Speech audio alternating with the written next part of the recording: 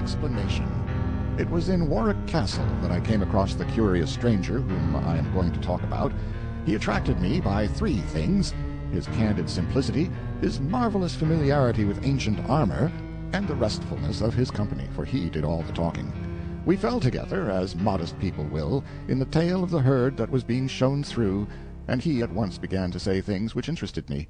As he talked along, softly, pleasantly, flowingly, he seemed to drift away imperceptibly out of this world and time, and into some remote era and old forgotten country, and so he gradually wove such a spell about me that I seemed to move among the spectres and shadows and dust and mold of a gray antiquity, holding speech with a relic of it, exactly as I would speak of my nearest personal friends or enemies, or my most familiar neighbors. He spoke of Sir Bedivere, Sir Bors de Granis, Sir Launcelot of the Lake, Sir Galahad, and all the other great names of the Table Round, and how old, unspeakably old, and faded, and dry, and musty, and ancient he came to look as he went on. Presently he turned to me and said, just as one might speak of the weather, or any other common matter, "You know about transmigration of souls. Do you know about transposition of epochs and bodies?" I said I had not heard of it. He was so little interested, just as when people speak of the weather, that he did not notice whether I made him any answer or not. There was half a moment of silence, immediately interrupted by the droning voice of the salaried cicerone. "Ancient hauberk, date of the 6th century, time of King Arthur and the Round Table, said to have belonged to the knight Sir Sagramor le Desireux. Observe the round hole through the chain mail in the left breast. Can't be accounted for. Supposed to have been done with a bullet since invention of firearms. Perhaps maliciously by Cromwell's soldiers." My acquaintance smiled, not a modern smile, but one that must have gone out of general use many centuries ago, and muttered, apparently to himself, "Wit ye well I saw it done," then after a pause added, "I did it myself." By the time I had recovered from the electric surprise of this remark, he was gone. All that evening I sat by my fire at the Warwick Arms, steeped in a dream of the olden time, while the rain beat upon the windows, and the wind roared about the eaves and corners. From time to time I dipped into old Sir Thomas Malory's enchanting book, and fed at its rich feast of prodigies and adventures, breathed in the fragrance of its obsolete names, and dreamed again.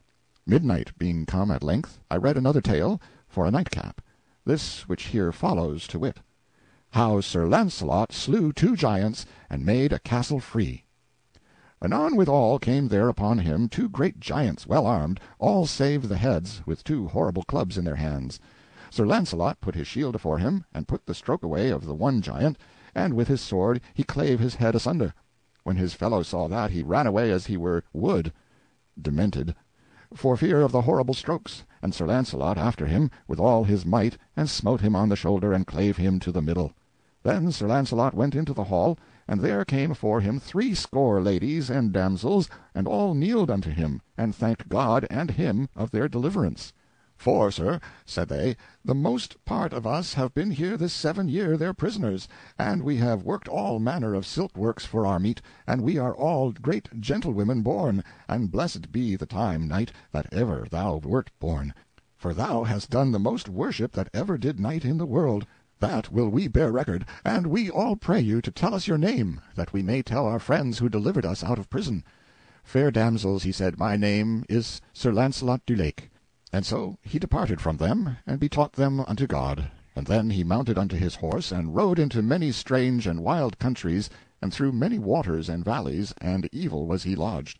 And at the last by fortune him happened against a knight to come to a fair courtelage. And therein he found an old gentlewoman that lodged him with a good will, and there he had good cheer for him and his horse. And when time was, his host brought him into a fair garret over the gate to his bed. There Sir Launcelot unarmed him, and set his harness by him, and went to bed, and anon he fell on sleep. So soon after there came one on horseback, and knocked at the gate in great haste. And when Sir Launcelot heard this, he rose up, and looked out at the window, and saw by the moonlight 3 knights come riding after that one man, and all 3 lashed on him at once with swords. And that one knight turned on them knightly again, and defended him. Truly, said Sir Launcelot, yonder one knight shall I help, for it were shame for me to see 3 knights on one, and if he be slain, I am partner of his death. And therewith he took his harness, and went out at a window by a sheet down to the four knights. And then Sir Launcelot said on high, Turn you knights unto me, and leave your fighting with that knight. And then they all three left Sir Kay, and turned unto Sir Launcelot. And there began great battle, for they alight all three, and strake many strokes at Sir Launcelot, and assailed him on every side. Then Sir Kay dressed him for to have holpen Sir Launcelot. Nay, sir, said he, I will none of your help, therefore as ye will have my help, let me alone with them. Sir Kay, for the pleasure of the knight, suffered him for to do his will, and so stood aside. And then anon within 6 strokes Sir Launcelot had stricken them to the earth. And then they all three cried, Sir knight, we yield us unto you as man of might matchless. As to that, said Sir Launcelot, I will not take your yielding unto me, but so that ye yield you unto Sir Kay the seneschal. On that covenant I will save your lives, and else not. Fair knight, said they, that were we loath to do. For as for Sir Kay, we chased him hither, and had overcome him, had ye not been. Therefore, to yield us unto him it were no reason. Well, as to that, said Sir Launcelot, advise ye well, for ye may choose whether ye will die or live. For an ye be yielden, it shall be unto Sir Kay. Fair knight, then, they said, in saving our lives we will do as thou commandest. Then shall ye, said Sir Launcelot, on Whitsunday next coming, go unto the court of King Arthur, and there shall ye yield you unto Queen Guinevere, and put you all three in her grace and mercy, and say that Sir Kay sent you thither to be her prisoners. On the morn Sir Launcelot arose early, and left Sir Kay sleeping. And Sir Launcelot took Sir Kay's armor and his shield, and armed him, and so he went to the stable, and took his horse, and took his leave of his host, and so he departed. Then soon after arose Sir Kay, and missed Sir Launcelot, and then he espied that he had his armor and his horse. Now by my faith I know well that he will grieve some of the court of King Arthur, for on him knights will be bold, and deem that it is I, and that will beguile them. And because of his armor and shield I am sure I shall ride in peace. And then soon after departed Sir Kay, and thanked his host. As I laid the book down, there was a knock at the door, and my stranger came in. I gave him a pipe and a chair, and made him welcome. I also comforted him with a hot Scotch whisky, gave him another one, then still another, hoping always for his story. After a fourth persuader, he drifted into himself, and in a quite simple and natural way, the stranger's history. I am an American. I was born and reared in Hartford, in the state of Connecticut, anyway, just over the river in the country. So I am a Yankee of the Yankees, and practical, yes, and nearly barren of sentiment, I suppose, or poetry, in other words. My father was a blacksmith, my uncle was a horse doctor, and I was both, along at first. Then I went over to the great arms factory and learned my real trade, learned all there was to it, learned to make everything, guns, revolvers, cannon, boilers, engines, all sorts of labor-saving machinery. Why, I could make anything a body wanted, anything in the world. It didn't make any difference what. And if there wasn't any quick new-fangled way to make a thing, I could invent one, and do it as easy as rolling off a log. I became head superintendent, had a couple of 1,000 men under me. Well, a man like that is a man that is full of fight. That goes without saying. With a couple of 1,000 rough men under one has plenty of that sort of amusement. I had, anyway. At last I met my match, and I got my dose. It was during a misunderstanding conducted with crowbars with a fellow we used to call Hercules. He laid me out with a crusher alongside the head that made everything crack, and seemed to spring every joint in my skull, and made it overlap its neighbor. Then the world went out in darkness, and I didn't feel anything more, and didn't know anything at all, at least for a while. When I came to again, I was sitting under an oak tree on the grass, with the whole beautiful and broad country landscape all to myself, nearly. Not entirely, for there was a fellow on a horse looking down at me, a fellow fresh out of a picture book. He was in old-time iron armor from head to heel, with a helmet on his head the shape of a nail keg with slits in it, and he had a shield, and a sword, and a prodigious spear, and his horse had armor on too, and a steel horn projecting from his forehead, and gorgeous red and green silk trappings that hung down all around him like a bedquilt, nearly to the ground. "Fair sir, will ye just?" said this fellow. "Will I which?" "Will ye try a passage of arms for land or lady or for—" "What are you giving me?" I said. "Get along back to your circus, or I'll report you." Now, what does this man do but fall back a couple of 100 yards, and then come rushing at me as hard as he could tear, with his nail keg bent down nearly to his horse's neck, and his long spear pointed straight ahead. I saw he meant business, so I was up the tree when he arrived. He allowed that I was his property, the captive of his spear. There was argument on his side, and the bulk of the advantage, so I judged it best to humor him. We fixed up an agreement whereby I was to go with him and he was not to hurt me. I came down, and we started away, I walking by the side of his horse. We marched comfortably along, through glades and over brooks which I could not remember to have seen before, which puzzled me and made me wonder, and yet we did not come to any circus or sign of a circus, so I gave up the idea of a circus, and concluded he was from an asylum. But we never came to an asylum, so I was up a stump, as you may say. I asked him how far we were from Hartford. He said he had never heard of the place, which I took to be a lie, but allowed it to go at that. At the end of an hour we saw a far-away town sleeping in a valley by a winding river, and beyond it, on a hill, a vast gray fortress with towers and turrets, the first I had ever seen out of a picture. "Bridgeport?" said I, pointing. "Camelot," said he. My stranger had been showing signs of sleepiness. He caught himself nodding now, and smiled one of those pathetic, obsolete smiles of his, and said, "I find I can't go on, but come with me, I've got it all written out, and you can read it if you like." In his chamber he said, "First I kept a journal, then by and by, after years, I took the journal and turned it into a book. How long ago that was!" He handed me his manuscript, and pointed out the place where I should begin. "Begin here. I've already told you what goes before." He was steeped in drowsiness by this time. As I went out at his door I heard him murmur sleepily, "Give you good den, fair sir." I sat down by my fire and examined my treasure. The first part of it, the great bulk of it, was parchment, and yellow with age. I scanned a leaf particularly, and saw that it was a palimpsest. Under the old dim writing of the Yankee historian appeared traces of a penmanship which was older and dimmer still, Latin words and sentences, fragments from old monkish legends evidently. I turned to the place indicated by my stranger, and began to read as follows: "The Tale of the Lost Land, Chapter 1, Camelot." "Camelot, Camelot," said I to myself. "I don't seem to remember hearing of it before. Name of the asylum, likely." It was a soft, reposeful summer landscape, as lovely as a dream and as lonesome as Sunday. The air was full of the smell of flowers, and the buzzing of insects, and the twittering of birds, and there were no people, no wagons, there was no stir of life, nothing going on. The road was mainly a winding path with hoofprints in it, and now and then a faint trace of wheels on either side in the grass, wheels that apparently had a tire as broad as one's hand. Presently a fair slip of a girl, about 10 years old, with a cataract of golden hair streaming down over her shoulders, came along. Around her head she wore a hoop of flame-red poppies. It was as sweet an outfit as I ever saw, what there was of it. She walked indolently along, with a mind at rest, its peace reflected in her innocent face. The circus-man paid no attention to her, didn't even seem to see her, and she was no more startled at his fantastic make-up than if she was used to his like every day of her life. She was going by as indifferently as she might have gone by a couple of cows, but when she happened to notice me, then there was a change. Up went her hands, and she was turned to stone. Her mouth dropped open, her eyes stared wide and timorously. She was the picture of astonished curiosity touched with fear. And there she stood gazing, in a sort of stupefied fascination, till we turned a corner of the wood and were lost to her view. That she should be startled at me instead of at the other man was too many for me. I couldn't make head or tail of it. And that she should seem to consider me a spectacle, and totally overlook her own merits in that respect, was another puzzling thing, and a display of magnanimity, too, that was surprising in one so young. There was food for thought here. I moved along as one in a dream.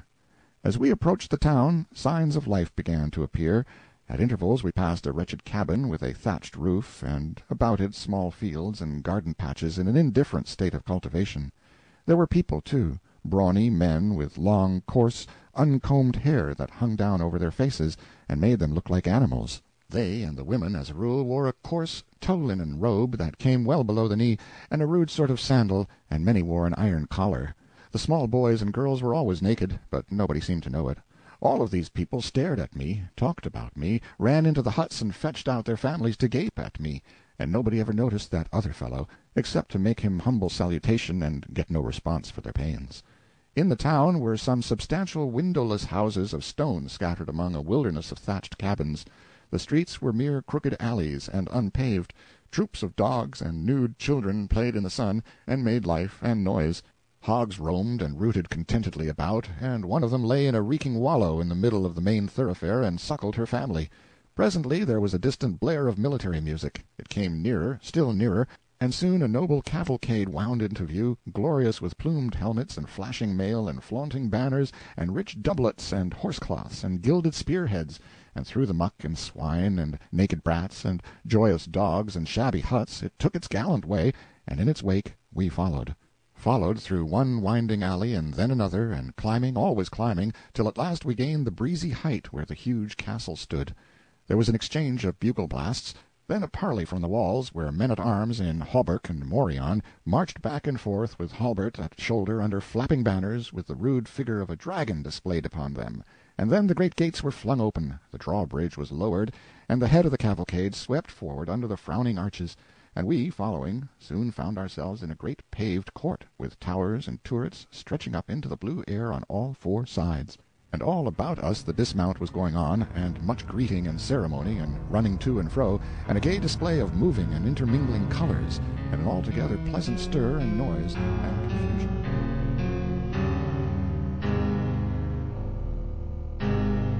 King Arthur's Court.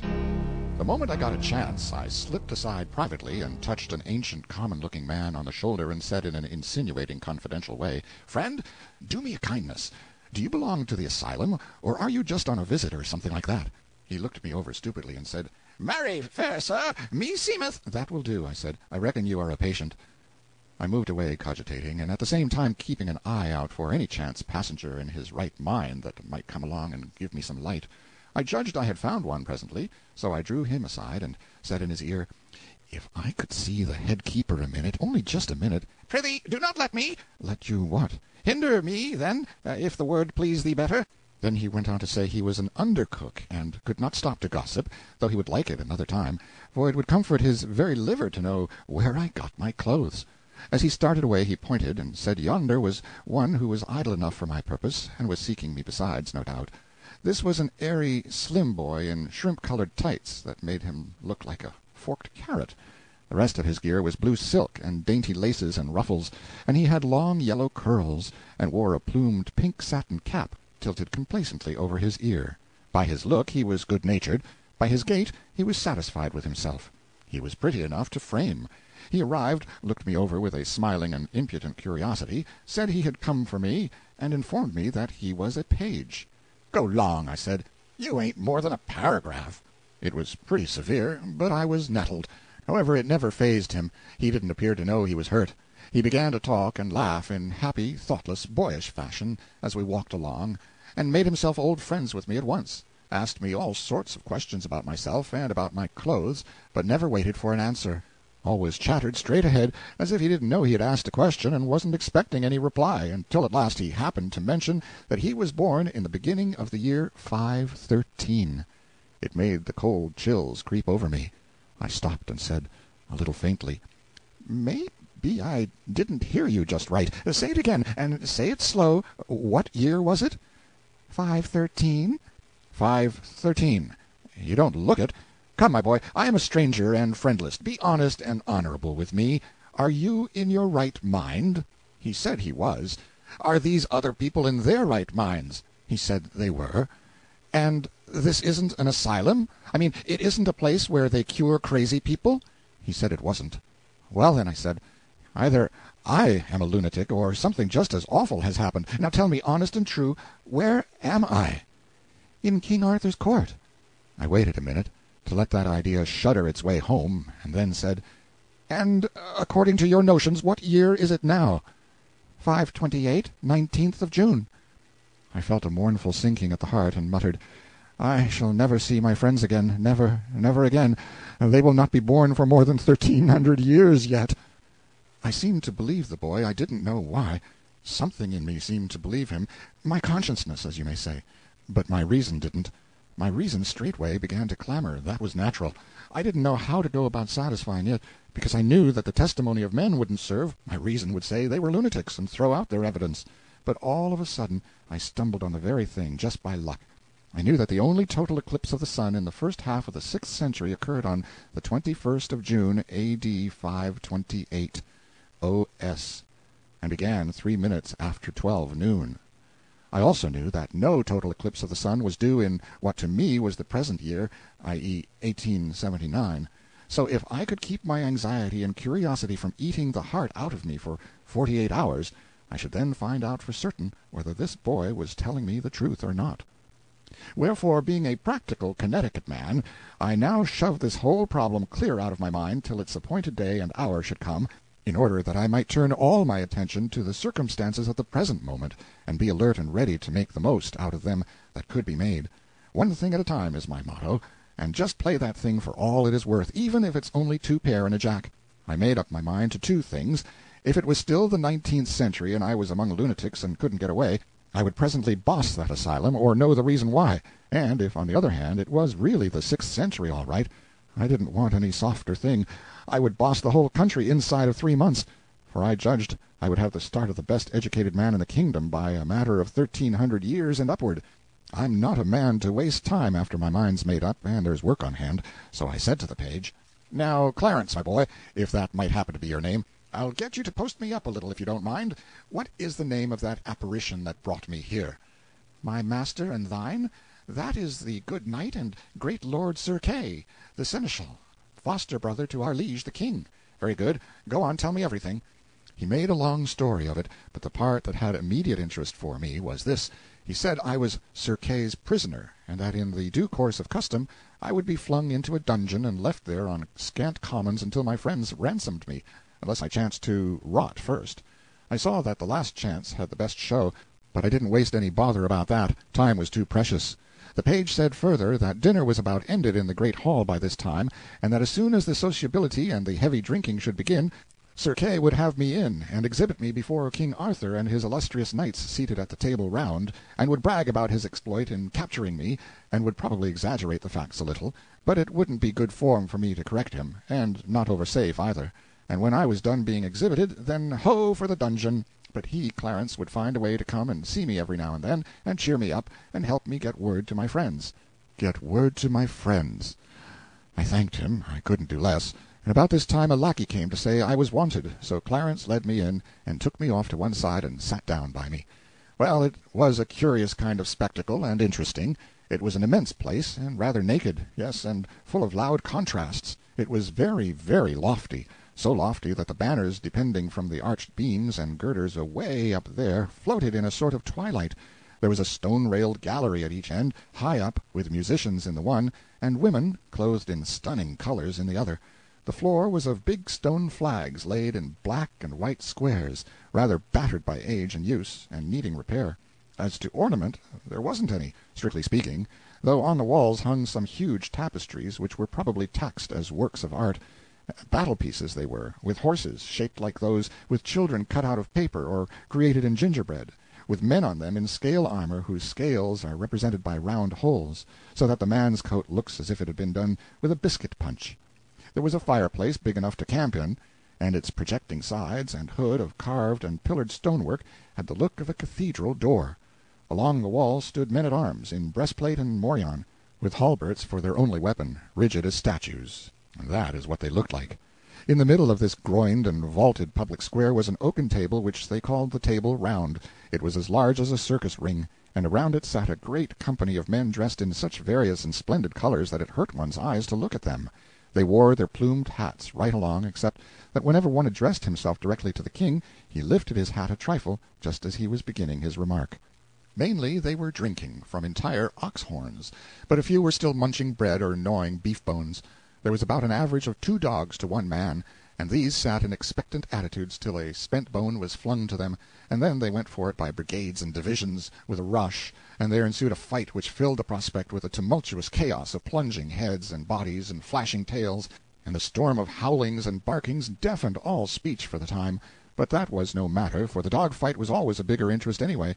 The men rose sometimes to observe it the better, and bet on it, and the ladies and the musicians stretched themselves out over their balusters with the same object, and all broke into delighted ejaculations from time to time. In the end, the winning dog stretched himself out comfortably with his bone between his paws, and proceeded to growl over it, and gnaw it, and grease the floor with it, just as 50 others were already doing, and the rest of the court resumed their previous industries and entertainments. As a rule, the speech and behavior of these people were gracious and courtly, and I noticed that they were good and serious listeners when anybody was telling anything. I mean in a dog-fightless interval, and plainly, too, they were a childlike and innocent lot, telling lies of the stateliest pattern with a most gentle and winning naivety, and ready and willing to listen to anybody else's lie, and believe it, too. It was hard to associate them with anything cruel or dreadful, and yet they dealt in tales of blood and suffering with a guileless relish that made me almost forget to shudder. I was not the only prisoner present. There were 20 or more. Poor devils, many of them were maimed, hacked, carved in a frightful way, and their hair, their faces, their clothing were caked with black and stiffened drenchings of blood.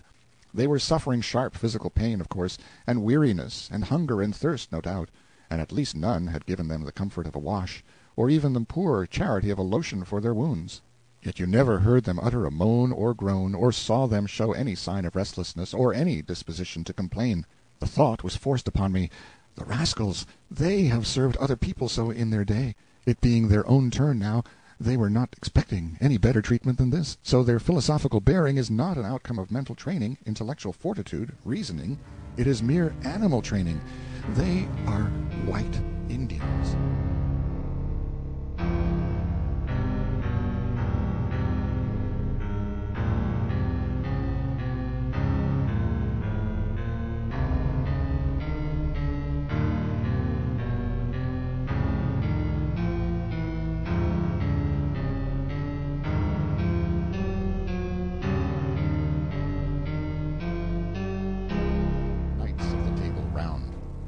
Mainly, the Round Table talk was monologues, narrative accounts of the adventures in which these prisoners were captured and their friends and backers killed and stripped of their steeds and armor. As a general thing, as far as I could make out, these murderous adventures were not forays undertaken to avenge injuries, nor to settle old disputes or sudden fallings out. No, as a rule they were simply duels between strangers, duels between people who had never even been introduced to each other, and between whom existed no cause of offense whatever. Many a time I had seen a couple of boys, strangers, meet by chance and say simultaneously, "I can lick you," and go at it on the spot. But I'd always imagined until now that that sort of thing belonged to children only, and was a sign and mark of childhood. But here were these big boobies sticking to it and taking pride in it clear up into full age and beyond. Yet there was something very engaging about these great simple-hearted creatures, something attractive and lovable. There did not seem to be brains enough in the entire nursery, so to speak, to bait a fish-hook with, but you didn't seem to mind that after a little, because you soon saw that brains were not needed in a society like that, and indeed would have marred it, hindered it, spoiled its symmetry, perhaps rendered its existence impossible. There was a fine manliness observable in almost every face, and in some a certain loftiness and sweetness that rebuked your belittling criticisms and stilled them. A most noble benignity and purity reposed in the countenance of him they called Sir Galahad, and likewise in the king's also, and there was majesty and greatness in the giant frame and high bearing of Sir Launcelot of the Lake. There was presently an incident which centered the general interest upon this Sir Launcelot. At a sign from a sort of master of ceremonies, 6 or 8 of the prisoners rose, and came forward in a body, and knelt on the floor, and lifted up their hands toward the ladies' gallery, and begged the grace of a word with the Queen. The most conspicuously situated lady in that massed flower-bed of feminine show and finery inclined her head by way of assent, and then the spokesman of the prisoners delivered himself and his fellows into her hands for free pardon, ransom, captivity, or death, as she in her good pleasure might elect. And this, as he said, he was doing by command of Sir Kay, the seneschal, whose prisoners they were, he having vanquished them by his single might and prowess in sturdy conflict in the field. Surprise and astonishment flashed from face to face all over the house. The Queen's gratified smile faded out at the name of Sir Kay, and she looked disappointed, and the page whispered in my ear with an accent and manner expressive of extravagant derision, "Sir Kay, forsooth! Oh, call me pet names, dearest, call me a marine. In twice 1,000 years shall the unholy invention of man labor at odds to beget the fellow to this majestic lie." Every eye was fastened with severe inquiry upon Sir Kay, but he was equal to the occasion. He got up and played his hand like a major, and took every trick. He said he would state the case exactly according to the facts. He would tell the simple, straightforward tale, without comment of his own. "And then," said he, "if ye find glory and honor due, ye will give it unto him who is the mightiest man of his hands that ever bare shield or strake with sword in the ranks of Christian battle, even him that sitteth there." And he pointed to Sir Launcelot. Ah, he fetched them. It was a rattling good stroke. Then he went on and told how Sir Launcelot, seeking adventures, some brief time gone by, killed 7 giants at one sweep of his sword, and set 142 captive maidens free, and then went further, still seeking adventures, and found him, Sir Kay, fighting a desperate fight against 9 foreign knights, and straightway took the battle solely into his own hands, and conquered the 9.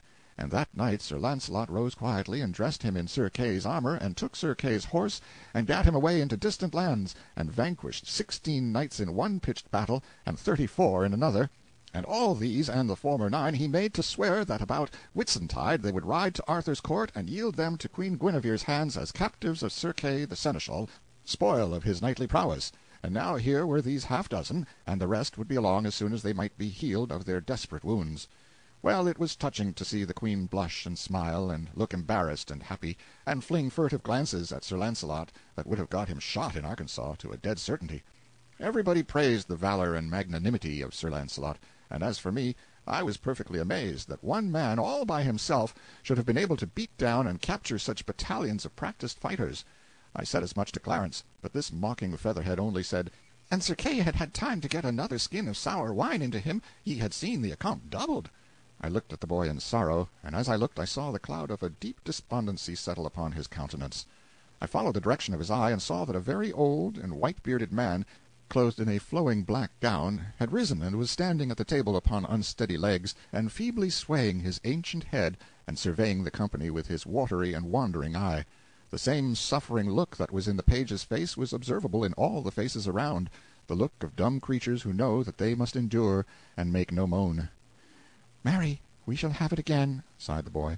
"That same old weary tale that he hath told 1,000 times in the same words, and that he will tell till he dieth, every time he hath gotten his barrel full, and feeleth his exaggeration mill a-working. Would God I had died or I saw this day." "Who is it?" "Merlin, the mighty liar and magician. Perdition singe him for the weariness he worketh with this one tale. But that men fear him for that he hath the storms and the lightnings, and all the devils that be in hell at his beck and call, they would have dug his entrails out this many years ago to get at that tale, and squelch it. He telleth it always in the third person, making believe he is too modest to glorify himself. Maledictions light upon him, misfortune be his dole. Good friend, prithee call me for evensong." The boy nestled himself upon my shoulder, and pretended to go to sleep. The old man began his tale, and presently the lad was asleep in reality, so also were the dogs, and the court, the lackeys, and the files of men-at-arms. The droning voice droned on, a soft snoring arose on all sides, and supported it like a deep and subdued accompaniment of wind instruments. Some heads were bowed upon folded arms, some lay back with open mouths that issued unconscious music. The flies buzzed and bit unmolested, the rats swarmed softly out from 100 holes, and pattered about, and made themselves at home everywhere. And one of them sat up like a squirrel on the king's head, and held a bit of cheese in its hands, and nibbled it, and dribbled the crumbs in the king's face with naive and impudent irreverence. It was a tranquil scene, and restful to the weary eye and the jaded spirit. This was the old man's tale. He said, "Right so the king and Merlin departed, and went until an hermit that was a good man and a great leech. So the hermit searched all his wounds, and gave him good salves. So the king was there 3 days, and then were his wounds well amended, that he might ride and go, and so departed. And as they rode, Arthur said, I have no sword, no force. Said Merlin, Hereby is a sword that shall be yours, an I may. So they rode till they came to a lake, the which was a fair water and broad, and in the midst of the lake Arthur was ware of an arm clothed in white samite, that held a fair sword in that hand. Lo, said Merlin, yonder is that sword that I spake of. With that they saw a damsel going upon the lake. What damsel is that? Said Arthur. That is the Lady of the Lake, said Merlin, and within that lake is a rock, and therein is as fair a place as any on earth, and richly beseen. And this damsel will come to you anon, and then speak ye fair to her that she will give you that sword. Anon withal came the damsel unto Arthur, and saluted him, and he her again. Damsel, said Arthur, what sword is that yonder the arm holdeth above the water? I would it were mine, for I have no sword. Sir Arthur King, said the damsel, that sword is mine, and if ye will give me a gift when I ask it you, ye shall have it. By my faith, said Arthur, I will give you what gift ye will ask. Well, said the damsel, Go ye into yonder barge, and row yourself to the sword, and take it and the scabbard with you, and I will ask my gift when I see my time. So Sir Arthur and Merlin alight, and tied their horses to 2 trees, and so they went into the ship, and when they came to the sword that the hand held, Sir Arthur took it up by the handles, and took it with him, and the arm and the hand went under the water, and so they came unto the land, and rode forth. And then Sir Arthur saw a rich pavilion. What signifieth yonder pavilion? It is the knight's pavilion, said Merlin, that ye fought with last, Sir Pellinore. But he is out, he is not there. He hath ado with a knight of yours, that hight Egleme, and they have fought together, and at the last Egleme fled, and else he had been dead, and he hath chased him even to Corleon, and we shall meet with him anon in the highway. That is well said, said Arthur. Now have I a sword, now will I wage battle with him, and be avenged on him. Sir, ye shall not so, said Merlin, for the knight is weary of fighting and chasing, so that ye shall have no worship to have ado with him. Also he will not lightly be matched of one knight living, and therefore it is my counsel, let him pass, for he shall do you good service in short time, and his sons after his days. Also ye shall see that day in short space ye shall be right glad to give him your sister to wed. When I see him I will do as ye advise, said Arthur. Then Arthur looked on the sword, and liked it passing well. Whether liketh you better, said Merlin, the sword or the scabbard? Me liketh better the sword, said Arthur. Ye are more unwise, said Merlin, for the scabbard is worth 10 of the sword, for while ye have the scabbard upon you, ye shall never lose no blood, be ye never so sore wounded. Therefore keep well the scabbard always with you. So they rode into Carleon, and by the way they met with Sir Pellinore, but Merlin had done such a craft that Pellinore saw not Arthur, and he passed by without any words. I marvel, said Arthur, that the knight would not speak. Sir, said Merlin, he saw you not, for an he had seen you, ye had not lightly departed. So they came unto Carleon, whereof his knights were passing glad, and when they heard of his adventures they marvelled that he would jeopard his person so alone. But all men of worship said it was merry to be under such a chieftain that would put his person in adventure as other poor knights did.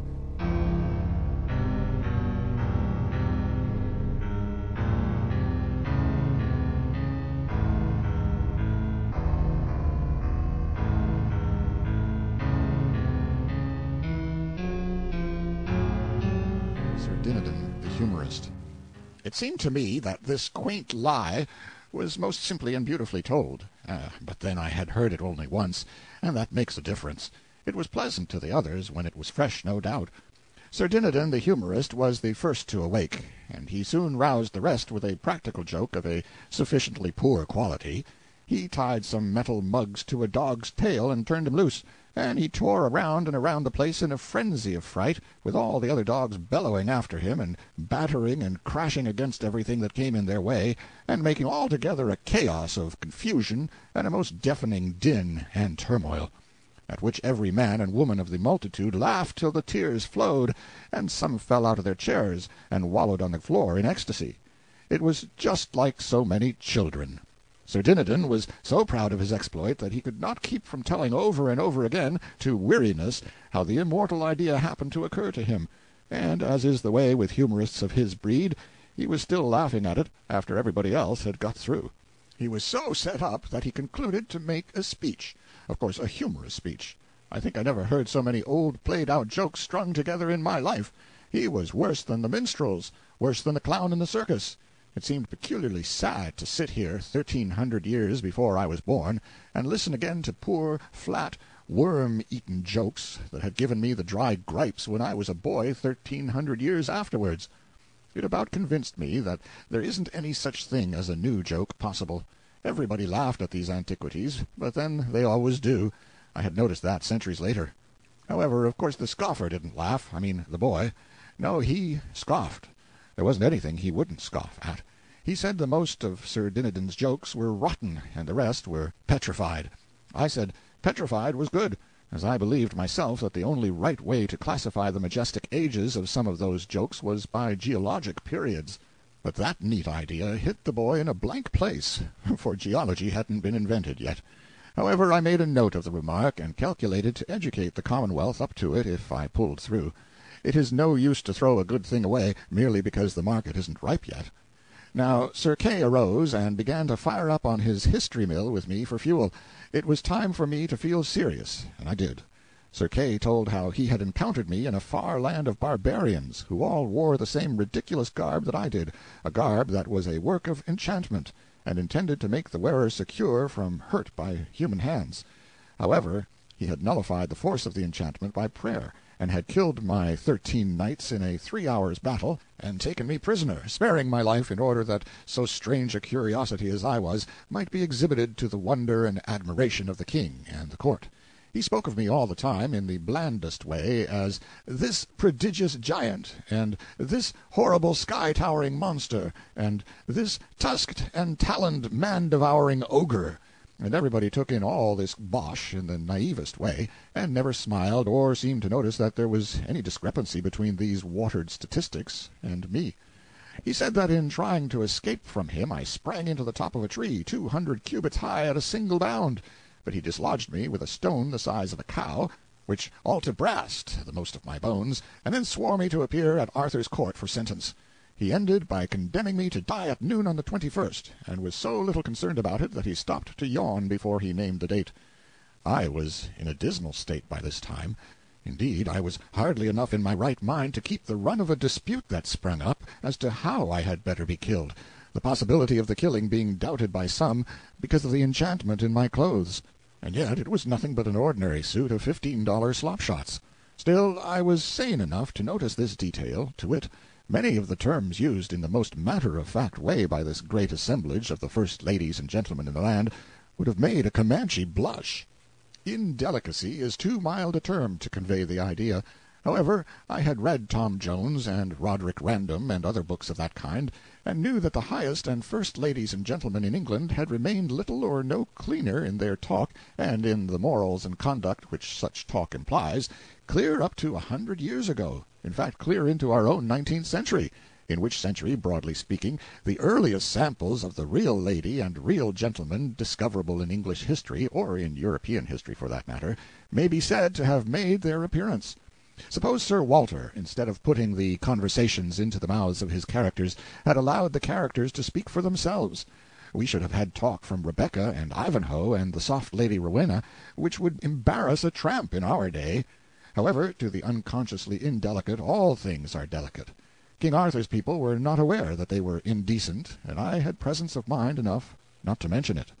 They were so troubled about my enchanted clothes that they were mightily relieved at last when old Merlin swept the difficulty away for them with a common-sense hint. He asked them why they were so dull. Why didn't it occur to them to strip me? In half a minute I was as naked as a pair of tongs. And, dear, dear, to think of it, I was the only embarrassed person there. Everybody discussed me, and did it as unconcernedly as if I had been a cabbage. Queen Guinevere was as naively interested as the rest, and said she had never seen anybody with legs just like mine before. It was the only compliment I got, if it was a compliment. Finally I was carried off in one direction, and my perilous clothes in another. I was shoved into a dark and narrow cell in a dungeon, with some scant remnants for dinner, some mouldy straw for a bed, and no end of rats for company.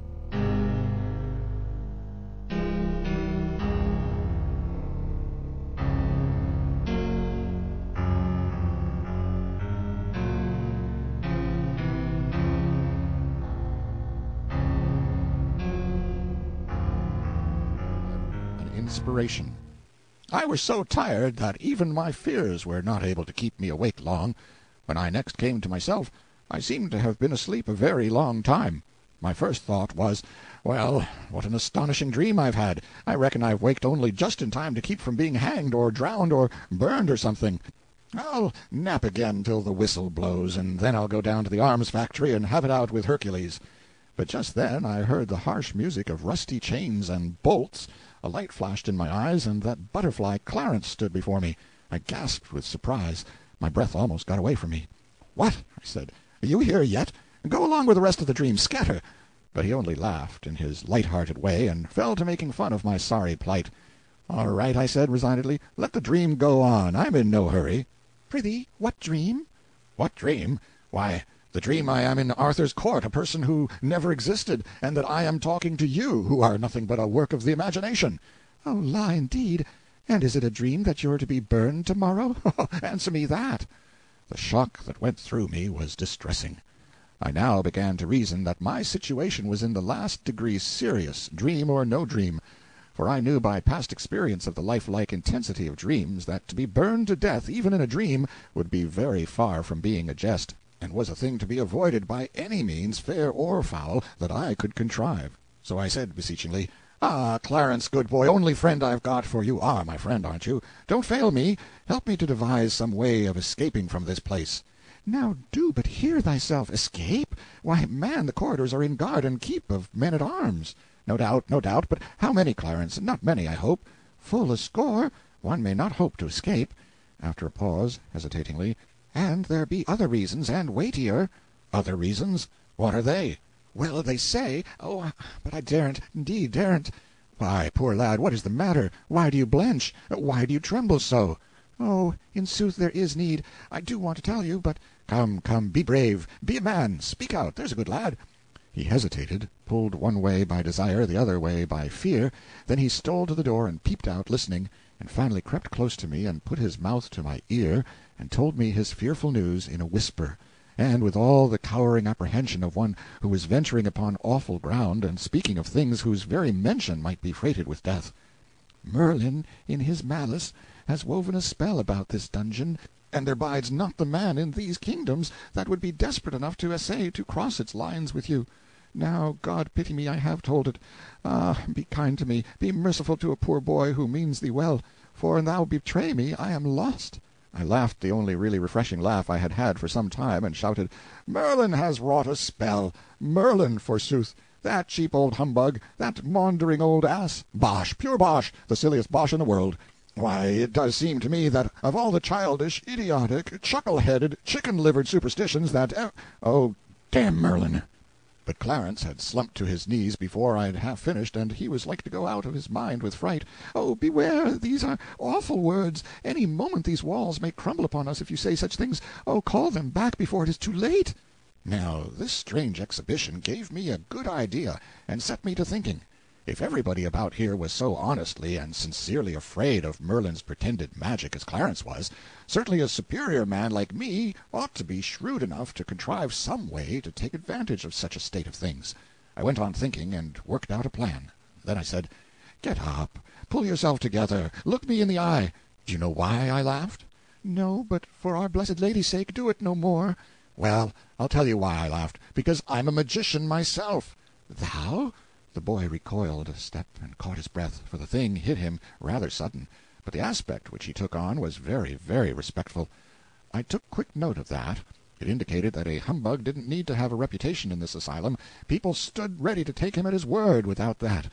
I resumed, "I've known Merlin 700 years, and he—" "700? Don't interrupt me.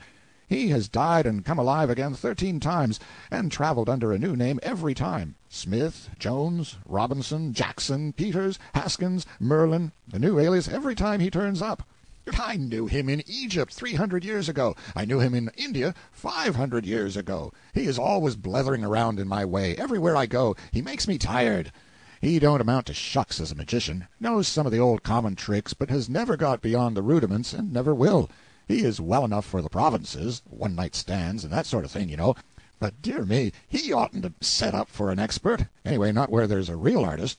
Now look here, Clarence, I am going to stand your friend right along, and in return you must be mine. I want you to do me a favor. I want you to get word to the king that I am a magician myself, and the supreme grand Hyah-Muckamuck and head of the tribe at that, and I want him to be made to understand that I am just quietly arranging a little calamity here that will make the fur fly in these realms if Sir Kay's project is carried out, and any harm comes to me. Will you get that to the king for me?" The poor boy was in such a state that he could hardly answer me. It was pitiful to see a creature so terrified, so unnerved, so demoralized. But he promised everything, and on my side he made me promise over and over again that I would remain his friend and never turn against him or cast any enchantments upon him. Then he worked his way out, staying himself with his hand along the wall, like a sick person. Presently this thought occurred to me: how heedless I have been. When the boy gets calm, he will wonder why a great magician like me should have begged a boy like him to help me get out of this place. He will put this and that together, and will see that I am a humbug. I worried over that heedless blunder for an hour, and called myself a great many hard names meantime. But finally it occurred to me all of a sudden that these animals didn't reason, that they never put this and that together, that all their talk showed that they didn't know a discrepancy when they saw it. I was at rest then. But as soon as one is at rest in this world, off he goes on something else to worry about. It occurred to me that I had made another blunder. I had sent the boy off to alarm his betters with a threat, I intending to invent a calamity at my leisure. Now the people who are the readiest and eagerest and willingest to swallow miracles are the very ones who are hungriest to see you perform them. Suppose I should be called on for a sample? Suppose I should be asked to name my calamity? Yes, I had made a blunder. I ought to have invented my calamity first. What shall I do? What can I say to gain a little time? I was in trouble again, in the deepest kind of trouble. There's a footstep. They're coming. If I had only just a moment to think. Good. I've got it. I'm all right. You see, it was the eclipse. It came into my mind in the nick of time, how Columbus or Cortez or one of those people played an eclipse as a saving trump once on some savages, and I saw my chance. I could play it myself now, and it wouldn't be any plagiarism either, because I should get it in nearly 1,000 years ahead of those parties. Clarence came in, subdued, distressed, and said, I hasted the message to our liege the king, and straightway he had me to his presence. He was frighted even to the marrow, and was minded to give order for an instant enlargement, and that you be clothed in fine raiment and lodged as befitted one so great. But then came Merlin and spoiled all, for he persuaded the king that you are mad, and know not whereof you speak, and said your threat is but foolishness and idle vaporing. They disputed long, but in the end Merlin, scoffing, said, Wherefore hath he not named his brave calamity? Verily it is because he cannot. This thrust did in a most sudden sort close the king's mouth, and he could offer naught to turn the argument, and so reluctant, and full loath to do you the discourtesy, he yet prayeth you to consider his perplexed case, as noting how the matter stands, and name the calamity, if so be you have determined the nature of it and the time of its coming. Oh, prithee delay not. To delay at such a time were to double and treble the perils that already compass thee about. Oh, be thou wise, name the calamity. I allowed silence to accumulate while I got my impressiveness together, and then said, How long have I been shut up in this hole? You were shut up when yesterday was well spent. It is 9 of the morning now. No. Then I have slept well, sure enough. 9 in the morning now, and yet it is the very complexion of midnight to a shade. This is the 20th, then? The 20th, yes. And I am to be burned alive tomorrow. The boy shuddered. At what hour? At high noon. Now, then, I will tell you what to say. I paused, and stood over that cowering lad a whole minute in awful silence. Then, in a voice deep, measured, charged with doom, I began, and rose by dramatically graded stages to my colossal climax, which I delivered in as sublime and noble a way as ever I did such a thing in my life. Go back and tell the king that at that hour I will smother the whole world in the dead blackness of midnight. I will blot out the sun, and he shall never shine again. The fruits of the earth shall rot for lack of light and warmth, and the peoples of the earth shall famish and die to the last man. I had to carry the boy out myself, he sunk into such a collapse. I handed him over to the soldiers and went back.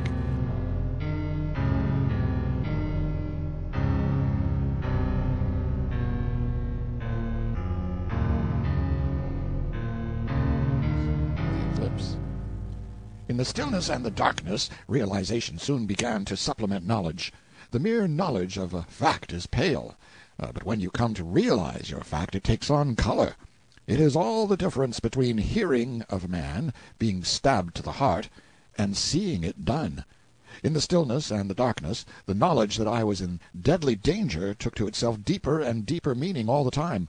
A something which was realization crept inch by inch through my veins and turned me cold.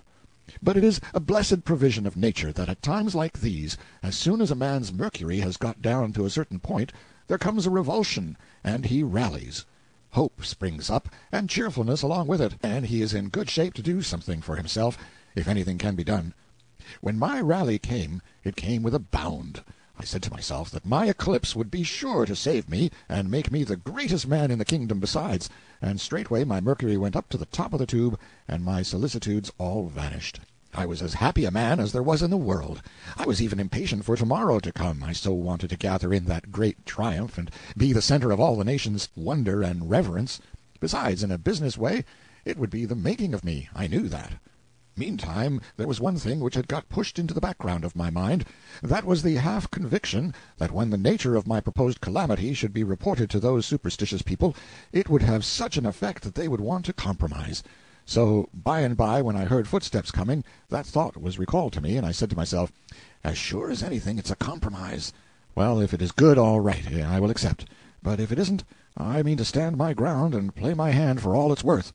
The door opened, and some men-at-arms appeared. The leader said, "The stake is ready. Come." The stake! The strength went out of me, and I almost fell down. It is hard to get one's breath at such a time. Such lumps come into one's throat, and such gaspings. But as soon as I could speak, I said, "But this is a mistake. The execution is tomorrow." "Order changed. Been set forward today. Haste thee." I was lost. There was no help for me. I was dazed, stupefied. I had no command over myself. I only wandered purposely about, like one out of his mind. So the soldiers took hold of me and pulled me along with them, out of the cell and along the maze of underground corridors, and finally into the fierce glare of daylight and the upper world. As we stepped into the vast enclosed court of the castle, I got a shock, for the first thing I saw was the stake, standing in the center, and near it the piled fagots and a monk. On all four sides of the court the seated multitudes rose rank above rank, forming sloping terraces that were rich with color. The king and the queen sat in their thrones, the most conspicuous figures there, of course. To note all this occupied but a second. The next second Clarence had slipped from some place of concealment and was pouring news into my ear, his eyes beaming with triumph and gladness. He said, "'Tis through me the change was wrought, and main hard have I worked to do it too.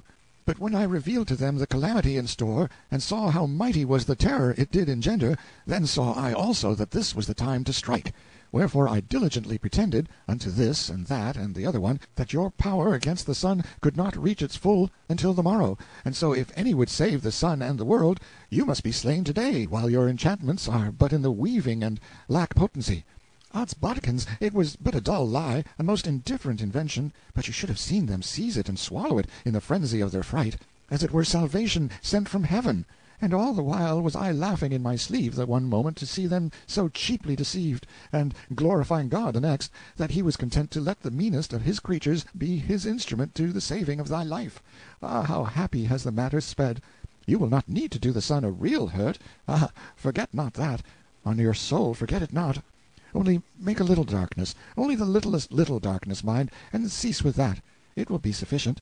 They will see that I spoke falsely, being ignorant, as they will fancy, and with the falling of the first shadow of that darkness you shall see them go mad with fear, and they will set you free and make you great. Go to thy triumph now. But remember, good friend, I implore thee, remember my supplication, and do the blessed sun no hurt, for my sake, thy true friend." I choked out some words, through my grief and misery, as much as to say I would spare the sun, for which the lad's eyes paid me back with such deep and loving gratitude that I had not the heart to tell him his good-hearted foolishness had ruined me and sent me to my death. As the soldiers assisted me across the court, the stillness was so profound that if I had been blindfold I should have supposed I was in a solitude instead of walled in by 4,000 people. There was not a movement perceptible in those masses of humanity. They were as rigid as stone images, and as pale, and dread sat upon every countenance. This hush continued while I was being chained to the stake. It still continued while the fagots were carefully and tediously piled about my ankles, my knees, my thighs, my body. Then there was a pause, and a deeper hush, if possible, and a man knelt down at my feet with a blazing torch. The multitude strained forward, gazing, and parting slightly from their seats without knowing it. The monk raised his hands above my head, and his eyes toward the blue sky, and began some words in Latin. In this attitude he droned on and on, a little while, and then stopped. I waited 2 or 3 moments, then looked up. He was standing there petrified. With a common impulse the multitude rose slowly up and stared into the sky. I followed their eyes. As sure as guns, there was my eclipse beginning. The life went boiling through my veins. I was a new man. The rim of black spread slowly into the sun's disk. My heart beat higher and higher, and still the assemblage and the priests stared into the sky, motionless. I knew that this gaze would be turned upon me next. When it was, I was ready. I was in one of the most grand attitudes I ever struck, with my arms stretched up pointing to the sun. It was a noble effect. You could see the shudder sweep the mass like a wave. 2 shouts rang out, one close upon the heels of the other. Apply the torch! I forbid it!" The one was from Merlin, the other from the king. Merlin started from his place to apply the torch himself, I judged. I said, "Stay where you are. If any man moves, even the king, before I give him leave, I will blast him with thunder. I will consume him with lightnings." The multitude sank meekly into their seats, and I was just expecting they would. Merlin hesitated a moment or two, and I was on pins and needles during that little while. Then he sat down, and I took a good breath, for I knew I was master of the situation now. The king said, "Be merciful, fair sir, and essay no further in this perilous matter, lest disaster follow. It was reported to us that your powers could not attain unto their full strength until the morrow, but your majesty thinks the report may have been a lie. It was a lie." That made an immense effect. Up went appealing hands everywhere, and the king was assailed with a storm of supplications that I might be bought off at any price, and the calamity stayed. The king was eager to comply. He said, "Name any terms, reverend sir, even to the halving of my kingdom, but banish this calamity, spare the sun." My fortune was made. I would have taken him up in a minute, but I couldn't stop an eclipse. The thing was out of the question, so I asked time to consider. The king said, "How long? How long, good sir? Be merciful. Look, it groweth darker moment by moment. Prithee, how long?" "Not long. Half an hour, maybe an hour." There were 1,000 pathetic protests, but I couldn't shorten up any, for I couldn't remember how long a total eclipse lasts. I was in a puzzled condition anyway, and wanted to think. Something was wrong about that eclipse, and the fact was very unsettling. If this wasn't the one I was after, how was I to tell whether this was the 6th century or nothing but a dream? Dear me, if I could only prove it was the latter! Here was a glad new hope. If the boy was right about the date, and this was surely the 20th, it wasn't the 6th century. I reached for the monk's sleeve in considerable excitement, and asked him what day of the month it was. Hang him, he said it was the 21st.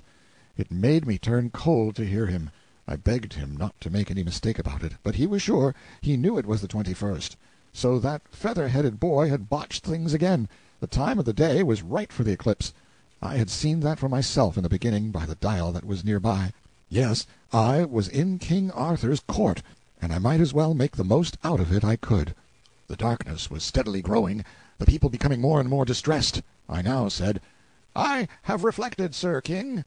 For a lesson, I will let this darkness proceed, and spread night in the world. But whether I blot out the sun for good, or restore it, shall rest with you. These are the terms, to wit, you shall remain king over all your dominions, and receive all the glories and honors that belong to the kingship. But you shall appoint me your perpetual minister and executive, and give me for my services 1% of such actual increase of revenue over and above its present amount as I may succeed in creating for the state. If I can't live on that, I shan't ask anybody to give me a lift.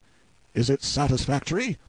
There was a prodigious roar of applause, and out of the midst of it the king's voice rose, saying, "Away with his bonds, and set him free, and do him homage, high and low, rich and poor, for he is become the king's right hand, is clothed with power and authority, and his seat is upon the highest step of the throne. Now sweep away this creeping night, and bring the light and cheer again, that all the world may bless thee." But I said, "That a common man should be shamed before the world is nothing, but it were dishonor to the king if any that saw his minister naked should not also see him delivered from his shame. If I might ask that my clothes be brought again." "They are not meet," the king broke in. "Fetch raiment of another sort, clothe him like a prince." My idea worked. I wanted to keep things as they were till the eclipse was total, otherwise they would be trying again to get me to dismiss the darkness, and of course I couldn't do it. Sending for the clothes gained some delay, but not enough, so I had to make another excuse. I said it would be but natural if the king should change his mind and repent to some extent of what he had done under excitement. Therefore I would let the darkness grow a while, and if at the end of a reasonable time the king had kept his mind the same, the darkness should be dismissed. Neither the king nor anybody else was satisfied with that arrangement, but I had to stick to my point. It grew darker and darker, and blacker, while I struggled with those awkward 6th century clothes. It got to be pitch dark at last, and the multitude groaned with horror to feel the cold, uncanny night breezes fan through the place, and see the stars come out and twinkle in the sky. At last the eclipse was total, and I was very glad of it, but everybody else was in misery, which was quite natural. I said, "The king, by his silence, still stands to the terms. Then I lifted up my hands, stood just so a moment, and then I said, with the most awful solemnity, "Let the enchantment dissolve and pass harmless away." There was no response for a moment, in that deep darkness and that graveyard hush. But when the silver rim of the sun pushed itself out, a moment or two later, the assemblage broke loose with a vast shout and came pouring down like a deluge to smother me with blessings and gratitude. And Clarence was not the last of the wash, to be sure.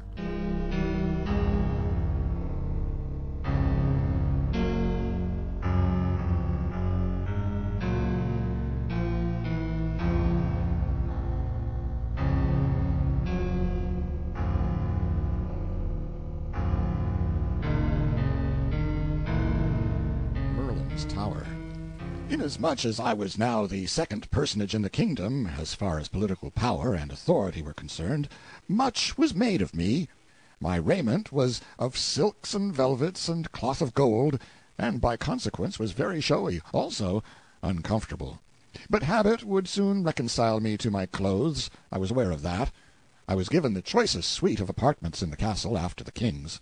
They were aglow with loud-colored silken hangings, but the stone floors had nothing but rushes on them for a carpet, and they were misfit rushes at that, being not all of one breed.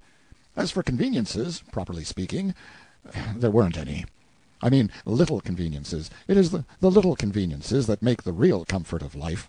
The big oaken chairs, graced with rude carvings, were well enough, but that was the stopping place. There was no soap, no matches, no looking-glass except a metal one, about as powerful as a pail of water, and not a chromo. I had been used to chromos for years, and I saw now that without my suspecting it, a passion for art had got worked into the fabric of my being, and was become a part of me. It made me homesick to look around over this proud and gaudy but heartless barrenness, and remember that in our house in East Hartford, all unpretending as it was, you couldn't go into a room but you would find an insurance chromo, or at least a three-color God Bless Our Home over the door, and in the parlor we had 9. But here, even in my grand room of state, there wasn't anything in the nature of a picture except a thing the size of a bed-quilt, which was either woven or knitted. It had darned places in it, and nothing in it was the right color or the right shape, and as for proportions, even Raphael himself couldn't have botched them more formidably after all his practice on those nightmares they call his celebrated Hampton Court cartoons. Raphael was a bird. We had several of his chromos. One was his miraculous draught of fishes, where he puts in a miracle of his own, puts 3 men into a canoe which wouldn't have held a dog without upsetting. I always admired to study R's art. It was so fresh and unconventional. There wasn't even a bell or a speaking-tube in the castle. I had a great many servants, and those that were on duty lolled in the anteroom, and when I wanted one of them I had to go and call for him. There was no gas, there were no candles, a bronze dish half full of boarding-house butter with a blazing rag floating in it was the thing that produced what was regarded as light. A lot of these hung along the walls, and modified the dark, just toned it down enough to make it dismal. If you went out at night, your servants carried torches. There were no books, pens, paper, or ink, and no glass in the openings they believed to be windows. It is a little thing, glass is, until it is absent. Then it becomes a big thing. But perhaps the worst of all was that there wasn't any sugar, coffee, tea, or tobacco.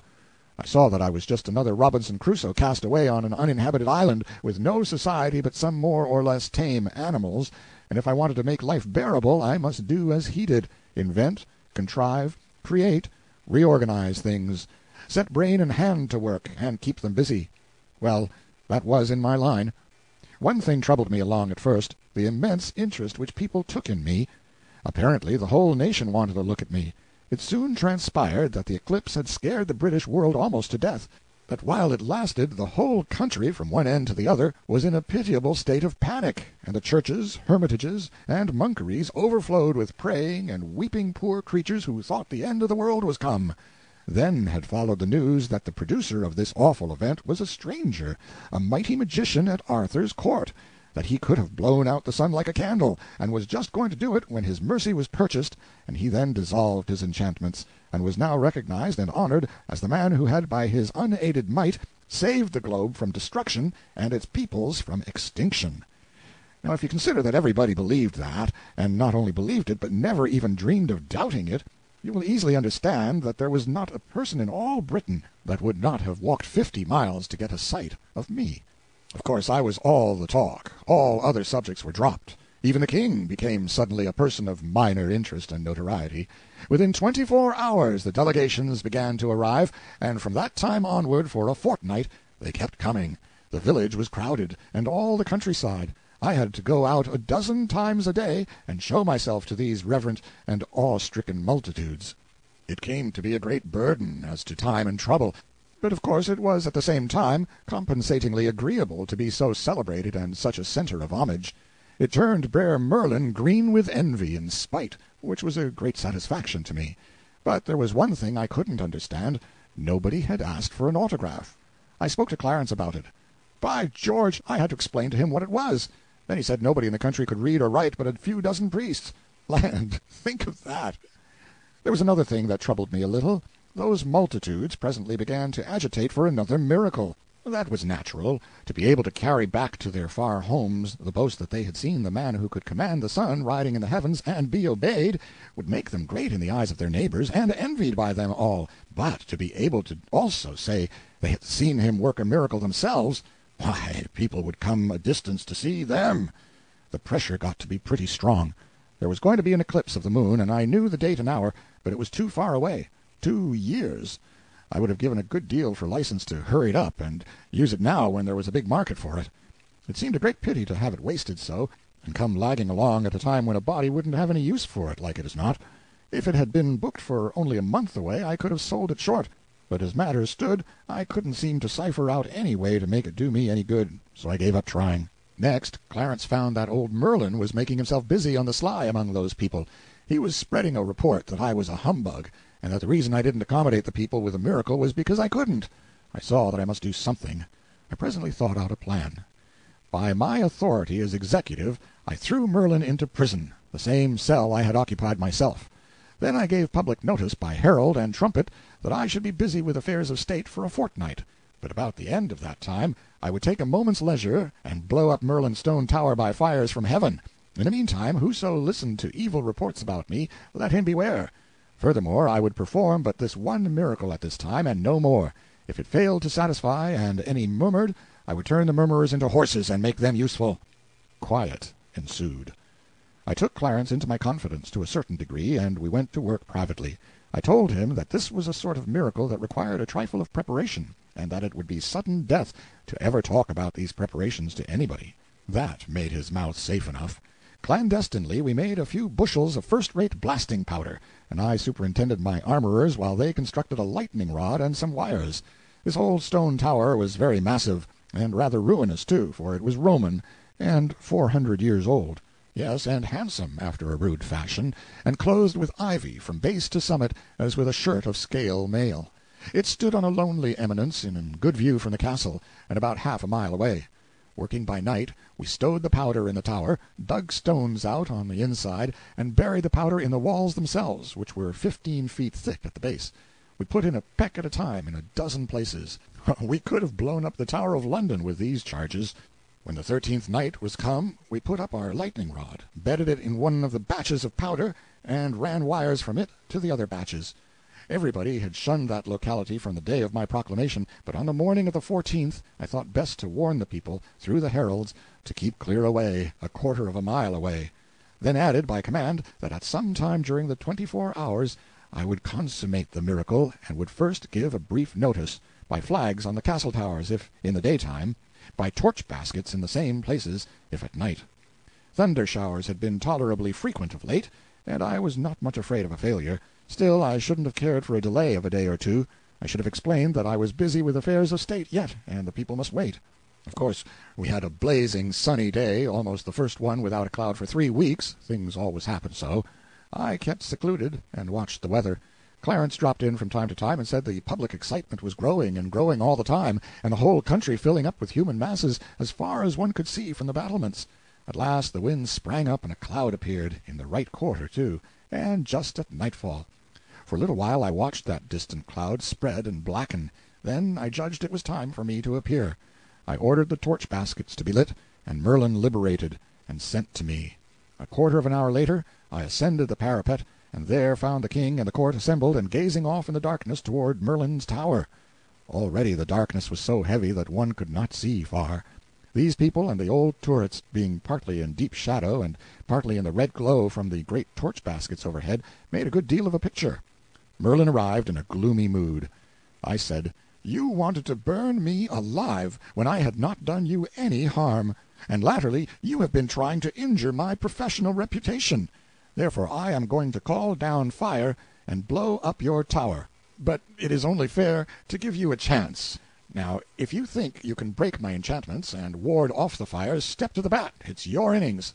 "I can, fair sir, and I will, doubt it not." He drew an imaginary circle on the stones of the roof, and burnt a pinch of powder in it, which sent up a small cloud of aromatic smoke, whereat everybody fell back and began to cross themselves and get uncomfortable. Then he began to mutter and make passes in the air with his hands. He worked himself up slowly and gradually into a sort of frenzy, and got to thrashing around with his arms like the sails of a windmill. By this time the storm had about reached us. The gusts of wind were flaring the torches and making the shadows swash about. The first heavy drops of rain were falling. The world abroad was black as pitch. The lightning began to wink fitfully. Of course, my rod would be loading itself now. In fact, things were imminent. So I said, "You have had time enough. I have given you every advantage and not interfered. It is plain your magic is weak. It is only fair that I begin now." I made about 3 passes in the air, and then there was an awful crash, and that old tower leapt into the sky in chunks, along with a vast volcanic fountain of fire that turned night to noonday, and showed 1,000 acres of human beings groveling on the ground in a general collapse of consternation. Well, it rained mortar and masonry the rest of the week. This was the report, but probably the facts would have modified it. It was an effective miracle. The great bothersome temporary population vanished.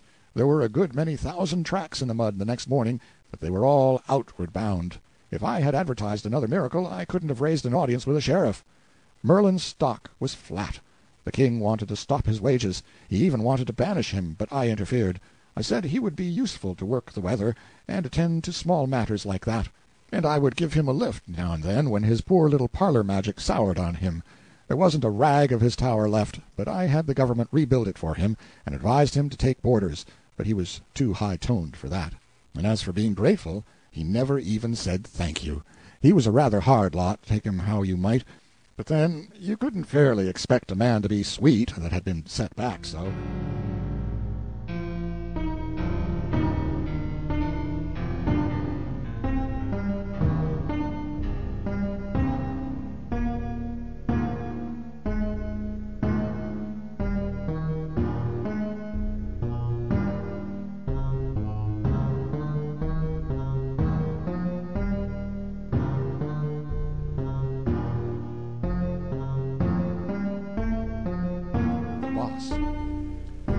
To be vested with enormous authority is a fine thing, but to have the onlooking world consent to it is a finer.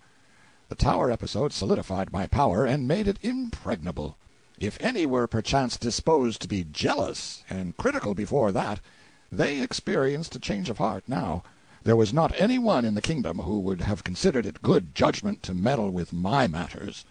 I was fast getting adjusted to my situation and circumstances. For a time I used to wake up mornings and smile at my dream and listen for the Colt's factory whistle, but that sort of thing played itself out gradually, and at last I was fully able to realize that I was actually living in the 6th century and in Arthur's court, not a lunatic asylum. After that I was just as much at home in that century as I could have been in any other, and as for preference, I wouldn't have traded it for the 20th. Look at the opportunities here for a man of knowledge, brains, pluck, and enterprise to sail in and grow up in the country. The grandest field that ever was, and all my own. Not a competitor. Not a man who wasn't a baby to me in acquirements and capacities. Whereas, what would I amount to in the 20th century? I should be a foreman of a factory, that is about all, and could drag a seine down street any day and catch 100 better men than myself. What a jump I had made! I couldn't keep from thinking about it, and contemplating it, just as one does who has struck oil. There was nothing back of me that could approach it, unless it might be Joseph's case, and Joseph's only approached it, and it didn't equal it quite. For it stands to reason that as Joseph's splendid financial ingenuities advantaged nobody but the king, The general public must have regarded him with a good deal of disfavor, whereas I had done my entire public a kindness in sparing the sun, and was popular by reason of it. I was no shadow of a king. I was the substance. The king himself was the shadow. My power was colossal, and it was not a mere name, as such things have generally been. It was the genuine article. I stood here at the very spring and source of the second great period of the world's history, and could see the trickling stream of that history gather and deepen and broaden and roll its mighty tides down the far centuries, and I could note the upspringing of adventures like myself in the shelter of its long array of thrones: de Montforts, Gavenstons, Mortimers, Villierses, the war-making, campaign-directing wantons of France, and Charles II's sceptre-wielding drabs, but nowhere in the procession was my full-sized fellow visible. I was a unique, and glad to know that that fact could not be dislodged or challenged for 13 centuries and a half, for sure. Yes, in power I was equal to the king. At the same time there was another power that was a trifle stronger than both of us put together. That was the Church. I do not wish to disguise that fact. I couldn't if I wanted to. But never mind about that now. It will show up in its proper place later on. It didn't cause me any trouble in the beginning, at least any of consequence. Well, it was a curious country and full of interest, and the people, they were the quaintest and simplest and trustingest race. Why, they were nothing but rabbits. It was pitiful for a person born in a wholesome, free atmosphere to listen to their humble and hearty outpourings of loyalty toward their king and church and nobility, as if they had any more occasion to love and honor king and church and noble than a slave has to love and honor the lash, or a dog has to love and honor the stranger that kicks him. Why, dear me, any kind of royalty, howsoever modified, any kind of aristocracy, howsoever pruned, is rightly an insult. But if you are born and brought up under that sort of arrangement, you probably never find it out for yourself, and don't believe it when somebody else tells you. It is enough to make a body ashamed of his race to think of the sort of froth that has always occupied its thrones without shadow of right or reason, and the seventh-rate people that have always figured as its aristocracies, a company of monarchs and nobles who, as a rule, would have achieved only poverty and obscurity if left, like their betters, to their own exertions. The most of King Arthur's British nation were slaves, pure and simple, and bore that name, and wore the iron collar on their necks, and the rest were slaves in fact, but without the same. They imagined themselves men and freemen, and called themselves so. The truth was, the nation as a body was in the world for one object and one only: to grovel before king and church and noble, to slave for them, sweat blood for them, starve that they might be fed, work that they might play, drink misery to the dregs that they might be happy, go naked that they might wear silks and jewels, pay taxes that they might be spared from paying them, be familiar all their lives with the degrading language and postures of adulation that they might walk in pride and think themselves the gods of this world. And for all this the thanks they got were cuffs and contempt, and so poor-spirited were they that they took even this sort of attention as an honor. Inherited ideas are a curious thing, and interesting to observe and examine. I had mine, the king and his people had theirs. In both cases they flowed in ruts worn deep by time and habit, and a man who should have proposed to divert them by reason and argument would have had a long contract on his hands. For instance, those people had inherited the idea that all men without title and a long pedigree, whether they had great natural gifts and acquirements or hadn't, were creatures of no more consideration than so many animals, bugs, insects, whereas I had inherited the idea that human daws, who can consent to masquerade in the peacock shams of inherited dignities and unearned titles, are of no good but to be laughed at. The way I was looked upon was odd, but it was natural. You know how the keeper and the public regard the elephant in the menagerie. Well, that is the idea. They are full of admiration of his vast bulk and his prodigious strength. They speak with pride of the fact that he can do 100 marvels which are far and away beyond their own powers. And they speak with the same pride of the fact that in his wrath he is able to drive 1,000 men before him. But does that make him one of them? No. The raggedest tramp in the pit would smile at the idea. He couldn't comprehend it, couldn't take it in, couldn't in any remote way conceive of it. Well, to the king, the nobles, and all the nation, down to the very slaves and tramps, I was just that kind of an elephant, and nothing more. I was admired, also feared, but it was as an animal is admired and feared. The animal is not reverenced, neither was I. I was not even respected. I had no pedigree, no inherited title. So in the king's and nobles' eyes I was mere dirt. The people regarded me with wonder and awe, but there was no reverence mixed with it.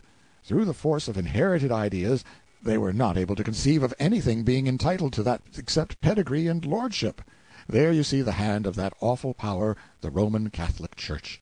In 2 or 3 little centuries it had converted a nation of men to a nation of worms.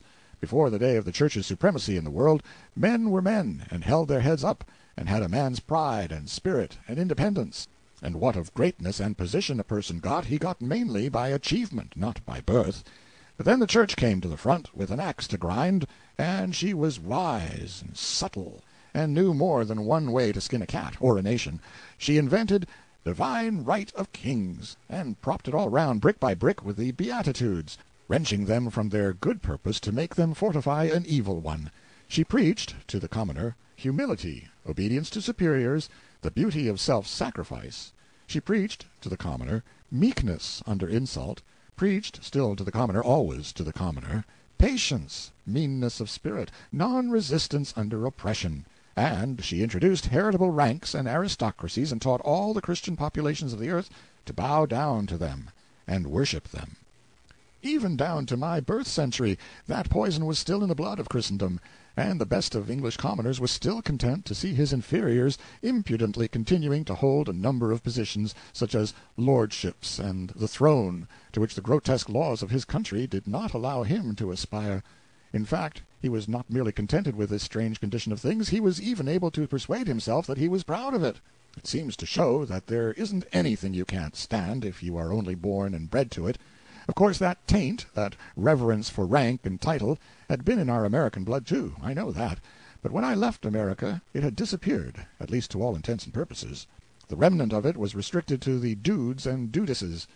When a disease has worked its way down to that level, it may fairly be said to be out of the system.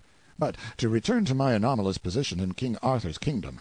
Here I was, a giant among pygmies, a man among children, a master intelligence among intellectual moles. By all rational measurement, the one and only actual great man in that whole British world. And yet there and then, just as in the remote England of my birth-time, the sheep-witted earl who could claim long descent from a king's layman, acquired at second hand from the slums of London, was a better man than I was. Such a personage was fawned upon in Arthur's realm, and reverently looked up to by everybody, even though his dispositions were as mean as his intelligence, and his morals as base as his lineage. There were times when he could sit down in the king's presence, but I couldn't. I could have got a title easily enough, and that would have raised me a large step in everybody's eyes, even in the king's, the giver of it. But I didn't ask for it, and I declined it when it was offered. I couldn't have enjoyed such a thing with my notions, and it wouldn't have been fair anyway, because as far back as I could go, our tribe had always been short of the bar sinister. I couldn't have felt really and satisfactorily fine and proud and set up over any title, except one that should come from the nation itself, the only legitimate source, and such an one I hoped to win. And in the course of years of honest and honorable endeavor, I did win it, and did wear it with a high and clean pride. This title fell casually from the lips of a blacksmith one day in a village, was caught up as a happy thought, and tossed from mouth to mouth with a laugh and an affirmative vote. In 10 days it had swept the kingdom, and was become as familiar as the king's name. I was never known by any other designation afterward, whether in the nation's talk or in grave debate upon matters of state at the council board of the sovereign. This title, translated into modern speech, would be the boss. Elected by the nation, that suited me, and it was a pretty high title. There were very few thes, and I was one of them. If you spoke of the duke, or the earl, or the bishop, how could anybody tell which one you meant? But if you spoke of the king, or the queen, or the boss, it was different. Well, I liked the king, and as king I respected him, respected the office, at least respected it as much as I was capable of respecting any unearned supremacy. But as men, I looked down upon him and his nobles privately, and he and they liked me, and respected my office. But as an animal, without birth or sham title, they looked down upon me, and were not particularly private about it either. I didn't charge for my opinion about them, and they didn't charge for their opinion about me. The account was square, the books balanced, everybody was satisfied.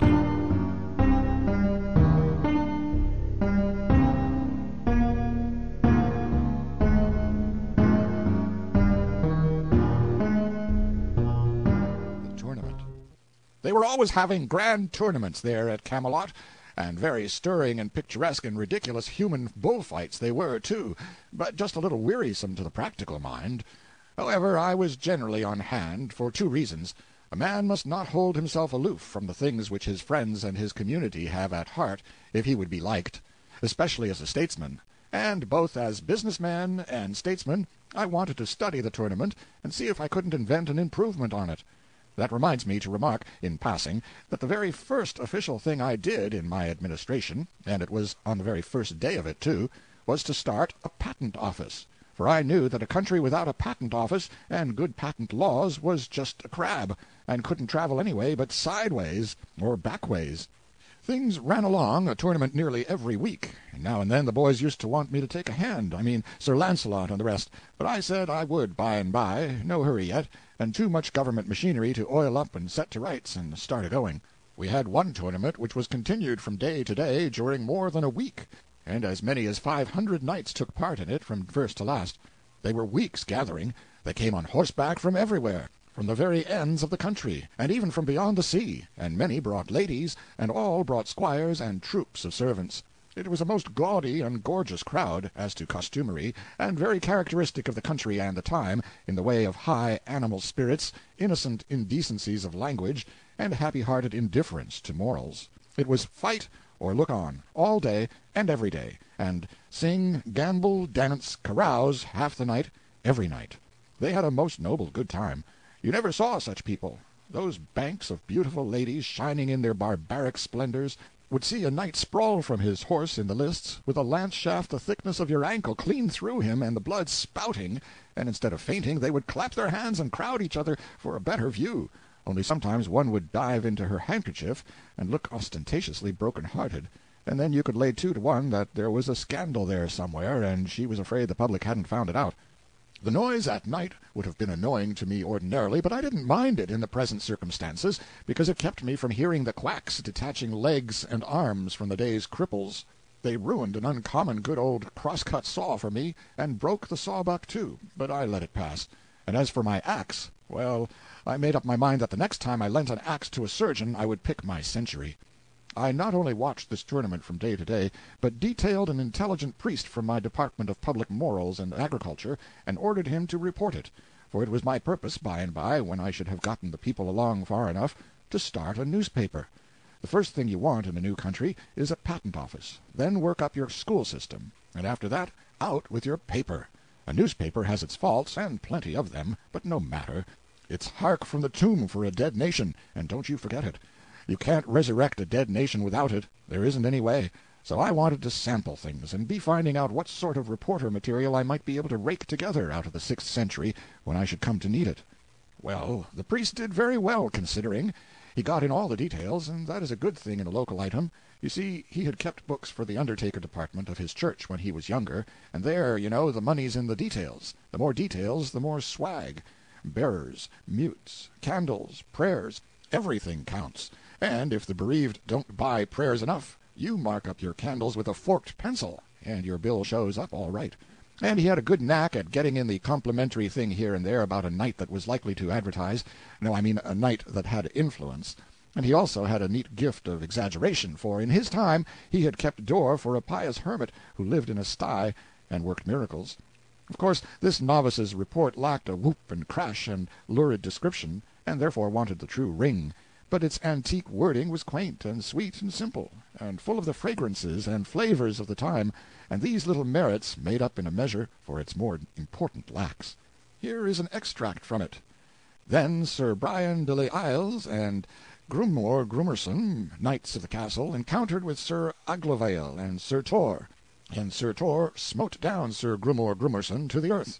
Then came Sir Carados of the Dolorous Tower, and Sir Turquine, knights of the castle, and there encountered with them Sir Percival de Galis and Sir Lamorak de Galis, that were 2 brethren, and there encountered Sir Percival with Sir Carados, and either brake their spears unto their hands, and then Sir Turquine with Sir Lamorak, and either of them smote down other, horse and all, to the earth, and either parties rescued other and horsed them again. And Sir Arnold and Sir Gauter, knights of the castle, encountered with Sir Blandolus and Sir Kay, and these 4 knights encountered mightily, and brake their spears to their hands. Then came Sir Pertolope from the castle, and there encountered with him Sir Lionel. And there Sir Pertolope the Green Knight smote down Sir Lionel, brother to Sir Launcelot. All this was marked by noble heralds, who bear him best, and their names. Then Sir Bleoberis brake his spear upon Sir Gareth, but of that stroke Sir Bleoberis fell to the earth. When Sir Galihodin saw that, he bade Sir Gareth keep him, and Sir Gareth smote him to the earth. Then Sir Galahad gat a spear to avenge his brother, and in the same wise Sir Gareth served him. And Sir Dinadan and his brother La Cote Male Tail, and Sir Sagramore le Desirous, and Sir Dodinas le Savage, and all these he bare down with one spear. When King Aswisance of Ireland saw Sir Gareth fare so, he marvelled what he might be, that one time seemed green, and another time, at his again coming, he seemed blue. And thus at every course that he rode to and from he changed his colour, so that there might neither king nor knight have ready cognizance of him. Then Sir Agwisance, the King of Ireland, encountered with Sir Gareth, and there Sir Gareth smote him from his horse, saddle and all. And then King Carados of Scotland, and Sir Gareth smote him down horse and man. And in the same wise he served King Uriens of the land of Gore. And then there came in Sir Bagdemagus, and Sir Gareth smote him down, horse and man, to the earth. And Bagdemagus' son Maligmanus brake a spear upon Sir Gareth mightily and knightly. And then Sir Galahalt, the noble prince, cried on high, Knight with the many colours, well hast thou justed. Now make thee ready, that I may just with thee. Sir Gareth heard him, and he gat a great spear, and so they encountered together. And there the prince brake his spear, but Sir Gareth smote him upon the left side of the helm, that he reeled here and there, and he had fallen down had not his men recovered him. Truly, said King Arthur, that knight with the many colours is a good knight. Wherefore the king called unto him Sir Launcelot, and prayed him to encounter with that knight. Sir, said Launcelot, I may as well find in my heart for to forbear him at this time, for he hath had travail enough this day. And when a good knight doth so well upon some day, it is no good knight's part to let him of his worship. And, namely, when he seeth a knight hath done so great labour, for peradventure, said Sir Launcelot, his quarrel is here this day, and peradventure he is best beloved with this lady of all that be here, for I see well he paineth himself, and enforceth him to do great deeds, and therefore, said Sir Launcelot, as for me, this day he shall have the honour. Though it lay in my power to put him from it, I would not. There was an unpleasant little episode that day, which for reasons of state I struck out of my priest's report. You will have noticed that Gary was doing some great fighting in the engagement. When I say Gary, I mean Sir Gareth. Gary was my private pet name for him. It suggests that I had a deep affection for him, and that was the case. But it was a private pet name only, and never spoken aloud to any one, much less to him. Being a noble, he would not have endured a familiarity like that from me. Well, to proceed. I sat in the private box set apart for me as the king's minister. While Sir Dinadan was waiting for his turn to enter the lists, he came in there and sat down and began to talk, for he was always making up to me, because I was a stranger, and he liked to have a fresh market for his jokes, the most of them having reached that stage of where the teller has to do the laughing himself, while the other person looks sick. I had always responded to his efforts as well as I could, and felt a very deep and real kindness for him, too, for the reason that if by malice of fate he knew the one particular anecdote which I had heard oftenest, and had most hated and most loathed all my life, he had at least spared it me. It was one which I had heard attributed to every humorous person who had ever stood on American soil, from Columbus down to Artemus Ward. It was about a humorous lecturer who flooded an ignorant audience with the killingest jokes for an hour, and never got a laugh. And then, when he was leaving, some gray simpletons wrung him gratefully by the hand and said it had been the funniest thing they had ever heard, and it was all they could do to keep from laughing right out in meeting. That anecdote never saw the day that it was worth the telling, and yet I had sat under the telling of it hundreds and thousands and millions and billions of times, and cried and cursed all the way through. Then who can hope to know what my feelings were to hear this armor-plated ass start in on it again in the murky twilight of tradition, before the dawn of history, while even Lactantius might be referred to as the late Lactantius, and the Crusades wouldn't be born for 500 years yet? Just as he finished, the call-boy came, so, haw-hawing like a demon, he went rattling and clanking out like a crate of loose castings, and I knew nothing more. It was some minutes before I came to, and then I opened my eyes just in time to see Sir Gareth fetch him an awful welt, and I unconsciously out with the prayer, I hope to gracious he's killed. But by ill luck, before I had got half through with the words, Sir Gareth crashed into Sir Sagramore le Desirous, and sent him thundering over his horse's crupper. and Sir Sagramore caught my remark and thought I meant it for him. Well, whenever one of those people got a thing into his head, there was no getting it out again. I knew that, so I saved my breath and offered no explanations. As soon as Sir Sagramore got well, he notified me that there was a little account to settle between us, and he named a day 3 or 4 years in the future, place of settlement, the lists where the offense had been given. I said I would be ready when he got back. You see, he was going for the Holy Grail. The boys all took a flyer at the Holy Grail now and then. It was a several years' cruise. They always put in the long absence snooping around in the most conscientious way, though none of them had any idea where the Holy Grail really was, and I don't think any of them actually expected to find it, or would have known what to do with it if he had run across it. You see, it was just the Northwest Passage of that day, as you may say. That was all. Every year expeditions went out Holy Grailing, and next year relief expeditions went out to hunt for them. There was worlds of reputation in it, but no money. Why, they actually wanted me to put in. Well, I should smile.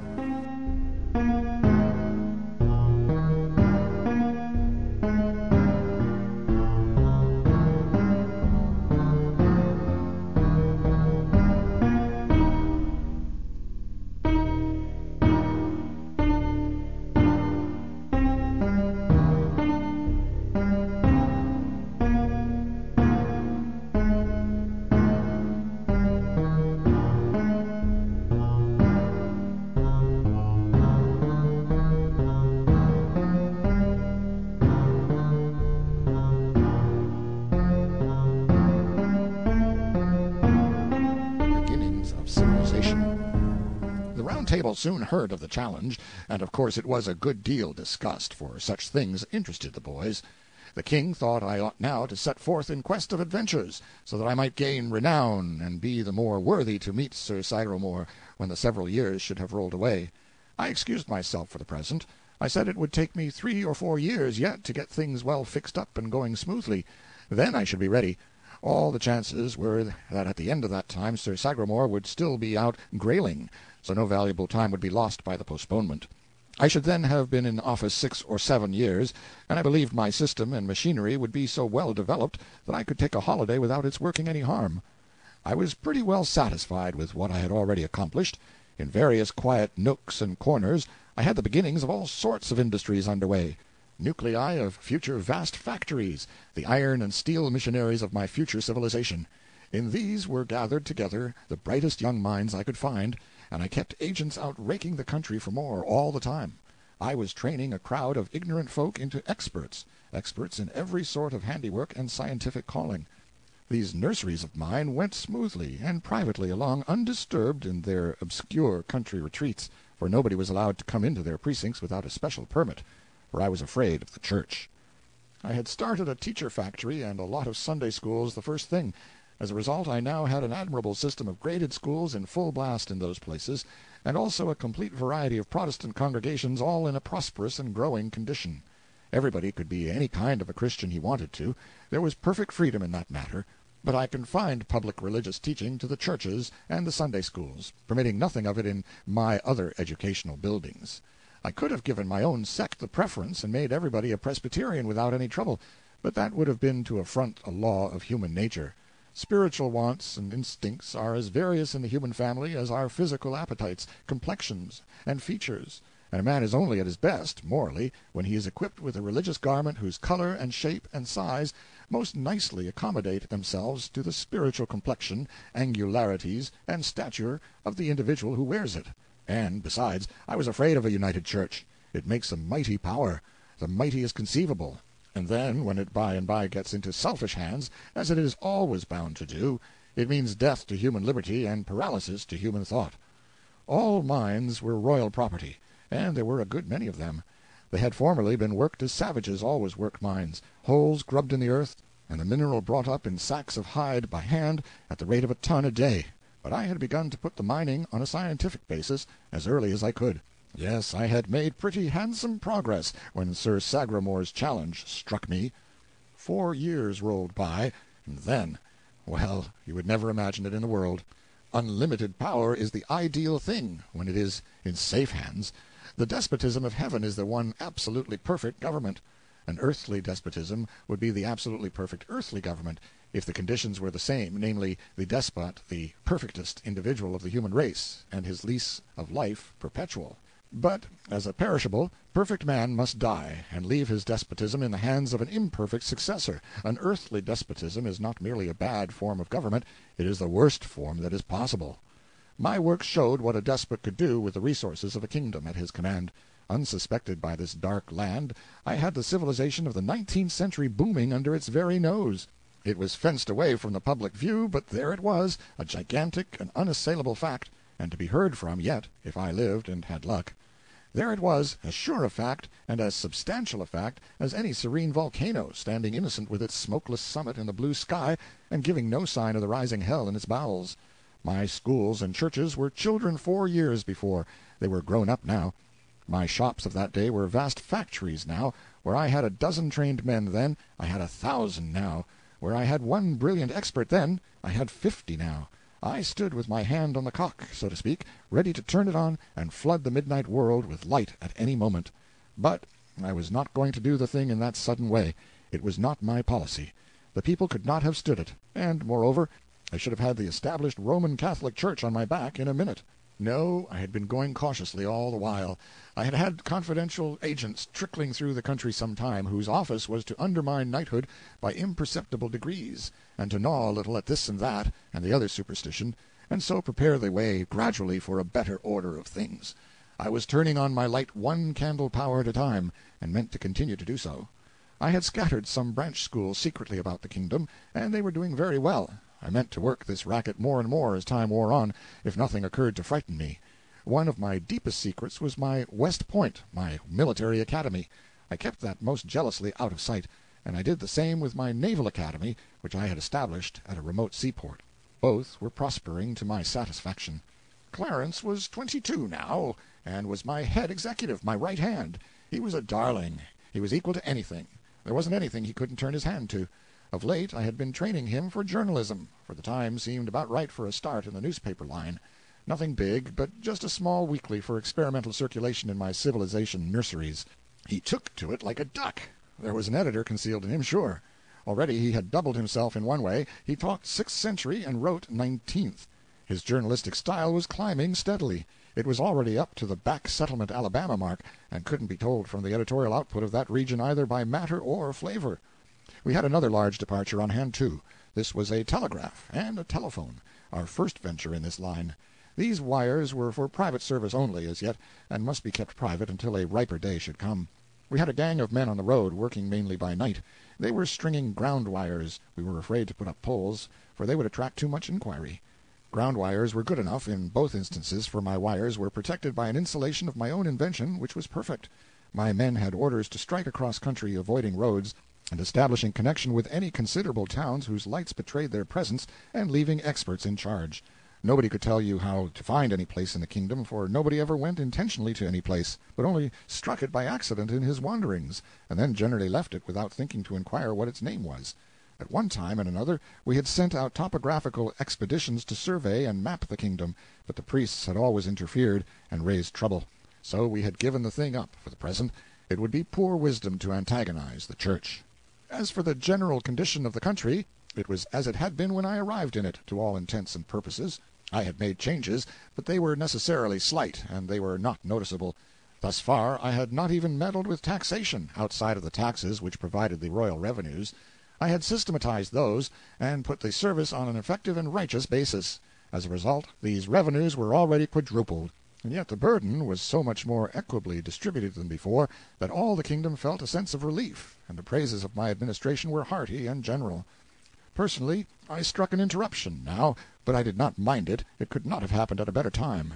Earlier it could have annoyed me, but now everything was in good hands and swimming right along. The king had reminded me several times of late that the postponement I had asked for, 4 years before, had about run out now. It was a hint that I ought to be starting out to seek adventures, and get up a reputation of a size to make me worthy of the honor of breaking a lance with Sir Sagramore, who was still out grailing, but was being hunted for by various relief expeditions, and might be found any year now. So you see I was expecting this interruption. It did not take me by surprise.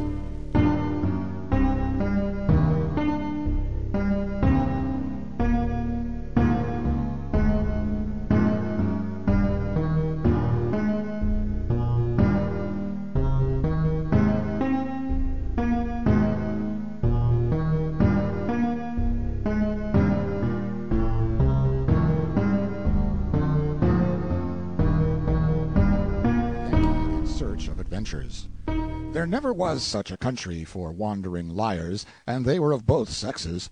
Hardly a month went by without one of these tramps arriving, and generally loaded with a tale about some princess or other wanting help to get her out of some far-away castle where she was held in captivity by a lawless scoundrel, usually a giant.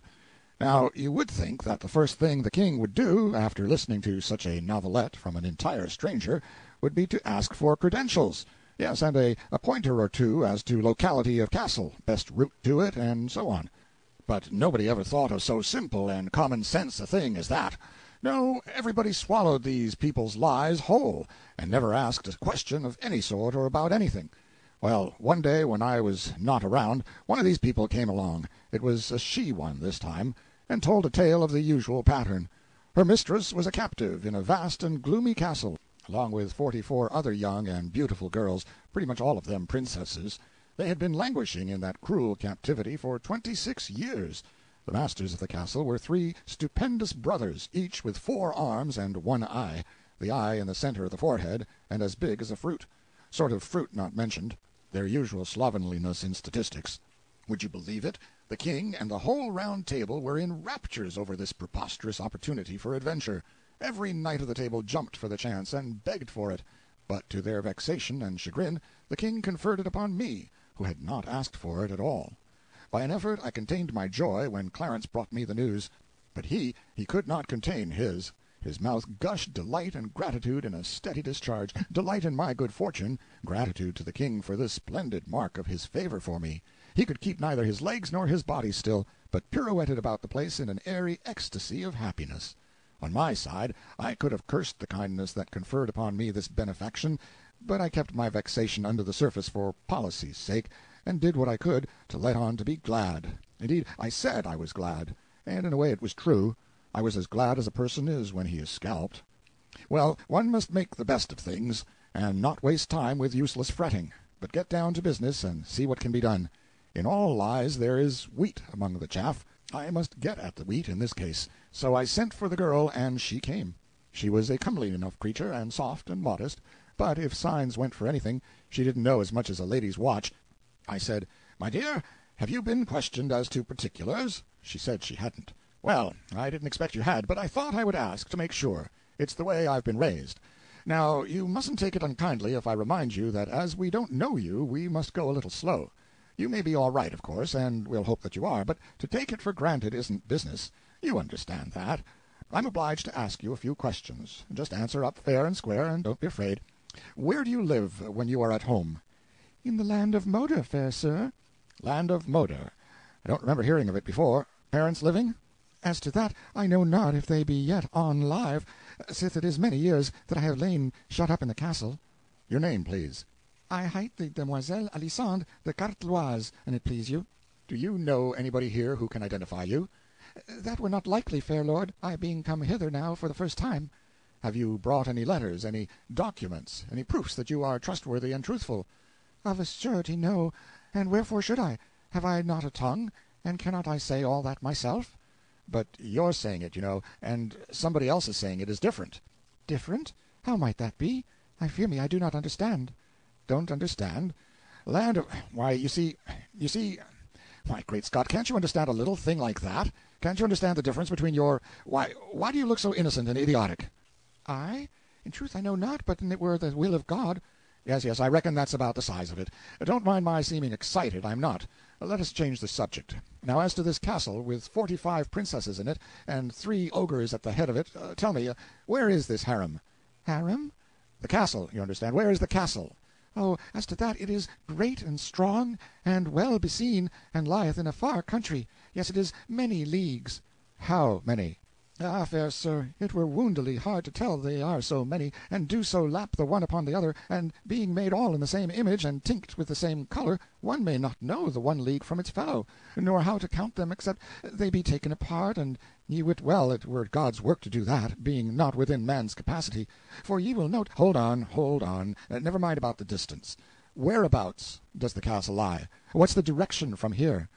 "Ah, please you, sir, it hath no direction from here, but reason that the road lieth not straight, but turneth evermore; wherefore the direction of its place abideth not, but is some time under the one sky, and anon under another. Whereso if ye be minded that it is in the east, and wend thitherward, ye shall observe that the way of the road doth yet again turn upon itself by the space of half a circle, and this marvel happening again, and yet again, and still again, it will grieve you that you had thought by vanities of the mind to thwart and bring to naught the will of him that giveth not a castle a direction from a place except it pleaseth him. And if it please him not, will the rather that he even all castles and all directions thereunto vanish out of the earth, leaving the places wherein they tarry desolate and vacant, so warning his creatures that where he will, and where he will not he— Oh, that's all right, that's all right. Give us a rest. Never mind about the direction. Hang the direction. I beg pardon. I beg 1,000 pardons. I am not well today. Pay no attention when I soliloquize. It is an old habit, an old bad habit, and hard to get rid of when one's digestion is all disordered with eating food that was raised forever and ever before he was born. Good land, a man can't keep his functions regular on spring chickens 1,300 years old. But come, never mind about that. Let's, have you got such a thing as a map of that region about you? Now, a good map— Is it peradventure that manner of thing which of late the unbelievers have brought from over the great seas, which, being boiled in oil, and an onion and salt added thereto, doth— What, a map? What are you talking about? Don't you know what a map is? There, never mind. Don't explain. I hate explanations. They fog a thing up so that you can't tell anything about it. Run along, dear. Good day. Show her the way, Clarence.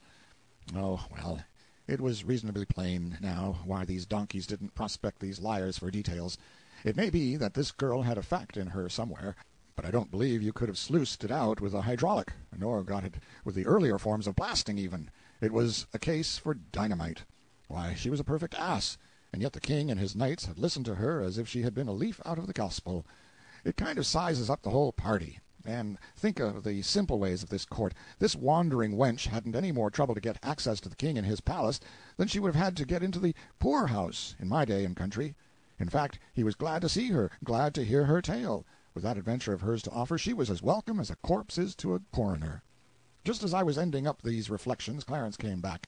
I remarked upon the barren result of my efforts with the girl, hadn't got hold of a single point that could help me to find the castle. The youth looked a little surprised, or puzzled, or something, and intimated that he had been wondering to himself what I had wanted to ask the girl all those questions for. "Why, great guns," I said, "don't I want to find the castle? And how else would I go about it?" "La, sweet your worship, one may lightly answer that, I ween. She will go with thee. They always do. She will ride with thee." "Ride with me? Nonsense!" "But of a truth she will. She will ride with thee. Thou shalt see." "What? She browse around the hills and scour the woods with me, alone, and I as good as engaged to be married? Why, it's scandalous. Think how it would look." My, the dear face that rose before me! The boy was eager to know all about this tender matter. I swore him to secrecy, and then whispered her name— Puss Flanagan. He looked disappointed, and said he didn't remember the countess. How natural it was for the little courtier to give her a rank. He asked me where she lived. "In East Hart—" I came to myself and stopped, a little confused, and then I said, "Never mind now. I'll tell you sometime." And might he see her? Would I let him see her some day? It was but a little thing to promise, 1,300 years or so, and he so eager, so I said yes. But I sighed. I couldn't help it. And yet there was no sense in sighing, for she wasn't born yet. But that is the way we are made. We don't reason where we feel, we just feel. My expedition was all the talk that day and that night, and the boys were very good to me, and made much of me, and seemed to have forgotten their vexation and disappointment, and come to be as anxious for me to hive those ogres and set those ripe old virgins loose as if it were themselves that had the contract. Well, they were good children, but just children, that is all. And they gave me no end of points about how to scout for giants, and how to scoop them in, and they told me all sorts of charms against enchantments, and gave me salves and other rubbish to put on my wounds. But it never occurred to one of them to reflect that if I was such a wonderful necromancer as I was pretending to be, I ought not to need salves or instructions or charms against enchantments, and least of all arms and armor on a foray of any kind, even against fire-spouting dragons and devils hot from perdition, let alone such poor adversaries as these I was after, these commonplace ogres of the back settlements. I was to have an early breakfast, and start at dawn, for that was the usual way. But I had the demon's own time with my armor, and this delayed me a little. It is troublesome to get into, and there is so much detail. First you wrap a layer or two of blanket around your body, for a sort of cushion and to keep off the cold iron. Then you put on your sleeves and shirt of chain mail. These are made of small steel links woven together, and they form a fabric so flexible that if you toss your shirt onto the floor, it slumps into a pile like a peck of wet fish net. It is very heavy, and is nearly the uncomfortablest material in the world for a night shirt, yet plenty used it for that. Tax collectors and reformers, and one-horse kings with a defective title, and those sorts of people. Then you put on your shoes, flatboats roofed over with interleaving bands of steel, and screw your clumsy spurs into the heels. Next you buckle your greaves on your legs, and your greases on your thighs. Then come your backplate and your breastplate, and you begin to feel crowded. Then you hitch onto the breastplate the half petticoat of broad overlapping bands of steel which hangs down in front but is scalloped out behind so you can sit down, and isn't any real improvement on an inverted coal scuttle, either for looks or for wear, or to wipe your hands on. Next you belt on your sword. Then you put your stovepipe joints onto your arms, your iron gauntlets onto your hands, your iron rat-trap onto your head, with a rag of steel web hitched onto it to hang over the back of your neck, and there you are, snug as a candle in a candle-mold. This is no time to dance.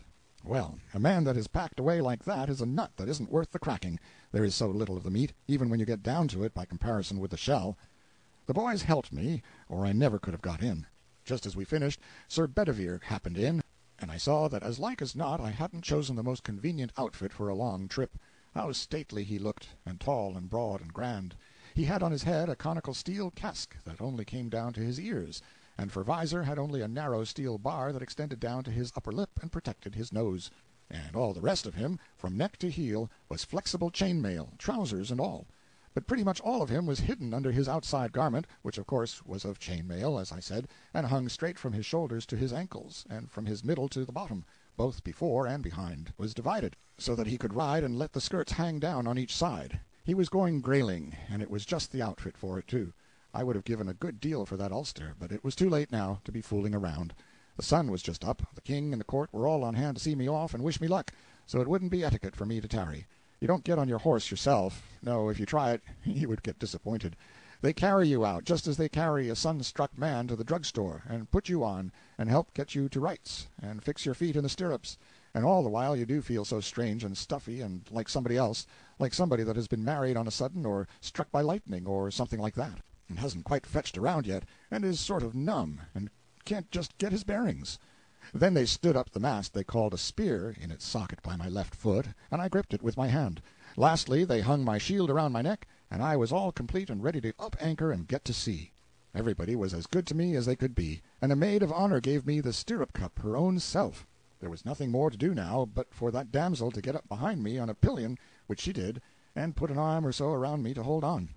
And so we started, and everybody gave us a good-bye and waved their handkerchiefs or helmets, and everybody we met going down the hill and through the village was respectful to us, except some shabby little boys on the outskirts. They said, "Oh, what a guy!" and hove clods at us. In my experience, boys are the same in all ages. They don't respect anything. They don't care for anything or anybody. They say, "Go up, bald head," to the prophet going his unoffending way in the gray of antiquity. They sass me in the holy gloom of the Middle Ages, and I had seen them act the same way in Buchanan's administration. I remember, because I was there and helped. The prophet had his bears and settled with his boys, and I wanted to get down and settle with mine, but it wouldn't answer, because I couldn't have got up again. I hate a country without a derrick.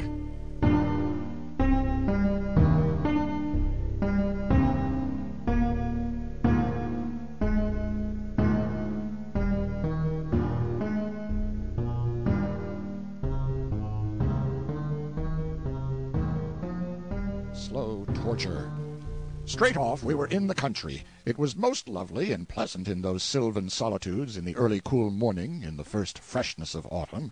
From hilltops we saw fair green valleys lying spread out below, with streams winding through them, and island groves of trees here and there, and huge lonely oaks scattered about and casting black blots of shade. And beyond the valleys we saw the ranges of hills, blue with haze, stretching away in billowy perspective to the horizon, with at wide intervals a dim fleck of white or gray on a wave summit, which we knew was a castle. We crossed broad natural lawns sparkling with dew, and we moved like spirits, the cushioned turf giving out no sound of footfall. We dreamed along through glades in a mist of green light that got its tint from the sun-drenched roof of leaves overhead, and by our feet the clearest and coldest of runlets went frisking and gossiping over its reefs, and making a sort of whispering music, comfortable to hear.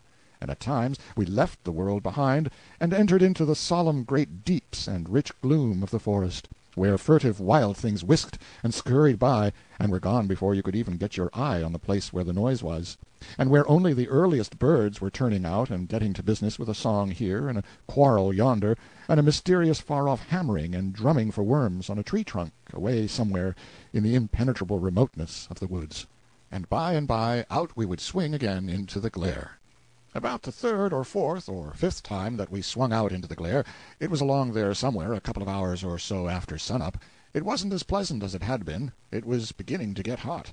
This was quite noticeable. We had a very long pull after that, without any shade.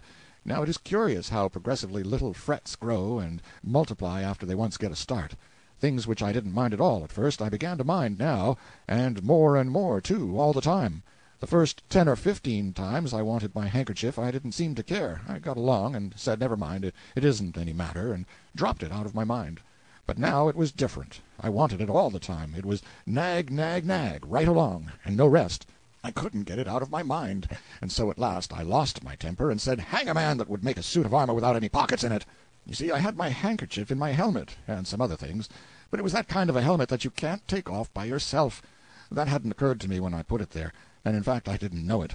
I supposed it would be particularly convenient there, and so now the thought of its being there, so handy and close by, and yet not get-atable, made it all the worse and the harder to bear. Yes, the thing that you can't get is the thing that you want, mainly. Everyone has noticed that. Well, it took my mind off from everything else, took it clear off, and centered it in my helmet. And mile after mile, there it stayed, imagining the handkerchief, picturing the handkerchief. And it was bitter and aggravating to have the salt sweat keep trickling down into my eyes, and I couldn't get at it. It seems like a little thing on paper, but it was not a little thing at all. It was the most real kind of misery. I would not say it if it was not so. I made up my mind that I would carry along a reticule next time, let it look how it might, and people say what they would. Of course these iron dudes of the Round Table would think it was scandalous, and maybe raise show about it.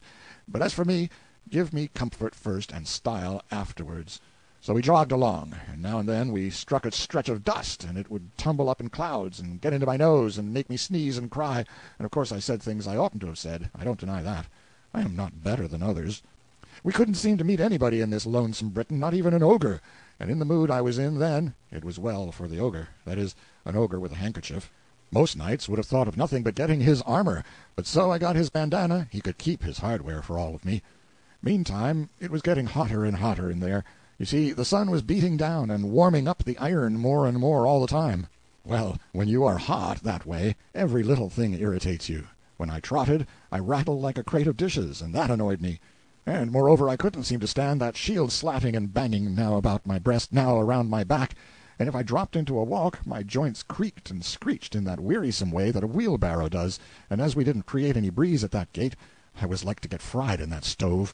And besides, the quieter you went, the heavier the iron settled down on you, and the more and more tons you seemed to weigh every minute. And you had to be always changing hands and passing your spear over to the other foot, it got so irksome for one hand to hold it long at a time. Well, you know, when you perspire that way, in rivers, there comes a time when you itch. You are inside, your hands are outside, so there you are. Nothing but iron between. It is not a light thing, let it sound as it may. First it is one place, then another, then some more, and it goes on spreading and spreading, and at last the territory is all occupied, and nobody can imagine what you feel like, nor how unpleasant it is. And when it had got to the worst, and it seemed to me that I could not stand anything more, a fly got in through the bars and settled on my nose, and the bars were stuck and wouldn't work, and I couldn't get the visor up, and I could only shake my head, which was baking hot by this time, and the fly, well, you know how a fly acts when he has got a certainty. He only minded the shaking enough to change from nose to lip, and lip to ear, and buzz all around in there, and keep on lighting and biting in a way that a person already so distressed as I was simply could not stand. So I gave in, and got Alisande to unship the helmet and relieve me of it. Then she emptied the conveniences out of it and fetched it full of water, and I drank, and then stood up, and she poured the rest down inside the armor. One cannot think how refreshing it was. She continued to fetch and pour until I was well soaked and thoroughly comfortable. It was good to have a rest and peace. But nothing is quite perfect in this life at any time. I had made a pipe a while back, and also some pretty fair tobacco. Not the real thing, but what some of the Indians use, the inside bark of the willow, dried. These comforts had been in the helmet, and now I had them again, but no matches. Gradually, as the time wore along, one annoying fact was borne in upon my understanding, that we were weather-bound. An armed novice cannot mount his horse without help, and plenty of it. Sandy was not enough for me, anyway. We had to wait until somebody should come along. Waiting in silence would have been agreeable enough, for I was full of matter for reflection, and wanted to give it a chance to work. I wanted to try and think how it was that rational, or even half-rational men could ever have learned to wear armor, considering its inconveniences, and how they had managed to keep up such a fashion for generations when it was plain that what I had suffered today they had had to suffer all the days of their lives. I wanted to think that out, and moreover I wanted to think out some way to reform this evil and persuade the people to let the foolish fashion die out. But thinking was out of the question in the circumstances. You couldn't think, where Sandy was. She was a quite biddable creature and good-hearted, but she had a flow of talk that was as steady as a mill, and made your head sore like the drays and wagons in a city. If she had had a cork she would have been a comfort, but you can't cork that kind. They would die. Her clack was going all day, and you would think something would surely happen to her works by and by, but no, they never got out of order. She never had to slack up for words. She could grind and pump and churn and buzz by the week, and never stop to oil up or blow out, and yet the result was just nothing but wind. She never had any ideas any more than a fog has. She was a perfect blatherskite. I mean, for jaw, talk, jabber, jabber, jabber, but just as good as she could be. I hadn't minded her mill that morning on account of having that hornet's nest of other troubles, but more than once in the afternoon I had to say, "Take a rest, child. The way you are using up all the domestic air, the kingdom will have to go to importing it by tomorrow, and it's a low enough treasury without that."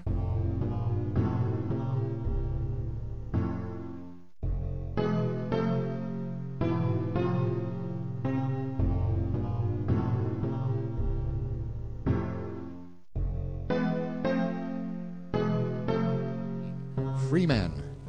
Yes, it is strange how little a while at a time a person can be contented. Only a little while back, when I was riding and suffering, what a heaven this peace, this rest, this sweet serenity in this secluded shady nook by this purling stream would have seemed, where I could keep perfectly comfortable all the time by pouring a dipper of water into my armor now and then. Yet already I was getting dissatisfied, partly because I could not light my pipe, for although I had long ago started a match factory, I had forgotten to bring matches with me, and partly because we had nothing to eat. Here was another illustration of the childlike improvidence of this age and people. A man in armor always trusted to chance for his food on a journey, and would have been scandalized at the idea of hanging a basket of sandwiches on his spear. There was probably not a knight of all the Round Table combination who would not rather have died than have been caught carrying such a thing as that on his flagstaff. And yet there could not be anything more sensible. It had been my intention to smuggle a couple of sandwiches into my helmet, but I was interrupted in the act, and had to make an excuse and lay them aside, and a dog got them. Night approached, and with it a storm. The darkness came on fast. We must camp, of course. I found a good shelter for the demoiselle under a rock, and went off and found another for myself. But I was obliged to remain in my armor, because I could not get it off by myself, and yet could not allow Alisande to help, because it would have seemed so like undressing before folk. It would not have amounted to that in reality, because I had clothes on underneath, but the prejudices of one's breeding are not gotten rid of just at a jump, and I knew that when it came to stripping off that bob-tailed iron petticoat I should have been embarrassed. With a storm came a change of weather, and the stronger the wind blew, and the wilder the rain lashed around, the colder and colder it got. Pretty soon various kinds of bugs and ants and worms and things began to flock in out of the wet, and crawl down inside my armor to get warm. And while some of them behaved well enough, and snuggled up amongst my clothes and got quiet, the majority were of a restless, uncomfortable sort, and never stayed still, but went on prowling and hunting, for they did not know what, especially the ants, which went tickling along in worrisome procession from one end of me to the other by the hour, and are a kind of creatures which I never wish to sleep with again. It would be my advice to persons situated in this way to not roll or thrash around, because this excites the interest of all the different sorts of animals, and makes every last one of them want to turn out and see what is going on, and this makes things worse than they were before, and of course makes you objurgate harder, too, if you can. Still, if one did not roll and thrash around, he would die, so perhaps it is as well to do one way as the other. There is no real choice. Even after I was frozen solid I could still distinguish that tickling, just as a corpse does when he is taking electric treatment. I said I would never wear armor after this trip.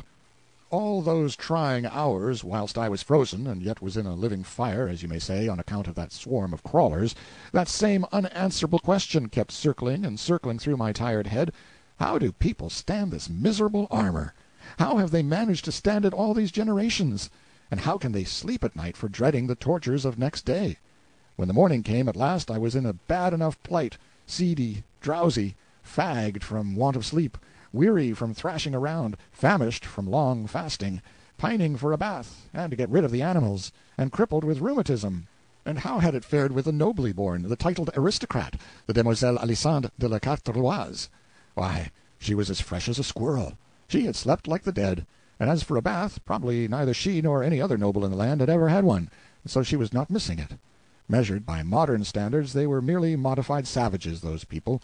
This noble lady showed no impatience to get to breakfast, and that smacks of the savage, too. On their journeys, those Britons were used to long fasts, and knew how to bear them, and also how to freight up against the probable fasts before starting, after the style of the Indian and the anaconda. As like as not, Sandy was loaded for a 3-day stretch. We were off before sunrise, Sandy riding and I limping along behind. In half an hour we came upon a group of ragged poor creatures who had assembled to mend the thing which was regarded as a road. They were as humble as animals to me, and when I proposed to breakfast with them they were so flattered, so overwhelmed by this extraordinary condescension of mine, that at first they were not able to believe that I was in earnest. My lady put up her scornful lip and withdrew to one side. She said in their hearing that she would as soon think of eating with the other cattle, a remark which embarrassed these poor devils merely because it referred to them, and not because it insulted or offended them, for it didn't. And yet they were not slaves, not chattels. By a sarcasm of law and phrase, they were freemen. 7/10 of the free population of the country were of just their class and degree, small, independent farmers, artisans, etc., which is to say they were the nation, the actual nation. They were about all of it that was useful, or worth saving, or really respect-worthy, and to subtract them would have been to subtract the nation, and leave behind some dregs, some refuse, in the shape of a king, nobility and gentry, idle, unproductive, acquainted mainly with the arts of wasting and destroying, and of no sort of use or value in any rationally constructed world. And yet, by ingenious contrivance, this gilded minority, instead of being in the tail of the procession where it belonged, was marching head up and banners flying at the other end of it, had elected itself to be the nation, and these innumerable clams had permitted it so long that they had come at last to accept it as a truth, and not only that, but to believe it right and as it should be. The priests had told their fathers and themselves that this ironical state of things was ordained of God, and so, not reflecting upon how unlike God it would be to amuse himself with sarcasms, and especially such poor transparent ones as this, they had dropped the matter there and become respectfully quiet. The talk of these meek people had a strange enough sound in a formerly American ear. They were freemen, but they could not leave the estates of their lord or their bishop without his permission. They could not prepare their own bread, but must have their corn ground and their bread baked at his mill and his bakery, and pay roundly for the same. They could not sell a piece of their own property without paying him a handsome percentage of the proceeds, nor buy a piece of somebody else's without remembering him in cash for the privilege. They had to harvest his grain for him gratis, and be ready to come at a moment's notice, leaving their own crop to destruction by the threatened storm. They had to let him plant fruit trees in their fields, and then keep their indignation to themselves when his heedless fruit-gatherers trampled the grain around the trees. They had to smother their anger when his hunting parties galloped through their fields, laying waste the result of their patient toil.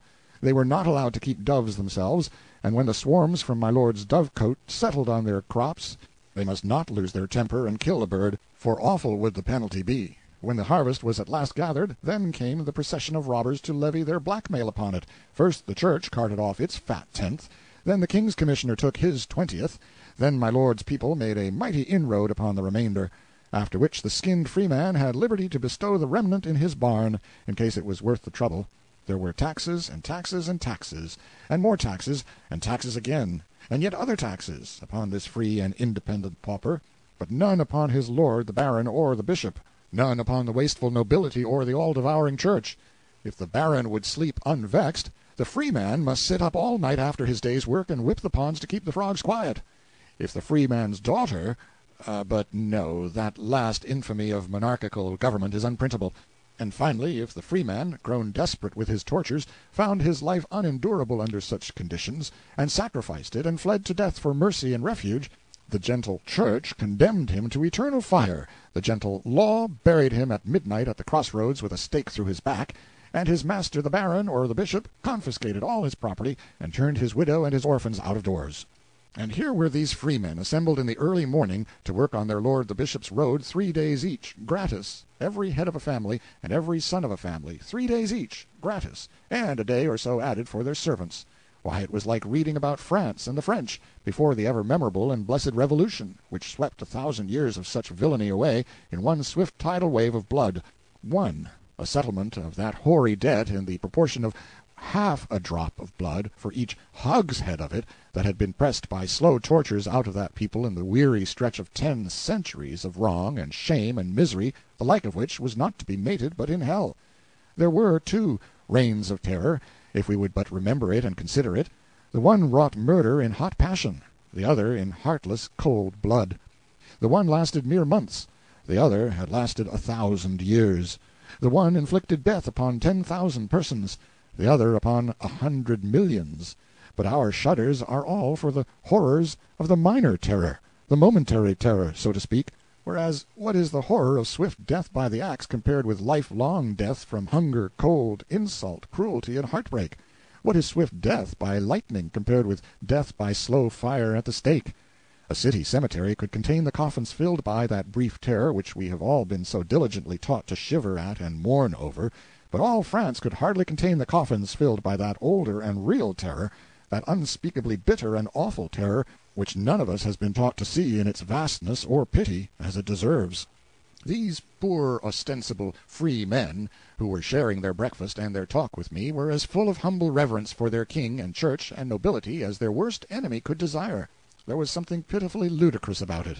I asked them if they supposed a nation of people ever existed who, with a free vote in every man's hand, would elect that a single family and its descendants should reign over it forever, whether gifted or boobies, to the exclusion of all other families, including the voters, and would also elect that a certain 100 families should be raised to dizzy summits of rank and clothed on with offensive transmissible glories and privileges to the exclusion of the rest of the nation's families, including his own.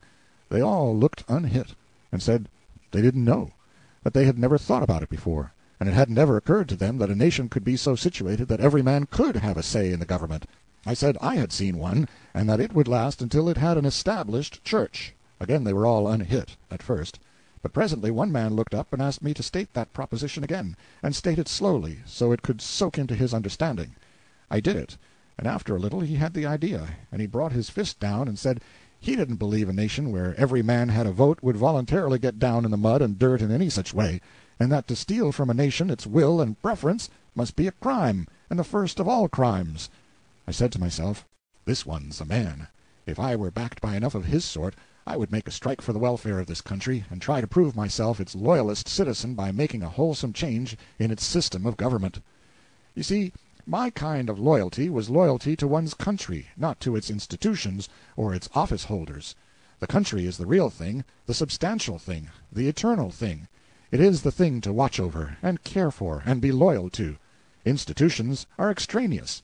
They are its mere clothing, and clothing can wear out, become ragged, cease to be comfortable, cease to protect the body from winter, disease, and death. To be loyal to rags, to shout for rags, to worship rags, to die for rags, that is a loyalty of unreason. It is pure animal. It belongs to monarchy, was invented by monarchy. Let monarchy keep it.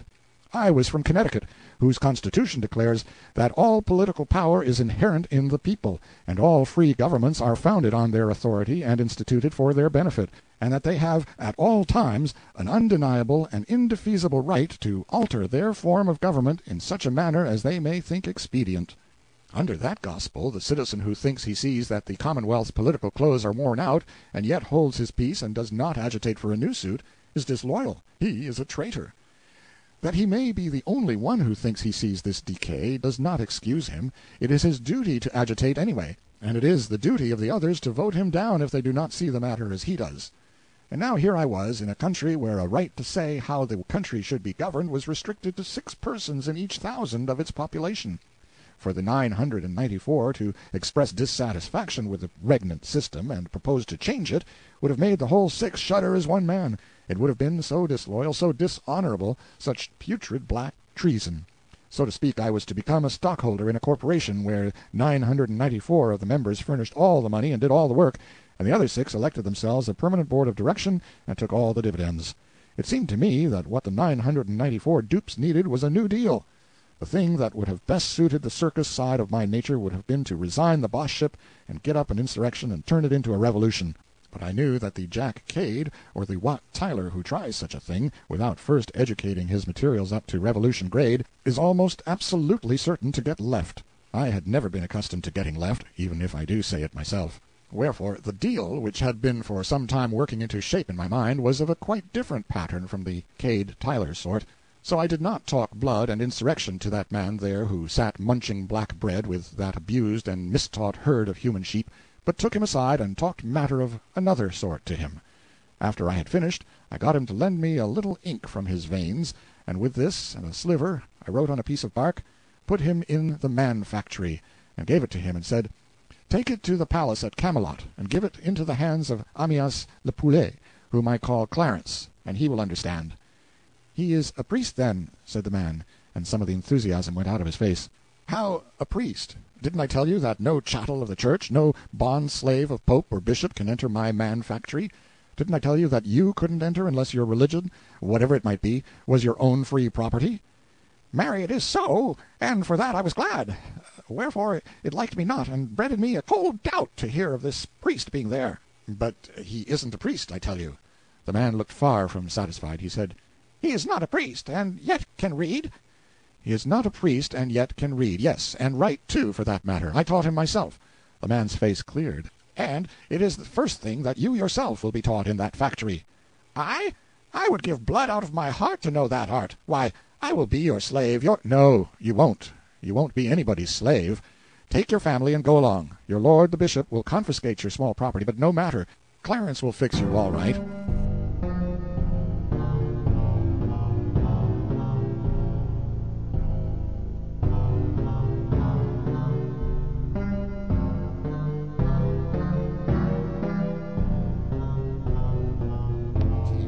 Defend thee, Lord.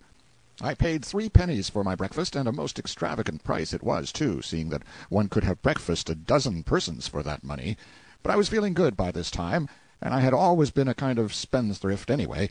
And then these people had wanted to give me the food for nothing, scant as their provision was, and so it was a grateful pleasure to emphasize my appreciation and sincere thankfulness with a good big financial lift where the money would do so much more good than it would in my helmet, where, these pennies being made of iron and not stinted in weight, my $half-dollar's worth was a good deal of a burden to me.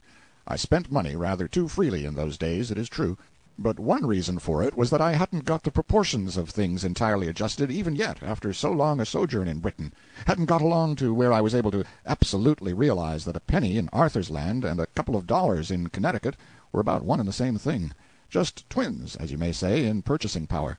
If my start from Camelot could have been delayed a very few days, I could have paid these people in beautiful new coins from our own mint, and that would have pleased me, and them too, not less. I had adopted the American values exclusively. In a week or two now, cents, nickels, dimes, quarters, and $half-dollars, and also a trifle of gold, would be trickling in thin but steady streams all through the commercial veins of the kingdom, and I looked to see this new blood freshen up its life. The farmers were bound to throw in something to sort of offset my liberality, whether I would or no, so I let them give me a flint and steel, and as soon as they had comfortably bestowed Sandy and me on our horse, I lit my pipe. When the first blast of smoke shot out through the bars of my helmet, all those people broke for the woods, and Sandy went over backwards and struck the ground with a dull thud. They thought I was one of those fire-belching dragons they'd heard so much about from knights and other professional liars. I had infinite trouble to persuade those people to venture back within explaining distance. Then I told them that this was only a bit of enchantment which would work harm to none but my enemies, and I promised with my hand on my heart that if all who felt no enmity toward me would come forward and pass before me, they should see that only those who remained behind would be struck dead. The procession moved with a good deal of promptness. There were no casualties to report, for nobody had curiosity enough to remain behind to see what would happen. I lost some time now, for these big children, their fears gone, became so ravaged with wonder over my awe-compelling fireworks that I had to stay there and smoke a couple of pipes out before they would let me go. Still, the delay was not wholly unproductive, for it took all that time to get Sandy thoroughly wonted to the new thing, she being so close to it, you know. It plugged up her conversation mill, too, for a considerable while, and that was a gain. But above all other benefits accruing, I had learned something. I was ready for any giant or any ogre that might come along now. We tarried with a holy hermit that night, and my opportunity came about the middle of the next afternoon. We were crossing a vast meadow by way of short-cut, and I was musing absently, hearing nothing, seeing nothing, when Sandy suddenly interrupted a remark which she had begun that morning, with a cry, "Defend thee, Lord! Peril of life is toward—" And she slipped down from the horse and ran a little way, and stood. I looked up and saw far off in the shade of a tree half a dozen armed knights and their squires, and straightway there was bustle among them and tightening of saddle-girths for the mount. My pipe was ready and would have been lit, if I had not been lost in thinking about how to banish oppression from this land and restore to all its people their stolen rights and manhood without disobliging anybody. I lit up at once, and by the time I had got a good head of reserved steam on, here they came. All together, too. None of those chivalrous magnanimities which one reads so much about, one courtly rascal at a time, and the rest standing by to see fair play. No, they came in a body. They came with a whir and a rush. They came like a volley from a battery. Came with heads low down, plumes streaming out behind, lances advanced at a level.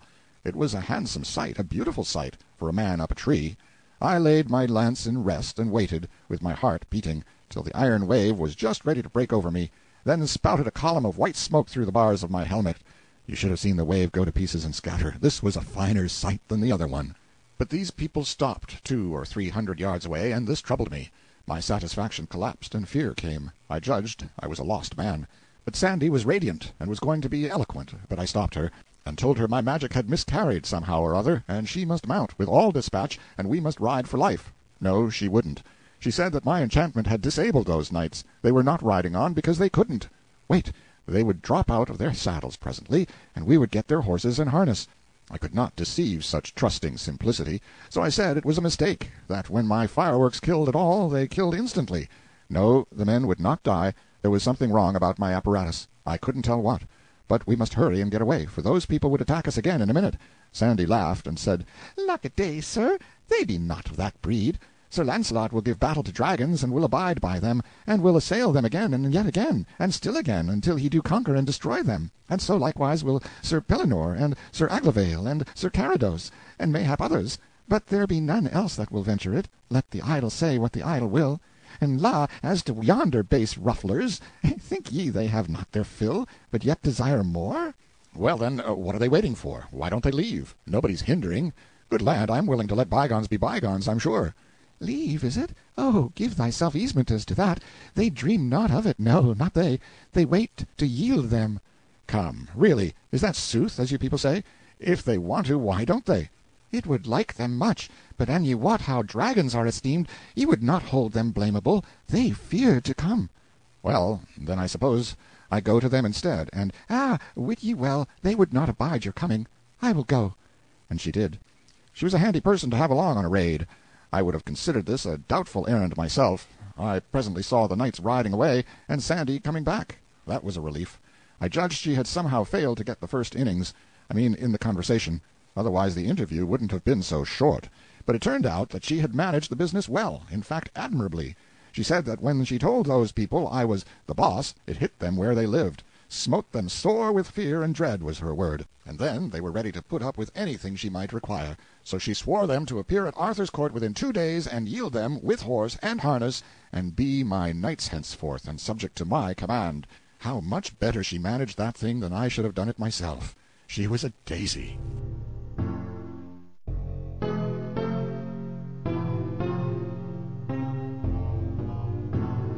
Sandy's Tale.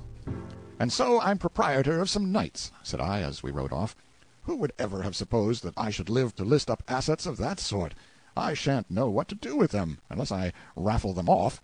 How many of them are there, Sandy?" "7, please you, sir, and their squires." "It is a good haul. Who are they? Where do they hang out?" "Where do they hang out?" "Yes, where do they live?" "Ah, I understood thee not. That will I tell eftsoons." Then she said musingly and softly, turning the words daintily over her tongue, "Hang they out, hang they out. Where hang? Where do they hang out? Right so, where do they hang out? Of a truth the phrase hath a fair and winsome grace, and is prettily worded withal. I will repeat it anon and anon in mine idlesse, whereby I may peradventure learn it. Where do they hang out? Even so, already it falleth trippingly from my tongue, and forasmuch as— Don't forget the cowboys, Sandy. Cowboys? Yes, the knights, you know. You were going to tell me about them a while back, you remember? Figuratively speaking, games called. Game? Yes. Go to the bat. I mean, get to work on your statistics. And don't burn so much kindling getting your fires started. Tell me about the knights. I will well, and lightly will begin. So they two departed, and rode into a great forest, and— Great Scott! You see, I recognized my mistake at once. I had set her works a-going. It was my own fault. She would be 30 days getting down to those facts, and she generally began without a preface and finished without a result. If you interrupted her, she would either go right along without noticing, or answer with a couple of words and go back and say the sentence over again. So interruptions only did harm. And yet I had to interrupt, and interrupt pretty frequently, too, in order to save my life. A person would die if he let her monotony drip on him right along all day. Great Scott! I said in my distress. She went right back and began over again. So they two departed, and rode into a great forest, and— Which two? Sir Gawaine and Sir Uwaine. And so they came to an abbey of monks, and there were well lodged. So on the morn they heard their masses in the abbey, and so they rode forth till they came to a great forest. Then was Sir Gawaine ware in a valley by a turret of 12 fair damsels, and 2 knights armed on great horses, and the damsels went to and fro by a tree. And then was Sir Gawaine ware how there hung a white shield on that tree, and ever as the damsels came by it, they spit upon it, and some threw mire upon the shield. Now, if I hadn't seen the like myself in this country, Sandy, I wouldn't believe it. But I've seen it, and I can just see those creatures now parading before that shield and acting like that. The women here do certainly act like all possessed. Yes, and I mean your best, too, society's very choicest brands. The humblest hello girl along 10,000 miles of wire could teach gentleness, patience, modesty, manners to the highest duchess in Arthur's land. Hello girl? Yes, but don't you ask me to explain. It's a new kind of girl. They don't have them here. One often speaks sharply to them when they are not the least in fault, and he can't get over feeling sorry for it and ashamed of himself in 1,300 years. It's such shabby, mean conduct, and so unprovoked. The fact is, no gentleman ever does it, though. I myself, if I've got to confess— Peradventure she— Never mind her. Never mind her. I tell you I couldn't ever explain her so you would understand. Even so be it, sith ye are so minded. Then Sir Gawaine and Sir Uwaine went and saluted them, and asked them why they did that despite to the shield. Sirs, said the damsels, we shall tell you. There is a knight in this county that owneth this white shield, and he is a passing good man of his hands, but he hateth all ladies and gentlewomen, and therefore we do all this despite to the shield. I will say you, said Sir Gawaine, it beseemeth evil a good knight to despise all ladies and gentlewomen, and peradventure though he hate you, he hath some cause, and peradventure he loveth in some other places ladies and gentlewomen, and be loved again, and he such a man of prowess as ye speak of. Man of prowess, yes, that is the man to please them, Sandy. Man of brains, that is the thing they never think of. Tom Sayers, John Heenan, John L. Sullivan. Pity but you could be here. You would have your legs under the round table and Sir in front of your names within the 24 hours. And you could bring about a new distribution of the married princesses and duchesses of the court in another 24. The fact is, it is just a sort of polished-up court of Comanches, and there isn't a squaw in it who doesn't stand ready at the dropping of a hat to desert to the buck with the biggest strings of scalps at his belt. And he be such a man of prowess as ye speak of, said Sir Gawaine. Now, what is his name? Sir, said they, his name is Marhaus, the king's son of Ireland. Son of the king of Ireland, you mean. The other form doesn't mean anything. And look out and hold on tight now, we must jump this gully. There, we are all right now. This horse belongs in a circus. He is born before his time. I know him well, said Sir Uwaine. He is a passing good knight, as any is on live. On live. If you've got a fault in the world, Sandy, it is that you are a shade too archaic. But it isn't any matter. For I saw him once proved at a justs, where many knights were gathered, and that time there might no man withstand him. Ah, said Sir Gawaine, damsels, methinketh ye are to blame, for it is to suppose he that hung that shield there will not be long therefrom, and then may those knights match him on horseback, and that is more your worship than thus. For I will abide no longer to see a knight's shield dishonoured. And therewith Sir Uwaine and Sir Gawaine departed a little from them, and then were they where Sir Marhaus came riding on a great horse straight toward them. And when the 12 damsels saw Sir Marhaus, they fled into the turret as they were wild, so that some of them fell by the way. Then one of the knights of the tower dressed his shield, and said on high, Sir Marhaus, defend thee. And so they ran together that the knight brake his spear on Marhaus, and Sir Marhaus smote him so hard that he brake his neck and the horse's back. Well, that is just the trouble about this state of things. It ruins so many horses. That saw the other knight of the turret, and dressed him toward Marhaus, and they went so eagerly together that the knight of the turret was soon smitten down, horse and man, stark dead. Another horse gone. I tell you, it is a custom that ought to be broken up. I don't see how people with any feeling can applaud and support it. So these knights came together with great random. I saw that I had been asleep and missed a chapter, but I didn't say anything. I judged that the Irish knight was in trouble with the visitors by this time, and this turned out to be the case. That Sir Uwaine smote Sir Marhaus that his spear brast in pieces on the shield, and Sir Marhaus smote him so sore that horse and man he bare to the earth, and hurt Sir Uwaine on the left side. The truth is, Alisande, these archaics are a little too simple. The vocabulary is too limited, and so, by consequence, descriptions suffer in the matter of variety. They run too much to level Saharas of fact, and not enough to picturesque detail. This throws about them a certain air of the monotonous. In fact, the fights are all alike. A couple of people come together with great random is a good word, and so is exegesis, for that matter, and so is holocaust, and defalcation, and usufruct, and 100 others. But land! A body ought to discriminate.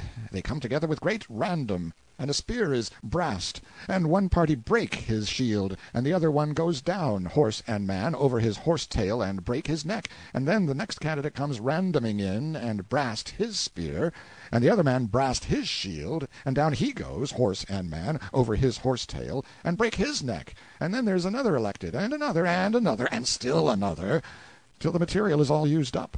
And when you come to figure up results, you can't tell one fight from another, nor who whipped. And as a picture of living, raging, roaring battle, sho, why, it's pale and noiseless, just ghosts scuffling in a fog. Dear me, what would this barren vocabulary get out of the mightiest spectacle? The burning of Rome in Nero's time, for instance. Why, it would merely say, "Towns burned down, no insurance, boy brast a window, fireman break his neck." Why, that ain't a picture. It was a good deal of a lecture, I thought, but it didn't disturb Sandy, didn't turn a feather. Her steam soared steadily up again the minute I took off the lid. Then Sir Marhaus turned his horse, and rode toward Gawaine with his spear. And when Sir Gawaine saw that, he dressed his shield, and they adventured their spears, and they came together with all the might of their horses, that either knight smote other so hard in the midst of their shields. But Sir Gawaine's spear brake. I knew it would. But Sir Marhaus's spear held, and therewith Sir Gawaine and his horse rushed down to the earth, just so, and brake his back. And lightly Sir Gawaine rose upon his feet, and pulled out his sword, and dressed him toward Sir Marhaus on foot, and therewith either came unto other eagerly, and smote together with their swords, that their shields flew in cantels, and they bruised their helms and their hauberks, and wounded either other. But Sir Gawaine, fro it past 9 of the clock, waxed by the space of 3 hours ever stronger, and thrice his might was increased. All this espied Sir Marhaus, and had great wonder how his might increased, and so they wounded other passing sore. And then when it was come noon, the pelting sing-song of it carried me forward to scenes and sounds of my boyhood days. New Haven, 10 minutes for refreshments. Kendruckle, strike the gong bell 2 minutes before the train leaves. Passengers for the shoreline, please take seats in the rear car. This car don't go no farther. Apples, oranges, bananas, sandwiches, popcorn. And waxed past noon, and drew toward evensong. Sir Gawaine's strength feebled, and waxed passing faint, that unnethes he might dure any longer, and Sir Marhaus was then bigger and bigger, which strained his armor, of course, and yet little would one of these people mind a small thing like that. And so, Sir Knight, said Sir Marhaus, I have well felt that ye're a passing good knight, and a marvellous man of might as ever I felt any, while it lasteth. And our quarrels are not great, and therefore it were a pity to do you hurt, for I feel you are passing feeble. Ah, said Sir Gawaine, gentle knight, ye say the word that I should say. And therewith they took off their helms, and either kissed other, and there they swore together either to love other as brethren. But I lost the thread there, and dozed off to slumber, thinking about what a pity it was that men with such superb strength enabling them to stand up cased in cruelly burdensome iron, and drenched with perspiration, and hack and batter and bang each other for 6 hours on a stretch, should not have been born at a time when they could put it to some useful purpose. Take a jackass, for instance. A jackass has that kind of strength, and puts it to a useful purpose, and is valuable to this world because he is a jackass. But a nobleman is not valuable because he is a jackass. It is a mixture that is always ineffectual, and should never have been attempted in the first place. And yet, once you start a mistake, the trouble is done, and you never know what is going to come of it. When I came to myself again and began to listen, I perceived that I had lost another chapter, and that Alisande had wandered a long way off with her people. And so they rode and came into a deep valley full of stones, and thereby they saw a fair stream of water. Above thereby was the head of the stream, a fair fountain, and 3 damsels sitting thereby. In this country, said Sir Marhaus, came never knight since it was christened, but he found strange adventures. This is not good form, Alisande. Sir Marhaus, the king's son of Ireland, talks like all the rest. You ought to give him a brogue, or at least a characteristic expletive. By this means one would recognize him as soon as he spoke, without his ever being named. It is a common literary device with the great authors. You should make him say, "In this country, be jabbers, came never knight since it was christened, and he found strange adventures, be jabbers." You see how much better that sounds. "Came never knight but he found strange adventures, be jabbers."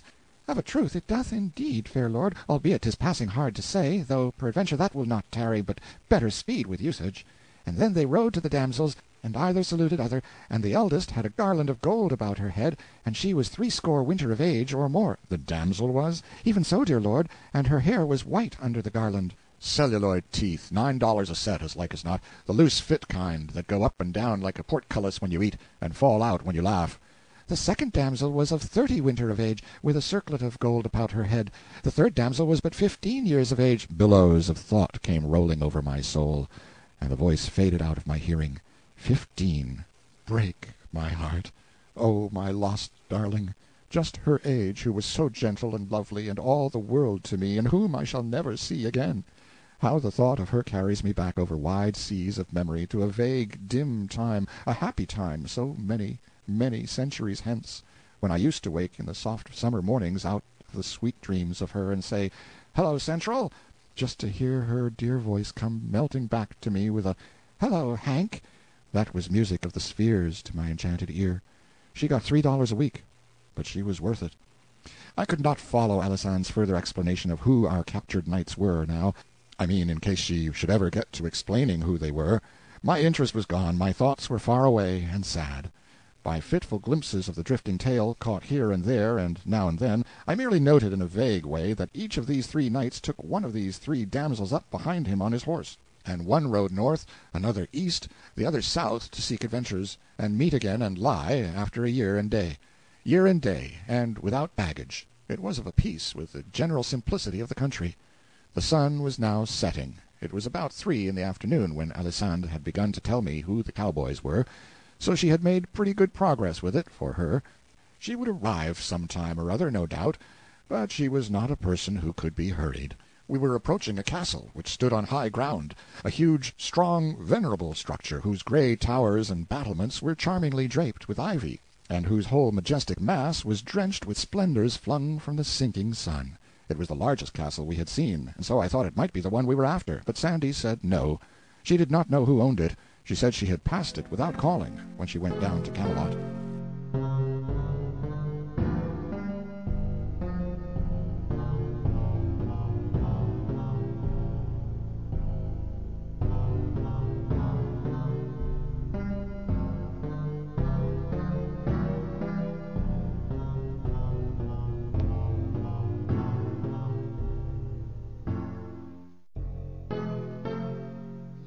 Morgan Le Fay. If knights-errant were to be believed, not all castles were desirable places to seek hospitality in. As a matter of fact, knights-errant were not persons to be believed, that is, measured by modern standards of veracity. Yet, measured by the standards of their own time, and scaled accordingly, you got the truth. It was very simple. You discounted a statement 97%. The rest was fact. Now, after making this allowance, the truth remained that if I could find out something about a castle before ringing the doorbell, I mean hailing the warders, it was the sensible thing to do. So I was pleased when I saw in the distance a horseman making the bottom turn of the road that wound down from this castle. As we approached each other, I saw that he wore a plumed helmet, and seemed to be otherwise clothed in steel, but bore a curious addition also, a stiff square garment like a herald's tabard. However, I had to smile at my own forgetfulness when I got nearer and read this sign on his tabard: "Persimmon's Soap. All the prima donna use it." That was a little idea of my own, and had several wholesome purposes in view toward the civilizing and uplifting of this nation. In the first place, it was a furtive, underhand blow at this nonsense of knight-errantry, though nobody suspected that but me. I had started a number of these people out, the bravest knights I could get, each sandwiched between bulletin boards bearing one device or another, and I judged that by and by, when they got to be numerous enough, they would begin to look ridiculous, and then even the steel-clad ass that hadn't any board would himself begin to look ridiculous, because he was out of the fashion. Secondly, these missionaries would gradually, and without creating suspicion or exciting alarm, introduce a rudimentary cleanliness among the nobility, and from them it would work down to the people, if the priests could be kept quiet. This would undermine the church. Would be a step toward that. Next, education. Next, freedom. And then she would begin to crumble. It being my conviction that any established church is an established crime, an established slave pen, I had no scruples, but was willing to assail it in any way or with any weapon that promised to hurt it. Why, in my own former day, in remote centuries not yet stirring in the womb of time, there were old Englishmen who imagined that they had been born in a free country with the Corporation Act and the tests still in force in it, timbers propped against men's liberties and dishonored consciences to shore up an established anachronism with.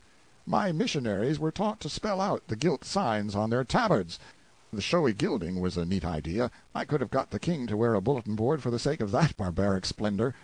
They were to spell out these signs, and then explain to the lords and ladies what soap was, and if the lords and ladies were afraid of it, get them to try it on a dog. The missionary's next move was to get the family together and try it on himself. He was to stop at no experiment, however desperate, that could convince the nobility that soap was harmless.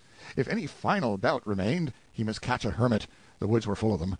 Saints they called themselves, and saints they were believed to be. They were unspeakably holy, and worked miracles, and everybody stood in awe of them. If a hermit could survive a wash, and that failed to convince the duke, give him up. Let him alone.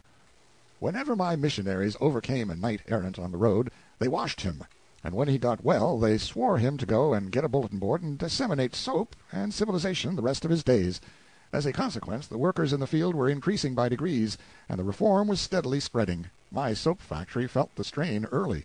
At first I had only 2 hands, but before I had left home I was already employing 15, and running night and day, and the atmospheric result was getting so pronounced that the king went sort of fainting and gasping around, and said he did not believe he could stand it much longer, and Sir Launcelot got so that he did hardly anything but walk up and down the roof and swear, although I told him it was worse up there than anywhere else, but he said he wanted plenty of air, and he was always complaining that a palace was no place for a soap factory anyway, and said if a man was to start one in his house he would be damned if he wouldn't strangle him.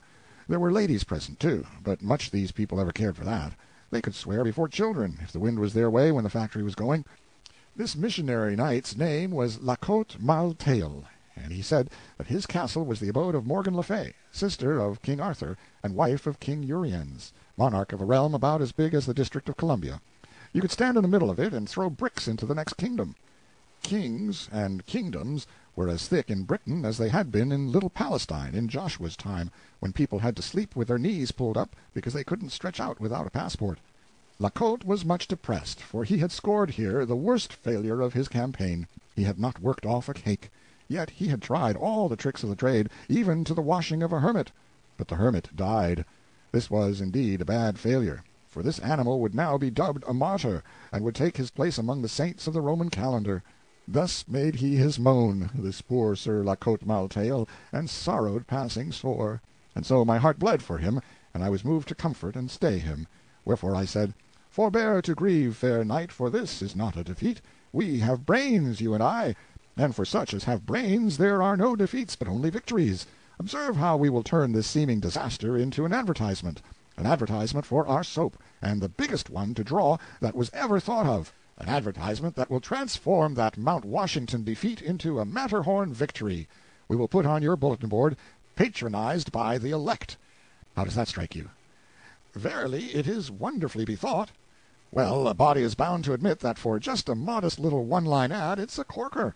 So the poor colporteur's grief vanished away. He was a brave fellow, and had done mighty feats of arms in his time.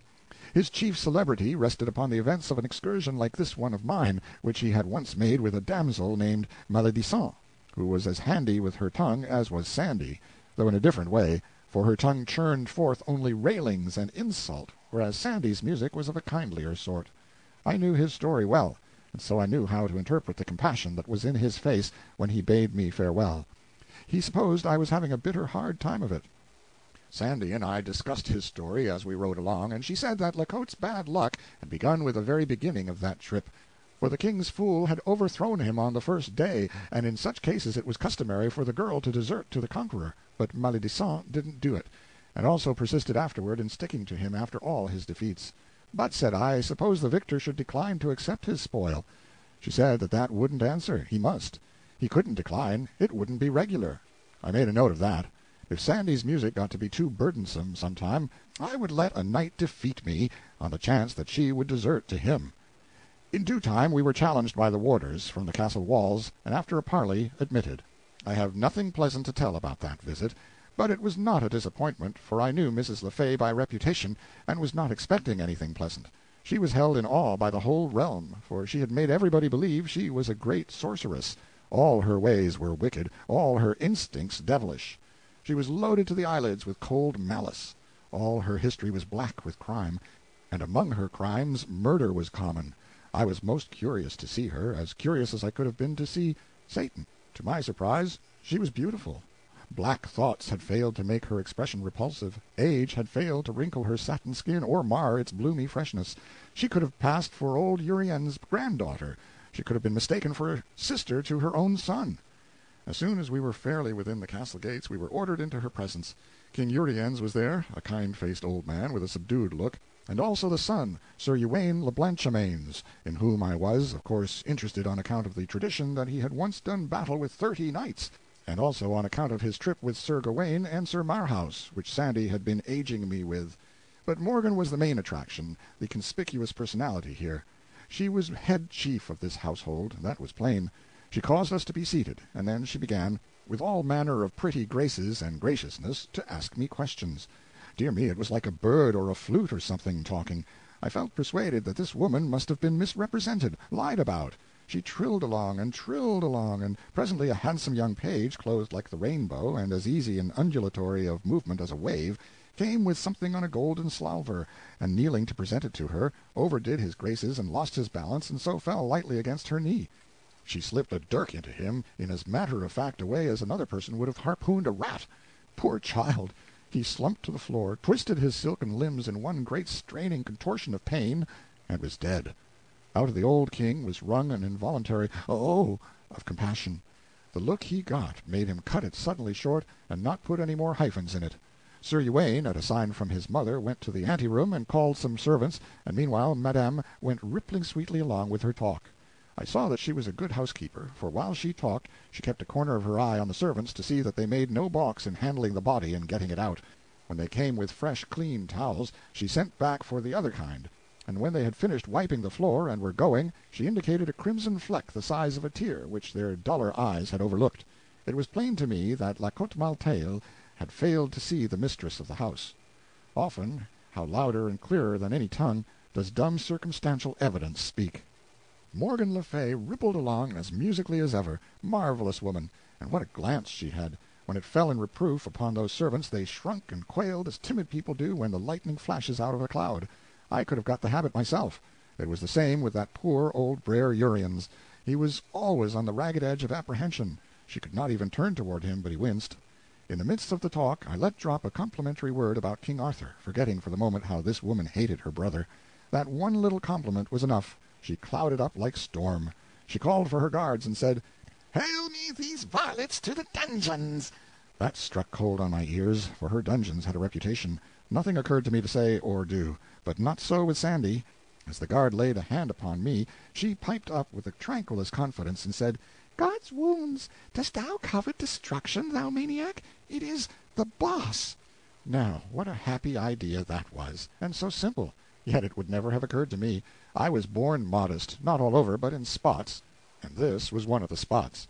The effect upon Madame was electrical. It cleared her countenance and brought back her smiles and all her persuasive graces and blandishments, but nevertheless she was not able to entirely cover up with them the fact that she was in a ghastly fright. She said, "La, but do list to thine handmaid, as if one gifted with powers like to mine might say the thing which I have said unto one who has vanquished Merlin, and not be jesting.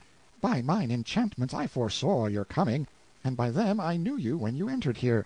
I did but play this little jest with hope to surprise you into some display of your art, as not doubting you would blast the guards with occult fires, consuming them to ashes on the spot, a marvel much beyond mine own ability, yet one which I have long been childishly curious to see." The guards were less curious, and got out as soon as they got permission. Royal Banquet. Madame, seeing me pacific and unresentful, no doubt judged that I was deceived by her excuse, for her fright dissolved away, and she was soon so importunate to have me give an exhibition and kill somebody that the thing grew to be embarrassing. However, to my relief, she was presently interrupted by the call to prayers. I will say this much for the nobility, that tyrannical, murderous, rapacious, and morally rotten as they were deeply and enthusiastically religious. Nothing could divert them from the regular and faithful performance of the pieties enjoined by the Church. More than once I had seen a noble who had gotten his enemy at a disadvantage stop to pray before cutting his throat. More than once I had seen a noble, after ambushing and dispatching his enemy, retire to the nearest wayside shrine and humbly give thanks, without even waiting to rob the body. There was to be nothing finer or sweeter in the life of even Benvenuto Cellini, that rough-hewn saint, 10 centuries later. All the nobles of Britain with their families attended divine service morning and night daily in their private chapels, and even the worst of them had family worship 5 or 6 times a day besides. The credit of this belonged entirely to the Church. Although I was no friend of that Catholic Church, I was obliged to admit this, and often, in spite of me, I found myself saying, "What would this country be without the Church?" After prayers we had dinner in a great banqueting hall which was lighted by hundreds of grease jets, and everything was as fine and lavish and rudely splendid as might become the royal degree of the hosts. At the head of the hall, on a dais, was the table of the king, queen, and their son, Prince Uwaine. Stretching down the hall from this was the general table on the floor. At this, above the salt, sat the visiting nobles and the grown members of their families of both sexes. The resident court, in effect, 61 persons. Below the salt sat minor officers of the household with their principal subordinates. Altogether 118 persons sitting, and about as many liveried servants standing behind their chairs, or serving in one capacity or another. It was a very fine show. In a gallery a band with cymbals, horns, harps, and other horrors opened the proceedings with what seemed to be the crude first draft or original agony of the wail known to later centuries as "In the Sweet By and By." It was new, and ought to have been rehearsed a little more. For some reason or other the Queen had the composer hanged after dinner. After this music, the priest who stood behind the royal table said a noble long grace in ostensible Latin. Then the battalion of waiters broke away from their posts and darted, rushed, flew, fetched, and carried, and the mighty feeding began. No words anywhere, but absorbing attention to business. The rows of chops opened and shut in vast unison, and the sound of it was like to the muffled burr of subterranean machinery. The havoc continued an hour and a half, and unimaginable was the destruction of substantials.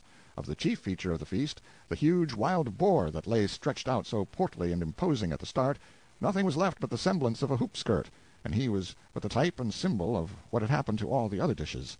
With the pastries and so on, the heavy drinking began, and the talk. Gallon after gallon of wine and mead disappeared, and everybody got comfortable, then happy, then sparklingly joyous, both sexes, and by pretty noisy. Men told anecdotes that were terrific to hear, but nobody blushed, and when the nub was sprung, the assemblage let go with a hoarse laugh that shook the fortress. Ladies answered back with historiettes that would almost have made Queen Margaret of Navarre, or even the great Elizabeth of England, hide behind a handkerchief, but nobody hid here, but only laughed, howled, you may say. In pretty much all of these dreadful stories, ecclesiastics were the hardy heroes, but that didn't worry the chaplain any. He had his laugh with the rest. More than that, upon invitation he roared out a song which was of as daring a sort as any that was sung that night. By midnight everybody was fagged out, and sore with laughing, and, as a rule, drunk, some weepingly, some affectionately, some hilariously, some quarrelsomely, some dead, and under the table.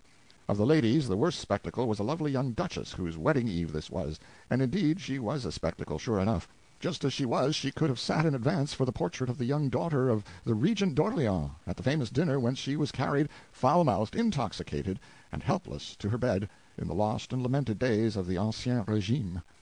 Suddenly, even while the priest was lifting his hands, and all conscious heads were bowed in reverent expectation of the coming blessing, there appeared under the arch of the far-off door at the bottom of the hall an old and bent and white-haired lady, leaning upon a crutch-stick, and she lifted the stick and pointed it toward the Queen, and cried out, "The wrath and curse of God fall upon you, woman without pity, who have slain mine innocent grandchild, and made desolate this old heart that had nor chick, nor friend, nor stay, nor comfort in all this world but him."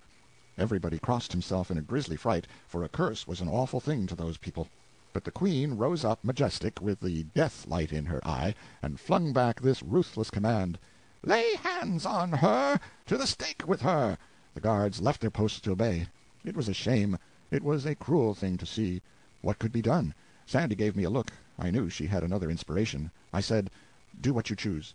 She was up and facing toward the Queen in a moment. She indicated me, and said, "Madam, he saith this may not be. Recall the commandment, or he will dissolve the castle, and it shall vanish away like the unstable fabric of a dream." Confound it, what a crazy contract to pledge a person to! What if the Queen— But my consternation subsided there, and my panic passed off, for the Queen, all in a collapse, made no show of resistance, but gave a countermanding sign, and sunk into her seat. When she reached it, she was sober. So were many of the others. The assemblage rose, whiffed ceremony to the winds, and rushed for the door like a mob, overturning chairs, smashing crockery, tugging, struggling, shouldering, crowding, anything to get out before I should change my mind and puff the castle into the measureless dim vacancies of space. Well, well, well, they were a superstitious lot. It is all a body can do to conceive of it. The poor Queen was so scared and humbled that she was even afraid to hang the composer without first consulting me. I was very sorry for her, indeed any one would have been, for she was really suffering. So I was willing to do anything that was reasonable, and had no desire to carry things to wanton extremities. I therefore considered the matter thoughtfully, and ended by having the musicians ordered into our presence to play that Sweet By and By again, which they did. Then I saw that she was right, and gave her permission to hang the whole band. This little relaxation of sternness had a good effect upon the Queen. A statesman gains little by the arbitrary exercise of iron-clad authority upon all occasions that offer, for this wounds the just pride of his subordinates, and thus tends to undermine his strength. A little concession now and then, where it can do no harm, is the wiser policy. Now that the Queen was at ease in her mind once more, and measurably happy, her wine naturally began to assert itself again, and it got a little the start of her. I mean, it set her music going, her silver bell of a tongue. Dear me, she was a master talker. It would not become me to suggest that it was pretty late, and that I was a tired man and very sleepy. I wished I had gone off to bed when I had the chance. Now I must stick it out. There was no other way. So she tinkled along and along, in the otherwise profound and ghostly hush of the sleeping castle, until by and by there came, as if from deep down under us, a far-away sound, as of a muffled shriek, with an expression of agony about it that made my flesh crawl. The Queen stopped, and her eyes lighted with pleasure. She tilted her graceful head as a bird does when it listens. The sound bored its way up through the stillness again. "What is it?" I said. "It is truly a stubborn soul, and endureth long. It is many hours now." "Endureth what?" "The rack. Come, ye shall see a blithe sight. An he yield not his secret now, ye shall see him torn asunder." What a silky smooth hellion she was, and so composed and serene, when the cords all down my legs were hurting in sympathy with that man's pain. Conducted by mailed guards bearing flaring torches, we tramped along echoing corridors and down stone stairways, dank and dripping, and smelling of mold and ages of imprisoned night. A chill, uncanny journey, and a long one, and not made the shorter or the cheerier by the sorceress's talk, which was about this sufferer and his crime. He had been accused by an anonymous informer of having killed a stag in the royal preserves. I said, "Anonymous testimony isn't just the right thing, your Highness. It were fairer to confront the accused with the accuser." "I had not thought of that, it being but of small consequence. But an I would, I could not, for that the accuser came masked by night and told the forester, and straightway got him hence again, and so the forester knoweth him not." "Then is this unknown the only person who saw the stag killed?" "Marry, no man saw the killing, but this unknown saw this hardy wretch near to the spot where the stag lay, and came with right loyal zeal and betrayed him to the forester." "And so the unknown was near the dead stag too? Isn't it just possible that he did the killing himself? His loyal zeal, in a mask, looks just a shade suspicious. But what is your Highness's idea for racking the prisoner? Where is the profit?" "He will not confess else, and then were his soul lost. For his crime his life is forfeited by the law, and of a surety will I see that he payeth it. But it were peril to my own soul to let him die unconfessed and unabsolved. Nay, I were a fool to fling me into hell for his accommodation." "But, your Highness, suppose he has nothing to confess?" "As to that we shall see anon. An I rack him to death, and he confess not, it will peradventure show that he had indeed naught to confess. Ye will grant that that is sooth? Then shall I not be damned for an unconfessed man that had naught to confess, wherefore I shall be safe." It was the stubborn unreasoning of the time. It was useless to argue with her. Arguments have no chance against petrified training. They wear it as little as the waves wear a cliff. And her training was everybody's. The brightest intellect in the land would not have been able to see that her position was defective. As we entered the rack cell I caught a picture that will not go from me. I wish it would. A native young giant of 30 or thereabouts lay stretched upon the frame on his back, with his wrists and ankles tied to ropes which led over windlasses at either end. There was no color in him, his features were contorted and set, and sweat drops stood upon his forehead. A priest bent over him on each side. The executioner stood by. Guards were on duty. Smoking torches stood in sockets along the walls. In a corner crouched a poor young creature, her face drawn with anguish, a half-wild and hunted look in her eyes, and in her lap lay a little child asleep. Just as we stepped across the threshold, the executioner gave his machine a slight turn, which wrung a cry from both the prisoner and the woman. But I shouted, and the executioner released the strain without waiting to see who spoke. I could not let this horror go on. It would have killed me to see it. I asked the Queen to let me clear the place and speak to the prisoner privately.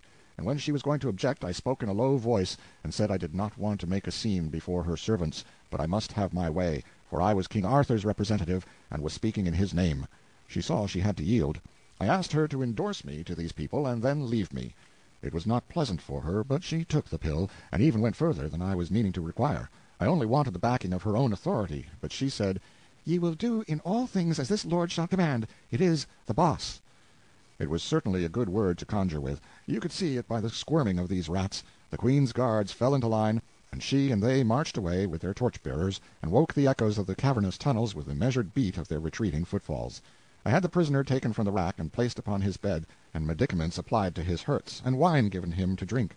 The woman crept near and looked on, eagerly, lovingly, but timorously, like one who fears a repulse. Indeed, she tried furtively to touch the man's forehead, and jumped back, the picture of fright, when I turned unconsciously toward her. It was pitiful to see. "Lord," I said, "stroke him, lass, if you want to. Do anything you're a mind to. Don't mind me." Why, her eyes were as grateful as an animal's when you do it a kindness that it understands. The baby was out of her way, and she had her cheek against the man's in a minute, and her hands fondling his hair, and her happy tears running down. The man revived and caressed his wife with his eyes, which was all he could do. I judged I might clear the den now, and I did, cleared it of all but the family and myself, and then I said, "Now, my friend, tell me your side of this matter. I know the other side." The man moved his head in a sign of refusal, but the woman looked pleased, as it seemed to me, pleased with my suggestion. I went on, "You know of me?" "Yes, all do in Arthur's realms." "If my reputation has come to you right and straight, you should not be afraid to speak." The woman broke in, eagerly, "Ah, fair my lord, do thou persuade him. Thou canst and thou wilt, and he suffereth so, and it is for me, and how can I bear it? I would I might see him die, a sweet, swift death. Oh, my Hugo, I cannot bear this one." And she fell to sobbing and groveling about my feet, and still imploring what? The man's death? I could not quite get the bearings of the thing, but Hugo interrupted her, and said, "Peace, ye wit not what ye ask. Shall I starve whom I love, to win a gentle death? I when thou knewest me better." "Well," said I can't quite make this out. It is a puzzle. Now—" "Ah, dear my lord, an ye will but persuade him. Consider how these his tortures wound me. Oh, and he will not speak, whereas the healing, the solace that lie in a blessed swift death—" "What are you maundering about? He's going out from here a free man and whole. He's not going to die." The man's white face lit up, and the woman flung herself at me in a most surprising explosion of joy, and cried out, "He is saved, for it is the king's word by the mouth of the king's servant, Arthur, the king whose word is gold." "Well, then you do believe I can be trusted after all. Why didn't you before?" "Who doubted? Not I, indeed, and not she." "Well, why wouldn't you tell me your story, then?" "Ye had made no promise, else had I been otherwise." I see. And yet I believe I don't quite see, after all. You stood the torture and refused to confess, which shows plain enough to even the dullest understanding that you had nothing to confess." "I, my lord? How so? It was I that killed the deer." "You did? Oh, dear, this is the most mixed-up business that ever—" "Dear lord, I begged him on my knees to confess, but—" "You did? It gets thicker and thicker. What did you want him to do that for?" "Sith it would bring him a quick death and save him all this cruel pain." "Well, yes, there is reason in that. But he didn't want the quick death." "He? Why, of a surety he did." "Well, then why in the world didn't he confess?" "Ah, sweet sir, and leave my wife and chick without bread and shelter?" "Oh, heart of gold, now I see it. The bitter law takes the convicted man's estate and beggars his widow and his orphans. They could torture you to death, but without conviction or confession they could not rob your wife and baby. You stood by them like a man, and you, true wife, and the woman that you are, you would have bought him release from torture at cost to yourself of slow starvation and death. Well, it humbles a body to think what your sex can do when it comes to self-sacrifice. I'll book you both for my colony. You'll like it there. It's a factory where I'm going to turn groping and grubbing automata into men."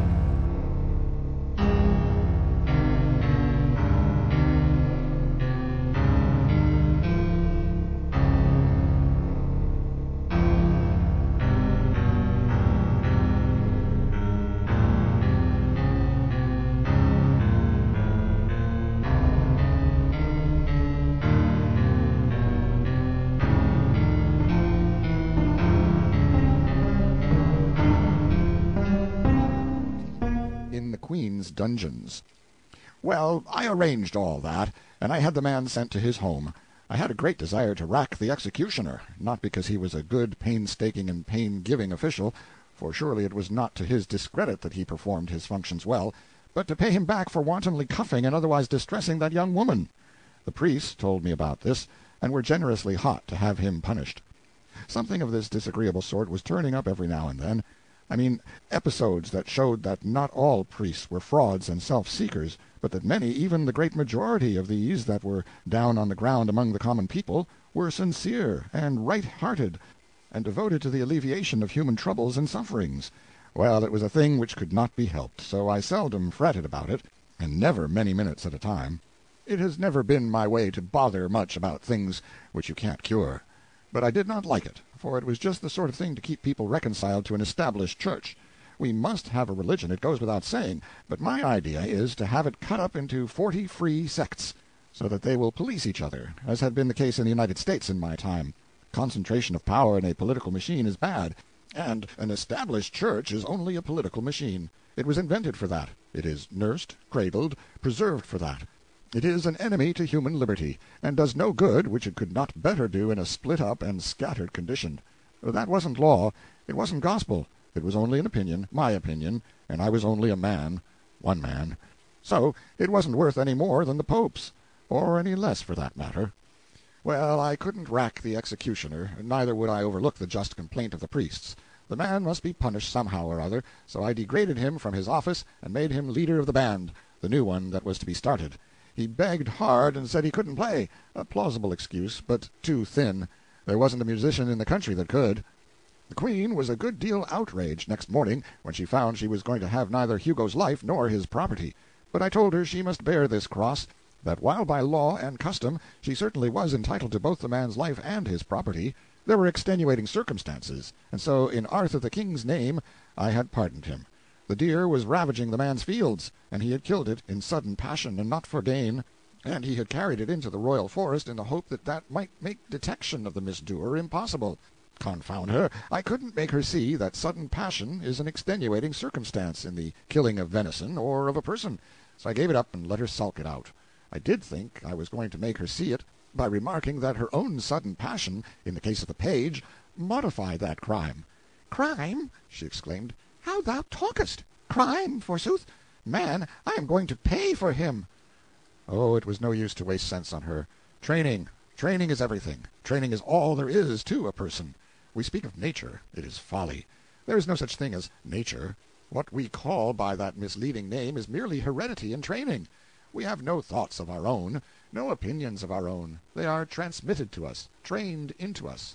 All that is original in us, and therefore fairly creditable or discreditable to us, can be covered up and hidden by the point of a cambric needle, all the rest being atoms contributed by and inherited from a procession of ancestors that stretches back 1,000,000,000 years to the Adam clan, or grasshopper, or monkey, from whom our race has been so tediously and ostentatiously and unprofitably developed.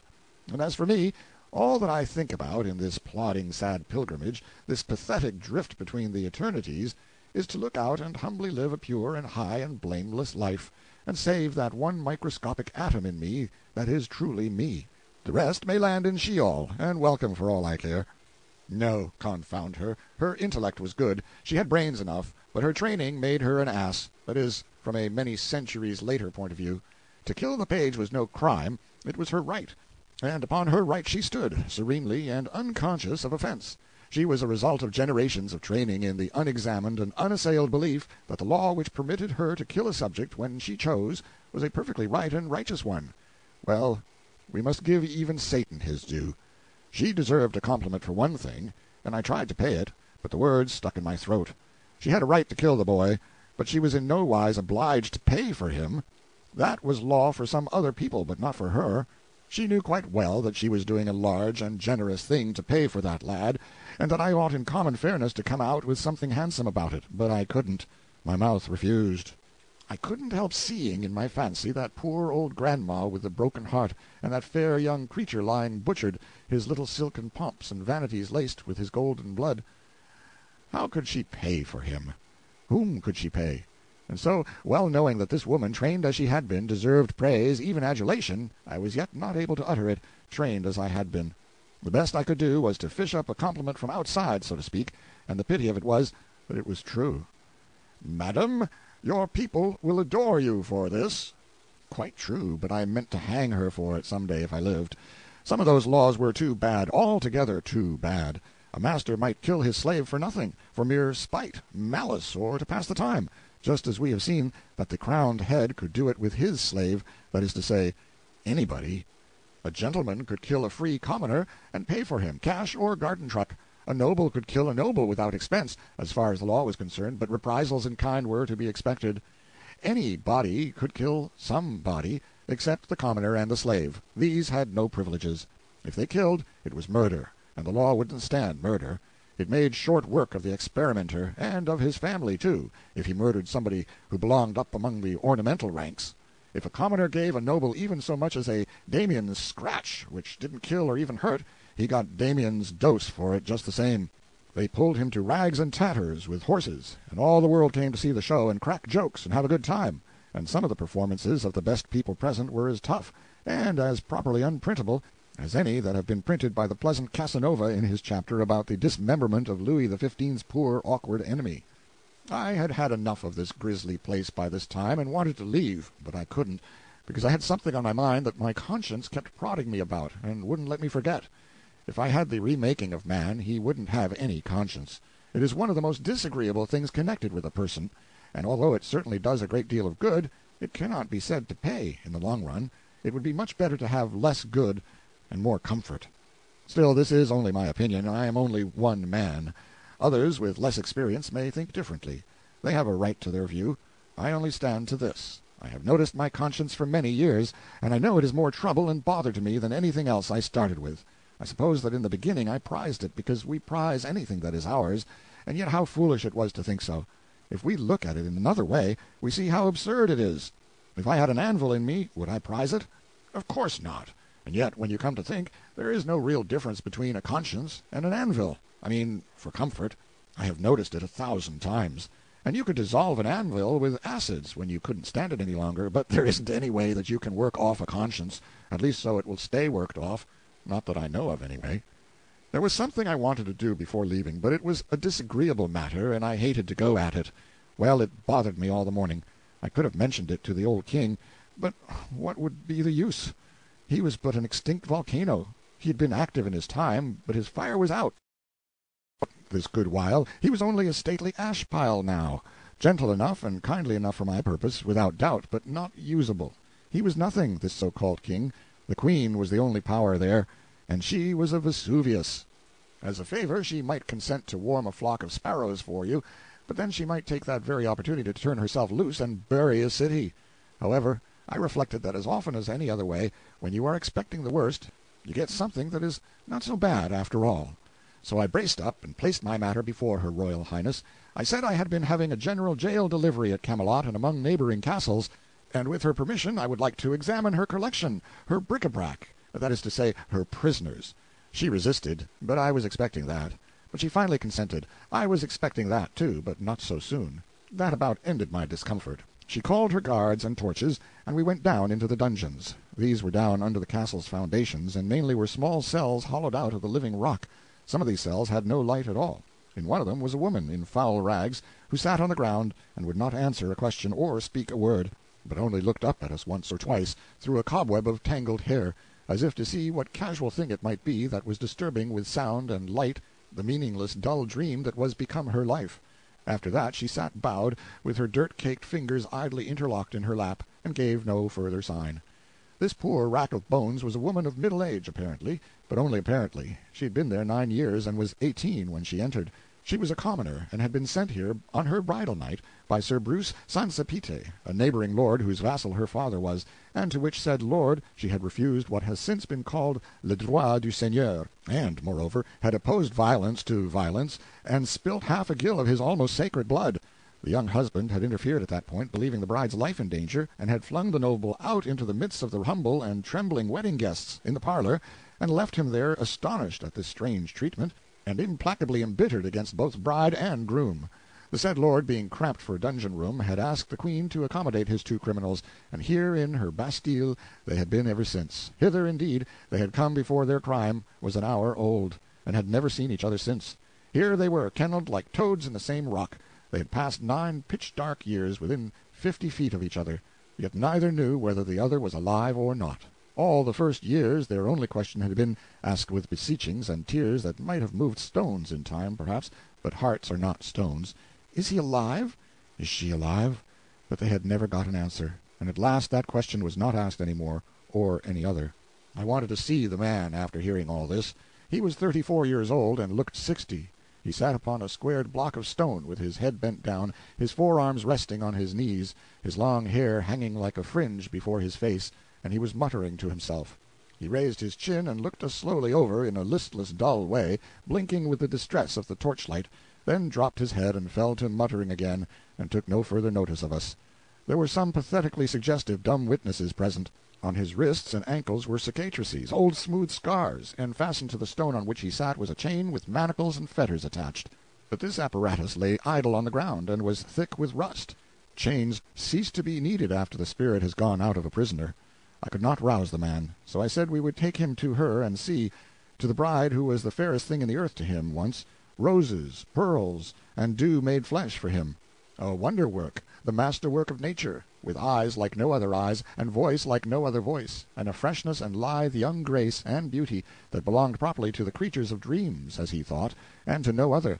The sight of her would set his stagnant blood leaping, the sight of her, but it was a disappointment.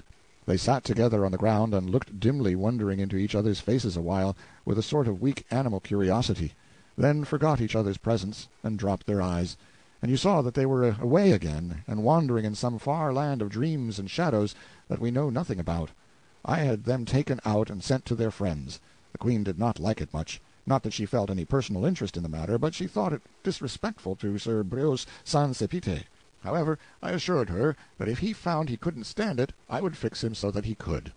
I set 47 prisoners loose out of those awful rat-holes, and left only one in captivity. He was a lord, and had killed another lord, a sort of kinsman of the Queen. That other lord had ambushed him to assassinate him, but this fellow had got the best of him and cut his throat. However, it was not for that I left him jailed, but for maliciously destroying the only public well in one of his wretched villages. The Queen was bound to hang him for killing her kinsman, but I would not allow it. It was no crime to kill an assassin. But I said I was willing to let her hang him for destroying the well, so she concluded to put up with that, as it was better than nothing. Dear me, for what trifling offences the most of those 47 men and women were shut up there. Indeed, some were there for no distinct offence at all, but only to gratify somebody's spite, and not always the Queen's by any means, but a friend's. The newest prisoner's crime was a mere remark which he had made.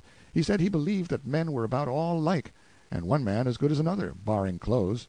He said he believed that if you were to strip the nation naked and send a stranger through the crowd, he couldn't tell the king from a quack doctor, nor a duke from a hotel clerk.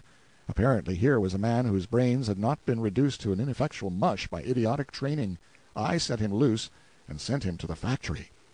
Some of the cells carved in the living rock were just behind the face of the precipice, and in each of these an arrow-slit had been pierced outward to the daylight, and so the captive had a thin ray from the blessed sun for his comfort. The case of one of these poor fellows was particularly hard. From his dusky swallow's hole high up in that vast wall of native rock, he could peer out through the arrow slit and see his own home off yonder in the valley. And for 22 years he had watched it, with heartache and longing, through that crack. He could see the light shine there at night, and in the daytime he could see figures go in and come out, his wife and children, some of them no doubt, though he could not make out at that distance. In the course of years he noted festivities there, and tried to rejoice, and wondered if they were weddings or what they might be, and he noted funerals, and they wrung his heart. He could make out the coffin, but he could not determine its size, and so could not tell whether it was wife or child. He could see the procession form, with priests and mourners, and move solemnly away, bearing the secret with them.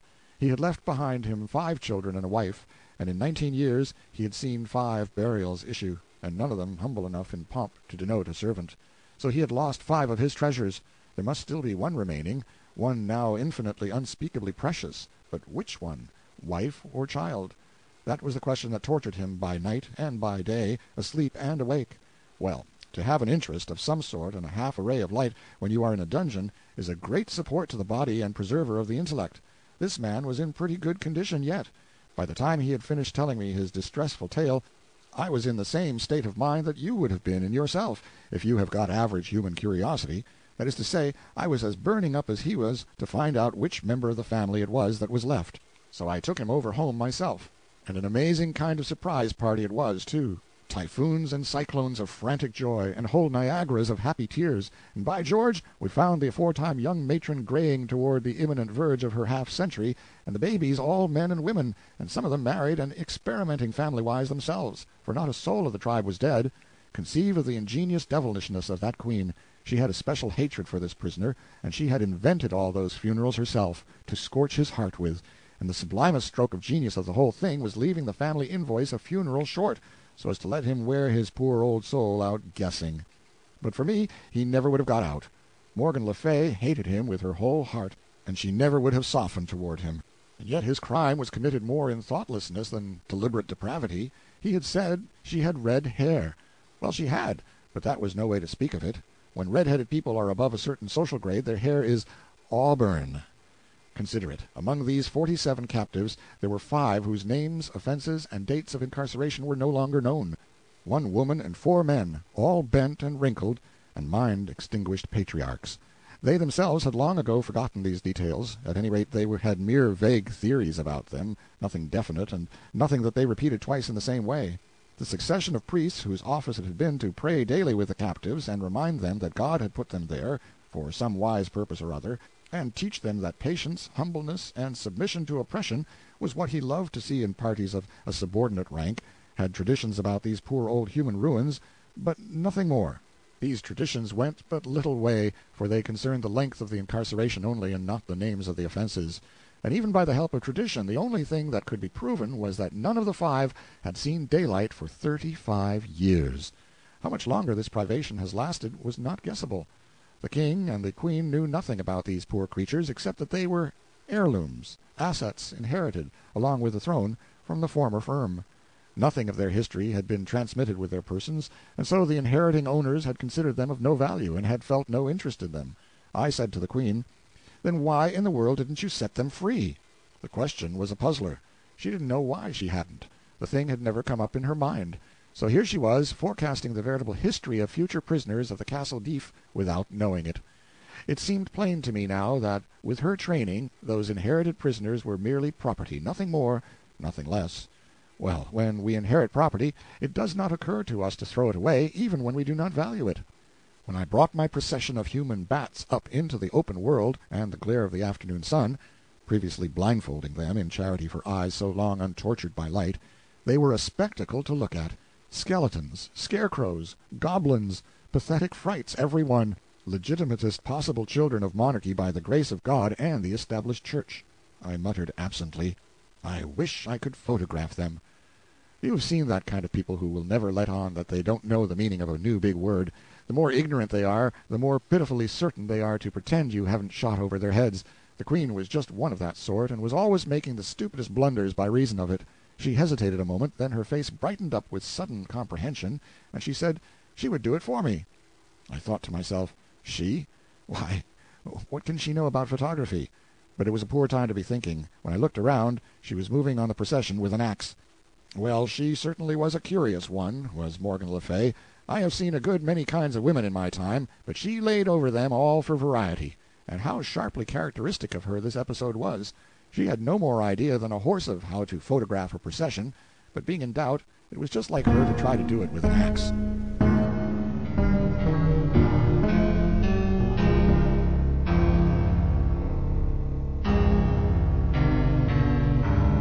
Errantry as a trade. Sandy and I were on the road again next morning, bright and early. It was so good to open up one's lungs and take in whole luscious barrels full of the blessed God's untainted, dew-fashioned, woodland-scented air once more, after suffocating body and mind for 2 days and nights in the moral and physical stenches of that intolerable old buzzard-roost. I mean for me. Of course the place was all right and agreeable enough for Sandy, for she had been used to high life all her days. Poor girl, her jaws had had a wearisome rest now for a while, and I was expecting to get the consequences. I was right. But she had stood by me most helpfully in the castle, and had mightily supported and reinforced me with gigantic foolishnesses which were worth more for the occasion than wisdom double their size. So I thought she had earned a right to work her mill for a while, if she wanted to, and I felt not a pang when she started it up. Now turn we unto Sir Marhaus, that rode with the damsel of 30 winter of age southward. Are you going to see if you can work up another half-stretch on the trail of the cowboys, Sandy? Even so, fair my lord. Go ahead, then. I won't interrupt this time, if I can help it. Begin over again. Start fair, and shake out all your reefs, and I will load my pipe and give good attention. Now turn we unto Sir Marhaus, that rode with the damsel of 30 winter of age southward. And so they came into a deep forest, and by fortune they were knighted, and rode along in a deep way, and at the last they came into a courtelage, where abode the Duke of South Marches, and there they asked harbour. And on the morn the Duke sent unto Sir Marhaus, and bade him make him ready. And so Sir Marhaus arose and armed him, and there was a mass sung afore him, and he brake his fast, and so mounted on horseback in the court of the castle, there they should do the battle. So there was the Duke already on horseback, clean armed, and his 6 sons by him, and every each had a spear in his hand, and so they encountered, whereas the Duke and his 2 sons brake their spears upon him, but Sir Marhaus held up his spear and touched none of them. Then came the 4 sons by couples, and 2 of them brake their spears, and so did the other 2, and all this while Sir Marhaus touched them not. Then Sir Marhaus ran to the Duke, and smote him with his spear, that horse and man fell to the earth, and so he served his sons. And then Sir Marhaus alight down, and bade the Duke yield him, or else he would slay him. And then some of his sons recovered, and would have set upon Sir Marhaus. Then Sir Marhaus said to the Duke, Cease thy sons, or else I will do the uttermost to you all. When the Duke saw he might not escape the death, he cried to his sons, and charged them to yield them to Sir Marhaus. And they kneeled all down, and put the pommels of their swords to the knight, and so he received them. And then they holp up their father, and so by their common assent promised unto Sir Marhaus never to be foes unto King Arthur. And thereupon at Whitsuntide after, to come he and his sons, and put them in the king's grace. Even so standeth the history, fair Sir Boss. Now ye shall wit that that very Duke and his 6 sons are they whom but few days past you also did overcome, and send to Arthur's court. Why, Sandy, you can't mean it. And I speak not sooth, let it be the worse for me.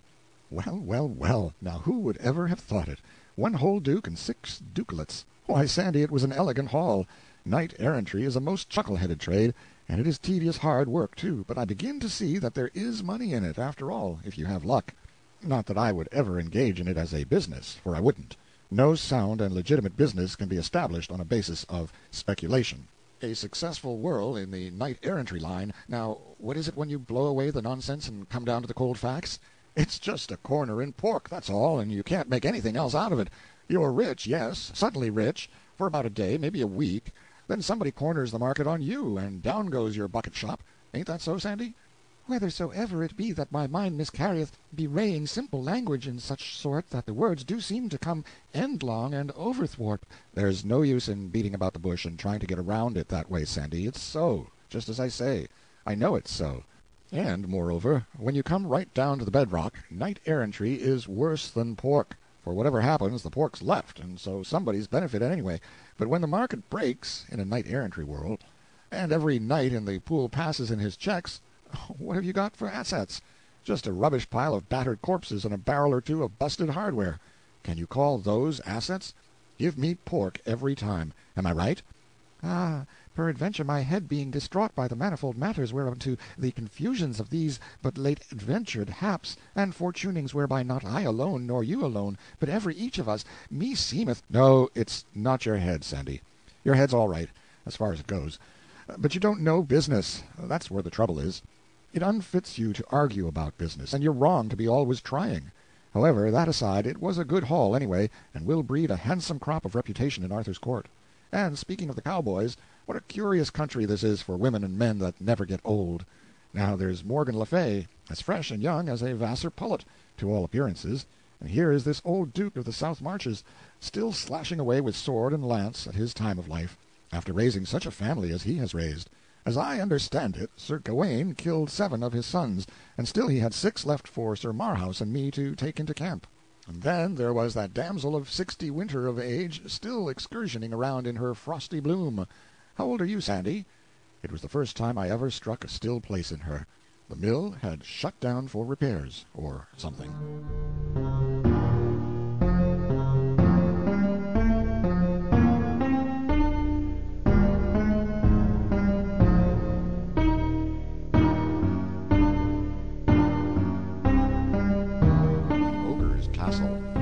Between 6 and 9 we made 10 miles, which was plenty for a horse-carrying triple, man, woman, and armor. Then we stopped for a long nooning under some trees by a limpid brook. Right so came by and by a knight riding, and as he drew near he made dolorous moan, and by the words of it I perceived that he was cursing and swearing. Yet nevertheless was I glad of his coming, for that I saw he bore a bulletin board, whereon in letters all of shining gold was writ, "Use Peterson's prophylactic toothbrush, all the go." I was glad of his coming, for even by this token I knew him for knight of mine.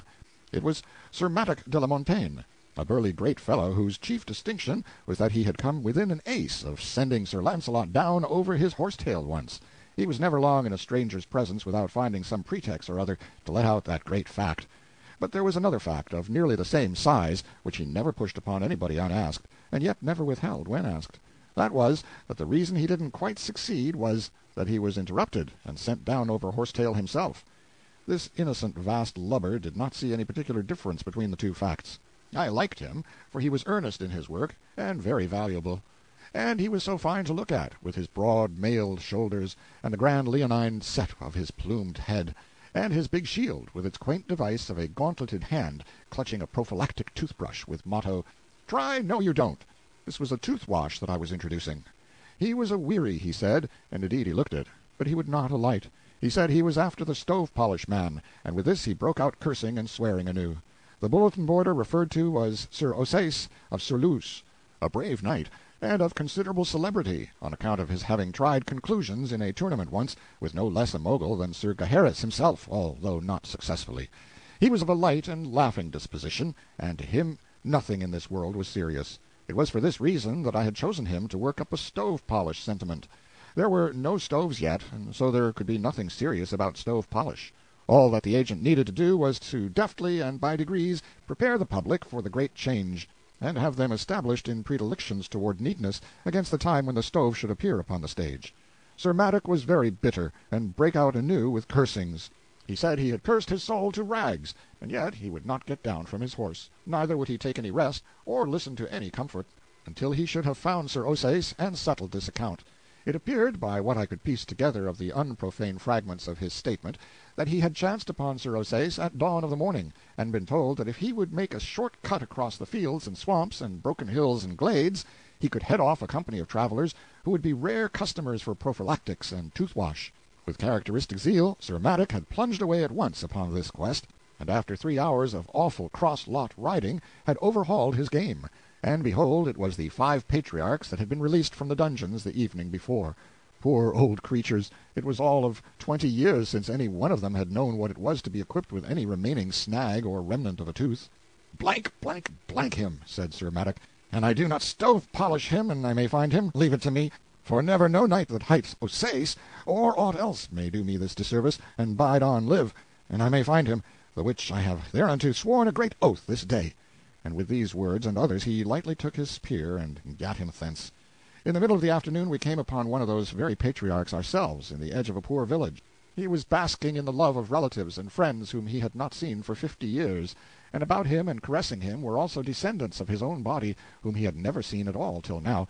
But to him these were all strangers. His memory was gone. His mind was stagnant. It seemed incredible that a man could outlast half a century shut up in a dark hole like a rat, but here were his old wife and some old comrades to testify to it.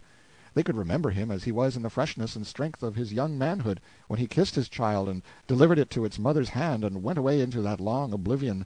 The people at the castle could not tell within half a generation the length of time the man had been shut up there for his unrecorded and forgotten offense. But this old wife knew, and so did her old child, who stood there among her married sons and daughters, trying to realize a father who had been to her a name, a thought, a formless image, a tradition, all her life, and now was suddenly concreted into actual flesh and blood and set before her face. It was a curious situation. Yet it is not on that account that I have made room for it here, but on account of a thing which seemed to me still more curious, to wit, that this dreadful matter brought from these downtrodden people no outburst of rage against these oppressors. They had been heritors and subjects of cruelty and outrage so long that nothing could have startled them but a kindness. Yes, here was a curious revelation indeed of the depth to which this people had been sunk in slavery.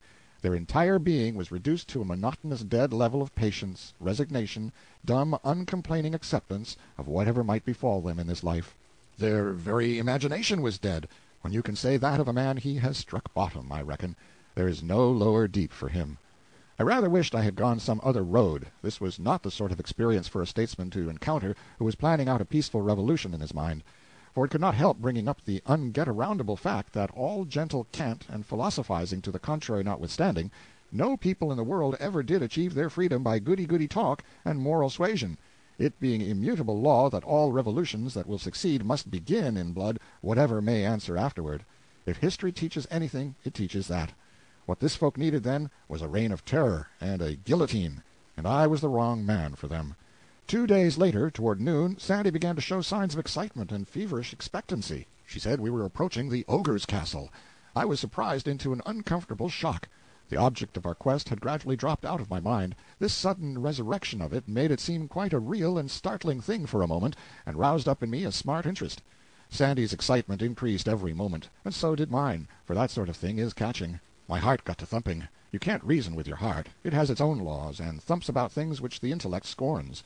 Presently, when Sandy slid from the horse, motioned me to stop, and went creeping stealthily, with her head bent nearly to her knees, toward a row of bushes that bordered a declivity, the thumpings grew stronger and quicker, and they kept it up while she was gaining her ambush and getting her glimpse over the declivity, and also while I was creeping to her side on my knees. Her eyes were burning now, as she pointed with her finger, and said in a panting whisper, "The castle! The castle! Lo, where it looms!" What a welcome disappointment I experienced! I said, "Castle? It is nothing but a pigsty with a wattled fence around it." She looked surprised and distressed. The animation faded out of her face, and during many moments she was lost in thought and silent. Then, "It was not enchanted aforetime," she said in a musing fashion, as if to herself. "And how strange is this marvel, and how awful, that to the one perception it is enchanted, and dight in a base and shameful aspect, yet to the perception of the other it is not enchanted, hath suffered no change, but stands firm and stately still, girt with its moat, and waving its banners in the blue air from its towers. And God shield us, how it pricks the heart to see again these gracious captives, and the sorrow deepened in their sweet faces. We have tarried along, and are to blame." I saw my cue. The castle was enchanted to me, not to her. It would be wasted time to try to argue her out of her delusion. It couldn't be done. I must just humor it. So I said, "This is a common case, the enchanting of a thing to one eye and leaving it in its proper form to another. You have heard of it before, Sandy, though you haven't happened to experience it, but no harm is done. In fact, it is lucky the way it is. If these ladies were hogs to everybody and to themselves, it would be necessary to break the enchantment, and that might be impossible if one failed to find out the particular process of the enchantment, and hazardous too, for in attempting a disenchantment without the true key, you are liable to err, and turn your hogs into dogs, and the dogs into cats, and the cats into rats, and so on. And then, by reducing your materials to nothing finally, or to an odorless gas which you can't follow, which of course amounts to the same thing. But here, by good luck, no one's eyes but mine are under the enchantment, and so it is of no consequence to dissolve it. These ladies remain ladies to you, and to themselves, and to everybody else. And at the same time they will suffer in no way from my delusion, for when I know that an ostensible hog is a lady, that is enough for me. I know how to treat her." Thanks, oh sweet my lord, thou talkest like an angel, and I know that thou wilt deliver them, for that thou art minded to great deeds, and art as strong a knight of your hands, and as brave to will and to do, as any that is on live. I will not leave a princess in the sty, Sandy. Are those three yonder, that to my disordered eyes are starveling swineherds? The ogres, are they changed also? It is most wonderful. Now I am fearful. For how canst thou strike with sure aim when 5 of their 9 cubits of stature are to 3 invisible? Ah, go warily, fair sir, this is a mightier emprise than I wend. You be easy, Sandy. All I need to know is how much of an ogre is invisible. Then I know how to locate his vitals. Don't you be afraid. I will make short work of this bunco steerer. Stay where you are. I left Sandy kneeling there, corpse-faced, but plucky and hopeful, and rode down to the pigsty, and struck up a trade with the swineherds. I won their gratitude by buying out all the hogs at the lump sum of 16 pennies, which was rather above latest quotations. I was just in time, for the church, the lord of the manor, and the rest of the tax-gatherers would have been along next day, and swept off pretty much all of the stock, leaving the swineherds very short of hogs and Sandy out of princesses. But now the tax people could be paid in cash, and there would be a stake left besides. One of the men had 10 children, and he said that last year, when a priest came and of his 10 pigs took the fattest one for tithes, the wife burst out upon him and offered him a child, and said, "Thou beast without bowels of mercy, why leave me my child, yet rob me of the wherewithal to feed it?" How curious! The same thing had happened in the Wales of my day under this same old established church, which was supposed by many to have changed its nature when it changed its disguise. I sent the 3 men away, and then opened the sty gate and beckoned Sandy to come, which she did, and not leisurely, but with the rush of a prairie fire. When I saw her fling herself upon those hogs, with tears of joy running down her cheeks, and strain them to her heart, and kiss them, and caress them, and call them reverently by grand princely names, I was ashamed of her, ashamed of the human race.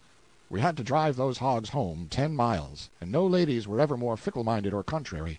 They would stay in no road, no path. They broke out through the brush on all sides, and flowed away in all directions, over rocks and hills, and the roughest places they could find. And they must not be struck, or roughly accosted. Sandy could not bear to see them treated in ways unbecoming their rank. The troublesomest old sow of the lot had to be called my lady, and your highness, like the rest. It is annoying and difficult to scour around after hogs in armor. There was one small countess, with an iron ring in her snout and hardly any hair on her back, that was the devil for perversity. She gave me a race of an hour, over all sorts of country, and then we were right where we had started from, having made not a rod of real progress. I seized her at last by the tail, and brought her along squealing. When I overtook Sandy, she was horrified, and said it was in the last degree indelicate to drag a countess by her train. We got the hogs home just at dark, most of them. The Princess Nerovens de Morganore was missing, and 2 of her ladies in waiting, namely Miss Angela Bohun and the Demoiselle Elaine de Courtemains, the former of these 2 being a young black sow with a white star in her forehead, and the latter a brown one with thin legs and a slight limp in the forward shank on the starboard side, a couple of the tryingest blisters to drive that I ever saw. Also among the missing were several mere baronesses, and I wanted them to stay missing, but no, all that sausage meat had to be found, so servants were sent out with torches to scour the woods and hills to that end. Of course the whole drove was housed in the house, and great guns! Well, I never saw anything like it, nor ever heard anything like it, and never smelt anything like it. It was like an insurrection in a gasometer.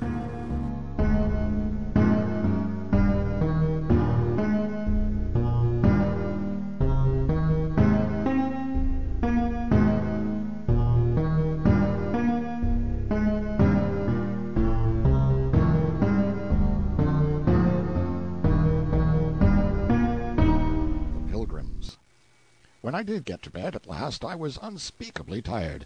The stretching out and the relaxing of the long tense muscles, how luxurious, how delicious! But that was as far as I could get. Sleep was out of the question for the present. The ripping and tearing and squealing of the nobility up and down the halls and corridors was pandemonium come again, and kept me broad awake. Being awake, my thoughts were busy, of course, and mainly they busied themselves with Sandy's curious delusion. Here she was, as sane a person as the kingdom could produce, and yet, from my point of view, she was acting like a crazy woman. My land, the power of training, of influence, of education! It can bring a body up to believe anything. I had to put myself in Sandy's place to realize that she was not a lunatic. Yes, and put her in mine to demonstrate how easy it is to seem a lunatic to a person who has not been taught as you have been taught. If I had told Sandy I had seen a wagon, uninfluenced by enchantment, spin along 50 miles an hour, had seen a man, unequipped with magic powers, get into a basket and soar out of sight among the clouds, and had listened, without any necromancer's help, to the conversation of a person who was several hundred miles away, Sandy would not merely have supposed me to be crazy, she would have thought she knew it. Everybody around her believed in enchantments. Nobody had any doubts. To doubt that a castle could be turned into a sty and its occupants into hogs would have been the same as my doubting among Connecticut people the actuality of the telephone and its wonders, and in both cases would be absolute proof of a diseased mind, an unsettled reason. Yes, Sandy was sane. That must be admitted. If I also would be sane, to Sandy, I must keep my superstitions about unenchanted and unmiraculous locomotives, balloons, and telephones to myself. Also, I believed that the world was not flat, and hadn't pillars under it to support it, nor a canopy over it to turn off a universe of water that occupied all space above. But as I was the only person in the kingdom afflicted with such impious and criminal opinions, I recognized that it would be good wisdom to keep quiet about this matter too, if I did not wish to be suddenly shunned and forsaken by everybody as a madman. The next morning Sandy assembled the swine in the dining-room and gave them their breakfast, waiting upon them personally, and manifesting in every way the deep reverence which the natives of her island, ancient and modern, have always felt for rank, let its outward casket and the mental and moral contents be what they may. I could have eaten with the hogs if I had had birth approaching my lofty official rank, but I hadn't, and so accepted the unavoidable slight, and made no complaint. Sandy and I had our breakfast at the second table. The family were not at home. I said, "How many are in the family, Sandy, and where do they keep themselves?" "Family? "Yes." Which family, good my lord?" "Why, this family, your own family." "Sooth to say, I understand you not. I have no family." "No family? Why, Sandy, isn't this your home?" "Now, how indeed might that be? I have no home." "Well, then, whose home is this?" "Ah, wit you well I would tell you when I knew myself." "Come, you don't even know these people? Then who invited us here?" "None invited us. We but came, that is all."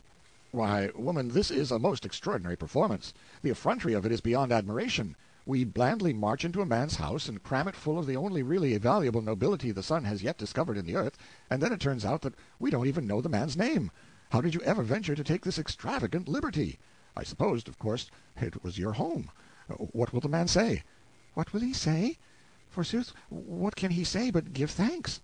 "Thanks for what?" Her face was filled with a puzzled surprise. "Verily, thou troublest my understanding with strange words. Do you dream that one of his estate is like to have the honor twice in his life to entertain company, such as we have brought to grace his house withal?" "Well, no, when you come to that. No, it's an even bet that this is the first time he has had a treat like this." "Then let him be thankful, and manifest the same by grateful speech and due humility. He were a dog else, and the heir and ancestor of dogs." To my mind, the situation was uncomfortable. It might become more so. It might be a good idea to muster the hogs and move on. So I said, "The day is wasting, Sandy. It is time to get the nobility together and be moving." "Wherefore, fair sir and boss?" "We want to take them to their home, don't we?" "La, but list to him. They be of all the regions of the earth. Each must hie to her own home. Wend you, we might do all these journeys in one so brief life as he hath appointed that created life, and thereto death, likewise with help of Adam, who by sin done through persuasion of his helpmeet, she being wrought upon the betrayed by the beguilements of the great enemy of man, that serpent hight Satan, aforetime consecrated and set apart unto that evil work by overmastering spite and envy begotten in his heart through fell ambitions, that did blight and mildew a nature erst so white and pure, whenso it hove with the shining multitudes, its brethren born in glade and shade of that fair heaven, wherein all such as native be to that rich estate and—" "Great Scott!" "My lord?" "Well, you know we haven't got time for this sort of thing. Don't you see, we could distribute these people around the earth in less time than it is going to take you to explain that we can't. We mustn't talk now, we must act.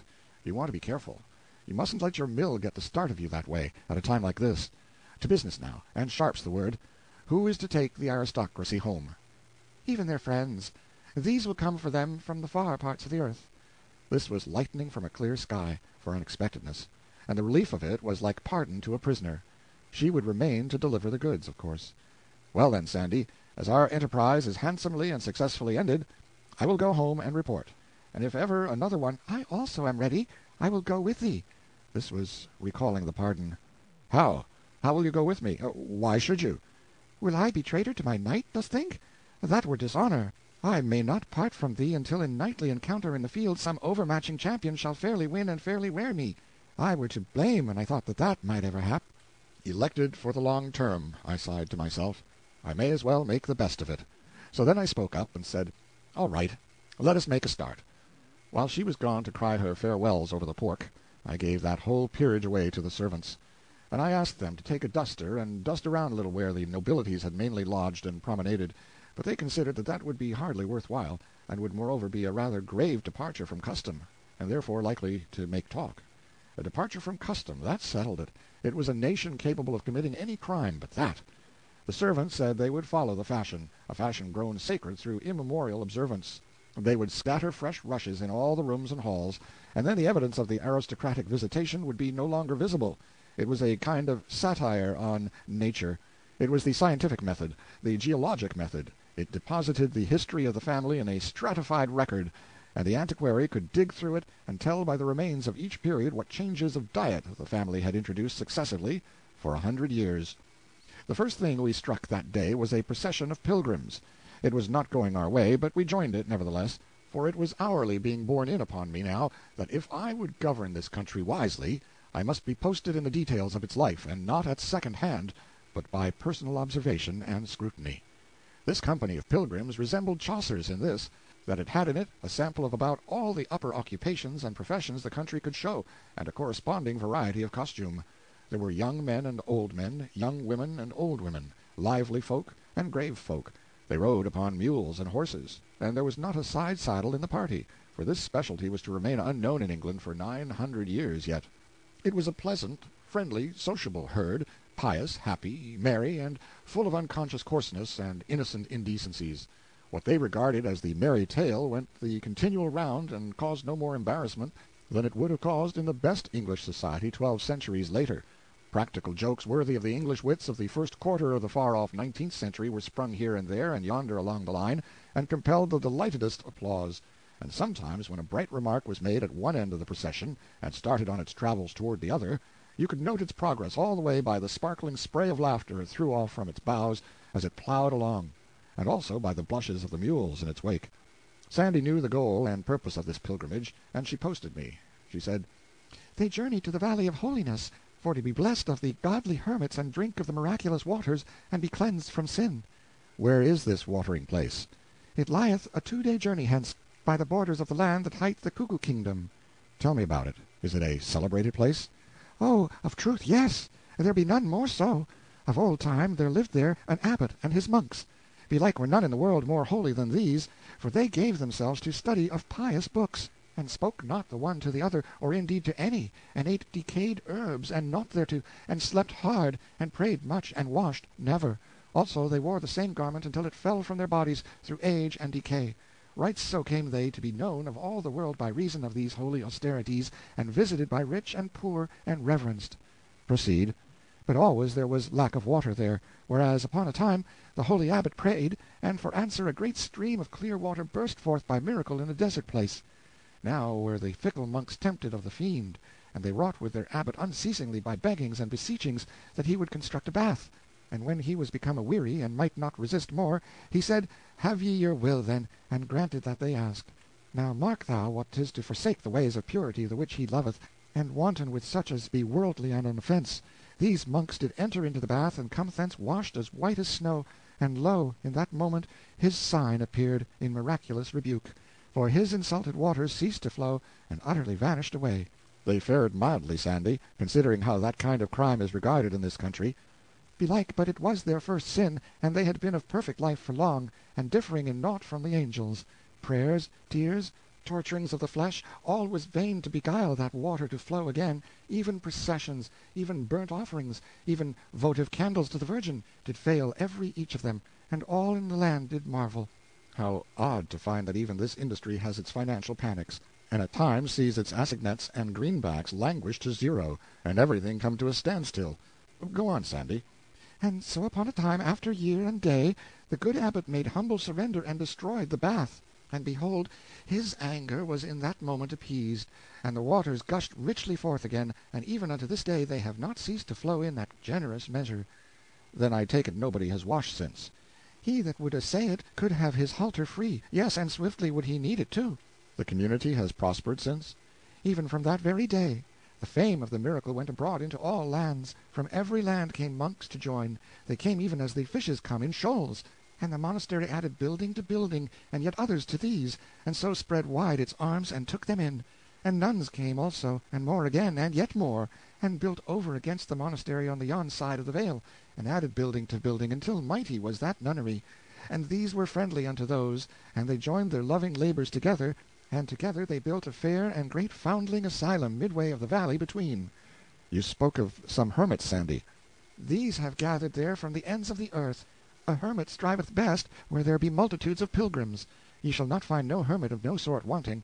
If any shall mention a hermit of a kind he thinketh new, and not to be found but in some far strange land, let him but scratch among the holes and caves and swamps that line that valley of holiness, and whatsoever be his breed, it skills not, he shall find a sample of it there. I closed up alongside of a burly fellow with a fat, good-humored face, proposing to make myself agreeable and pick up some further crumbs of fact. But I had hardly more than scraped acquaintance with him when he began eagerly and awkwardly to lead up, in the immemorial way, to that same old anecdote, the one Sir Dinadan told me, what time I got into trouble with Sir Sagamore, and was challenged of him on account of it. I excused myself, and dropped to the rear of the procession, sad at heart, willing to go hence from this troubled life, this vale of tears, this brief day of broken rest, of cloud and storm, of weary struggle and monotonous defeat, and yet shrinking from the change, as remembering how long eternity is, and how many have wended thither who know that anecdote. Early in the afternoon we overtook another procession of pilgrims, but in this one was no merriment, no jokes, no laughter, no playful ways, nor any happy giddiness, whether of youth or age. Yet both were here, both age and youth, gray old men and women, strong men and women of middle age, young husbands, young wives, little boys and girls, and 3 babies at the breast. Even the children were smileless. There was not a face among all these 100 people but was cast down, and bore that set expression of hopelessness which is bred of long and hard trials and old acquaintance with despair. They were slaves. Chains led from their fettered feet and their manacled hands to a sole-leather belt about their waists, and all except the children were also linked together in a file 6 feet apart by a single chain which led from collar to collar all down the line. They were on foot, and had tramped 300 miles in 18 days, upon the cheapest odds and ends of food, and stingy rations of that. They had slept in these chains every night, bundled together like swine. They had upon their bodies some poor rags, but they could not be said to be clothed. Their irons had chafed the skin from their ankles, and made sores which were ulcerated and wormy. Their naked feet were torn, and none walked without a limp. Originally there had been 100 of these unfortunates, but about a half had been sold on the trip. The trader in charge of them rode a horse and carried a whip with a short handle and a long heavy lash divided into several knotted tails at the end. With this whip he cut the shoulders of any that tottered from weariness and pain, and straightened them up. He did not speak. The whip conveyed his desire without that. None of these poor creatures looked up as we rode along by. They showed no consciousness of our presence, and they made no sound but one. That was the dull and awful clank of their chains from end to end of the long file, as 43 burdened feet rose and fell in unison. The file moved in a cloud of its own making. All these faces were gray with a coating of dust. One has seen the like of this coating upon furniture in unoccupied houses, and has written his idle thought in it with his finger. I was reminded of this when I noticed the faces of some of those women, young mothers carrying babes that were near to death and freedom, how a something in their hearts was written in the dust upon their faces, plain to see, and Lord, how plain to read, for it was the track of tears. One of these young mothers was but a girl, and it hurt me to the heart to read that writing, and reflect that it was come up out of the breast of such a child, a breast that ought not to know trouble yet, but only the gladness of the morning of life. And no doubt she reeled just then, giddy with fatigue, and down came the lash and flicked a flake of skin from her naked shoulder. It stung me as if I'd been hit instead. The master halted the file and jumped from his horse. He stormed and swore at this girl, and said she had made annoyance enough with her laziness, and as this was the last chance he should have, he would settle the account now. She dropped on her knees and put up her hands, and began to beg and cry and implore in a passion of terror, but the master gave no attention. He snatched the child from her, and then made the men slaves who were chained before and behind her throw her on the ground and hold her there and expose her body. And then he laid on with his lash like a madman till her back was flayed, she shrieking and struggling the while piteously. One of the men who was holding her turned away his face, and for this humanity he was reviled and flogged. All our pilgrims looked on and commented on the expert way in which the whip was handled. They were too much hardened by lifelong everyday familiarity with slavery to notice that there was anything else in the exhibition that invited comment. This was what slavery could do, in the way of ossifying what one may call the superior lobe of human feeling, for these pilgrims were kind-hearted people, and they would not have allowed that man to treat a horse like that. I wanted to stop the whole thing and set the slaves free, but that would not do. I must not interfere too much and get myself a name for riding over the country's laws and the citizens' rights roughshod.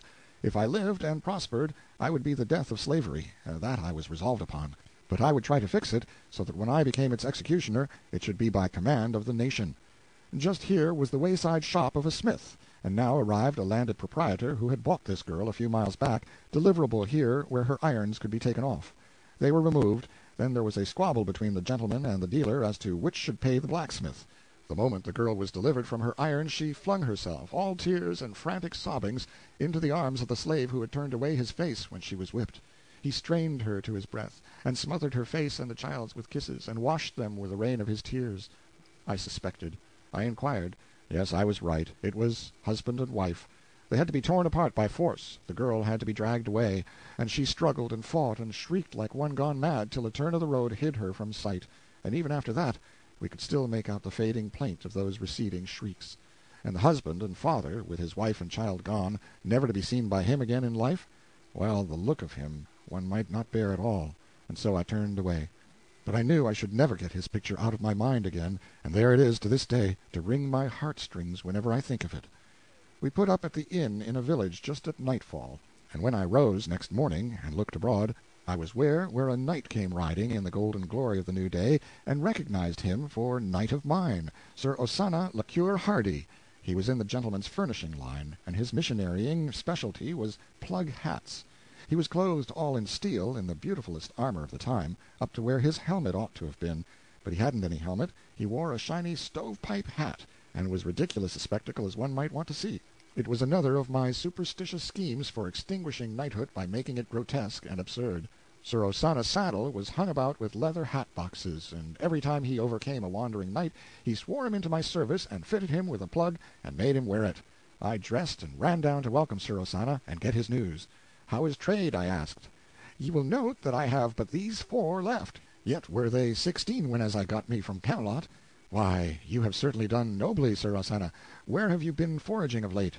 I am but now come from the Valley of Holiness, please you, sir. I am pointed for that place myself. Is there anything stirring in the monkery, more than common? By the mass, ye may not question it. Give him good feed, boy, and stint it not, and thou valuest thy crown. So get ye lightly to the stable, and do even as I bid. Sir, it is parlous news I bring, and be these pilgrims? Then ye may not do better, good folk, than gather and hear the tale I have to tell, sith it concerneth you, for as much as ye go to find that ye will not find, and seek that ye will seek in vain, my life being hostage for my word, and my word and message being these, namely, that a hap has happened, whereof the like has not been seen no more but once this 200 years, which was the first and last time that that said misfortune shrake the Holy Valley in that form by commandment of the Most High, whereto by reasons just and causes thereunto contributing, wherein the matter the miraculous fount hath ceased to flow. This shout burst from 20 pilgrim mouths at once. Ye say well, good people, I was verging to it, even when ye spake. Has somebody been washing again? Nay, it is suspected, but none believe it. It is thought to be some other sin, but none wit what. How are they feeling about the calamity? None may describe it in words. The fount is these 9 days dry. The prayers that did begin then, and the lamentations in sackcloth and ashes, and the holy processions, none of these have ceased nor night nor day. And so the monks and the nuns and the foundlings be all exhausted, and do hang up prayers writ upon parchment, sith that no strength is left in man to lift up voice. And at last they sent for thee, Sir Boss, to try magic and enchantment. And if you could not come, then was the messenger to fetch Merlin, and he is there these 3 days now, and saith he will fetch that water, though he burst the globe, and wreck its kingdoms to accomplish it. And right bravely doth he work his magic, and call upon his hellions to hie them hither and help, but not a whiff of moisture hath he started yet, even so much as might qualify as mist upon a copper mirror, and ye count not the barrel of sweat he sweateth betwixt sun and sun over the dire labors of his task. And if ye— Breakfast was ready. As soon as it was over, I showed to Sir Osannah these words, which I had written on the inside of his hat: Chemical Department, Laboratory Extension, Section G, PXXP. Send 2 of first size, 2 of number 3, and 6 of number 4, together with the proper complimentary details, and 2 of my trained assistants. And I said, "Now get you to Camelot as fast as you can fly, brave knight, and show the writing to Clarence, and tell him to have these required matters in the Valley of Holiness with all possible dispatch." "I will well, Sir Boss," and he was off.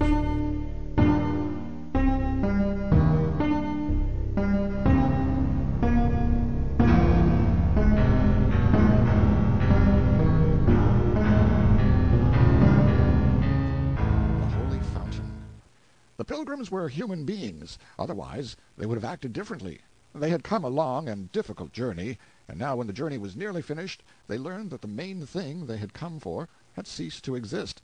They didn't do as horses or cats or angleworms would probably have done, turn back and get at something profitable. No, anxious as they had before been to see the miraculous fountain, they were as much as 40 times as anxious now to see the place where it had used to be.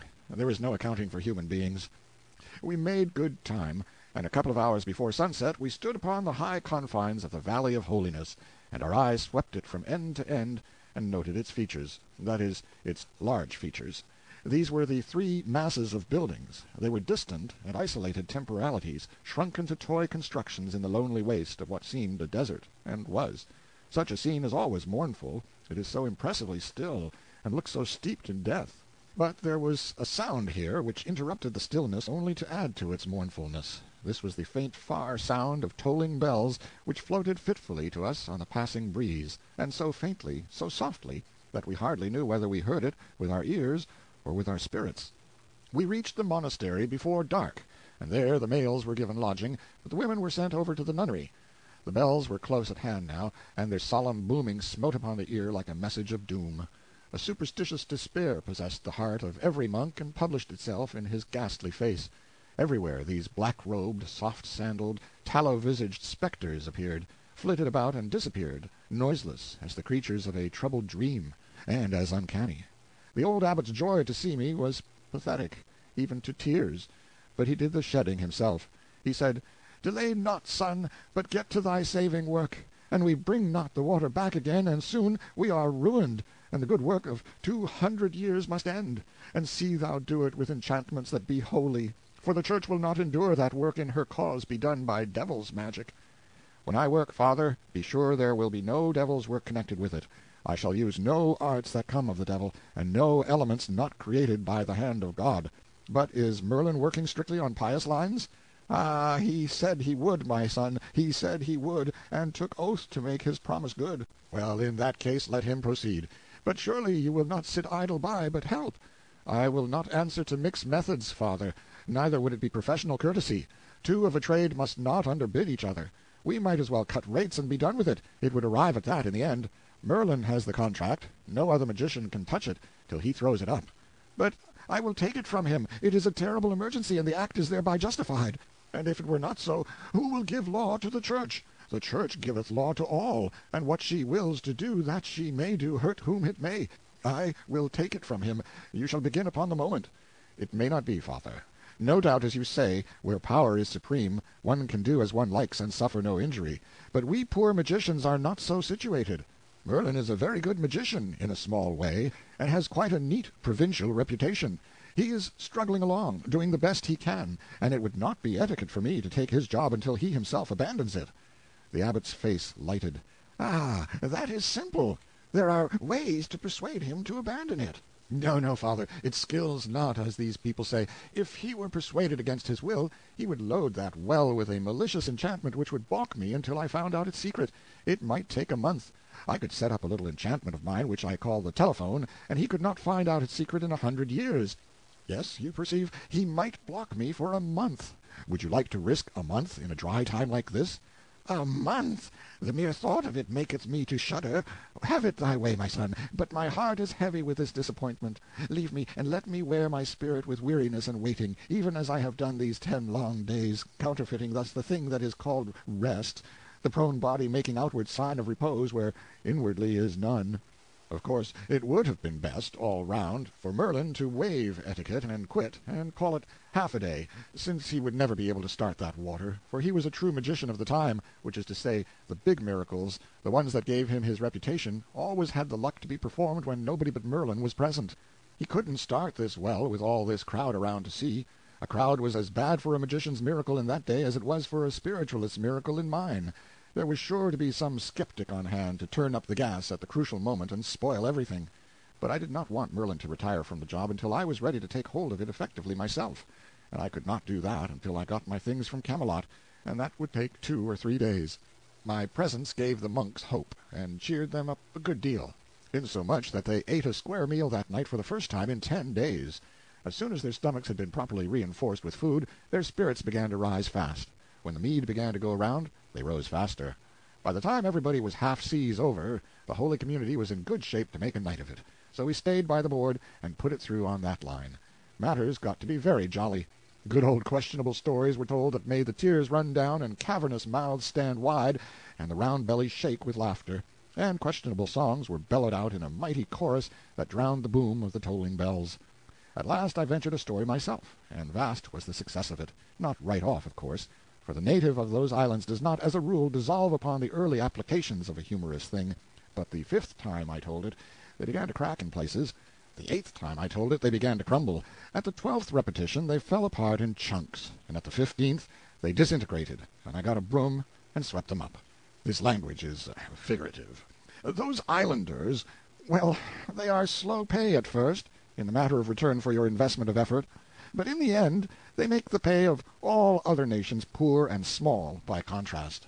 I was at the well next day betimes. Merlin was there enchanting away like a beaver, but not raising the moisture. He was not in a pleasant humor, and every time I hinted that perhaps this contract was a shade too hefty for a novice, he unlimbered his tongue and cursed like a bishop, French bishop of the Regency days, I mean. Matters were about as I expected to find them. The fountain was an ordinary well. It had been dug in the ordinary way, and stoned up in the ordinary way. There was no miracle about it. Even the lie that had created its reputation was not miraculous. I could have told it myself, with one hand tied behind me. The well was in a dark chamber which stood in the center of a cut-stone chapel, whose walls were hung with pious pictures of a workmanship that would have made a chromo feel good, pictures historically commemorative of curative miracles which had been achieved by the waters when nobody was looking. That is, nobody but angels. They are always on deck when there is a miracle to the fore, so as to get put in the picture, perhaps. Angels are as fond of that as a fire company. Look at the old masters. The well-chamber was dimly lighted by lamps. The water was drawn with a windlass and chain by monks, and poured into troughs which delivered it into stone reservoirs outside in the chapel, when there was water to draw, I mean, and none but monks could enter the well-chamber. I entered it, for I had temporary authority to do so, by courtesy of my professional brother and subordinate, but he hadn't entered it himself. He did everything by incantations. He never worked his intellect. If he had stepped in there and used his eyes instead of his disordered mind, he could have cured the well by natural means, and then turned it into a miracle in the customary way. But no, he was an old numbskull, a magician who believed in his own magic, and no magician can thrive who is handicapped with a superstition like that. I had an idea that the well had sprung a leak, that some of the wall stones near the bottom had fallen and exposed fissures that allowed the water to escape. I measured the chain, 98 feet, and I called in a couple of monks, locked the door, took a candle, and made them lower me in the bucket. When the chain was all paid out, the candle confirmed my suspicion. A considerable section of the wall was gone, exposing a good big fissure. I almost regretted that my theory about the well's trouble was correct, because I had another one that had a showy point or two about it for a miracle. I remembered that in America, many centuries later, when an oil well ceased to flow, they used to blast it out with a dynamite torpedo. If I should find this well dry and no explanation of it, I could astonish these people most nobly by having a person of no especial value drop a dynamite bomb into it. It was my idea to appoint Merlin. However, it was plain that there was no occasion for the bomb. One cannot have everything the way he would like it. A man has no business to be depressed by a disappointment, anyway. He ought to make up his mind to get even. That is what I did. I said to myself, I am in no hurry. I can wait. That bomb will come good yet. And it did, too. When I was above ground again, I turned out the monks and let down a fish line. The well was 150 feet deep, and there was 41 feet of water in it. I called in a monk and asked, How deep is the well? That, sir, I wit not, having never been told. How does the water usually stand in it? Near to the top these 2 centuries, as the testimony goeth, brought down to us through our predecessors. It was true, as to recent times at least, for there was witness to it, and better witness than a monk. Only about 20 or 30 feet of the chain showed wear and use. The rest of it was unworn and rusty. What had happened when the well gave out that other time? Without doubt some practical person had come along and mended the leak, and then had come up and told the abbot he had discovered by divination that if the sinful bath were destroyed the well would flow again. The leak had befallen again now, and these children would have prayed and processioned and tolled their bells for heavenly succor till they all dried up and blew away, and no innocent of them all would ever have thought to drop a fish-line into the well, or go down in it and find out what was really the matter. Old habit of mind is one of the toughest things to get away from in the world. It transmits itself like physical form and feature, and for a man in those days to have had an idea that his ancestors hadn't had would have brought him under suspicion of being illegitimate. I said to the monk, "It is a difficult miracle to restore water in a dry well, but we will try, if my brother Merlin fails. Brother Merlin is a very passable artist, but only in the parlor magic line, and he may not succeed, in fact, is not likely to succeed, but that should be nothing to his discredit. The man that can do this kind of miracle knows enough to keep hotel." "Hotel? I mind not to have heard—" "Of hotel? It's what you call hostel. The man that can do this miracle can keep hostel. I can do this miracle. I shall do this miracle. Yet I do not try to conceal from you that it is a miracle to tax the occult powers to the last strain." "None knoweth that truth better than the brotherhood, indeed, for it is of record that aforetime it was parlous difficult, and took a year. Natheless, God send you good success, and to that end will we pray." As a matter of business, it was a good idea to get the notion around that the thing was difficult. Many a small thing has been made large by the right kind of advertising. That monk was filled up with the difficulty of this enterprise. He would fill up the others. In 2 days the solicitude would be booming. On my way home at noon I met Sandy. She had been sampling the hermits. I said, "I would like to do that myself. This is Wednesday. Is there a matinee?" "Which, please you, sir?" "Matinee. Do they keep open afternoons?" "Who?" "The hermits, of course." "Keep open?" "Yes, keep open. Isn't that plain enough? Do they knock off at noon?" "Knock off?" "Knock off? Yes, knock off. What is the matter with knock off? I never saw such a dunderhead. Can't you understand anything at all?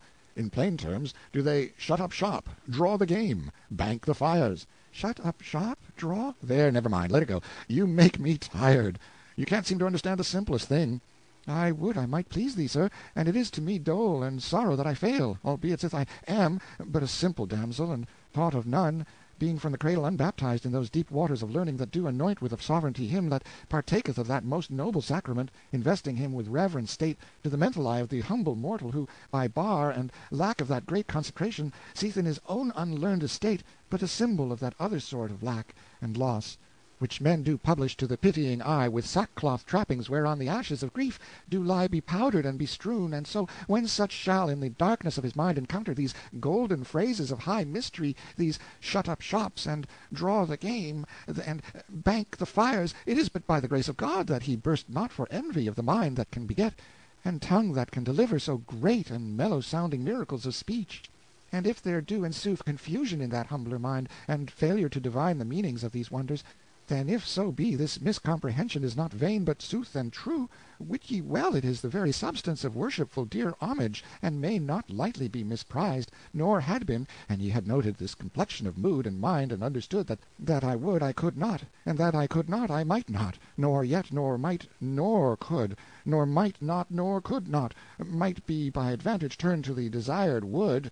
And so I pray you mercy of my fault, and that ye will of your kindness and your charity forgive it, good my master and most dear lord." I couldn't make it all out, that is, the details, but I got the general idea, and enough of it, too, to be ashamed. It was not fair to spring those 19th-century technicalities upon the untutored infant of the 6th, and then rail at her because she couldn't get their drift. And when she was making the honest best drive at it she could, too, and no fault of hers that she couldn't fetch the home plate. And so I apologized. Then we meandered pleasantly away toward the hermit-holes in sociable converse together, and better friends than ever. I was gradually coming to have a mysterious and shuddery reverence for this girl.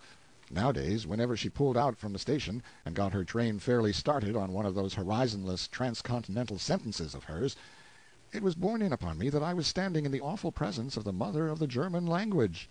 I was so impressed with this that sometimes when she began to empty one of these sentences on me I unconsciously took the very attitude of reverence, and stood uncovered, and if words had been water I had been drowned sure. She had exactly the German way. whatever was in her mind to be delivered, whether a mere remark or a sermon or a cyclopedia or the history of a war, she would get it into a single sentence or die. Whenever the literary German dives into a sentence, that is the last you are going to see of him till he emerges on the other side of his Atlantic with his verb in his mouth. We drifted from hermit to hermit all the afternoon. It was a most strange menagerie. The chief emulation among them seemed to be to see which could manage to be the uncleanest and most prosperous with vermin. Their manner and attitudes were the last expression of complacent self-righteousness. It was one anchorite's pride to lie naked in the mud and let the insects bite him and blister him unmolested. It was another's to lean against a rock all day long, conspicuous to the admiration of the throng of pilgrims, and pray. It was another's to go naked and crawl around on all fours. It was another's to drag about with him, year in and year out, 80 pounds of iron. It was another's to never lie down when he slept, but to stand among the thorn bushes and snore when there were pilgrims around to look. A woman who had the white hair of age, and no other apparel, was black from crown to heel with 47 years of holy abstinence from water. Groups of gazing pilgrims stood around all and every of these strange objects, lost in reverent wonder, and envious of the fleckless sanctity which these pious austerities had won for them from an exacting heaven. By and by we went to see one of the supremely great ones. He was a mighty celebrity. His fame had penetrated all Christendom. The noble and the renowned journeyed from the remotest lands on the globe to pay him reverence. His stand was in the center of the widest part of the valley, and it took all that space to hold his crowds. His stand was a pillar 60 feet high, with a broad platform on top of it. He was now doing what he had been doing every day for 20 years up there, bowing his body ceaselessly and rapidly almost to his feet. It was his way of praying. I timed him with a stopwatch, and he made 1,244 revolutions in 24 minutes and 46 seconds. It seemed a pity to have all this power going to waste. It was one of the most useful motions in mechanics, the pedal movement. So I made a note in my memorandum book, proposing some day to apply a system of elastic cords to him and run a sewing machine with it. I afterward carried out that scheme and got 5 years' good service out of him, in which time he turned out upward of 18,000 first-rate tow linen shirts, which was 10 a day. I worked him Sundays and all. He was going Sundays, the same as weekdays, and it was no use to waste the power. These shirts cost me nothing, but just the mere trifle for the materials. I furnished those myself. It would not have been right to make him do that, and they sold like smoke to pilgrims at $1.50 apiece, which was the price of 50 cows, or a blooded racehorse in Arthurdom. They were regarded as a perfect protection against sin, and advertised as such by my knights everywhere, with a paint-pot and stencil plate, insomuch that there was not a cliff or boulder or a dead wall in England but you could read on it at a mile distance, "By the only genuine St. Stylite, patronized by the nobility, patent applied for." There was more money in the business than one knew what to do with. As it extended, I brought out a line of goods suitable for kings, and a nobby thing for duchesses and that sort, with ruffles down the forehatch, and the running gear clewed up with a feather stitch to the leeward, and then hauled aft with a backstay, and triced up with a half-turn in the standing rigging forward of the weather gaskets. Yes, it was a daisy. But about that time I noticed that the motive power had taken to standing on one leg. I found that there was something the matter with the other one. So I stocked the business and unloaded, taking Sir Bors de Ganis into camp financially along with certain of his friends, for the work stopped within a year, and the good saint got him to his rest. But he had earned it. I can say that for him. When I saw him that first time, however, his personal condition will not quite bear description here. You can read it in the Lives of the Saints.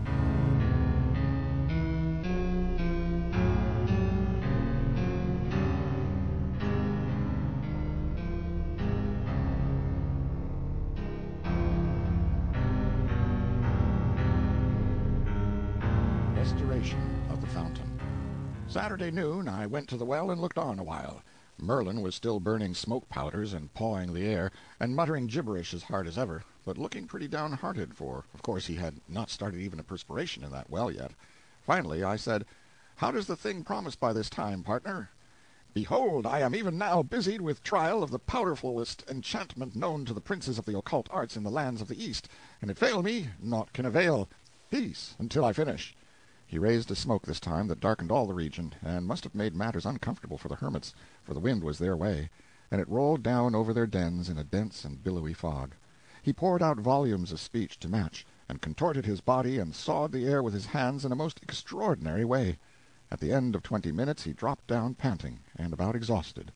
Now arrived the abbot and several hundred monks and nuns, and behind them a multitude of pilgrims and a couple of acres of foundlings, all drawn by the prodigious smoke, and all in a grand state of excitement.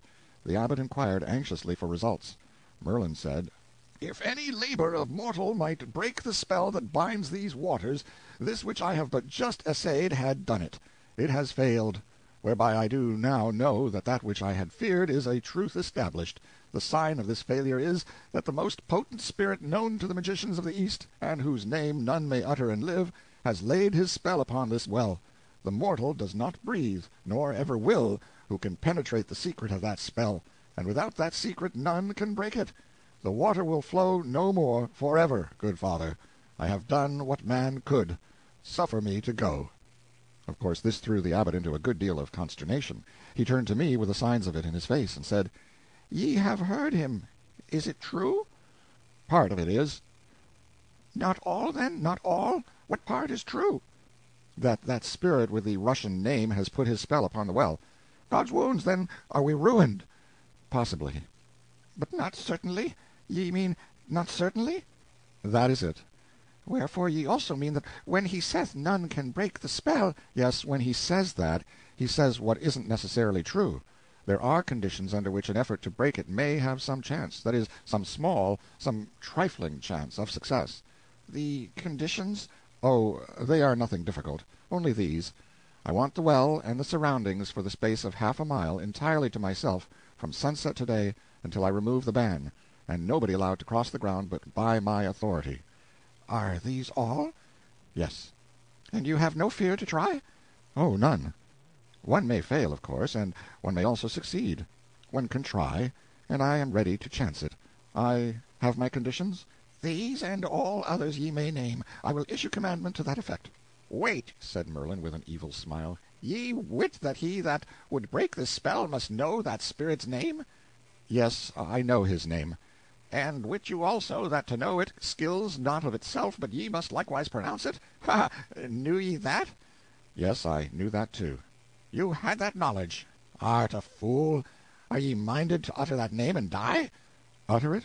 Why, certainly. I would utter it if it was Welsh." "Ye are even a dead man, then, and I go to tell Arthur." "That's all right. Take your gripsack and get along. The thing for you to do is to go home and work the weather, John W. Merlin." It was a home shot, and it made him wince, for he was the worst weather failure in the kingdom. Whenever he ordered up the danger signals along the coast there was a week's dead calm, sure, and every time he prophesied fair weather it rained brickbats. But I kept him in the Weather Bureau right along to undermine his reputation. However, that shot raised his bile, and instead of starting home to report my death, he said he would remain and enjoy it. My two experts arrived in the evening, and pretty well fagged, for they had traveled double tides.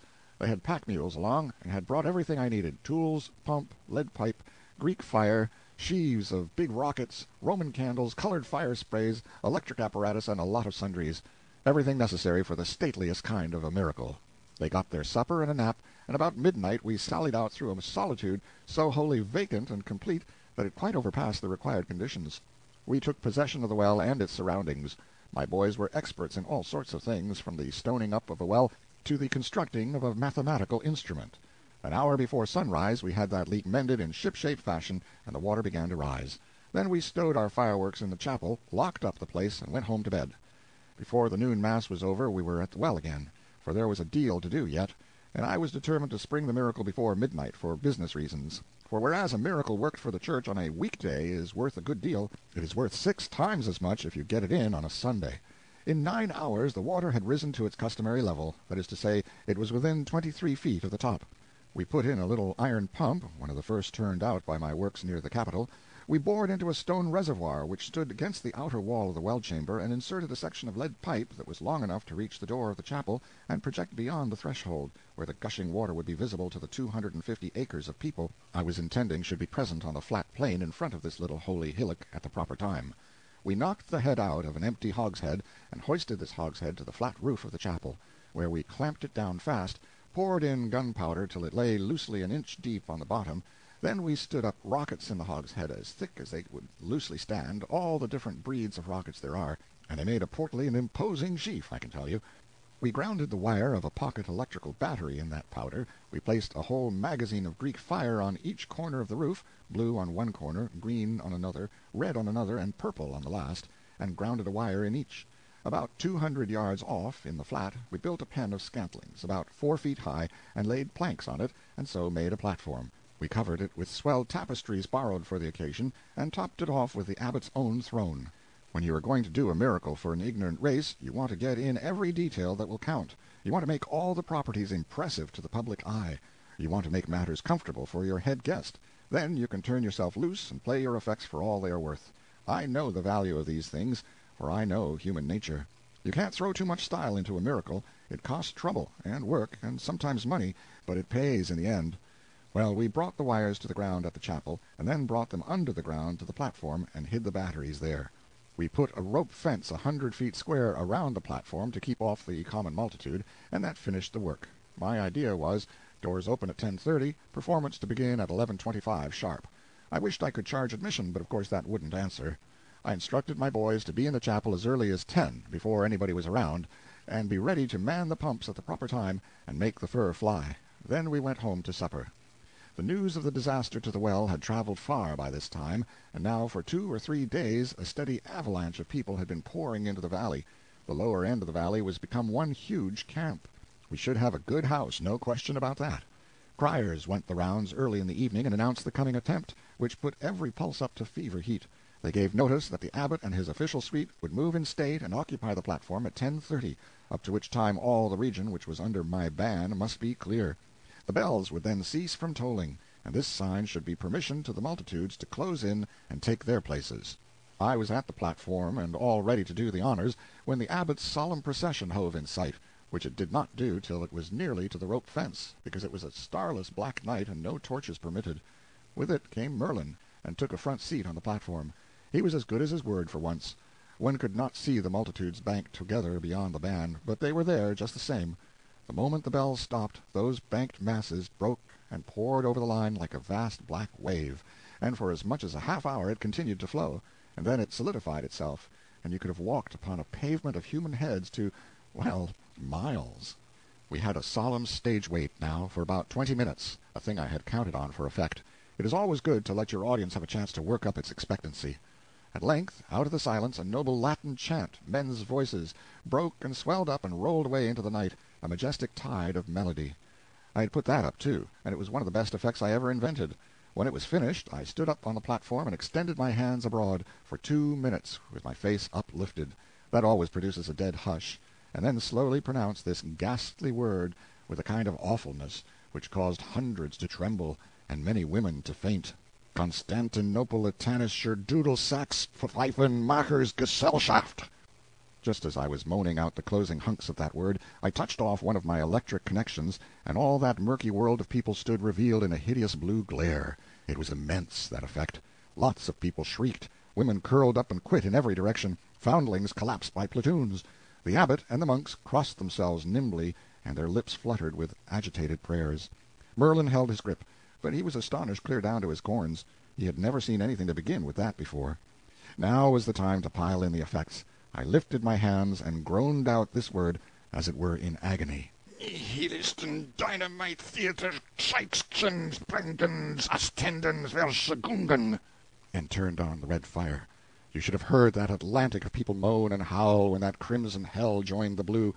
After 60 seconds I shouted, Transvaal, Truppen, Tropen, Transport, Trampel, Theater, Übertraungens, Streiten, Tragedy, and lit up the green fire. After waiting only 40 seconds this time, I spread my arms abroad and thundered out the devastating syllables of this word of words. Meccamusel, Mannen, Massen, Menchen, Mörder, Mohren, Mütter, Mor, Monumentum, Macher, and whirled on the purple glare. There they were, all going at once, red, blue, green, purple. 4 furious volcanoes pouring vast clouds of radiant smoke aloft, and spreading a blinding rainbowed noonday to the furthest confines of that valley. In the distance one could see that fellow on the pillar standing rigid against the background of sky, his seesaw stopped for the first time in 20 years. I knew the boys were at the pump now and ready, so I said to the abbot, "The time is come, Father.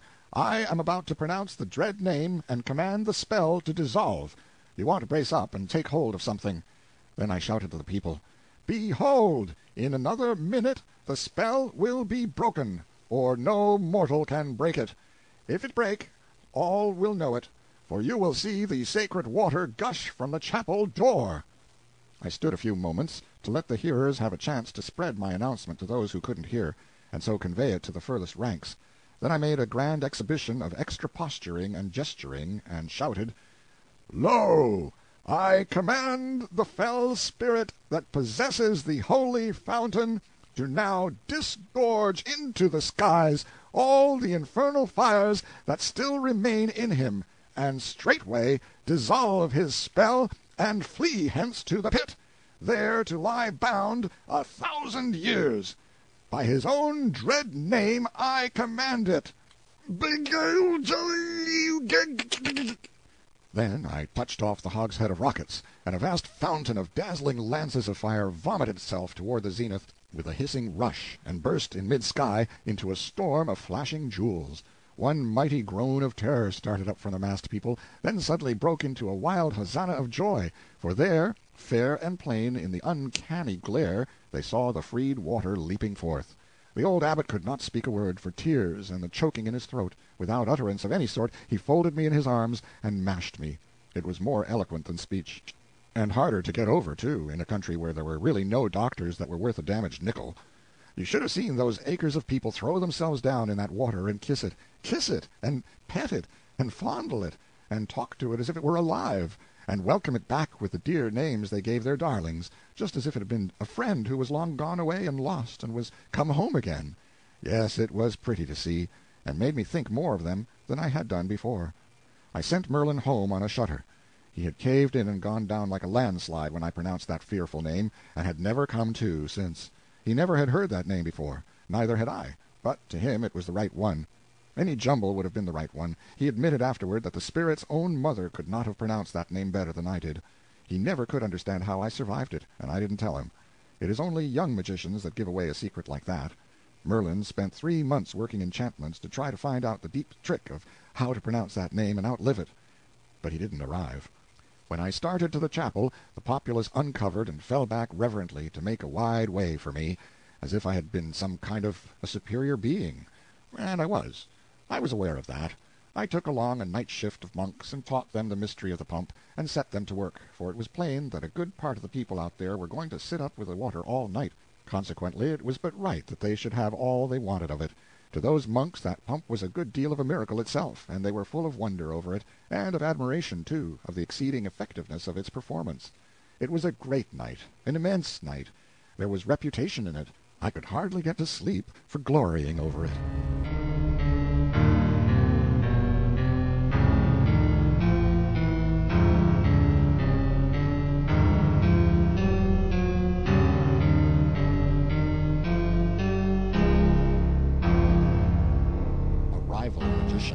My influence in the Valley of Holiness was something prodigious now. It seemed worthwhile to try to turn it to some valuable account. The thought came to me the next morning, and was suggested by my seeing one of my knights who was in the soap line come riding in.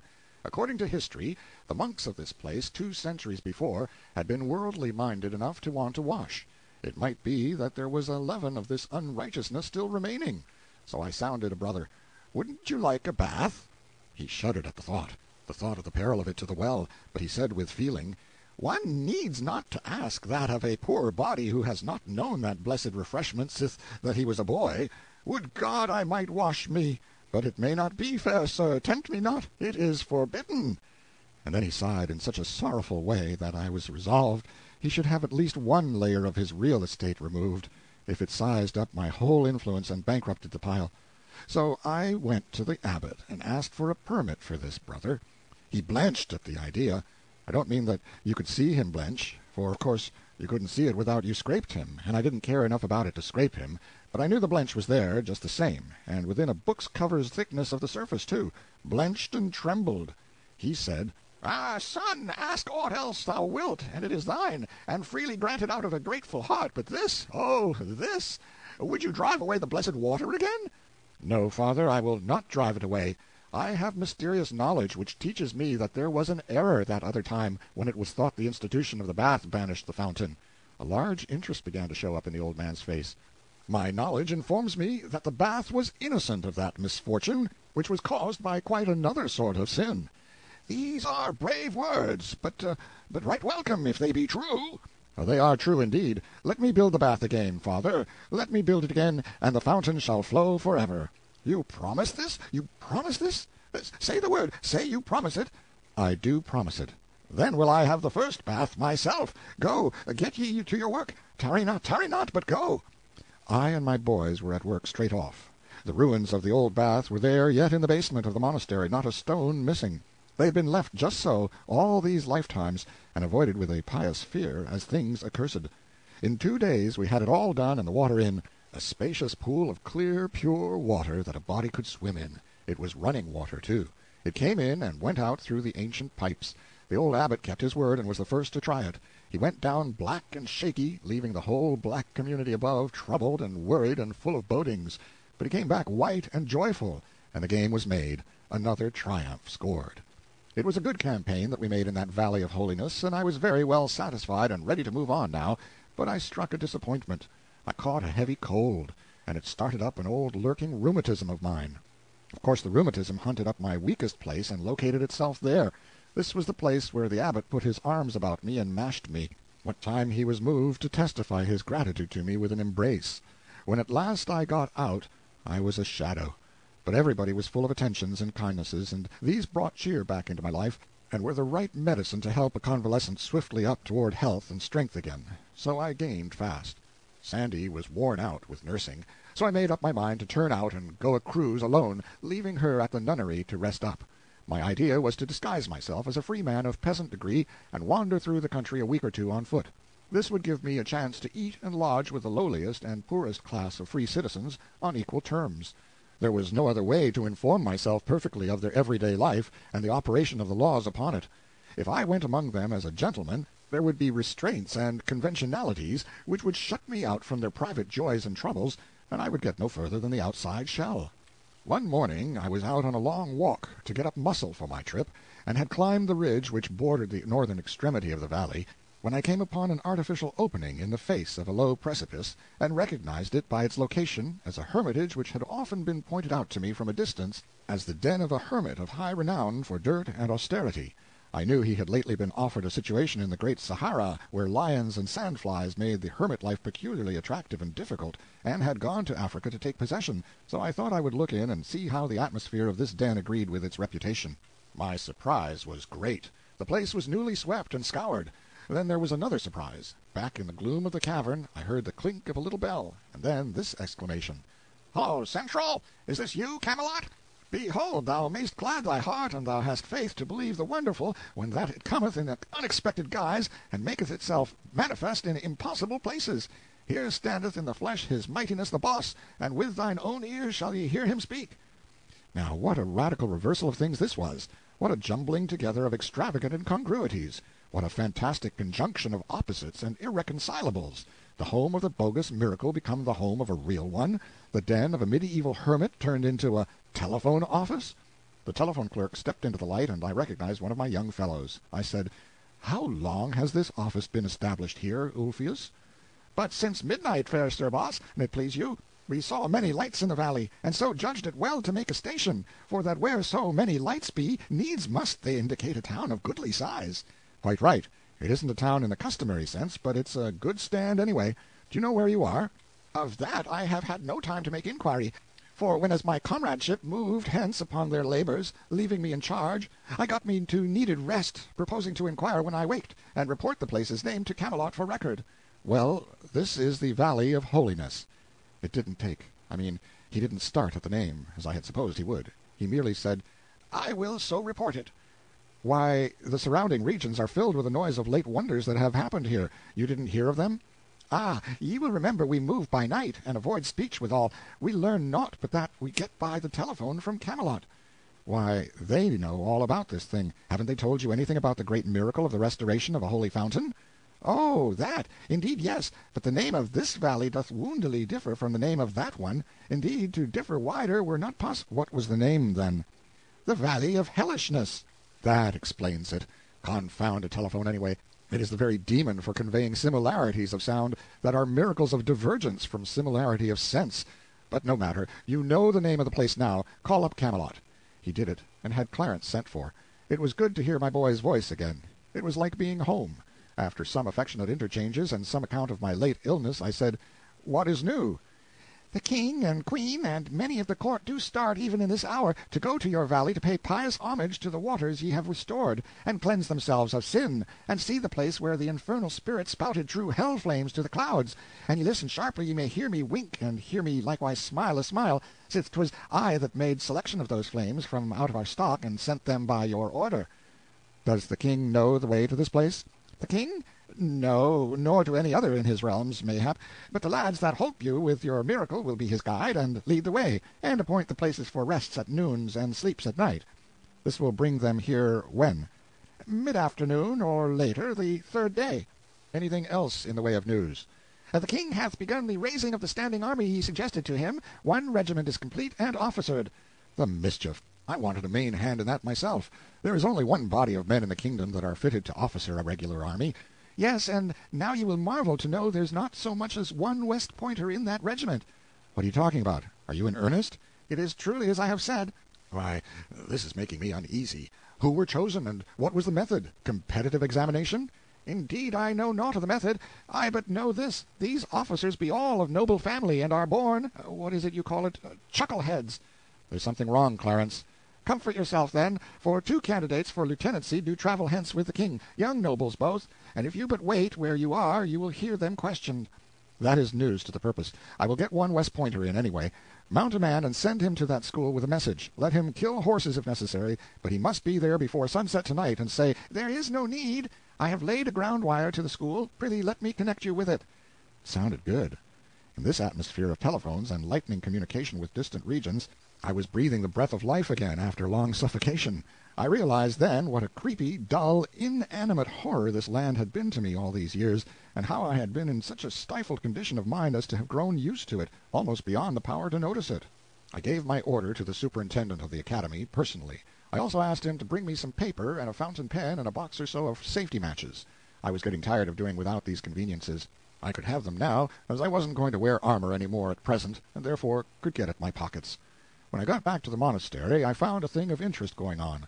The abbot and his monks were assembled in the great hall, observing with childish wonder and faith the performances of a new magician, a fresh arrival. His dress was the extreme of the fantastic, as showy and foolish as the sort of thing an Indian medicine-man wears. He was mowing and mumbling and gesticulating and drawing mystical figures in the air and on the floor, the regular thing, you know. He was a celebrity from Asia, so he said, and that was enough. That sort of evidence was as good as gold and passed current everywhere. How easy and cheap it was to be a great magician on this fellow's terms. His specialty was to tell you what any individual on the face of the globe was doing at the moment, and what he had done at any time in the past, and what he would do at any time in the future. He asked if any would like to know what the Emperor of the East was doing now. The sparkling eyes and the delighted rubbing of hands made eloquent answer. This reverend crowd would like to know what that monarch was at, just at this moment. The fraud went through some more mummery, and then made grave announcement. "The high and mighty Emperor of the East doth at this moment put money in the palm of a holy begging friar, 1, 2, 3 pieces, and they be all of silver." A buzz of admiring exclamations broke out all around. "It is marvelous, wonderful, what study, what labor, to have acquired so amazing power as this." Would they like to know what the Supreme Lord of Ind was doing? Yes, he told them what the Supreme Lord of Ind was doing. Then he told them what the Sultan of Egypt was at, also what the King of the Remote Seas was about, and so on and so on. And with each new marvel the astonishment, his accuracy rose higher and higher. They thought he must surely strike an uncertain place sometime, but no, he never had to hesitate. He always knew, and always with unerring precision. I saw that if this thing went on, I should lose my supremacy. This fellow would capture my following. I should be left out in the cold. I must put a cog in his wheel, and do it right away, too. I said, "If I may ask, I should very greatly like to know what a certain person is doing." "Speak, and freely I will tell you." "It will be difficult, perhaps impossible." "My art knows not the word. The more difficult it is, the more certainly will I reveal it to you." You see, I was working up the interest. It was getting pretty high, too. You could see that by the craning necks all around, and the half-suspended breathing. So now I climaxed it. "If you make no mistake, if you tell me truly what I want to know, I will give you 200 silver pennies. The fortune is mine. I will tell you what you would know. "Then tell me what I am doing with my right hand." "Ah!" There was a general gasp of surprise. It had not occurred to anybody in the crowd, that simple trick of inquiring about somebody who wasn't 10,000 miles away. The magician was hit hard. It was an emergency that had never happened in his experience before, and it corked him. He didn't know how to meet it. He looked stunned, confused. He couldn't say a word. "Come," I said, "what are you waiting for? Is it possible you can answer up right off and tell what anybody on the other side of the earth is doing, and yet can't tell what a person is doing who isn't 3 yards from you?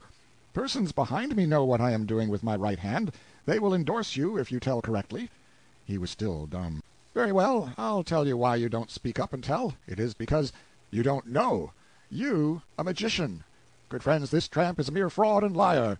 This distressed the monks and terrified them. They were not used to hearing these awful beings called names, and they did not know what might be the consequence. There was a dead silence now. Superstitious bodings were in every mind.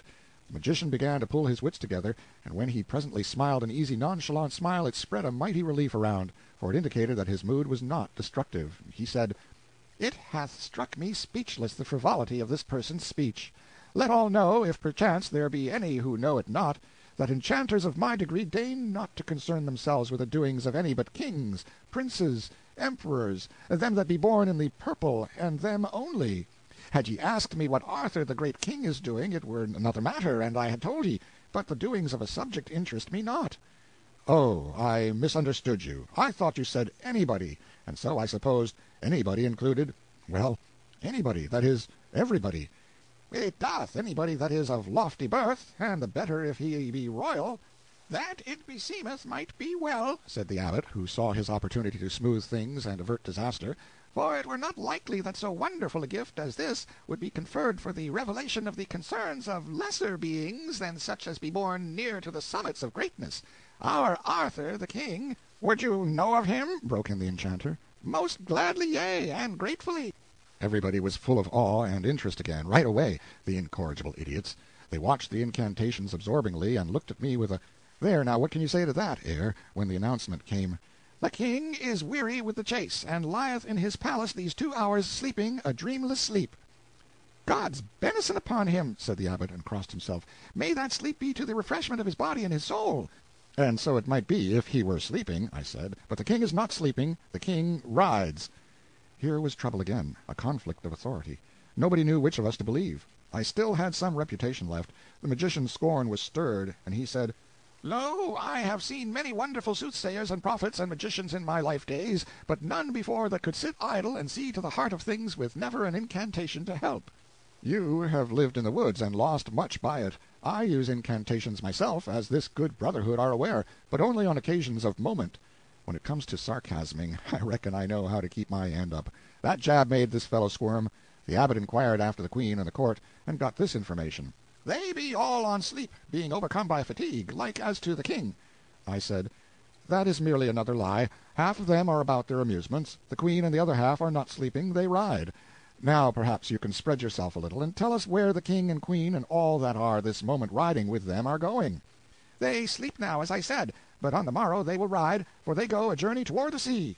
"And where will they be the day after tomorrow at vespers?" "Far to the north of Camelot, and half their journey will be done." "That is another lie, by the space of 150 miles. Their journey will not be merely half done, it will be all done, and they will be here, in this valley." That was a noble shot. It set the abbot and the monks in a whirl of excitement, and it rocked the enchanter to his base. I followed the thing right up. "If the king does not arrive, I will have myself ridden on a rail. If he does, I will ride you on a rail instead." Next day I went up to the telephone office, and found that the king had passed through 2 towns that were on the line. I spotted his progress on the succeeding day in the same way. I kept these matters to myself. The 3rd day's reports showed that if he kept up his gait he would arrive by 4 in the afternoon. There was still no sign anywhere of interest in his coming. There seemed to be no preparations making to receive him in state. A strange thing, truly. Only one thing could explain this: that other magician had been cutting under me, sure. This was true. I asked a friend of mine, a monk, about it, and he said, yes, the magician had tried some further enchantments, and found out that the court had concluded to make no journey at all, but stay at home. Think of that! Observe how much a reputation was worth in such a country. These people had seen me do the very showiest bit of magic in history, and the only one within their memory that had a positive value, and yet here they were, ready to take up with an adventurer who could offer no evidence of his powers but his mere unproven word. However, it was not good politics to let the king come without any fuss and feathers at all, so I went down and drummed up a procession of pilgrims and smoked out a batch of hermits and started them out at 2 o'clock to meet him. And that was the sort of state he arrived in. The abbot was helpless with rage and humiliation when I brought him out on a balcony and showed him the head of the state marching in, and never a monk on hand to offer him welcome, and no stir of life or clang of joy bell to glad his spirit. He took one look and then flew to rouse out his forces. The next minute the bells were dinning furiously, and the various buildings were vomiting monks and nuns who went swarming in a rush toward the coming procession, and with them went that magician, and he was on a rail, too, by the abbot's order, and his reputation was in the mud, and mine was in the sky again. Yes, a man can keep his trademark current in such a country, but he can't sit around and do it. He has got to be on deck and attending to business right along.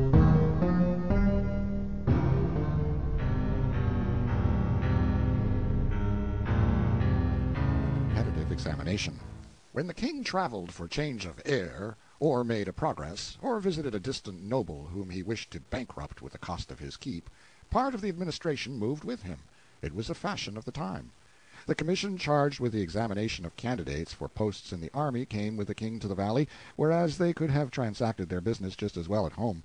And although this expedition was strictly a holiday excursion for the king, he kept some of his business functions going just the same. He touched for the evil, as usual. He held court in the gate at sunrise, and tried cases, for he was himself chief justice of the king's bench. He shone very well in this latter office. He was a wise and humane judge, and he clearly did his honest best and fairest, according to his lights. That is a large reservation. His lights, I mean his rearing, often colored his decisions. Whenever there was a dispute between a noble or gentleman and a person of lower degree, the king's leanings and sympathies were for the former class always, whether he suspected it or not. It was impossible that this should be otherwise. The blunting effects of slavery upon the slaveholder's moral perceptions are known and conceded, the world over, and a privileged class, an aristocracy, is but a band of slaveholders under another name. This has a harsh sound, and yet should not be offensive to any, even to the noble himself, unless the fact itself be an offense, for the statement simply formulates a fact. The repulsive feature of slavery is the thing, not its name. One needs but to hear an aristocrat speak of the classes that are below him to recognize, and in but indifferently modified measure, the very air and tone of the actual slaveholder, and behind these are the slaveholder's spirit, the slaveholder's blunted feeling. They are the result of the same cause in both cases, the possessor's old and inbred custom of regarding himself as a superior being. The king's judgments wrought frequent injustices, but it was merely the fault of his training, his natural and unalterable sympathies. He was as unfitted for a judgeship as would be the average mother for the position of milk distributor to starving children in famine time. Her own children would fare a shade better than the rest. One very curious case came before the king. A young girl, an orphan, who had a considerable estate, married a fine young fellow who had nothing. The girl's property was within a seigneury held by the church. The bishop of the diocese, an arrogant scion of the great nobility, claimed the girl's estate on the ground that she had married privately, and thus had cheated the church out of one of its rights as lord of the seigneury, the one heretofore referred to as le droit du seigneur. The penalty of refusal or avoidance was confiscation. The girl's defense was that the lordship of the seigneury was vested in the bishop, and the particular right here involved was not transferable, but must be exercised by the lord himself or stand vacated, and that an older law of the church itself strictly barred the bishop from exercising it. It was a very odd case indeed. It reminded me of something I had read in my youth about the ingenious way in which the aldermen of London raised the money that built the Mansion House. A person who had not taken the sacrament according to the Anglican rite could not stand as a candidate for sheriff of London. Thus dissenters were ineligible. They could not run if asked. They could not serve if elected. The aldermen, who without any question were Yankees in disguise, hit upon this neat device. They passed a by-law imposing a fine of £400 upon anyone who should refuse to be a candidate for sheriff, and a fine of £600 upon any person who, after being elected sheriff, refused to serve. Then they went to work and elected a lot of dissenters, one after another, and kept it up until they had collected £15,000 in fines. And there stands the stately Mansion House to this day, to keep the blushing citizen in mind of a long past and lamented day when a band of Yankees slipped into London and played games of the sort that has given their race a unique and shady reputation among all truly good and holy peoples that be in the earth. The girl's case seemed strong to me. The bishop's case was just as strong. I did not see how the king was going to get out of this hole. But he got out. I append his decision. Truly, I find small difficulty here, the matter being even a child's affair for simpleness. And the young bride had conveyed notice, as in duty bound, to her feudal lord and proper master and protector, the bishop, she had suffered no loss, for the said bishop could have got a dispensation making him, for temporary conveniency, eligible to the exercise of his said right, and thus would she have kept all she had. Whereas failing in her first duty, she hath by that failure failed in all, for whoso, clinging to a rope, severeth it above his hands, must fall, it being no defence to claim that the rest of the rope is sound, neither any deliverance from his peril, as he shall find. Pardy, the woman's case is rotten at the source. It is the decree of the court that she forfeit to the said Lord Bishop all her goods, even to the last farthing that she doth possess, and be thereto mulcted in the costs. Next. Here was a tragic end to a beautiful honeymoon not yet 3 months old. Poor young creatures, they had lived these 3 months lapped to the lips in worldly comforts. These clothes and trinkets they were wearing were as fine and dainty as the shrewdest stretch of the sumptuary laws allowed to people of their degree. And in these pretty clothes, she crying on his shoulder, and he trying to comfort her with hopeful words set to the music of despair, they went from the judgment-seat out into the world homeless, bedless, breadless. Why, the very beggars by the roadsides were not so poor as they. Well, the king was out of the hole, and on terms satisfactory to the church and the rest of the aristocracy, no doubt. Men write many fine and plausible arguments in support of monarchy, but the fact remains that where every man in a state has a vote, brutal laws are impossible. Arthur's people were, of course, poor material for a republic, because they had been debased so long by monarchy, and yet even they would have been intelligent enough to make short work of that law which the king had just been administering, if it had been submitted to their full and free vote. There is a phrase which has grown so common in the world's mouth that has come to seem to have sense and meaning, the sense and meaning implied when it is used. That is the phrase which refers to this or that or the other nation as possibly being capable of self-government, and the implied sense of it is that there has been a nation somewhere, some time or other, which wasn't capable of it, wasn't as able to govern itself as some self-appointed specialists were or would be to govern it. The master-minds of all nations, in all ages, have sprung in affluent multitude from the mass of the nation, and from the mass of the nation only, not from its privileged classes. And so, no matter what the nation's intellectual grade was, whether high or low, the bulk of its ability was in the long ranks of its nameless and its poor, and so it never saw the day that it had not the material in abundance whereby to govern itself. Which is to assert an always self-proven fact that even the best governed and most free and most enlightened monarchy is still behind the best condition attainable by its people, and that the same is true of kindred governments of lower grades, all the way down to the lowest. King Arthur had hurried up the army business altogether beyond my calculations. I had not supposed he would move in the matter while I was away, and so I had not mapped out a scheme for determining the merits of officers. I had only remarked that it would be wise to submit every candidate to a sharp and searching examination, and privately I meant to put together a list of military qualifications that nobody could answer to but my West Pointers. That ought to have been attended to before I left, for the king was so taken with the idea of a standing army that he couldn't wait, but must get about it at once, and get up as good a scheme of examination as he could invent out of his own head.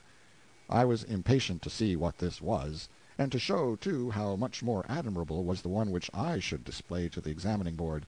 I intimated this, gently, to the king, and it fired his curiosity. When the board was assembled, I followed him in, and behind us came the candidates. One of these candidates was a bright young West Pointer of mine, and with him were a couple of my West Point professors. When I saw the board, I did not know whether to cry or to laugh. The head of it was the officer known to later centuries as Norroy King-at-Arms. The 2 other members were chiefs of bureaus in his department, and all 3 were priests, of course. All officials who had to know how to read and write were priests. My candidate was called first, out of courtesy to me, and the head of the board opened on him with official solemnity. Name? Malise. Son of? Webster. Webster. My memory faileth to recall the name. Condition? Weaver. God keep us. The king was staggered from his summit to his foundations. One clerk fainted, and the others came near it. The chairman pulled himself together and said indignantly, "It is sufficient. Get you hence." But I appealed to the king. I begged that my candidate might be examined. The king was willing, But the board, who were all well-born folk, implored the king to spare them the indignity of examining the weaver's son. I knew they didn't know enough to examine him anyway, so I joined my prayers to theirs, and the king turned the duty over to my professors. I had had a blackboard prepared, and it was put up now, and the circus began.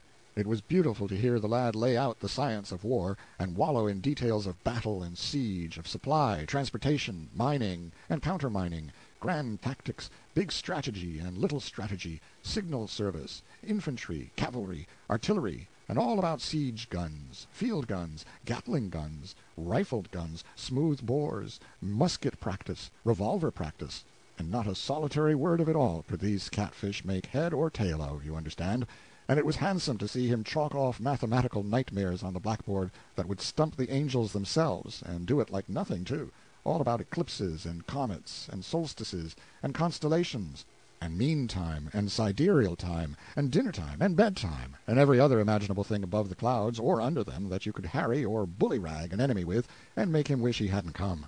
And when the boy made his military salute and stood aside at last, I was proud enough to hug him, and all those other people were so dazed they looked partly petrified, partly drunk, and wholly caught out and snowed under. I judged that the cake was ours, and by a large majority.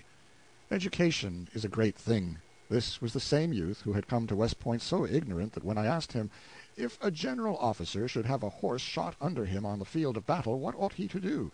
Answered up naively and said, "Get up and brush himself." One of the young nobles was called up now. I thought I would question him a little myself. I said, "Can your lordship read?" His face flushed indignantly, and he fired this at me. "Takest me for a clerk? I trow I am not of a blood that—" "Answer the question." He crowded his wrath down and made out to answer, "No." "Can you write?"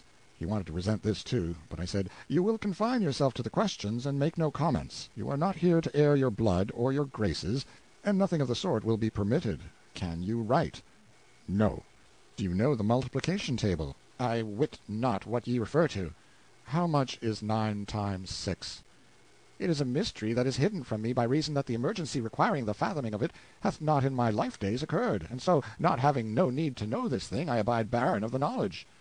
"If A trade a barrel of onions to B, worth 2 pence the bushel, in exchange for a sheep worth 4 pence and a dog worth a penny, and C kill the dog before delivery, because bitten by the same, who mistook him for D, what sum is still due to A from B, and which party pays for the dog, C or D, and who gets the money?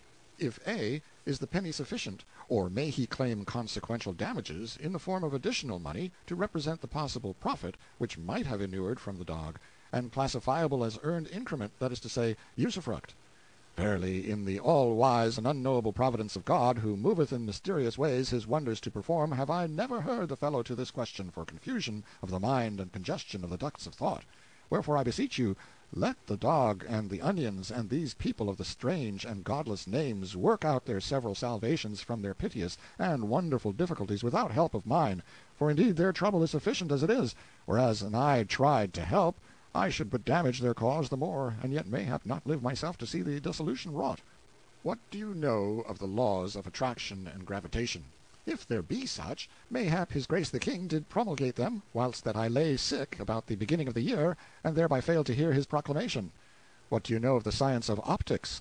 I know of governors of places, and seneschals of castles, and sheriffs of counties, and many like small offices and titles of honor, but him you call the science of optics I have not heard of before. Peradventure it is a new dignity. Yes, in this country. Try to conceive of this mollusk gravely applying for an official position of any kind under the sun. Why, he had all the earmarks of a typewriter copyist, if you leave out the disposition to contribute uninvited emendations of your grammar and punctuation. It was unaccountable that he didn't attempt a little help of that sort out of his majestic supply of incapacity for the job. But that didn't prove that he hadn't material in him for the disposition. It only proved that he wasn't a typewriter copyist yet. After nagging him a little more, I let the professors loose on him, and they turned him inside out, on the line of scientific war, and found him empty, of course. He knew somewhat about the warfare of the time, bushwhacking around for ogres, and bullfights in the tournament ring, and such things. But otherwise he was empty and useless. Then we took the other young noble in hand, and he was the first one's twin, for ignorance and incapacity. I delivered them into the hands of the chairman of the board with the comfortable consciousness that their cake was dough. They were examined in the previous order of precedence. "Name, so you please?" "Pertipole, son of Sir Pertipole, Baron of Barley Mash." "Grandfather?" "Also Sir Pertipole, Baron of Barley Mash." "Great-grandfather?" "The same name and title." "Great-great-grandfather?" "We had none, worshipful sir, the line failing before it had reached so far back." "It mattereth not. It is a good 4 generations, and fulfilleth the requirements of the rule." "Fulfills what rule?" I asked. "The rule requiring 4 generations of nobility, or else the candidate is not eligible." "A man not eligible for a lieutenancy in the army unless he can prove 4 generations of noble descent?" "Even so. Neither lieutenant nor any other officer may be commissioned without that qualification." "Oh, come, this is an astonishing thing. What good is such a qualification as that?" "What good? It is a hardy question, fair sir and boss, since it doth go far to impugn the wisdom of even our holy Mother Church herself." "As how?" "For that she hath established the selfsame rule regarding saints. By her law none may be canonized until he hath lain dead 4 generations." "I see, I see. It is the same thing. It is wonderful. In the one case a man lies dead alive 4 generations, mummified in ignorance and sloth, and that qualifies him to command live people, and take their weal and woe into his impotent hands. And in the other case, a man lies bedded with death and worms 4 generations, and that qualifies him for office in the celestial camp. Does the king's grace approve of this strange law?" "Why, truly, I see naught about it that is strange. All places of honor and of profit do belong, by natural right, to them that be of noble blood, and so these dignities in the army are their property, and would be so without this or any rule. The rule is but to mark a limit. Its purpose is to keep out too recent blood, which would bring into contempt these offices, and men of lofty lineage would turn their backs, and scorn to take them. I would blame an I permitted this calamity. You can permit it, and you are minded so to do, for you have the delegated authority, but that the king should do it were a most strange madness, and not comprehensible to any." "I yield. Proceed, Sir Chief of the Heralds' College." The chairman resumed as follows: "By what illustrious achievement for the honor of the throne and state did the founder of your great line lift himself to the sacred dignity of the British nobility?" "He built a brewery." "Sire, the board finds this candidate perfect in all the requirements and qualifications for military command, and doth hold his case open for decision after due examination of his competitor." The competitor came forward and proved exactly 4 generations of nobility himself, so there was a tie in military qualifications that far. He stood aside a moment, and Sir Pertipole was questioned further. "Of what condition was the wife of the founder of your line?" "She came of the highest landed gentry, yet she was not noble. She was gracious and pure and charitable, of a blameless life and character, insomuch that in these regards was she peer of the best lady in the land." "That will do. Stand down." He called up the competing lordling again, and asked, "What was the rank and condition of the great-grandmother who conferred British nobility upon your great house?" "She was a king's leman, and did climb to that splendid eminence by her own upholden merit from the sewer where she was born." "Ah, this indeed is true nobility. This is the right and perfect intermixture. The lieutenancy is yours, fair lord. Hold it not in contempt. It is the humble step which will lead to grandeurs more worthy of the splendor of an origin like to thine." I was down in the bottomless pit of humiliation. I had promised myself an easy and zenith-scouring triumph, and this was the outcome. I was almost ashamed to look my poor disappointed cadet in the face. I told him to go home and be patient. This wasn't the end. I had a private audience with the king, and made a proposition. I said it was quite right to officer that regiment with nobilities, and he couldn't have done a wiser thing. It would also be a good idea to add 500 officers to it. In fact, I had as many officers as there were nobles and relatives of nobles in the country, even if there should finally be 5 times as many officers as privates in it, and thus make it the crack regiment, the envied regiment, the king's own regiment, and entitled to fight on its own hook and in its own way, and go whither it would and come when it pleased, in time of war, and be utterly swell and independent. This would make that regiment the heart's desire of all the nobility, and they would all be satisfied and happy. Then we would make up the rest of the standing army out of commonplace materials, and officer it with nobodies, as was proper, nobodies selected on the basis of mere efficiency, and we would make this regiment toe the line, allow it no aristocratic freedom from restraint, and force it to do all the work and persistent hammering, to the end that whenever the king's own was tired and wanted to go off for a change and rummage around amongst ogres and have a good time, it could go without uneasiness, knowing that matters were in safe hands behind it, and business going to be continued at the old stand, same as usual. The king was charmed with the idea. When I noticed that, it gave me a valuable notion. I thought I saw my way out of an old and stubborn difficulty at last. You see, the royalties of the Pendragon stock were a long-lived race and very fruitful. Whenever a child was born to any of these, and it was pretty often, there was wild joy in the nation's mouth and piteous sorrow in the nation's heart. The joy was questionable, but the grief was honest, because the event meant another call for a royal grant. Long was the list of these royalties, and they were a heavy and steadily increasing burden upon the treasury and a menace to the crown. Yet Arthur could not believe this latter fact, and he would not listen to any of my various projects for substituting something in the place of the royal grants. If I could have persuaded him to now and then provide a support for one of these outlying scions from his own pocket, I could have made a grand to-do over it, and it would have had a good effect with the nation. But no, he wouldn't hear of such a thing. He had something like a religious passion for royal grant. He seemed to look upon it as a sort of sacred swag, and one could not irritate him in any way so quickly and so surely as by an attack upon that venerable institution. If I ventured to cautiously hint that there was not another respectable family in England that would humble itself to hold out the hat, however, that is as far as I ever got. He always cut me short there, and peremptorily, too. But I believed I saw my chance at last. I would form this crack regiment out of officers alone, not a single private. Half of it would consist of nobles, who should fill all the places up to major general, and serve gratis and pay their own expenses. And they would be glad to do this when they should learn that the rest of the regiment would consist exclusively of princes of the blood. These princes of the blood should range in rank from lieutenant general up to field marshal, and be gorgeously salaried and equipped and fed by the state. Moreover, and this was the master stroke, it should be decreed that these princely grandees should be always addressed by a stunningly gaudy and awe-compelling title, which I would presently invent, and they only in all England should be so addressed. Finally, all princes of the blood should have free choice. Join that regiment, get that great title, and renounce the royal grant, or stay out and receive a grant.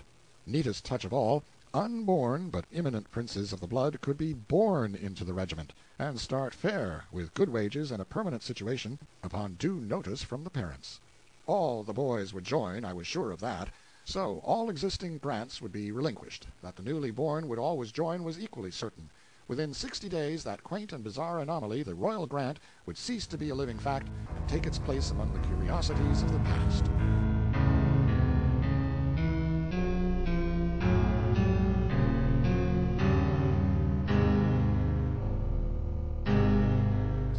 First newspaper. When I told the king I was going out disguised as a petty freeman to scour the country and familiarize myself with the humbler life of the people, he was all afire with the novelty of the thing in a minute, and was bound to take a chance in the adventure himself. Nothing should stop him. He would drop everything and go along. It was the prettiest idea he had run across for many a day. He wanted to glide out the back way and start at once, but I showed him that wouldn't answer. You see, he was billed for the king's evil, to touch for it, I mean, and it wouldn't be right to disappoint the house, and it wouldn't make a delay worth considering anyway. It was only a one-night stand, and I thought he ought to tell the Queen he was going away. He clouded up at that, and looked sad. I was sorry I'd spoken, especially when he said mournfully, "Thou forgettest that Launcelot is here, and where Launcelot is, she noteth not the going forth of the king, nor what day he returneth." Of course I changed the subject. Yes, Guinevere was beautiful, it is true, but take her all around, she was pretty slack. I never meddled in these matters. They weren't my affair, but I did hate to see the way things were going on, and I don't mind saying that much. Many's the time she had asked me, "Sir Boss, hast seen Sir Launcelot about?" But if ever she went fretting around for the king, I didn't happen to be around at the time. There was a very good layout for the king's evil business, very tidy and creditable. The king sat under a canopy of state. About him were clustered a large body of the clergy in full canonicals. Conspicuous, both for location and personal outfit, stood Marinell, a hermit of the quack-doctor species, to introduce the sick. All abroad over the spacious floor, and clear down to the doors, in a thick jumble, lay or sat the scrofulous, under a strong light. It was as good as a tableau. In fact, it had all the look of being gotten up for that, though it wasn't. There were 800 sick people present. The work was slow. It lacked the interest of novelty for me, because I had seen the ceremonies before. The thing soon became tedious, but the proprieties required me to stick it out. The doctor was there for the reason that in all such crowds there were many people who only imagined something was the matter with them, and many who were consciously sound, but wanted the immortal honor of fleshly contact with a king, and yet others who pretended to illness in order to get the piece of coin that went with the touch. Up to this time this coin had been a wee little gold piece worth about a third of a dollar.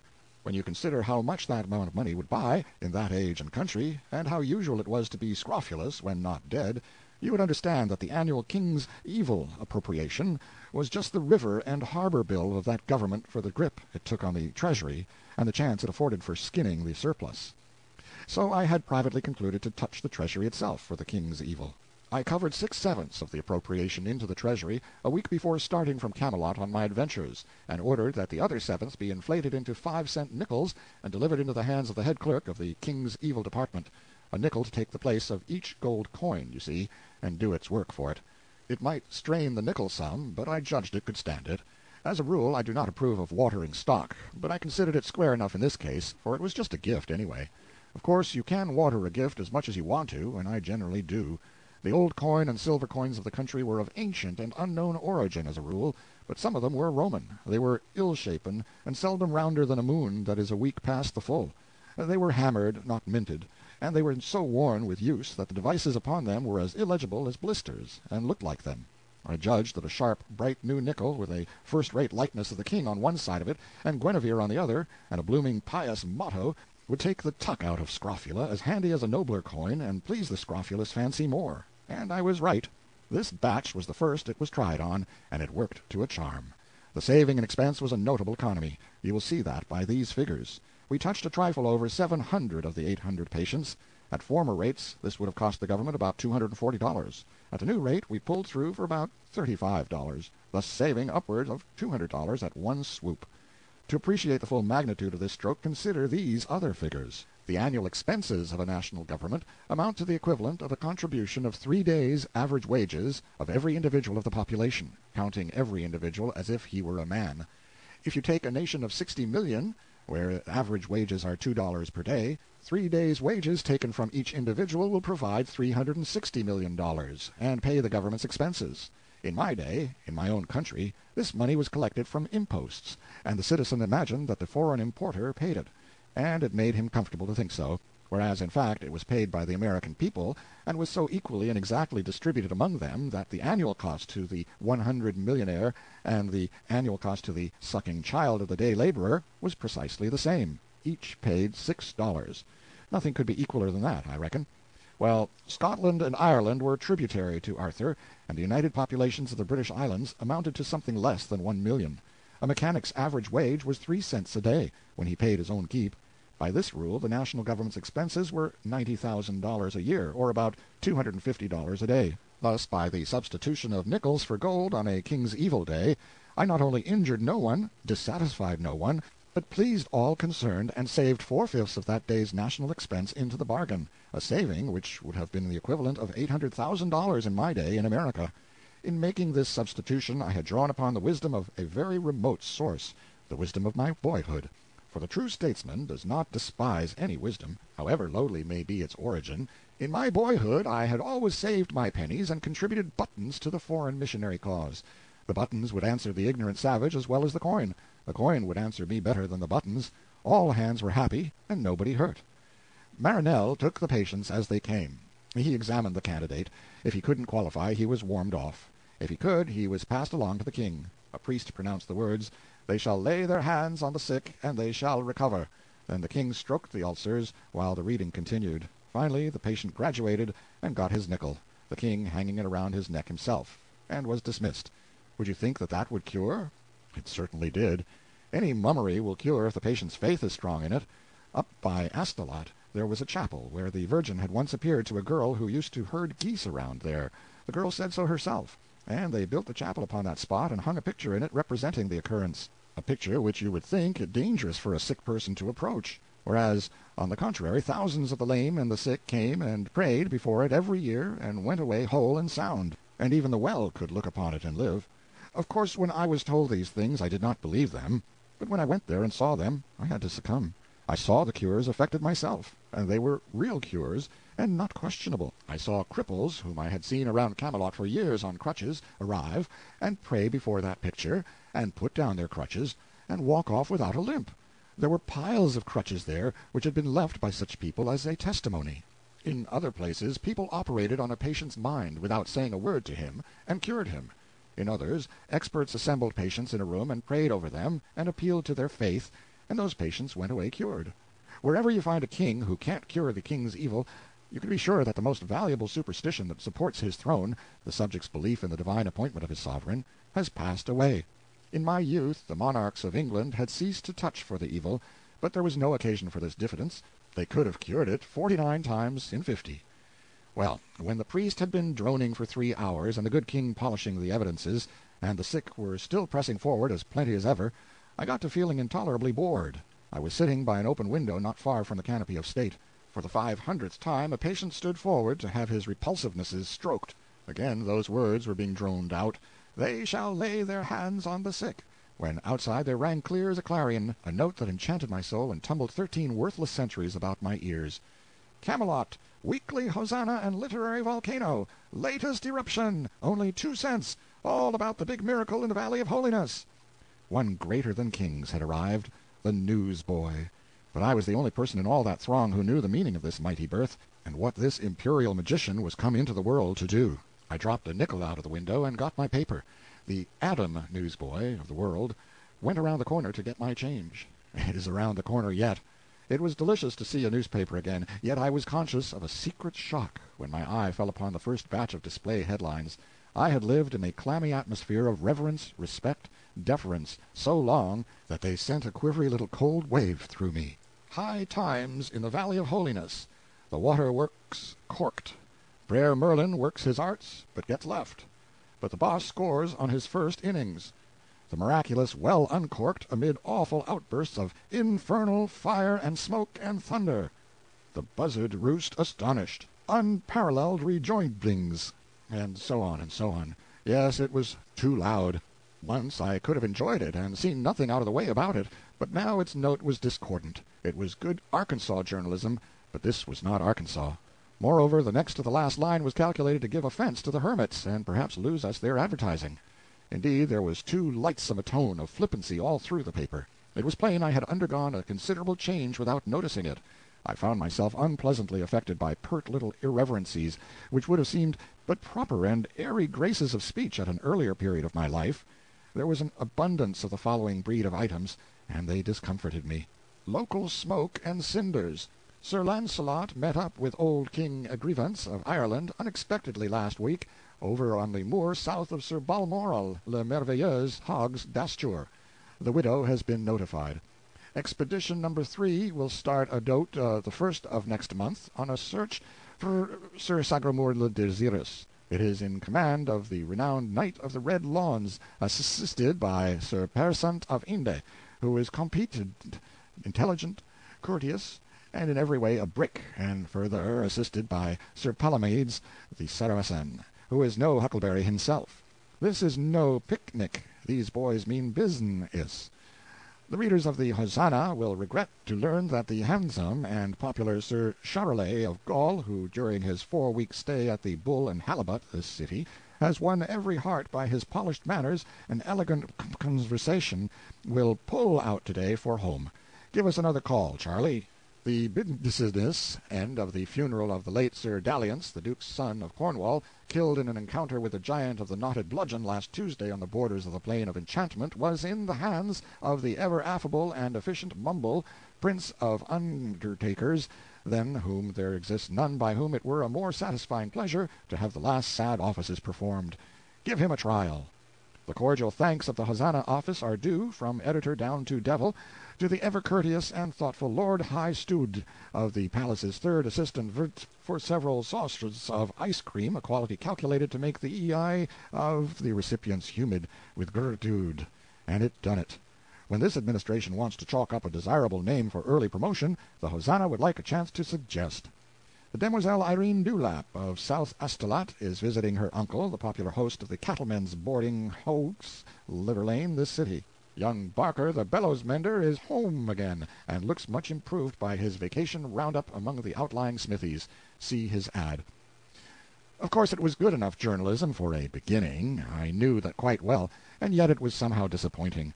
The Court Circular pleased me better. Indeed, its simple and dignified respectfulness was a distinct refreshment to me after all those disgraceful familiarities. But even it could have been improved. Do what one may, there is no getting an air of variety into a Court Circular, I acknowledge that. There is a profound monotonousness about its facts that baffles and defeats one's sincerest efforts to make them sparkle and enthuse. The best way to manage, in fact the only sensible way, is to disguise repetitiousness of fact under variety of form. Skin your fact each time and lay on a new cuticle of words. It deceives the eye. You think it is a new fact. It gives you the idea that the court is carrying on like everything. This excites you, and you drain the whole column with a good appetite, and perhaps never notice that it's a barrel of soup made out of a single bean. Clarence's way was good. It was simple. It was dignified. It was direct and businesslike. All I say is, it was not the best way. Court Circular. On Monday the King rode in the park. On Tuesday the King rode in the park. On Wednesday the King rode in the park. On Thursday the King rode in the park. On Friday the King rode in the park. On Saturday the King rode in the park. On Sunday the King rode in the park. However, take the paper by and large, I was vastly pleased with it. Little crudities of a mechanical sort were observable here and there, but there were not enough of them to amount to anything, and it was good enough Arkansas proofreading anyhow, and better than was needed in Arthur's day and realm. As a rule, the grammar was leaky, and the construction more or less lame. But I did not much mind these things. They are common defects of my own, and one mustn't criticize other people on grounds where he can't stand perpendicular himself. I was hungry enough for literature to want to take down the whole paper at this one meal, but I got only a few bites, and then had to postpone because the monks around me beseeched me so with eager questions. What is this curious thing? What is it for? Is it a handkerchief? Saddle blanket? Part of a shirt? What is it made of? How thin it is, and how dainty and frail, and how it rattles! Will it wear, do you think, and won't the rain injure it? Is it writing that appears on it, or is it only ornamentation? They suspected it was writing, because those among them who knew how to read Latin and had a smattering of Greek recognized some of the letters, but they could make nothing out of the result as a whole. I put my information in the simplest form I could. It is a public journal. I will explain what that is another time. It is not cloth, it is made of paper. Sometime I will explain what paper is. The lines on it are reading matter, and not written by hand, but printed. By and by I will explain what printing is. 1,000 of these sheets have been made, all exactly like this, in every minute detail. They can't be told apart. Then they all broke out with exclamations of surprise and admiration. 1,000? Verily a mighty work, a year's work for many men. No, merely a day's work for a man and a boy. They crossed themselves and whiffed out a protective prayer or two. Ah, a miracle, a wonder, dark work of enchantment. I let it go at that. Then I read in a low voice, to as many as could crowd their shaven heads within hearing distance, part of the account of the miracle of the restoration of the well, and was accompanied by astonished and reverent ejaculations all through. Ah, how true! Amazing, amazing! These be the very haps as they happened, in marvelous exactness. And might they take this strange thing in their hands, and feel of it, and examine it? They would be very careful. Yes, they took it, handling it as cautiously and devotedly as if it had been some holy thing come from some supernatural region, and gently felt of its texture, caressed its pleasant smooth surface with lingering touch, and scanned the mysterious characters with fascinated eyes. These grouped bent heads, these charmed faces, these speaking eyes, how beautiful to me! For was not this my darling, and was not all this mute wonder and interest and homage a most eloquent tribute and unforced compliment to it? I knew then how a mother feels when women, whether strangers or friends, take her new baby and close themselves about it with one eager impulse, and bend their heads over it in a tranced adoration that makes all the rest of the universe vanish out of their consciousness, and be as if it were not for that time. I knew how she feels, and that there is no other satisfied ambition, whether of king, conqueror, or poet, that ever reaches halfway to that serene far summit, or yields half so divine a contentment. During all the rest of the seance my paper traveled from group to group, all up and down and about that huge hall, and my happy eye was upon it always, and I sat motionless, steeped in satisfaction, drunk with enjoyment. Yes, this was heaven. I was tasting it once, if I might never taste it more.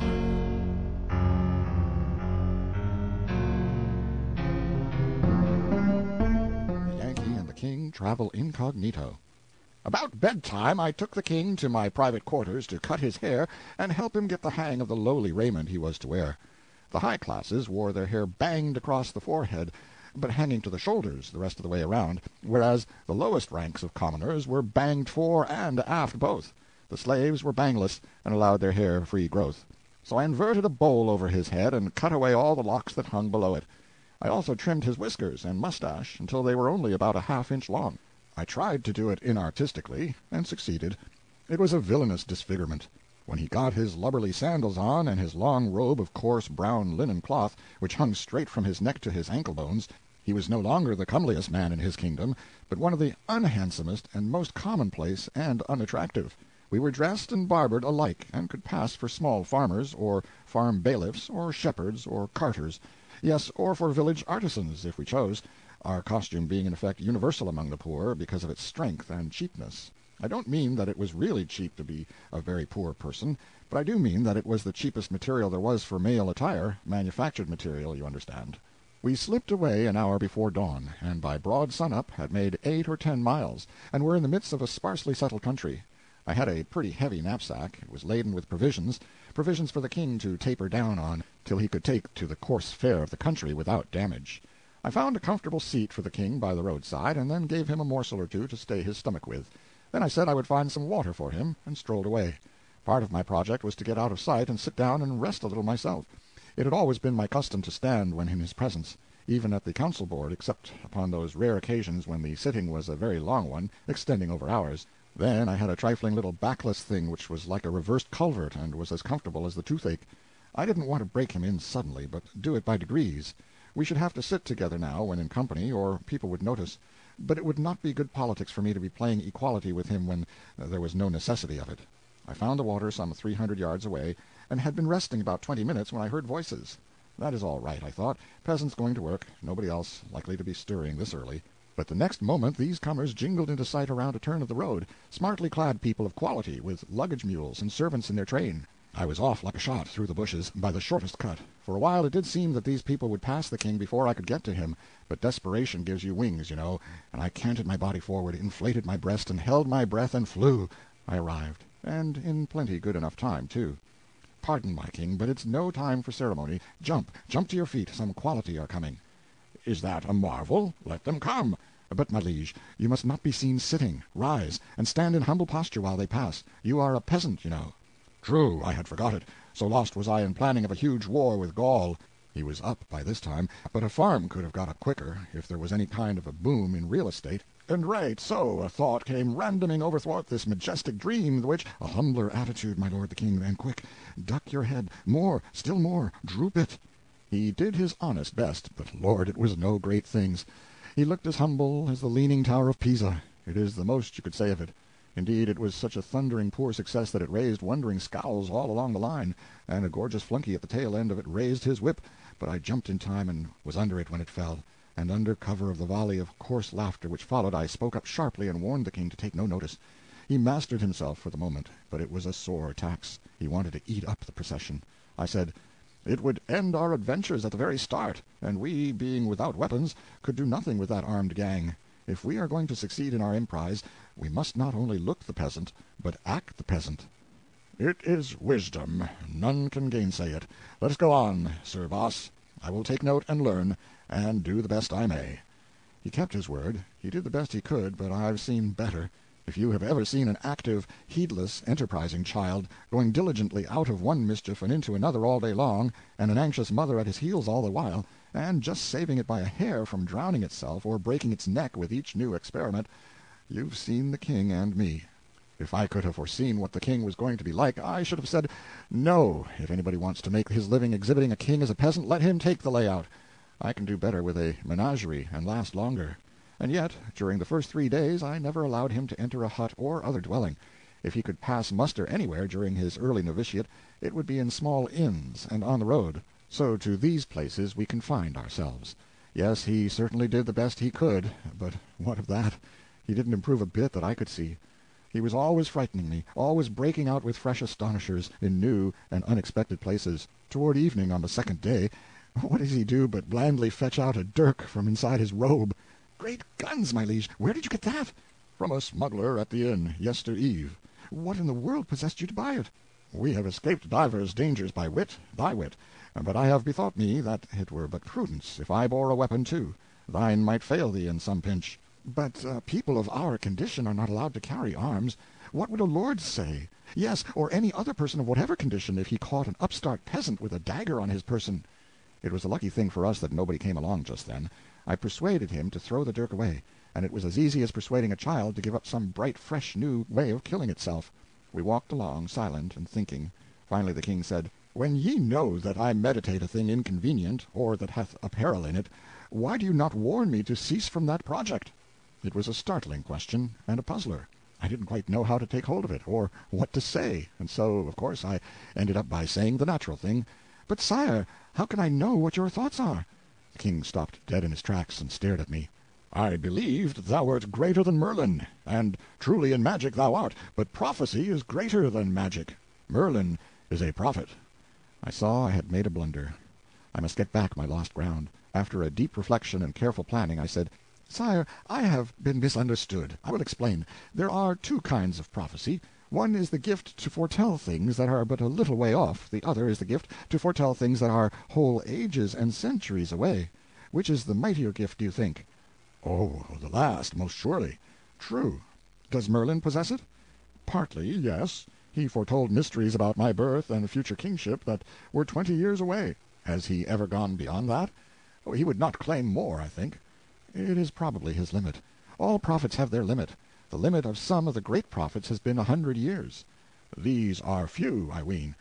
"There have been two still greater ones, whose limit was 400 and 600 years, and one whose limit compassed even 720. "Gramercy, it is marvelous." "But what are these in comparison with me? They are nothing." "What?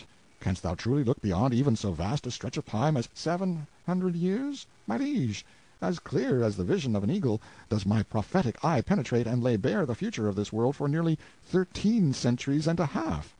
My land, you should have seen the king's eyes spread slowly open and lift the earth's entire atmosphere as much as an inch.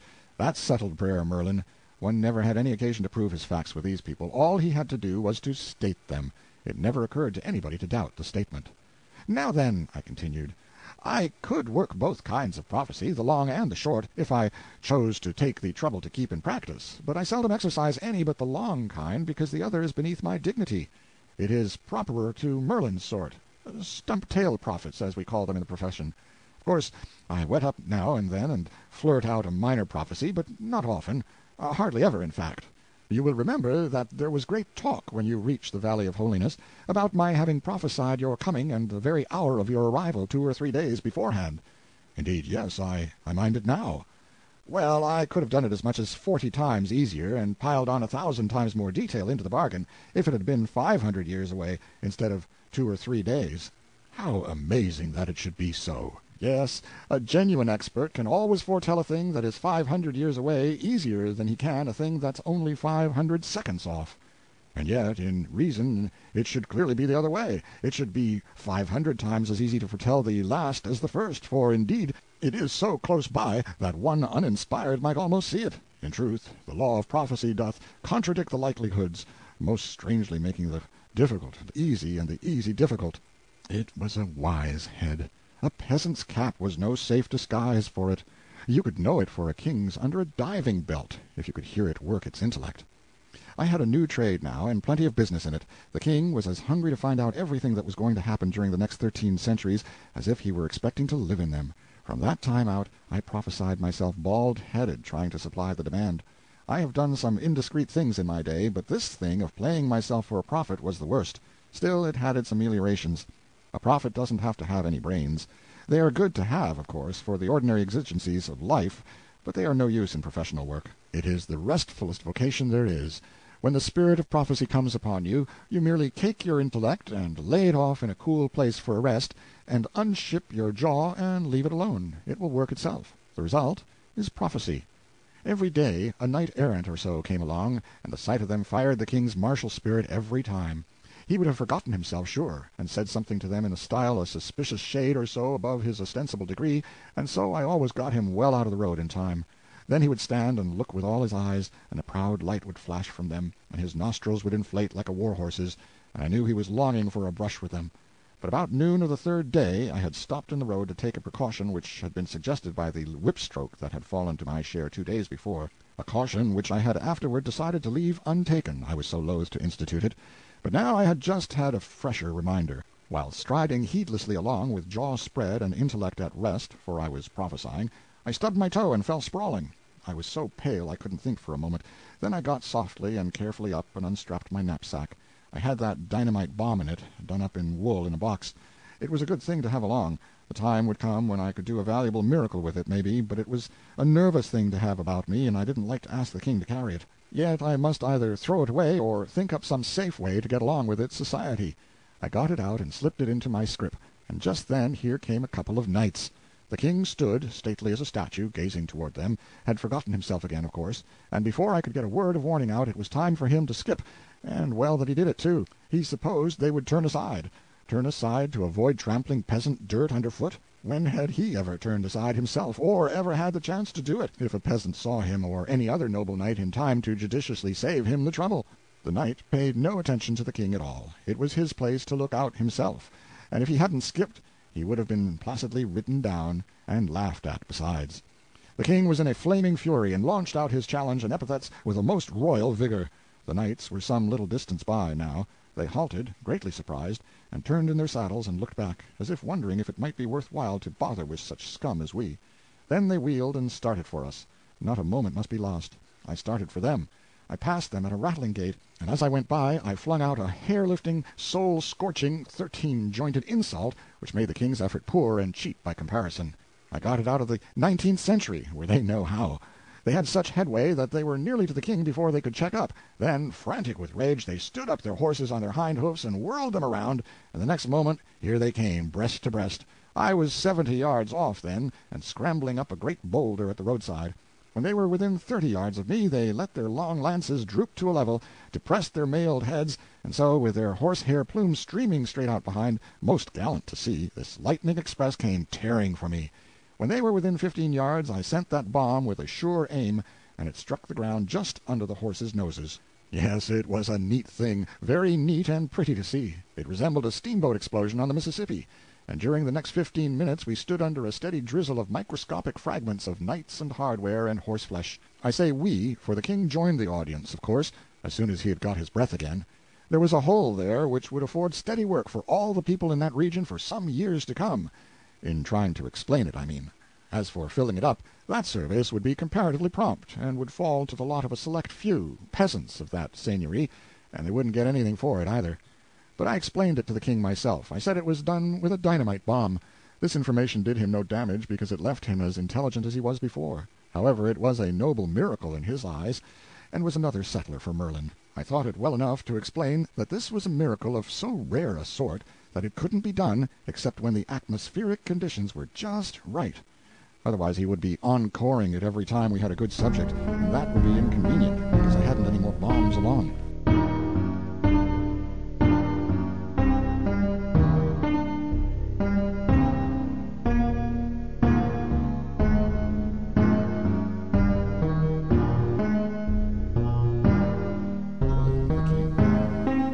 On the 4th day, when it was just sunrise, we had been tramping an hour in the chill dawn, I came to a resolution. The king must be drilled. Things could not go on so. He must be taken in hand and deliberately and conscientiously drilled, or we couldn't ever venture to enter a dwelling. The very cats would know this masquerader for a humbug and no peasant. So I called a halt and said, "Sire, as between clothes and countenance you are all right. There is no discrepancy. But as between your clothes and your bearing you are all wrong. There is a most noticeable discrepancy. Your soldierly stride, your lordly port, these will not do. You stand too straight, your looks are too high, too confident. The cares of a kingdom do not stoop the shoulders, they do not droop the chin, they do not depress the high level of the eye-glance, they do not put doubt and fear in the heart and hang out the signs of them in slouching body and unsure step. It is the sordid cares of the lowly born that do these things. You must learn the trick. You must imitate the trademarks of poverty, misery, oppression, insult, and the other several and common inhumanities that sap the manliness out of a man and make him a loyal and proper and approved subject, and a satisfaction to his masters, or the very infants will know you for better than your disguise, and we shall go to pieces at the first hut we stop at. Pray, try to walk like this." The king took careful note, and then tried an imitation. "Pretty fair, pretty fair. Chin a little lower, please. There, very good. eyes too high. Pray, don't look at the horizon. Look at the ground, 10 steps in front of you. Ah, that is better. That is very good. Wait, please. You betray too much vigor, too much decision. You want more of a shamble. Look at me, please. This is what I mean. Now you are getting it. That is the idea. At least it sort of approaches it. Yes, that is pretty fair. But there is a great big something wanting. I don't quite know what it is. Please walk 30 yards so I can get a perspective on the thing. Now then, your head's right, speed's right, shoulders right, eyes right, chin right, gait, carriage, general style right, everything's right. And yet the fact remains the aggregate's wrong. The account don't balance. Do it again, please. Now I think I begin to see what it is. Yes, I've struck it. You see, the genuine spiritlessness is wanting. That's what's the trouble. It's all amateur, mechanical details all right, almost to a hair. Everything's about the delusion perfect, except that it don't delude. What, then, must one do to prevail? Let me think. I can't seem to quite get at it. In fact, there isn't anything that can right the matter but practice. This is a good place for it. Roots and stony ground to break up your stately gait, a region not liable to interruption, only one field and one hut in sight, and they so far away that nobody could see us from there. It will be well to move a little off the road, and put in the whole day drilling you, sire. After the drill had gone on a little while, I said, Now, sire, imagine that we are at the door of the hut yonder, and the family are before us. Proceed, please. Accost the head of the house. The king unconsciously straightened up like a monument, and said with frozen austerity, Varlet, bring a seat, and serve to me what cheer ye have. Ah, your grace, that is not well done. In what lacketh it? These people do not call each other varlets. Nay, is that true? Yes, only those above them call them so. Then must I try again. I will call him villain. No, for he may be a freeman. So. Then, peradventure, I should call him goodman. That would answer, your grace, but it would be still better if you said friend or brother. Brother? To dirt like that? Ah, but we are pretending to be dirt like that, too. It is even true, I will say it. Brother, bring a seat, and thereto what cheer ye have withal. Now 'tis right. Not quite, not wholly right. You have asked for one, not us. For one, not both. Food for one, a seat for one. The king looked puzzled. He wasn't a very heavy weight intellectually. His head was an hourglass. It could stow an idea, but it had to do it a grain at a time, not the whole idea at once. Would you have a seat also, and sit? If I did not sit, the man would perceive that we were only pretending to be equals, and playing the deception pretty poorly, too. It is well and truly said. How wonderful is truth, come it in whatsoever unexpected form it may. Yes, he must bring out seats and food for both, and in serving us present not ewer and napkin with more show of respect to the one than to the other. And there is even yet a detail that needs correcting. He must bring nothing outside. We will go in among the dirt, and possibly other repulsive things, and take the food with the household, and after the fashion of the house, and all on equal terms, except the man be of the serf class. And finally, there will be no ewer and no napkin, whether he be serf or free. Please walk again, my liege. There, it is better, it is the best yet, but not perfect. The shoulders have known no ignobler burden than iron mail, and they will not stoop. Give me, then, the bag. I will learn the spirit that goeth with burdens that have not honor. It is the spirit that stoopeth the shoulders, I ween, and not the weight. For armor is heavy, yet it is a proud burden, and a man standeth straight in it. Nay, but me no buts, offer me no objections. I will have the thing. Strap it upon my back. He was complete now with that knapsack on, and looked as little like a king as any man I had ever seen. But it was an obstinate pair of shoulders. They could not seem to learn the trick of stooping with any sort of deceptive naturalness. The drill went on, I prompting and correcting. Now, make believe you are in debt, and eaten up by relentless creditors. You are out of work, which is horseshoeing, let us say, and can get none. And your wife is sick, your children are crying because they are hungry. And so on, and so on. I drilled him as representing in turn all sorts of people out of luck, and suffering dire privations and misfortunes. But, Lord, it was only just words. They meant nothing in the world to him. I might just as well have whistled. Words realize nothing, vivify nothing to you, unless you have suffered in your own person the thing which the words try to describe. There are wise people who talk ever so knowingly and complacently about the working classes, and satisfy themselves that a day's hard intellectual work is very much harder than a day's hard manual toil, and is righteously entitled to much bigger pay. Why, they really think that, because they know all about the one, but haven't tried the other. But I know all about both, and so far as I'm concerned, there isn't money enough in the universe to hire me to swing a pickaxe 30 days. But I will do the hardest kind of intellectual work for just as near nothing as you can cipher it down, and I will be satisfied, too. Intellectual work is misnamed. It is a pleasure, a dissipation, and is its own highest reward. The poorest paid architect, engineer, general, author, sculptor, painter, lecturer, advocate, legislator, actor, preacher, singer, is constructively in heaven when he is at work. And as for the musician with a fiddle bow in his hand who sits in the midst of a great orchestra with the ebbing and flowing tides of divine sound washing over him, why, certainly he is at work, if you wish to call it that, but Lord, it's a sarcasm just the same. The law of work does seem utterly unfair, but there it is, and nothing can change it. The higher the pay and enjoyment the worker gets out of it, the higher shall be his pay in cash also. And it's also the very law of those transparent swindles, transmissible nobility and kingship.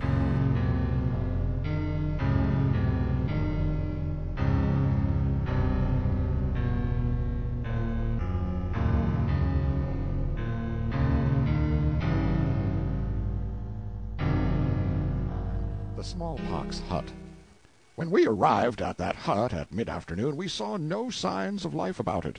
The field nearby had been denuded of its crop some time before, and had a skinned look, so exhaustively had it been harvested and gleaned. Fences, sheds, everything had a ruined look, and were eloquent of poverty. No animal was around anywhere, no living thing in sight. The stillness was awful. It was like the stillness of death. The cabin was a one-story one, whose thatch was black with age and ragged from lack of repair.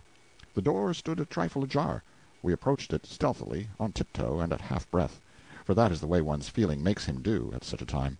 The king knocked. We waited. No answer. Knocked again. No answer. I pushed the door softly open and looked in. I made out some dim forms, and a woman started up from the ground and stared at me, as one does who is awakened from sleep. Presently she found her voice. "Have mercy," she pleaded. "All is taken. Nothing is left." "I have not come to take anything, poor woman." "You are not a priest?" "No." "Nor come not from the lord of the manor?" "No, I am a stranger."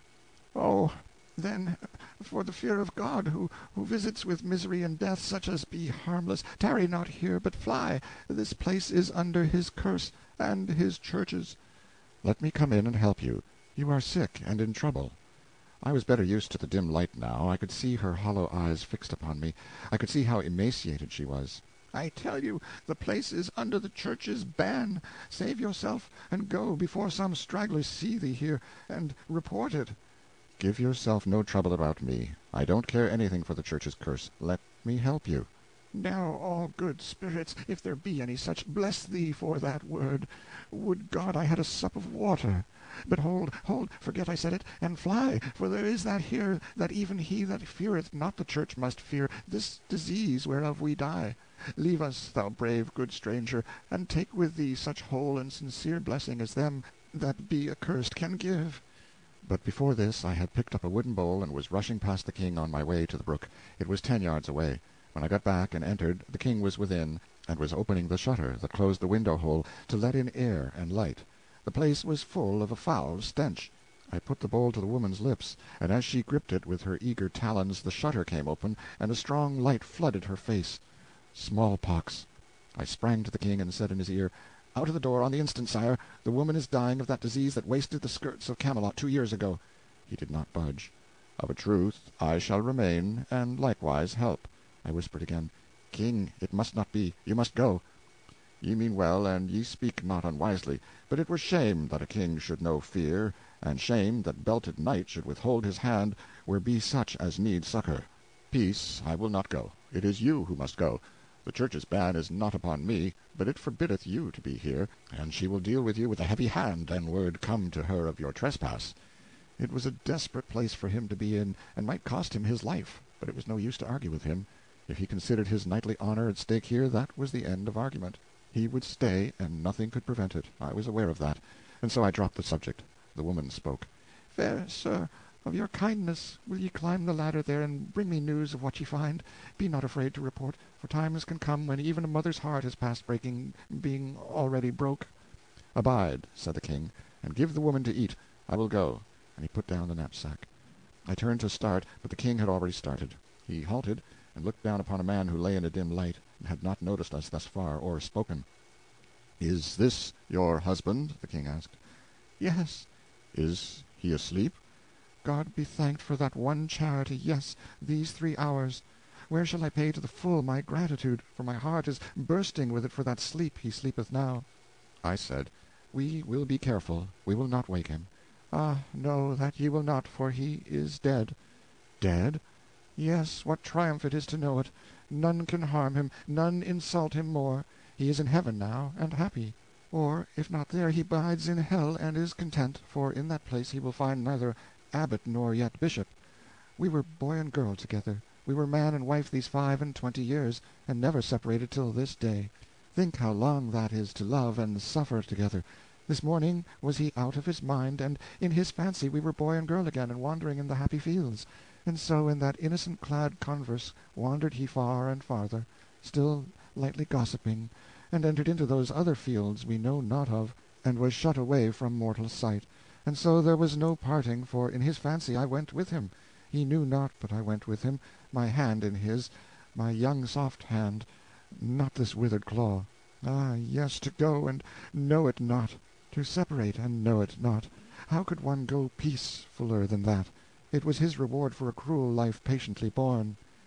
There was a slight noise from the direction of the dim corner where the ladder was. It was the king descending. I could see that he was bearing something in one arm, and assisting himself with the other. He came forward into the light. Upon his breast lay a slender girl of 15. She was but half conscious. She was dying of smallpox. Here was heroism at its last and loftiest possibility, its utmost summit. This was challenging death in the open field unarmed, with all the odds against the challenger, no reward set upon the contest, and no admiring world in silks and cloth of gold to gaze and applaud. And yet the king's bearing was as serenely brave as it had always been in those cheaper contests where knight meets knight in equal fight, and clothed in protecting steel. He was great now, sublimely great. The rude statues of his ancestors in his palace should have an addition. I would see to that. And it would not be a mailed king killing a giant or a dragon like the rest. It would be a king in commoner's garb bearing death in his arms, that a peasant mother might look her last upon her child and be comforted. He laid the girl down by her mother, who poured out endearments and caresses from an overflowing heart, and one could detect a flickering faint light of response in the child's eyes, but that was all. The mother hung over her, kissing her, petting her, and imploring her to speak, but the lips only moved, and no sound came. I snatched my liquor flask from my knapsack, and the woman forbade me, and said, "No, she does not suffer. It is better so. It might bring her back to life. None that be so good and kind as ye are would do her that cruel hurt. For look you, what is left to live for? Her brothers are gone, her father is gone, her mother goeth, the church's curse is upon her, and none may shelter or befriend her, even though she lay perishing in the road. She is desolate. I have not asked you, good heart, if her sister be still on live, here overhead. I had no need. Ye had gone back else, and not left the poor thing forsaken." "She lieth at peace," interrupted the king in a subdued voice. "I would not change it. How rich is this day in happiness! Ah, my Annis, thou shalt join thy sister soon. Thou'rt on thy way, and these be merciful friends that will not hinder." And so she fell to murmuring and cooing over the girl again, and softly stroking her face and hair, and kissing her, and calling her by endearing names. But there was scarcely sign of response now in the glazing eyes. I saw tears well from the king's eyes, and trickle down his face. The woman noticed them too, and said, "Ah, I know that sign. Thou'st a wife at home, poor soul, and you and she have gone hungry to bed many's the time, that the little ones might have your crust. You know what poverty is, and the daily insults of your betters, and the heavy hand of the church and the king." The king winced under this accidental home shot, but kept still. He was learning his part, and he was playing it well, too, for a pretty dull beginner. I struck up a diversion. I offered the woman food and liquor, but she refused both. She would allow nothing to come between her and the release of death. Then I slipped away and brought the dead child from aloft, and laid it by her. This broke her down again, and there was another scene that was full of heartbreak. By and by I made another diversion, and beguiled her to sketch her story. "Ye know it well yourselves, having suffered it, for truly none of our condition in Britain escape it. It is the old weary tale. We fought and struggled and succeeded, meaning by success that we lived and did not die. More than that is not to be claimed. No troubles came that we could not outlive, till this year brought them. Then came they all at once, as one might say, and overwhelmed us. Years ago the lord of the manor planted certain fruit trees on our farm, in the best part of it too, a grievous wrong and shame." "But it was his right," interrupted the king. "None denieth that, indeed. And the law mean anything, what is the Lord's is his, and what is mine is his also. Our farm was ours by lease, therefore 'twas likewise his to do with as he would. Some little time ago 3 of those trees were found hewn down. Our 3 grown sons ran frightened to report the crime. Well, in his lordship's dungeon there they lie, who saith there shall they lie and rot till they confess. They have naught to confess, being innocent, wherefore there will they remain until they die. Ye know that right well, I ween. Think how this left us, a man, a woman, and 2 children, to gather a crop that was planted by so much greater force, yes, and protect it night and day from pigeons and prowling animals that be sacred, and must not be hurt by any of our sort. When my lord's crop was nearly ready for the harvest, so also was ours. When his bell rang to call us to his fields to harvest his crop for nothing, he would not allow that I and my 2 girls should count for our 3 captive sons, but for only 2 of them. So for the lacking one were we daily fined. All this time our own crop was perishing through neglect, and so both the priest and his lordship fined us, because their shares of it were suffering through damage. In the end the fines ate up our crop, and they took it all. They took it all, and made us harvest it for them without pay or food, and we are starving. Then the worst came, when I, being out of my mind with hunger and loss of my boys, and grief to see my husband and my little maids in rags, and misery and despair, uttered a deep blasphemy, oh, 1,000 of them, against the church and the church's ways. It was 10 days ago. I had fallen sick with this disease, and it was to the priest I said the words, for he was come to chide me for lack of due humility under the chastening hand of God. He carried my trespass to his betters. I was stubborn, wherefore presently upon my head and upon all heads that were dear to me fell the curse of Rome.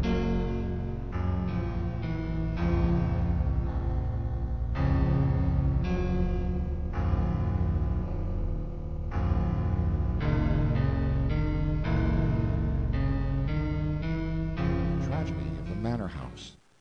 At midnight all was over, and we sat in the presence of 4 corpses.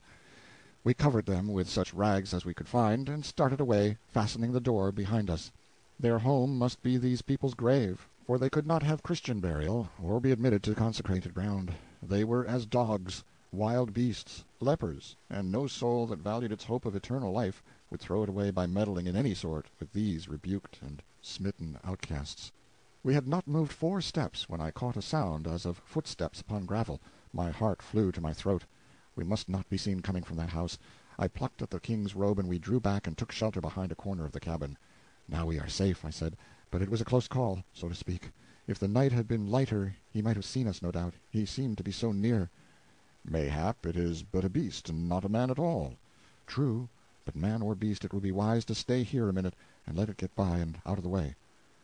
Hark! It cometh hither." True again. The step was coming toward us, straight toward the hut. It must be a beast, then, and we might as well have saved our trepidation. I was going to step out, but the king laid his hand upon my arm. There was a moment of silence, then we heard a soft knock on the cabin door. It made me shiver. Presently the knock was repeated, and then we heard these words in a guarded voice, "Mother, father, open, we have got free, and we bring news to pale your cheeks but glad your hearts, and we may not tarry but must fly, but they answer not, mother, father." I drew the king toward the other end of the hut and whispered, "Come, now we can get to the road." The king hesitated, was going to demur, but just then we heard the door give way, and knew that those desolate men were in the presence of their dead. "Come, my liege, in a moment they will strike a light, and then will follow that which it would break your heart to hear." He did not hesitate this time. The moment we were in the road I ran, and after a moment he threw dignity aside and followed. I did not want to think of what was happening in the hut. I couldn't bear it. I wanted to drive it out of my mind, so I struck into the first subject that lay under that one in my mind. I have had the disease those people died of, and so have nothing to fear, but if you have not had it also—" He broke in upon me to say he was in trouble, and it was his conscience that was troubling him. "These young men have got free, they say, but how? It is not likely that their Lord hath set them free." "Oh, no, I make no doubt they escaped." "That is my trouble. I have a fear that this is so, and your suspicion doth confirm it, you having the same fear." "I should not call it by that name, though. I do suspect that they escaped, but if they did, I am not sorry, certainly." "I am not sorry, I think, but—" "What is it? What is there for one to be troubled about?" "If they did escape, then are we bound in duty to lay hands upon them and deliver them again to their Lord, for it is not seemly that one of his quality should suffer a so insolent and high-handed outrage from persons of their base degree." There it was again. He could see only one side of it. He was born so, educated so, his veins were full of ancestral blood that was rotten with this sort of unconscious brutality, brought down by inheritance from a long procession of hearts that had each done its share toward poisoning the stream. To imprison these men without proof, and starve their kindred, was no harm, for they were merely peasants, and the subject of the will and pleasure of their lord, no matter what fearful form it might take. But for these men to break out of unjust captivity was insult and outrage, and a thing not to be countenanced by any conscientious person who knew his duty to his sacred caste. I worked more than half an hour before I got him to change the subject, and even then an outside matter did it for me. This was a something which caught our eyes as we struck the summit of a small hill, a red glow, a good way off. "That's a fire," said I. Fires interested me considerably, because I was getting a good deal of insurance business started, and was also training some horses and building some steam fire engines with an eye to be a paid fire department by and by. The priests opposed both my fire and life insurance on the ground that it was an insolent attempt to hinder the decrees of God, and if you pointed out that they did not hinder the decrees in the least, but only modified the hard consequences of them if you took out policies and had luck, they retorted that that was gambling against the decrees of God, and was just as bad. So they managed to damage those industries more or less, but I got even on my accident business. As a rule, a knight is a lummox, and sometimes even a labrick, and hence open to pretty poor arguments when they come glibly from a superstition-monger, but even he could see the practical side of a thing once in a while, and so of late you couldn't clean up a tournament and pile the result without finding one of my accident tickets in every helmet. We stood there a while, in the thick darkness and stillness, looking toward the red blur in the distance, and trying to make out the meaning of a far-away murmur that rose and fell fitfully on the night. Sometimes it swelled up and for a moment seemed less remote, but when we were hopefully expecting it to betray its cause and nature, it dulled and sank again, carrying its mystery with it. We started down the hill in its direction, and the winding road plunged us at once into almost solid darkness that was packed and crammed in between two tall forest walls. We groped along down for half a mile, perhaps, that murmur growing more and more distinct all the time. The coming storm threatening more and more, with now and then a little shiver of wind, a faint show of lightning, and dull grumblings of distant thunder. I was in the lead. I ran against something, a soft heavy something, which gave, slightly, to the impulse of my weight. At the same moment the lightning glared out, and within a foot of my face was the writhing face of a man who was hanging from the limb of a tree. That is, it seemed to be writhing, but it was not. It was a gruesome sight. Straightway there was an ear-splitting explosion of thunder, and the bottom of heaven fell out. The rain poured down in a deluge. No matter, we must try to cut this man down on the chance that there might be life in him yet, mustn't we? The lightning came quick and sharp now, and the place was alternately noonday and midnight.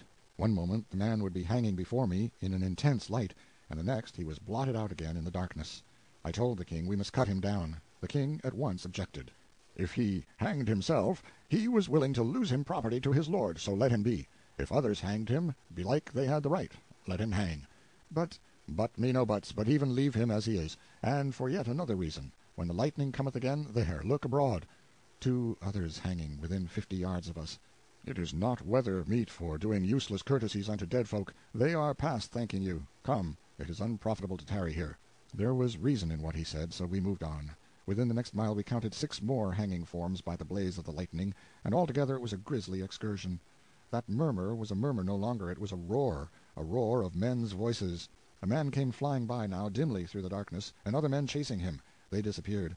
Presently another case of the kind occurred, and then another and another. Then a sudden turn of the road brought us in sight of that fire. It was a large manor house, and little or nothing was left of it, and everywhere men were flying and other men raging after them in pursuit. I warned the king that this was not a safe place for strangers. We would better get away from the light until matters should improve.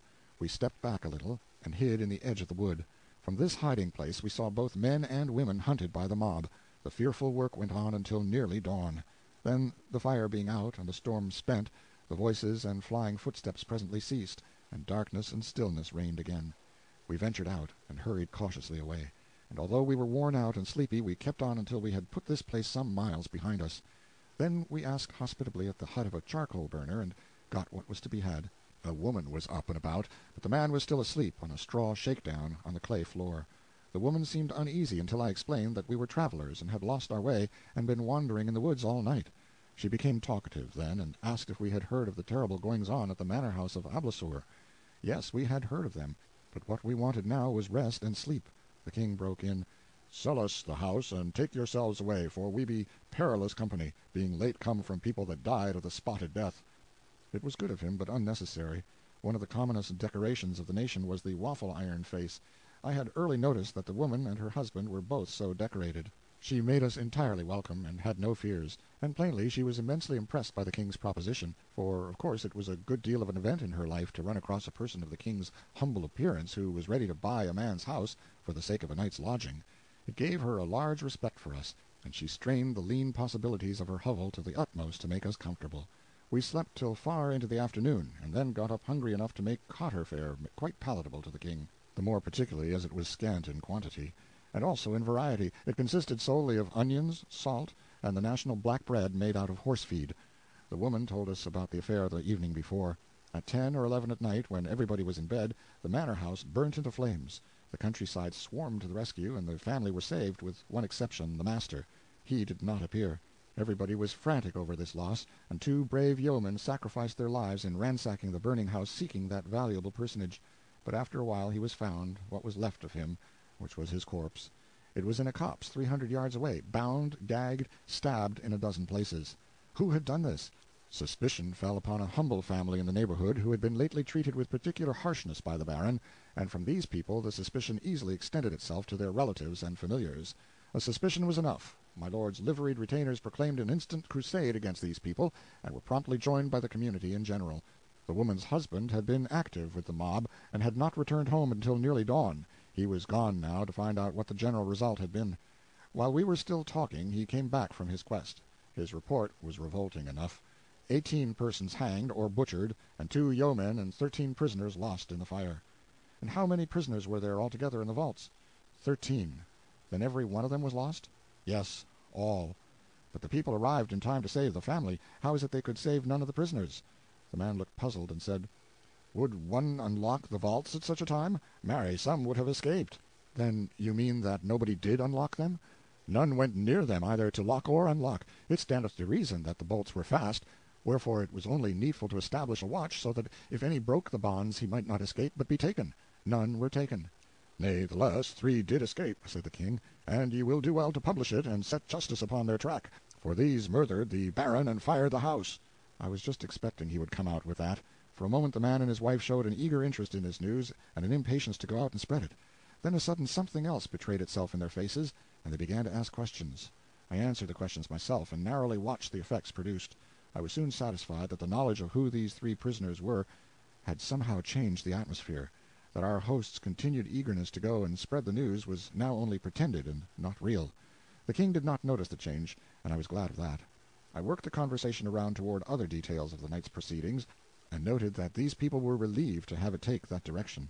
The painful thing observable about all this business was the alacrity with which this oppressed community had turned their cruel hands against their own class in the interest of the common oppressor. This man and woman seemed to feel that in a quarrel between a person of their own class and his lord, it was the natural and proper and rightful thing for that poor devil's whole caste to side with the master and fight his battle for him, without ever stopping to inquire into the rights or wrongs of the matter. This man had been out helping to hang his neighbors, and had done his work with zeal, and yet was aware that there was nothing against them but a mere suspicion, with nothing back of it describable as evidence. Still, neither he nor his wife seemed to see anything horrible about it. This was depressing to a man with the dream of a republic in his head. It reminded me of a time 13 centuries away when the poor whites of our South, who were always despised and frequently insulted by the slave-lords around them, and who owed their base condition simply to the presence of slavery in their midst, were yet pusillanimously ready to side with the slave-lords in all political moves for the upholding and perpetuating of slavery, and did also finally shoulder their muskets and pour out their lives in an effort to prevent the destruction of that very institution which degraded them. And there was only one redeeming feature connected with that pitiful piece of history, and that was, that secretly the poor white did detest the slave-lord, and did feel his own shame. That feeling was not brought to the surface, but the fact that it was there and could have been brought out, under favoring circumstances, was something. In fact, it was enough, for it showed that a man is at bottom a man, after all, even if it doesn't show on the outside. Well, as it turned out, this charcoal-burner was just the twin of the southern poor white of the far future. The king presently showed impatience, and said, "An ye prattle here all the day, justice will miscarry. Think ye the criminals will abide in their father's house? They are fleeing, they are not waiting. You should look to it that a party of horse be set upon their track." The woman paled slightly, but quite perceptibly, and the man looked flustered and irresolute. I said, "Come, friend, I will walk a little way with you, and explain which direction I think they would try to take. If they were merely resistors of the gabelle, or some kindred absurdity, I would try to protect them from capture. But when men murder a person of high degree, and likewise burn his house, that is another matter." The last remark was for the king, to quiet him. On the road the man pulled his resolution together, and began the march with a steady gait, but there was no eagerness in it. By and by I said, "What relation were these men to you? Cousins?" He turned, as white as his layer of charcoal would let him, and stopped, trembling. "Ah, my God, how know ye that?" "I didn't know it. It was a chance guess." "Poor lads, they are lost, and good lads they were, too." "Were you actually going yonder to tell on them?" He didn't quite know how to take that, but he said hesitatingly, "Yes." "Then I think you are a damned scoundrel." It made him as glad as if I had called him an angel. "Say the good words again, brother, for surely you mean that ye would not betray me and I failed of my duty." "Duty? There's no duty in the matter, except the duty to keep still and let those men get away. They've done a righteous deed." He looked pleased and touched with apprehension at the same time. He looked up and down the road to see that no one was coming, and then said in a cautious voice, "From what land come you, brother, that you speak such perilous words, and seem not to be afraid?" "They are not perilous words when spoken to one of my own caste, I take it. You would not tell anybody I said them." "I? I would be drawn asunder by wild horses first." "Well, then, let me say my say. I have no fears of your repeating it. I think the devil's work has been done last night upon those innocent poor people. That old baron got only what he deserved. If I had my way, all his kind should have the same luck." Fear and depression vanished from the man's manner, and gratefulness and a brave animation took their place. "Even though you be a spy, and your words a trap for my undoing, yet are they such refreshment that to hear them again, and others like to them, I would go to the gallows happy, as having had one good feast at least in a starved life. And I will say my say now, and ye may report it, if ye be so minded. I helped to hang my neighbors, for that it were peril to my own life to show lack of zeal in the master's cause. The others helped for none other reason. All rejoice today that he is dead, but all do go about seemingly sorrowing and shedding the hypocrite's tear, for in that lies safety. I have said the words, I have said the words, the only ones that have ever tasted good in my mouth, and the reward of that taste is sufficient. Lead on, an you will, be it even to the scaffold, for I am ready." There it was, you see. A man is a man at bottom. Whole ages of abuse and oppression cannot crush the manhood clear out of him. Whoever thinks it a mistake is himself mistaken. Yes, there is plenty good enough material for a republic in the most degraded people that ever existed, even the Russians, plenty of manhood in them, even in the Germans, if one could but force it out of its timid and suspicious privacy, to overthrow and trample in the mud any throne that ever was set up and any nobility that ever supported it. We should see certain things yet, let us hope and believe. First, a modified monarchy, till Arthur's days were done, then the destruction of the throne, nobility abolished, every member of it bound out to some useful trade, universal suffrage instituted, and the whole government placed in the hands of the men and women of the nation there to remain. Yes, there was no occasion to give up my dream yet awhile.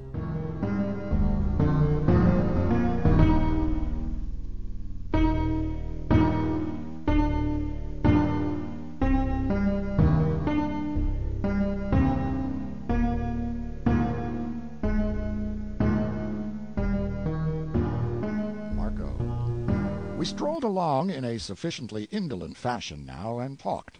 We must dispose of about the amount of time it ought to take to go to the little hamlet of Ablesor and put justice on the track of those murderers and get back home again. And meantime I had an auxiliary interest which had never paled yet, never lost its novelty for me since I had been in Arthur's kingdom. The behavior, born of nice and exact subdivisions of caste, of chance passers-by toward each other. Toward the shaven monk who trudged along with his cowl tilted back and the sweat washing down his fat jowls, the coal-burner was deeply reverent. To the gentleman he was abject. With the small farmer and the free mechanic he was cordial and gossipy.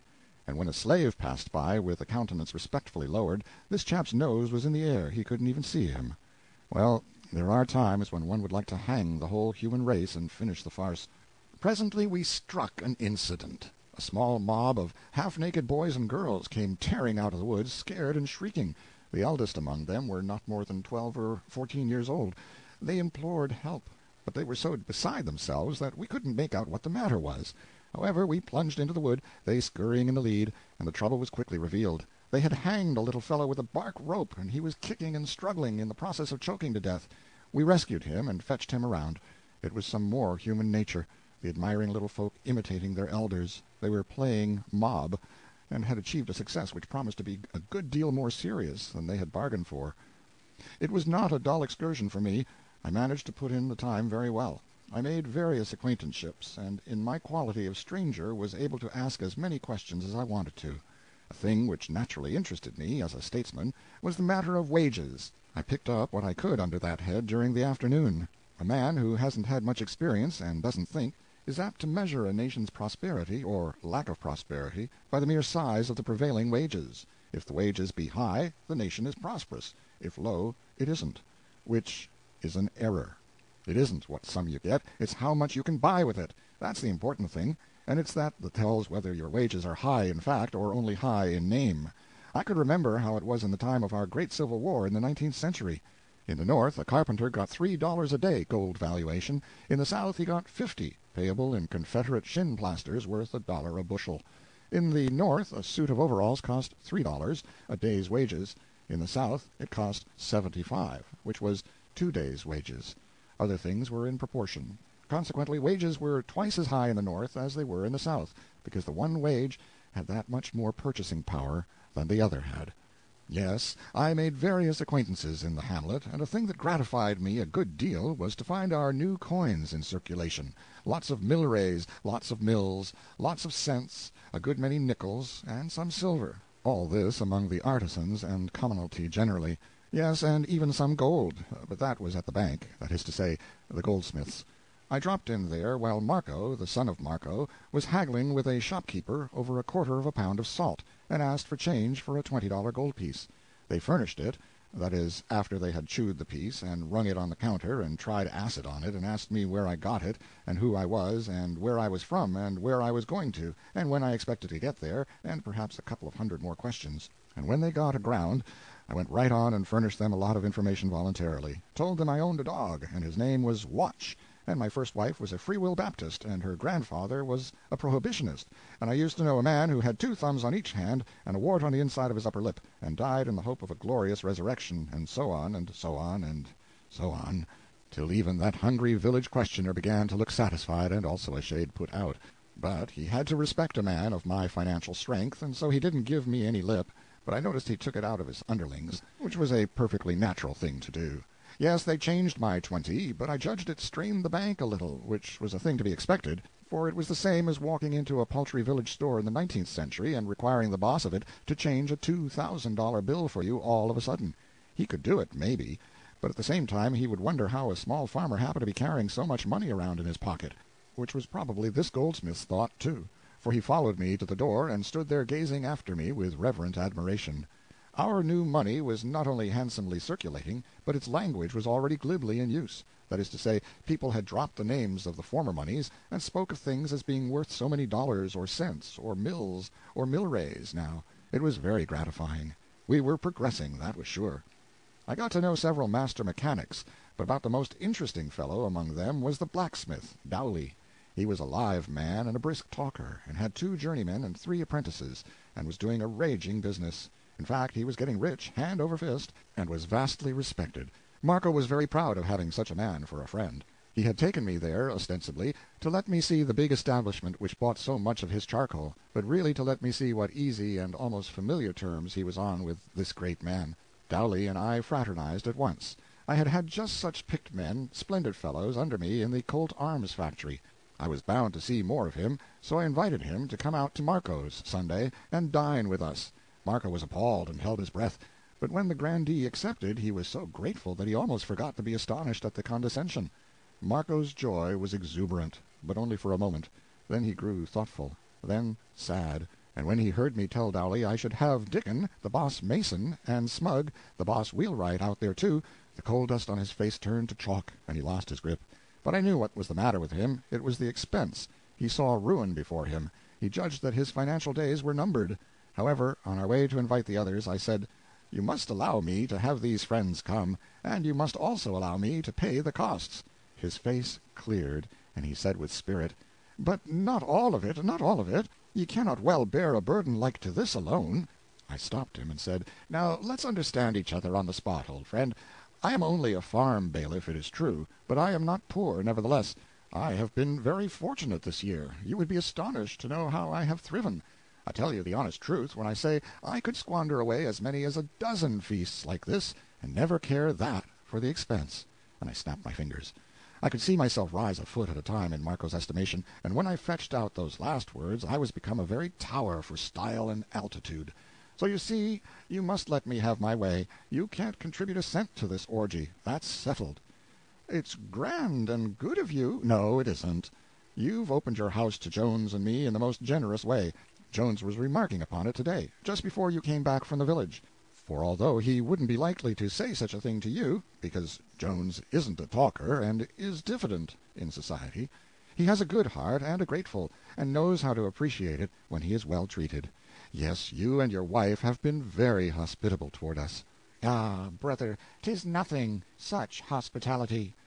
"But it is something. The best a man has, freely given, is always something, and is as good as a prince can do, and ranks right along beside it, for even a prince can but do his best. And so we'll shop around and get up this layout now, and don't you worry about the expense. I'm one of the worst spendthrifts that ever was born. Why, do you know, sometimes in a single week I spend but never mind about that. You'd never believe it anyway." And so we went gadding along, dropping in here and there, pricing things, and gossiping with the shopkeepers about the riot, and now and then running across pathetic reminders of it in the persons of shunned and tearful and houseless remnants of families whose homes had been taken from them and their parents butchered or hanged. The raiment of Marco and his wife was of coarse tow linen and linsey-woolsey respectively, and resembled township maps, it being made up pretty exclusively of patches which had been added, township by township, in the course of 5 or 6 years, until hardly a hand's breadth of the original garments was surviving and present. Now I wanted to fit these people out with new suits, on account of that swell company, and I didn't know just how to get at it with delicacy, until at last it struck me that, as I had already been liberal in inventing wordy gratitude for the king, it would be just the thing to back it up with evidence of a substantial sort. So I said, "And, Marco, there's another thing which you must permit, out of kindness for Jones, because you wouldn't want to offend him. He was very anxious to testify his appreciation in some way, but he is so diffident he couldn't venture it himself, and so he begged me to buy some little things and give them to you and Dame Phyllis, and let him pay for them without your ever knowing they came from him. You know how a delicate person feels about that sort of thing, and so I said I would, and we would keep mum. Well, his idea was, a new outfit of clothes for you both." "Oh, it is wastefulness. It may not be, brother, it may not be. Consider the vastness of the sum." "Hang the vastness of the sum. Try to keep quiet for a moment and see how it would seem. A body can't get in a word edgewise, you talk so much. You ought to cure that, Marco. It isn't good form, you know, and it will grow on you if you don't check it. Yes, we'll step in here now and price this man's stuff, and don't forget to remember to not let on to Jones that you know he had anything to do with it. You can't think how curiously sensitive and proud he is. He's a farmer, pretty fairly well-to-do farmer, and I'm his bailiff, but the imagination of that man! Why, sometimes when he forgets himself and gets to blowing off, you'd think he was one of the swells of the earth, and you might listen to him 100 years and never take him for a farmer, especially if he talked agriculture. He thinks he's a Sheol of a farmer, thinks he's old Grayback from way back. But between you and me, privately, he don't know as much about farming as he does about running a kingdom. Still, whatever he talks about, you want to drop your underjaw and listen, the same as if you had never heard such incredible wisdom in all your life before, and were afraid you might die before you got enough of it. That will please Jones. It tickled Marco to the marrow to hear about such an odd character, but it also prepared him for accidents. And in my experience, when you travel with a king who is letting on to be something else, and can't remember it more than about half the time, you can't take too many precautions. This was the best store we had come across yet. It had everything in it, in small quantities, from anvils and dry goods all the way down to fish and pinchbeck jewelry. I concluded I would bunch my whole invoice right here, and not go pricing around any more. So I got rid of Marco by sending him off to invite the mason and the wheelwright, which left the field free to me. For I never care to do thing in a quiet way. It's got to be theatrical, or I don't take any interest in it.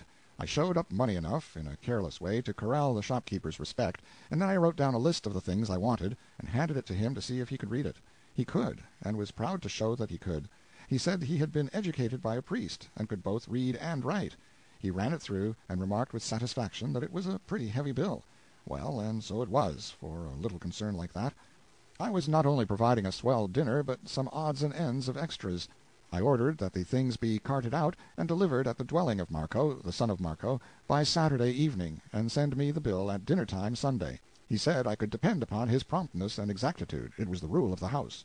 He also observed that he would throw in a couple of Miller guns for the Marcos gratis, that everybody was using them now. He had a mighty opinion of that clever device. I said, "And please fill them up to the middle mark, too, and add that to the bill." He would, with pleasure. He filled them, and I took them with me. I couldn't venture to tell him that the Miller gun was a little invention of my own, and that I had officially ordered that every shopkeeper in the kingdom keep them on hand, and sell them at government price, which was the merest trifle, and the shopkeeper got that, not the government. We furnished them for nothing. The king had hardly missed us when we got back at nightfall. He had early dropped again into his dream of a grand invasion of Gaul, with the whole strength of his kingdom at his back, and the afternoon had slipped away without his ever coming to himself again.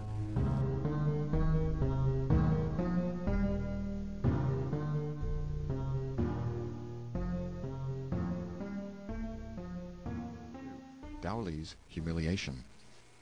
Well, when that cargo arrived toward sunset Saturday afternoon, I had my hands full to keep the Marcos from fainting. They were sure Jones and I were ruined past help, and they blamed themselves as accessories to this bankruptcy. You see, in addition to the dinner materials, which called for a sufficiently round sum, I had bought a lot of extras for the future comfort of the family.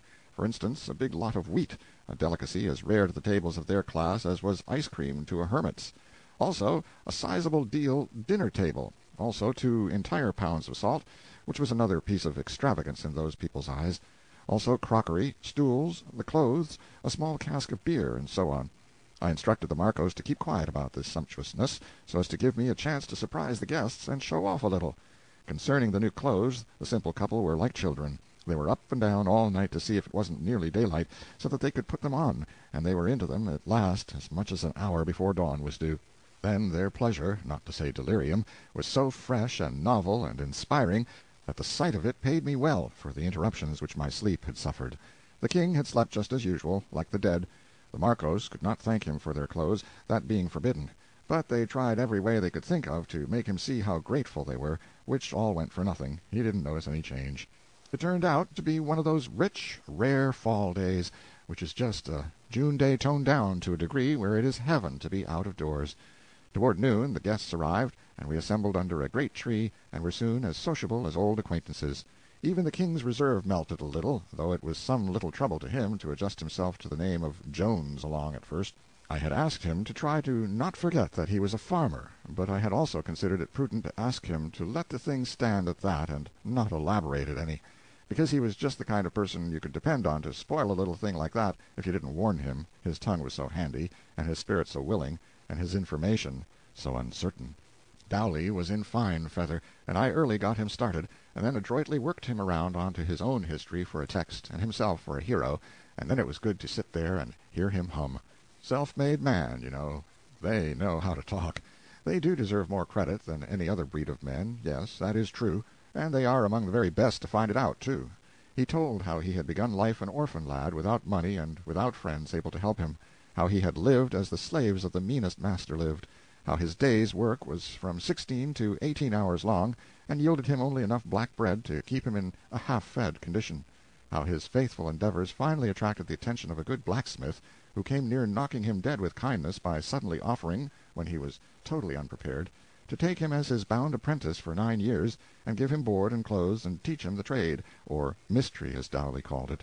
That was his first great rise, his first gorgeous stroke of fortune, and you saw that he couldn't yet speak of it without a sort of eloquent wonder and delight that such a gilded promotion should have fallen to the lot of a common human being. He got no new clothing during his apprenticeship, but on his graduation day his master tricked him out in spang-new tow linens and made him feel unspeakably rich and fine. "I remember me of that day," the wheelwright sang out with enthusiasm. "And I likewise," cried the mason. "I would not believe they were thine own. In faith I could not." "Nor other," shouted Dowley, with sparkling eyes. "I was like to lose my character, the neighbors wending I had may have been stealing. It was a great day, a great day. One forgetteth not days like that." Yes, and his master was a fine man, and prosperous, and always had a great feast of meat twice in the year, and with it white bread, true wheaten bread. In fact, lived like a lord, so to speak, and in time Dowley succeeded to the business, and married the daughter. "And now consider what has come to pass," said he impressively. 2 times in every month there is fresh meat upon my table." He made a pause here to let that fact sink home, then added, "and 8 times salt meat." "It is very true," said the wheelwright, with bated breath. "I know it of mine own knowledge," said the mason, in the same reverent fashion. "On my table appeareth white bread every Sunday in the year," added the master smith, with solemnity.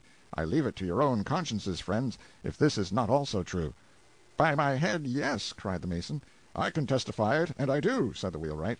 "And as to furniture, ye shall say yourselves what mine equipment is."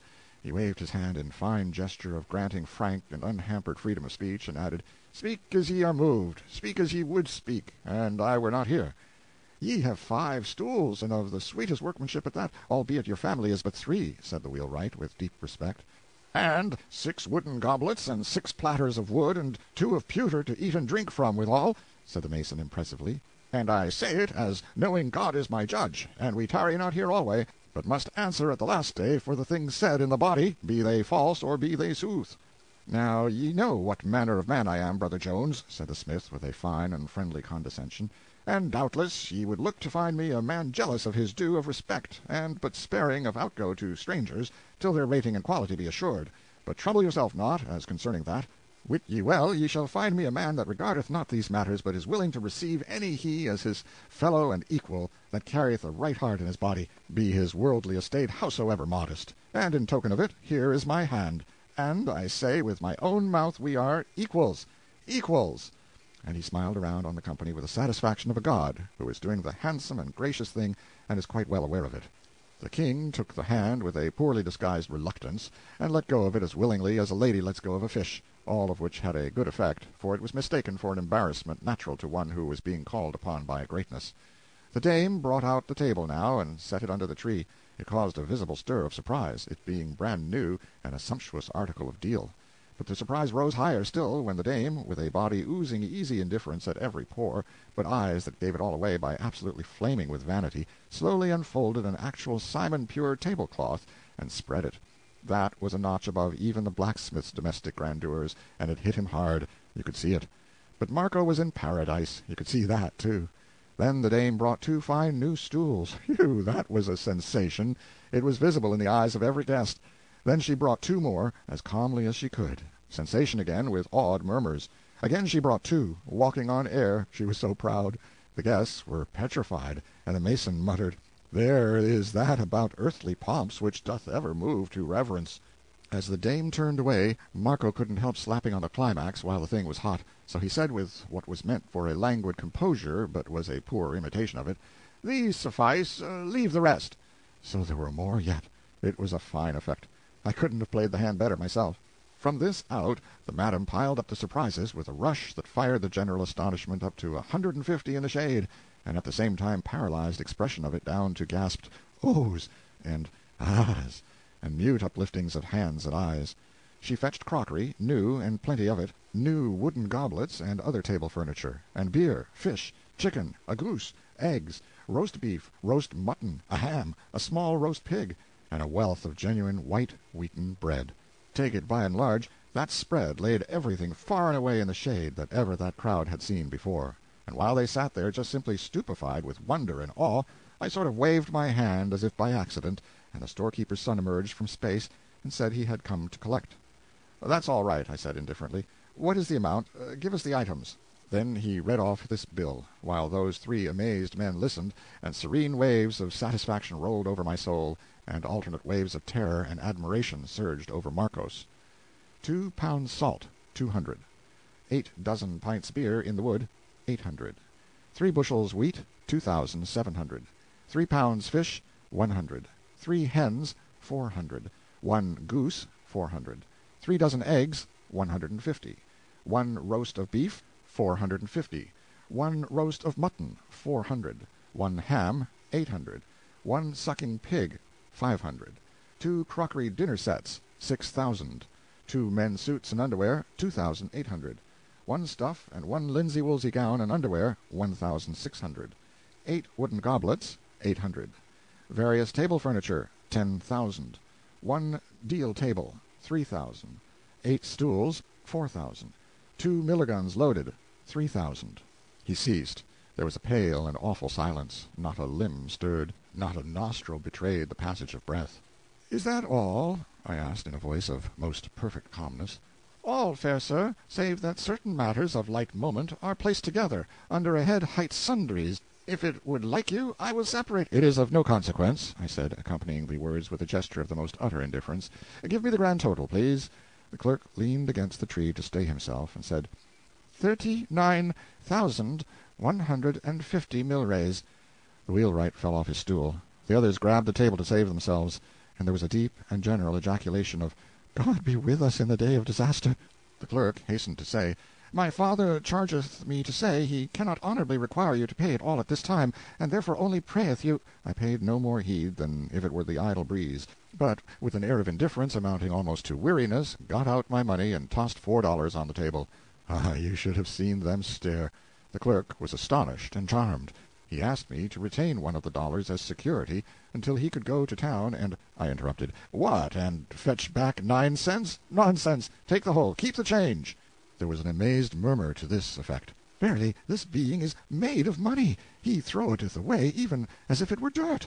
The blacksmith was a crushed man. The clerk took his money and reeled away drunk with fortune.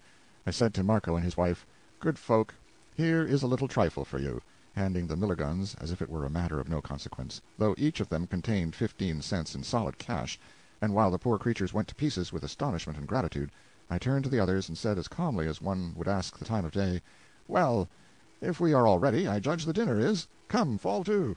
Ah, well, it was immense. Yes, it was a daisy. I don't know that I ever put a situation together better, or got happier spectacular effects out of the materials available. The blacksmith, well, he was simply mashed. Land, I wouldn't have felt what that man was feeling for anything in the world.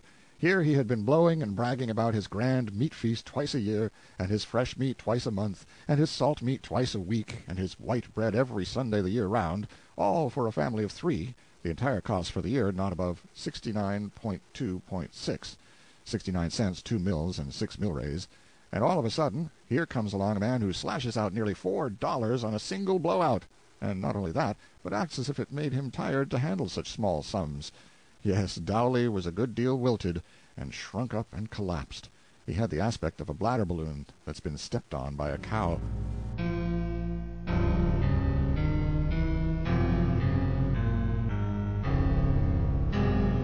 6th century political economy. However, I made a dead set at him, and before the first third of the dinner was reached, I had him happy again. It was easy to do, in a country of ranks and castes. You see, in a country where they have ranks and castes, a man isn't ever a man, he is only part of a man. He can't ever get his full growth. You prove your superiority over him in station, or rank, or fortune, and that's the end of it. He knuckles down. You can't insult him after that. No, I don't mean quite that. Of course you can insult him. I only mean it's difficult, and so unless you've got a lot of useless time on your hands, it doesn't pay to try. I had the smith's reverence now, because I was apparently immensely prosperous and rich. I could have had his adoration if I'd had some little gimcrack title of nobility, and not only his, but any commoner's in the land, though he were the mightiest production of all the ages, in intellect, worth, and character, and I bankrupt in all 3. This was to remain so as long as England should exist in the earth. With the spirit of prophecy upon me, I could look into the future and see her erect statues and monuments to her unspeakable Georges and other royal and noble clothes horses, and leave unhonored the creators of this world, after God, Gutenberg, Watt, Arkwright, Whitney, Morse, Stephenson, Bell. The king got his cargo aboard, and then, the talk not turning upon battle, conquest, or iron-clad duel, he dulled down to drowsiness and went off to take a nap. Mrs. Markle cleared the table, placed the beer keg handy, and went away to eat her dinner of leavings in humble privacy, and the rest of us soon drifted into matters near and dear to the hearts of our sort, business and wages, of course. At a first glance things appeared to be exceeding prosperous in this little tributary kingdom, whose lord was King Bagdemagus, as compared with the state of things in my own region. They had the protection system in full force here, whereas we were working along down toward free trade by easy stages, and were now about halfway. Before long, Dowley and I were doing all the talking, the others hungrily listening. Dowley warmed to his work, snuffed an advantage in the air, and began to put questions which he considered pretty awkward ones for me, and they did have something of that look. "In your country, brother, what is the wage of a master bailiff, master hind, carter, shepherd, swineherd?" 25 milrays a day, that is to say, a quarter of a cent. The smith's face beamed with joy. He said, "With us they are allowed the double of it." "And what may a mechanic get? A carpenter, dauber, mason, painter, blacksmith, wheelwright, and the like?" "On the average, 50 milrays, half a cent a day." "Oh, with us they are allowed 100. With us any good mechanic is allowed a cent a day. I count the tailor, but not the others. They are all allowed a cent a day, and in driving times they get more. Yes, up to 110 and even 15 milrays a day. I've paid 115 myself within the week. Hurrah for protection! 'Tis she all with free trade." And his face shone upon the company like a sunburst. But I didn't scare at all. I rigged up my pile-driver and allowed myself 15 minutes to drive him into the earth, drive him in till not even the curve of his skull should show above ground. Here's the way I started in on him. I asked, "What do you pay a pound for salt?" 100 milrays. "We pay 40. What do you pay for beef and mutton when you buy it?" That was a neat hit. It made the color come. "It varieth somewhat, but not much. One may say 75 milrays the pound." "We pay 33. What do you pay for eggs?"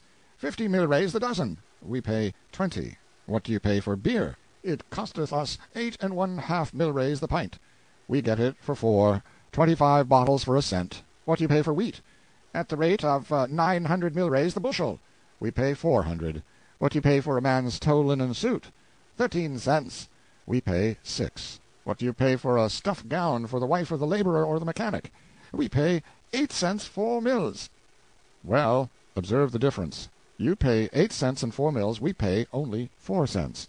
I prepared now to sock it to him. I said, "Look here, dear friend, what's become of your high wages you were bragging so about a few minutes ago?" And I looked around on the company with placid satisfaction, for I had slipped up on him gradually, and tied him hand and foot, you see, without his ever noticing that he was being tied at all. "What's become of those noble high wages of yours? I seem to have knocked the stuffing all out of them, it appears to me." But if you will believe me, he merely looked surprised, that is all. He didn't grasp the situation at all, didn't know he had walked into a trap, didn't discover that he was in a trap. I could have shot him for sheer vexation. With cloudy eye and a struggling intellect he fetched this out. "Marry, I seem not to understand. It is proved that our wages be double thine. How then may it be that thou'st knocked therefrom the stuffing? And miscall not the wonderly word, this being the first time under grace and providence of God it hath been granted me to hear it." Well, I was stunned, partly with this unlooked-for stupidity on his part, and partly because his fellows so manifestly sided with him and were of his mind, if you might call it mind. My position was simple enough, plain enough. How could it ever be simplified more? However, I must try. "Why, look here, Brother Dowley, don't you see? Your wages are merely higher than ours in name, not in fact." "Hear him! They are the double. Ye have confessed it yourself." Yes, I don't deny that at all. But that's got nothing to do with it. The amount of the wages, in mere coins, with meaningless names attached to them to know them by, has got nothing to do with it. The thing is, how much can you buy with your wages? That's the idea. While it is true that with you a good mechanic is allowed about $3.50 a year, and with us only about $1.75. "There! You're confessing it again! You're confessing it again!" "Confound it, I've never denied it, I tell you. What I say is this: with us half a dollar buys more than a dollar buys with you, and therefore It stands to reason, and the commonest kind of common sense, that our wages are higher than yours." He looked dazed, and said despairingly, "Verily, I cannot make it out. You've just said ours are the higher, and with the same breath you take it back. Oh, great Scott, isn't it possible to get such a simple thing through your head? Now look here, let me illustrate. We pay 4 cents for a woman's stuff gown. You pay 8.4.0, which is 4 mills more than double. What do you allow a laboring woman who works on a farm? 2 mills a day. Very good. We allow but half as much. We pay her only 1/10 of a cent a day, and again you're wait. Now you see, the thing is very simple. This time you'll understand it. For instance, it takes your woman 42 days to earn her gown at 2 mills a day, 7 weeks' worth. But ours earns hers in 40 days, 2 days short of 7 weeks. Your woman has a gown, and her whole 7 weeks' wages are gone. Ours has a gown, and 2 days' wages left to buy something else with. There, now you understand it." He looked, well, he merely looked dubious, it's the most I can say. So did the others. I waited to let the thing work. Dowley spoke at last, and betrayed the fact that he actually hadn't gotten away from his rooted and grounded superstitions yet. He said with a trifle of hesitancy, But you cannot fail to grant that 2 mills a day is better than 1. Shucks, well, of course, I hated to give it up, so I chanced another flyer. Let us suppose a case. Suppose one of your journeymen goes out and buys the following articles: 1 pound of salt, 1 dozen eggs, 1 dozen pints of beer, 1 bushel of wheat, 1 tow linen suit, 5 pounds of beef, 5 pounds of mutton. The lot will cost him 32 cents. It takes him 32 working days to earn the money, 5 weeks and 2 days. Let him come to us and work 32 days at half the wages. He can buy all those things for a shade under 14.5 cents. They will cost him a shade under 29 days' work, and he will have about a half a week's wages over. Carry it through the year, he would save nearly a week's wages every 2 months. Your man, nothing. Thus saving 5 or 6 weeks' wages in a year. Your man, not a cent. Now, I reckon you understand that high wages and low wages are phrases that don't mean anything in the world until you find out which of them will buy the most. It was a crusher. But alas, it didn't crush. No, I had to give it up. What those people valued was high wages. Didn't seem to be a matter of any consequence to them whether the high wages would buy anything or not. They stood for protection, and swore by it, which was reasonable enough, because interested parties had gulled them into the notion that it was protection which had created their high wages. I proved to them that in a quarter of a century their wages had advanced but 30%, while the cost of living had gone up 100, and that with us, in a shorter time, wages had advanced 40%, while the cost of living had gone steadily down. But it didn't do any good. Nothing could unseat their strange beliefs. Well, I was smarting under a sense of defeat. Undeserved defeat, but what of that? That didn't soften the smart any. And to think of the circumstances. The first statesman of the age, the capablest man, the best informed man in the entire world, the loftiest uncrowned head that had moved through the clouds of any political firmament for centuries, sitting here, apparently defeated in argument by an ignorant country blacksmith. And I could see that those others were sorry for me, which made me blush till I could smell my whiskers scorching. Put yourself in my place. Feel as mean as I did, as ashamed as I felt. Wouldn't you have struck below the belt to get even? Yes, you would. It is simply human nature. Well, that is what I did. I am not trying to justify it. I'm only saying that I was mad, and anybody would have done it. Well, when I make up my mind to hit a man, I don't plan out a love tap. No, that isn't my way. As long as I'm going to hit him at all, I'm going to hit him a lifter. And I don't jump at him all of a sudden and risk making a blundering halfway business of it. No, I get away off yonder to one side and work up on him gradually, so that he never suspects that I'm going to hit him at all. And by, all in a flash, he's flat on his back, and he can't tell for the life of him how it all happened.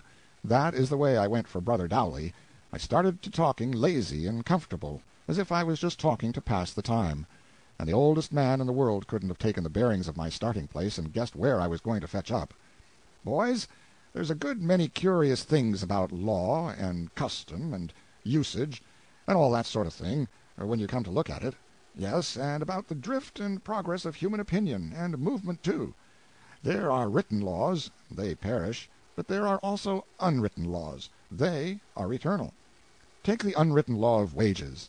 It says they've got to advance, little by little, straight through the centuries. And notice how it works. We know what wages are now, here and there and yonder. We strike an average and say that's the wages of today. We know what the wages were 100 years ago and what they were 200 years ago. That's as far back as we can get, but it suffices to give us the law of progress, the measure and rate of the periodical augmentation. And so, without a document to help us, we can come pretty close to determining what the wages were 3 and 4 and 500 years ago. Good, so far. Do we stop there? No. We stop looking backward. We face around and apply the law to the future. My friends, I can tell you what people's wages are going to be at any date in the future you want to know, for hundreds and hundreds of years. What, good man, what? Yes, in 700 years wages will have risen to 6 times what they are now, here in your region, and farm-hands will be allowed 3 cents a day, and mechanics 6. I wouldn't I might die now and live then, interrupted Smug, the wheelwright, with a fine avaricious glow in his eye. And that isn't all. They'll get their board besides. Such as it is, it won't bloat them. 250 years later, pay attention now, a mechanic's wages will be, mind you, this is law, not guesswork, a mechanic's wages will then be 20 cents a day. There was a general gasp of awed astonishment. Dick and the mason murmured with raised eyes and hands, "More than 3 weeks' pay for 1 day's work!" "Riches! Of a truth, yes, riches!" muttered Marco, his breath coming quick and short with excitement. "Wages will keep on rising, little by little, as steadily as a tree grows, and at the end of 340 years more there'll be at least one country where the mechanic's average wage will be 200 cents a day." It knocked them absolutely dumb. Not a man of them could get his breath for upwards of 2 minutes. Then the coal-burner said prayerfully, "Might I but live to see it!" "It is the income of an earl," said Smug. "An earl, say ye?" said Dowley. "Ye could say more than that, and speak no lie. There's no earl in the realm of Bagdemagus that hath an income like to that. Income of an earl? It's the income of an angel." Now, then, that is what is going to happen as regards wages. In that remote day, that man will earn, with 1 week's work, that bill of goods which it takes you upwards of 50 weeks to earn now. Some other pretty surprising things are going to happen, too. Brother Dowley, who is it that determines every spring what the particular wage of each kind of mechanic, laborer, and servant shall be for that year? "Sometimes the courts, sometimes the town council, but most of all the magistrate. You may say, in general terms, it is the magistrate that fixes the wages." "Doesn't ask any of those poor devils to help him fix their wages for them, does he?" That were an idea. The master that's to pay him the money is the one that's rightly concerned in that matter, you will notice." "Yes, but I thought the other man might have some little trifle at stake in it, too, and even his wife and children, poor creatures. The masters are these: nobles, rich men, the prosperous generally. These few who do no work determine what pay the vast hive shall have who do work. You see? They're a combine, a trade union, to coin a new phrase, who band themselves together to force their lowly brother to take what they choose to give. 1,300 years hence, so says the unwritten law, the combine will be the other way, and then how these fine people's posterity will fume and fret and grit their teeth over the insolent tyranny of trade unions. Yes, indeed, the magistrate will tranquilly arrange the wages from now clear away down into the 19th century, and then all of a sudden the wage-earner will consider that a couple of 1,000 years or so is enough of this one-sided sort of thing, and he will rise up and take a hand in fixing his wages himself. He will have a long and bitter account of wrong and humiliation to settle. Do you believe that he actually will help to fix his own wages? Yes, indeed, and he will be strong and able then. Brave times of a truth, sneered the prosperous Smith. "Oh, and there's another detail. In that day a master may hire a man for only just 1 day, or 1 week, or 1 month at a time, if he wants to." "What?" "It's true. Moreover, a magistrate won't be able to force a man to work for a master a whole year on a stretch, whether the man wants to or not." "Will there be no law or sense in that day?" "Both of them, Dowley. In that day a man will be his own property, not the property of magistrate and master. And he can leave town whenever he wants to, if the wages don't suit him, and they can't put him in the pillory for it." "Perdition catch such an age!" shouted Dowley in strong indignation. "An age of dogs, an age barren of reverence for superiors and respect for authority. The pillory—" "Oh, wait, brother. Say no good word for that institution. I think the pillory ought to be abolished." "A most strange idea. Why?" "Well, I'll tell you why. Is a man ever put in the pillory for a capital crime?" "No." "Is it right to condemn a man to a slight punishment for a small offense, and then kill him?" There was no answer. I had scored my first point. For the first time the smith wasn't up and ready. The company noticed it. Good effect. "You don't answer, brother. You were about to glorify the pillory a while ago, and shed some pity on a future age that isn't going to use it. I think the pillory ought to be abolished. What usually happens when a poor fellow is put in the pillory for some little offense that didn't amount to anything in the world? The mob try to have some fun with him, don't they?" "Yes. They begin by clodding him, and they laugh themselves to pieces to see him try to dodge one clod and get hit with another." "Yes." "Then they throw dead cats at him, don't they?" "Yes." "Well, then, suppose he has a few personal enemies in that mob, and here and there a man or a woman with a secret grudge against him, and suppose especially that he is unpopular in the community, for his pride or his prosperity, or one thing or another. Stones and bricks take the place of clods and cats presently, don't they?" "There is no doubt of it." "As a rule he is crippled for life, isn't he? Jaws broken, teeth smashed out, or legs mutilated, gangrene, presently cut off, or an eye knocked out, maybe both eyes." "It is true. God knoweth it." "And if he is unpopular he can depend on dying right there in the stocks, can't he?" "He surely can. One may not deny it." "I take it none of you are unpopular by reason of pride or insolence or conspicuous prosperity, or any of those things that excite envy and malice among the base scum of a village. You wouldn't think it much of a risk to take a chance in the stocks?"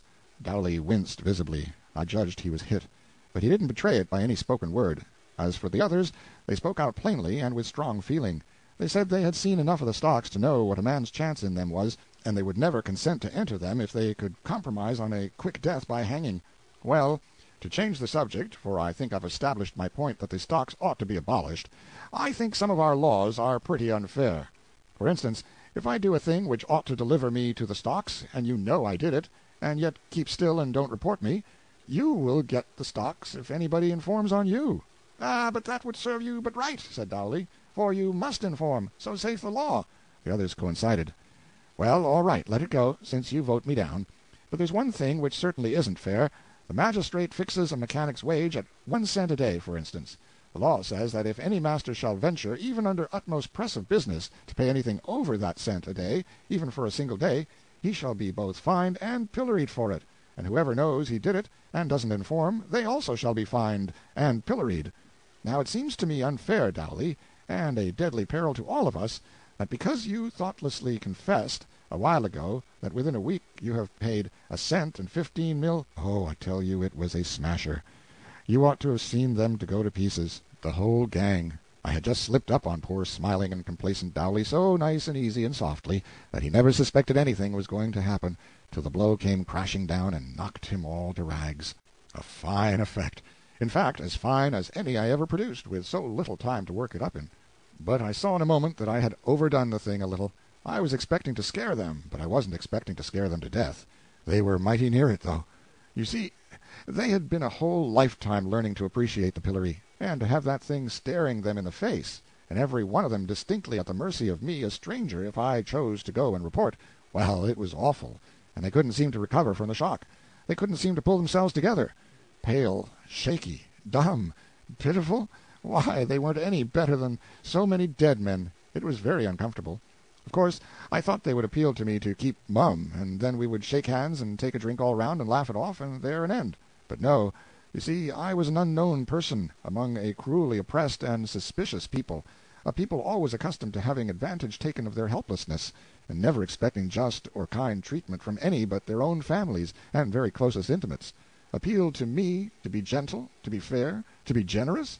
Of course they wanted to, but they couldn't dare.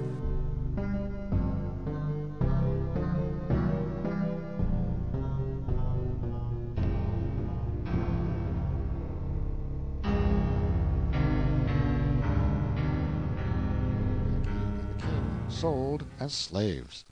Well, what had I better do? Nothing in a hurry, sure. I must get up a diversion, anything to employ me while I could think, and while these poor fellows could have a chance to come to life again. There sat Marco, petrified in the act of trying to get the hang of his miller gun, turned to stone, just in the attitude he was in when my pile-driver fell, the toy still gripped in his unconscious fingers. so I took it from him and proposed to explain its mystery. Mystery! A simple little thing like that, and yet it was mysterious enough for that race and that age. I never saw such an awkward people with machinery. You see, they were totally unused to it. The miller gun was a little double-barreled tube of toughened glass, with a neat little trick of a spring to it, which upon pressure would let a shot escape. But the shot wouldn't hurt anybody. It would only drop into your hand. In the gun were two sizes, wee mustard-seed shot, and another sort that were several times larger. They were money. The mustard-seed shot represented milrays, the larger ones mills, so the gun was a purse, and very handy, too. You could pay out money in the dark with it, with accuracy, and you could carry it in your mouth, or in your vest pocket, if you had one. I made them of several sizes, one size so large it would carry the equivalent of $1. Using shot for money was a good thing for the government. The metal cost nothing, and the money couldn't be counterfeited, for I was the only person in the kingdom who knew how to manage a shot tower. Paying the shot soon came to be a common phrase. Yes, and I knew it would still be passing men's lips away down in the 19th century, yet none would suspect how and when it originated. The king joined us about this time, mightily refreshed by his nap, and feeling good. Anything could make me nervous now. I was so uneasy, for our lives were in danger, and so it worried me to detect a complacent something in the king's eye, which seemed to indicate that he had been loading himself up for a performance of some kind or other. Confound it, why must he go and choose such a time as this? I was right. He began, straight off, in the most innocently artful and transparent and lubberly way, to lead up to the subject of agriculture. The cold sweat broke out all over me.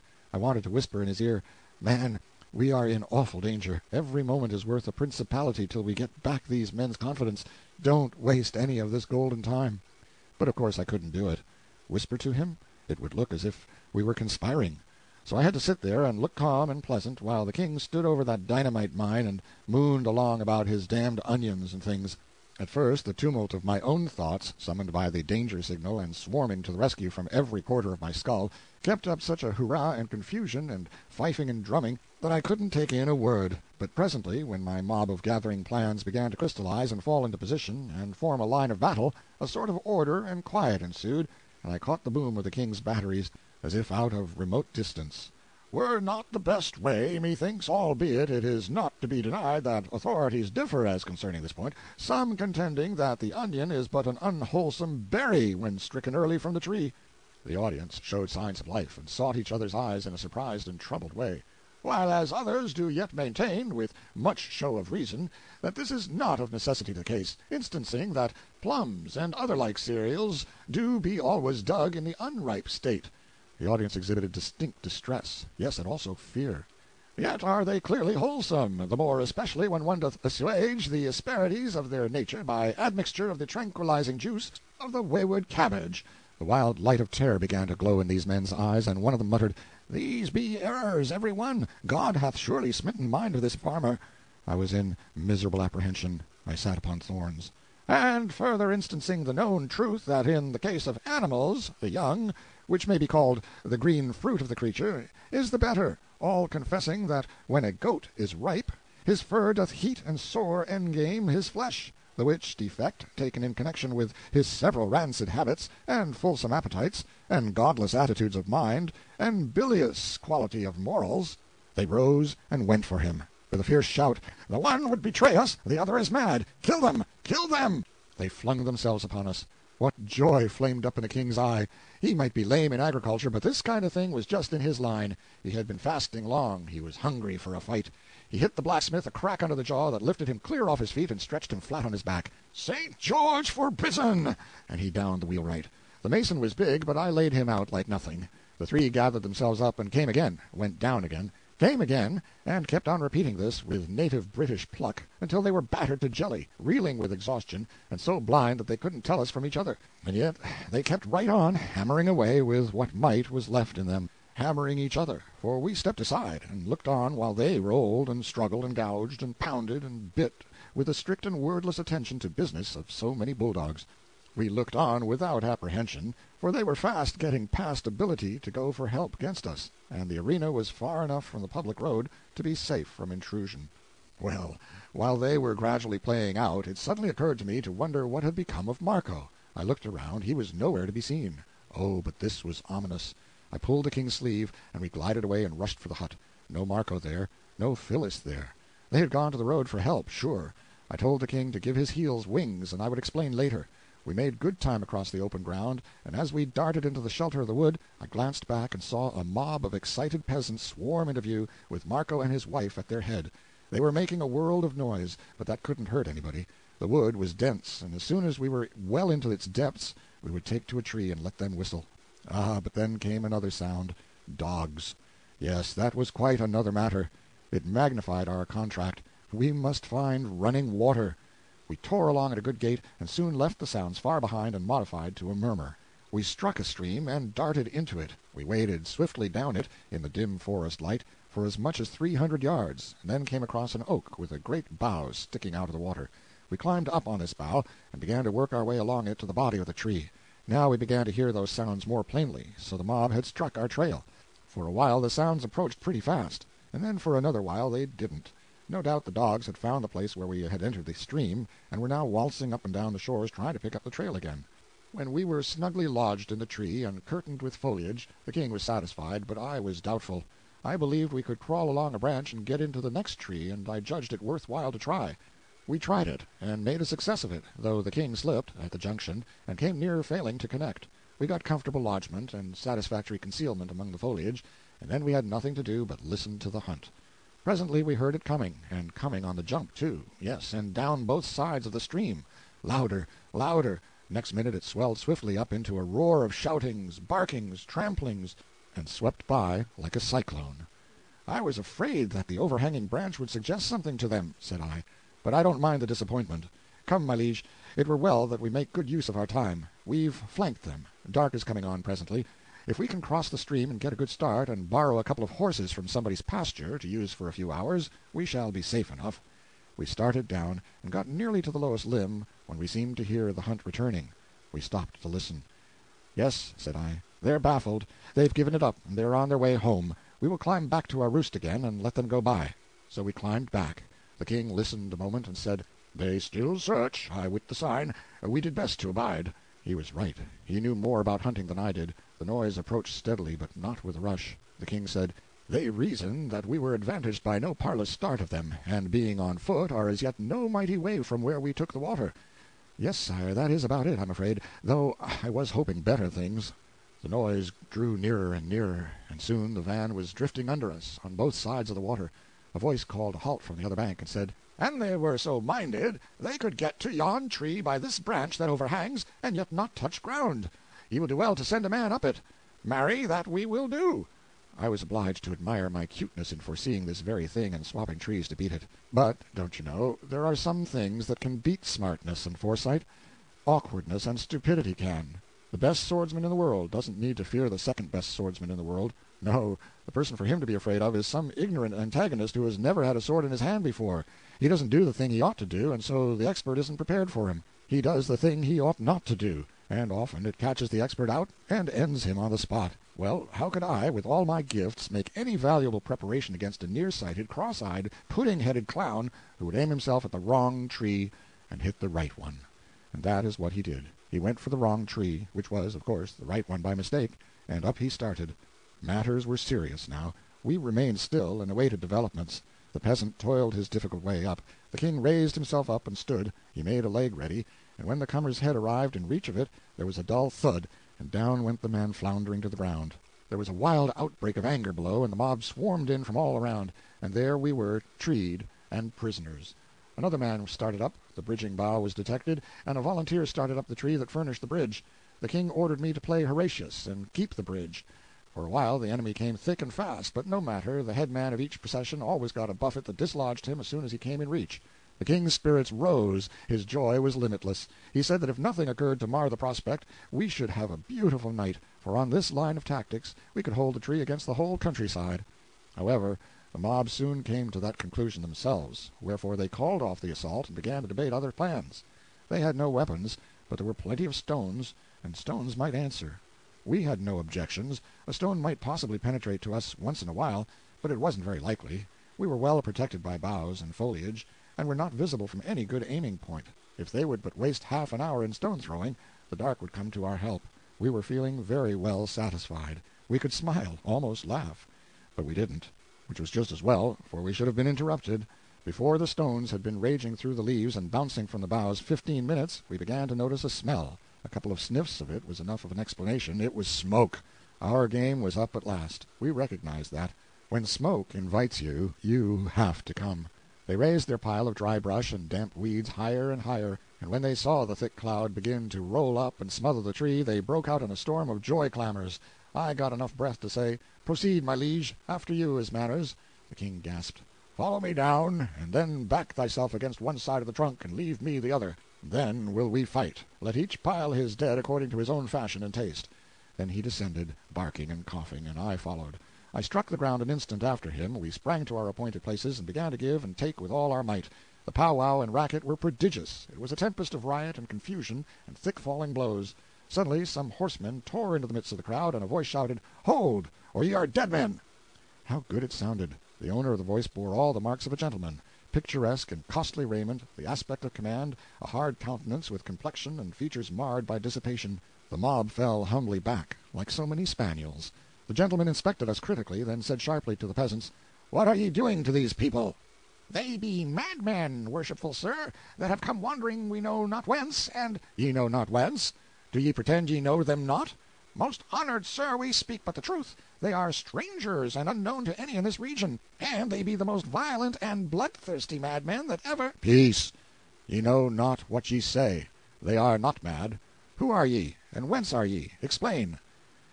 "We are but peaceful strangers, sir," I said, "and traveling upon our own concerns. We are from a far country, and unacquainted here. We have proposed no harm, and yet but for your brave interference and protection these people would have killed us. As you have divined, sir, we are not mad, neither are we violent or bloodthirsty."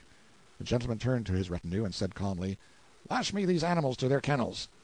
The mob vanished in an instant, and after them plunged the horsemen, laying about them with their whips and pitilessly riding down such as were witless enough to keep the road, instead of taking to the bush.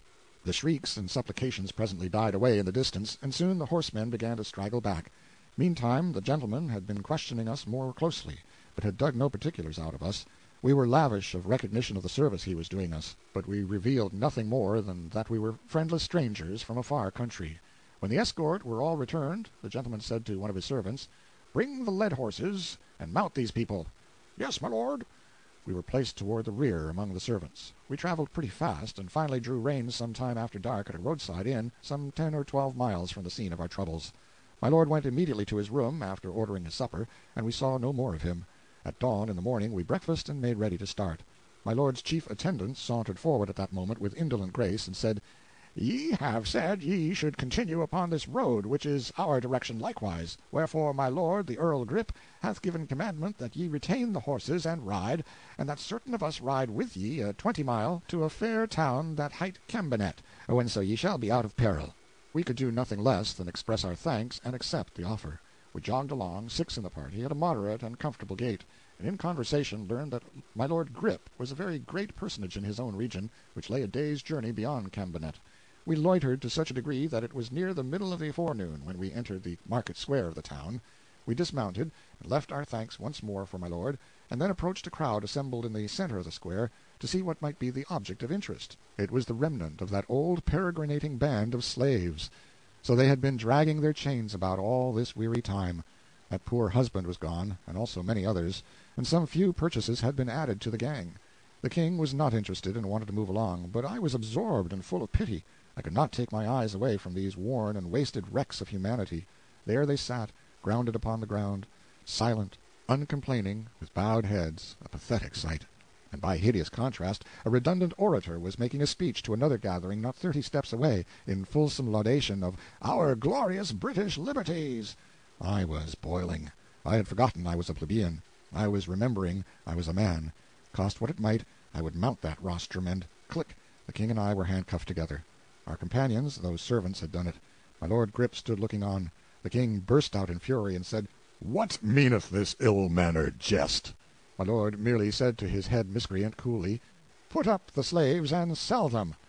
Slaves! The word had a new sound, and how unspeakably awful. The king lifted his manacles and brought them down with a deadly force, but my lord was out of the way when they arrived. A dozen of the rascal's servants sprang forward, and in a moment we were helpless, with our hands bound behind us. We so loudly and so earnestly proclaimed ourselves freemen that we got the interested attention of that liberty-mouthing orator and his patriotic crowd, and they gathered about us and assumed a very determined attitude.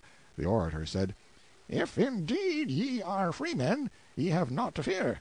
The God-given liberties of Britain are about ye for your shield and shelter." Applause. "Ye shall soon see. Bring forth your proofs." "What proofs?" "Proof that ye are freemen." Ah, I remembered. I came to myself. I said nothing. But the king stormed out, "Thou'rt insane, man. It were better and more in reason that this thief and scoundrel here prove that we are not freemen." You see, he knew his own laws just as other people so often know the laws, by words, not by effects. They take a meaning and get to be very vivid when you come to apply them to yourself. All hands shook their heads and looked disappointed. Some turned away, no longer interested. The orator said, and this time in the tones of business, not of sentiment, "An ye do not know your country's laws, it were time ye learned them. Ye are strangers to us, ye will not deny that. Ye be freemen, we do not deny that. But also ye may be slaves. The law is clear. It doth not require the claimant to prove ye are slaves, it requireth you to prove ye are not." I said, "Dear sir, give us only time to send to Astolat, or give us only time to send to the Valley of Holiness." "Peace, good man, these are extraordinary requests, and you may not hope to have them granted. It would cost much time, and would unwarrantably inconvenience your master." "Master, idiot!" stormed the king. "I have no master. I myself am the "Silence, for God's sake!" I got the words out in time to stop the king. We were in trouble enough already. It could not help us any to give these people the notion that we were lunatics. There is no use in stringing out the details. The earl put us up and sold us at auction. This same infernal law had existed in our own South in my own time, more than 1,300 years later, and under it hundreds of freemen, who could not prove that they were freemen, had been sold into lifelong slavery without the circumstance making any particular impression upon me. But the minute law and the auction block came into my personal experience. A thing which had been merely improper before became suddenly hellish. Well, that's the way we are made. Yes, we were sold at auction like swine. In a big town and an active market we should have brought a good price, but this place was utterly stagnant, and so we sold at a figure which makes me ashamed every time I think of it. The King of England brought $7, and his Prime Minister $9, whereas the King was easily worth $12, and I, as easily, worth $15. But that is the way things always go. If you force a sale in a dull market, I don't care what the property is, you are going to make a poor business of it, and you can make up your mind to it. If the Earl had had wit enough to... However, there is no occasion for my working my sympathies up on his account. Let him go for the present. I took his number, so to speak. The slave-dealer bought us both and hitched us on to the long chain of his, and we constituted the rear of his procession. We took up our line of march and passed out of Cambenet at noon, and it seemed to me unaccountably strange and odd that the King of England and his chief minister, marching manacled and fettered and yoked in a slave convoy, could move by all manner of idle men and women, and under windows where sat the sweet and the lovely, and yet never attract a curious eye, never provoke a single remark. Dear, dear, it only shows that there is nothing diviner about a king than there is about a tramp, after all. He is just a cheap and hollow artificiality when you don't know he is a king, but reveal his quality, and dear me, it takes your very breath away to look at him. I reckon we are all fools, born so, no doubt.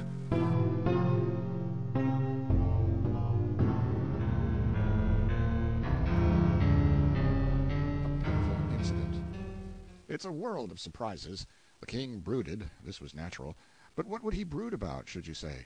Why, about the prodigious nature of his fall, of course, from the loftiest place in the world to the lowest, from the most illustrious station in the world to the obscurest, from the grandest vocation among men to the basest. No, I take my oath that the thing that gravelled him most, to start with, was not this, but the price he had fetched. He couldn't seem to get over that $7. Well, it stunned me so, when I first found it out, that I couldn't believe it. It didn't seem natural. But as soon as my mental sight cleared and I got a right focus on it, I saw I was mistaken. It was natural. For this reason: a king is a mere artificiality, and so a king's feelings, like the impulses of an automatic doll, are mere artificialities. But as a man, he is a reality, and his feelings, as a man, are real, not phantoms. It shames the average man to be valued below his own estimate of his worth, and the king certainly wasn't anything more than an average man, if he was up that high. Confound him, he wearied me with arguments to show that in anything like a fair market he would have fetched $25 sure, a thing which was plainly nonsense and full of the baldest conceit. I wasn't worth it myself. But it was tender ground for me to argue on. In fact, I had to simply shirk argument and do the diplomatic instead. I had to throw conscience aside and brazenly concede that he ought to have brought $25, whereas I was quite well aware that in all the ages the world had never seen a king that was worth half the money, and during the next 13 centuries wouldn't see one that was worth a fourth of it. Yes, he tired me. If he began to talk about the crops, or about the recent weather, or about the condition of politics, or about dogs or cats, or morals, or theology, no matter what, I sighed, for I knew what was coming. He was going to get out of it a palliation of that tiresome $7 sale. Wherever we halted, where there was a crowd, he would give a look which said plainly, if that thing could be tried over again now, with this kind of folk, you would see a different result. Well, when he was first sold, it secretly tickled me to see him go for $7. But before he was done with his sweating and worrying, I wished he had fetched 100. The thing never got a chance to die, for every day, at one place or another, possible purchasers looked us over, and, as often as any other way, their comment on the king was something like this: "Here's a $2.50 chump with a $30 style. Pity but style was marketable." At last this sort of remark produced an evil result. Our owner was a practical person, and he perceived that this defect must be mended if he hoped to find a purchaser for the king. So he went to work to take the style out of his sacred majesty. I could have given the man some valuable advice, but I didn't. You mustn't volunteer advice to a slave driver unless you want to damage the cause you are arguing for. I had found it a sufficiently difficult job to reduce the king's style to a peasant style, even when he was a willing and anxious pupil. Now then, to undertake to reduce the king's style to a slave's style, and by force, go to. It was a stately contract. Never mind the details, it will save me trouble to let you imagine them. I will only remark that at the end of a week there was plenty of evidence that lash and club and fist had done their work well. The king's body was a sight to see, and to weep over, but his spirit, why, it wasn't even phased. Even that dull clod of a slave-driver was able to see that there can be such a thing as a slave who will remain a man till he dies, whose bones you can break, but whose manhood you can't. This man found that from his first effort down to his latest he couldn't ever come within reach of the king, but the king was ready to plunge for him, and did it. So he gave up at last, and left the king in possession of his style unimpaired. The fact is, the king was a good deal more than a king. He was a man, and when a man is a man, you can't knock it out of him. We had a rough time for a month, tramping to and fro in the earth, and suffering. And what English man was the most interested in the slavery question by that time? His Grace the King. Yes, from being the most indifferent, he was become the most interested. He was become the bitterest hater of the institution I had ever heard talk. And so I ventured to ask once more a question which I had asked years before, and had gotten such a sharp answer that I had not thought it prudent to meddle in the matter further. Would he abolish slavery?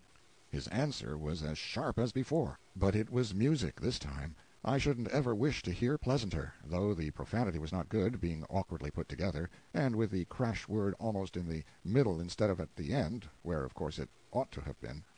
I was ready and willing to get free now. I hadn't wanted to get free any sooner. No, I cannot quite say that. I had wanted to, but had not been willing to take desperate chances, and had always dissuaded the king from them. But now, it was a new atmosphere. Liberty would be worth any cost that might be put upon it now. I set about a plan, and was straightway charmed with it. It would require time, yes, and patience too, a great deal of both. One could invent quicker ways, and fully as sure ones, but none that would be as picturesque as this, none that could be made so dramatic. And so I was not going to give this one up.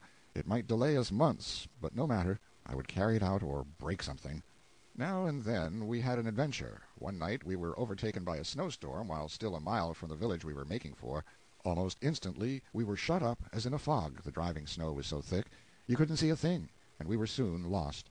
The slave-driver lashed us desperately, for he saw ruin before him, but his lashings only made matters worse, for they drove us further from the road and from likelihood of succor. So we had to stop at last and slump down in the snow where we were. The storm continued until toward midnight, then ceased. By this time 2 of our feebler men and 3 of our women were dead, and others past moving and threatened with death. Our master was nearly beside himself. He stirred up the living and made us stand, jump, slap ourselves to restore our circulation, and he helped as well as he could with his whip. Now came a diversion. We heard shrieks and yells, and soon a woman came running and crying, and seeing our group she flung herself into our midst and begged for protection. A mob of people came tearing after her, some with torches, and they said she was a witch who had caused several cows to die by a strange disease, and practiced her arts by help of a devil in the form of a black cat. This poor woman had been stoned until she hardly looked human, she was so battered and bloody. The mob wanted to burn her. Well, now, what do you suppose our master did? When we closed around this poor creature to shelter her, he saw his chance. He said, "Burn her here, or they shouldn't have her at all." Imagine that. They were willing. They fastened her to a post. They brought wood and piled it about her. They applied the torch while she shrieked and pleaded and strained her 2 young daughters to her breast, and our brute, with a heart solely for business, lashed us into position about the stake and warmed us into life and commercial value by the same fire which took away the innocent life of that poor harmless mother. That was the sort of master we had. I took his number. That snowstorm cost him 9 of his flock, and he was more brutal to us than ever after that, for many days together. He was so enraged over his loss. We had adventures all along. One day we ran into a procession, and such a procession! All the riffraff of the kingdom seemed to be comprehended in it, and all drunk at that. In the van was a cart with a coffin in it, and on the coffin sat a comely young girl of about 18, suckling a baby, which she squeezed to her breast in a passion of love every little while, and every little while wiped from its face the tears which her eyes rained down upon it, and always the foolish little thing smiled up at her, happy and content, kneading her breast with its dimpled fat hand, which she patted and fondled right over her breaking heart. Men and women, boys and girls, trotted along beside or after the cart, hooting and shouting profane and ribald remarks, singing snatches of foul song, skipping, dancing, a very holiday of hellions, a sickening sight. We had struck a suburb of London, outside the walls, and this was a sample of one sort of London society. Our master secured a good place for us near the gallows. A priest was in attendance, and he helped the girl climb up, and said comforting words to her, and made the under-sheriff provide a stool for her. Then he stood there by her on the gallows, and for a moment looked down upon the mass of upturned faces at his feet, then out over the solid pavement of heads that stretched away on every side, occupying the vacancies far and near, and then began to tell the story of the case. And there was pity in his voice.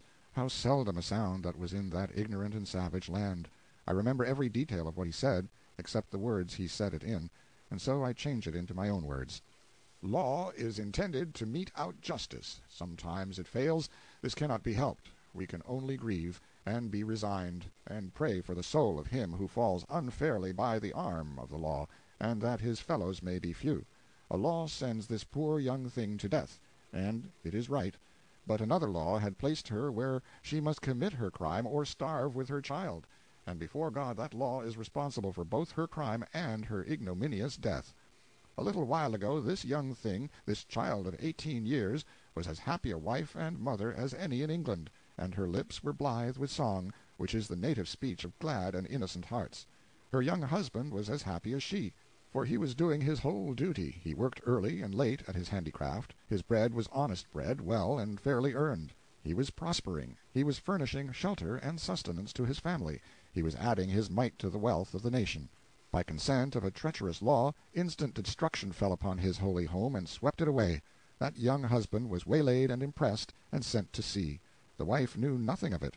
She sought him everywhere. She moved the hardest hearts with the supplications of her tears, the broken eloquence of her despair. Weeks dragged by, she watching, waiting, hoping, her mind going slowly to wreck under the burden of her misery. Little by little all her small possessions went for food. When she could no longer pay her rent, they turned her out of doors. She begged while she had strength. When she was starving at last, and her milk failing, she stole a piece of linen cloth of the value of a fourth part of a cent, thinking to sell it and save her child. But she was seen by the owner of the cloth. She was put in jail and brought to trial. The man testified to the facts.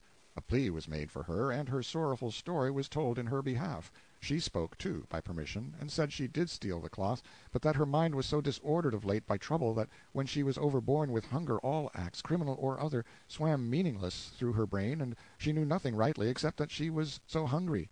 For a moment all were touched, and there was disposition to deal mercifully with her, seeing that she was so young and friendless, and her case so piteous, and the law that robbed her of her support to blame as being the first and only cause of her transgression.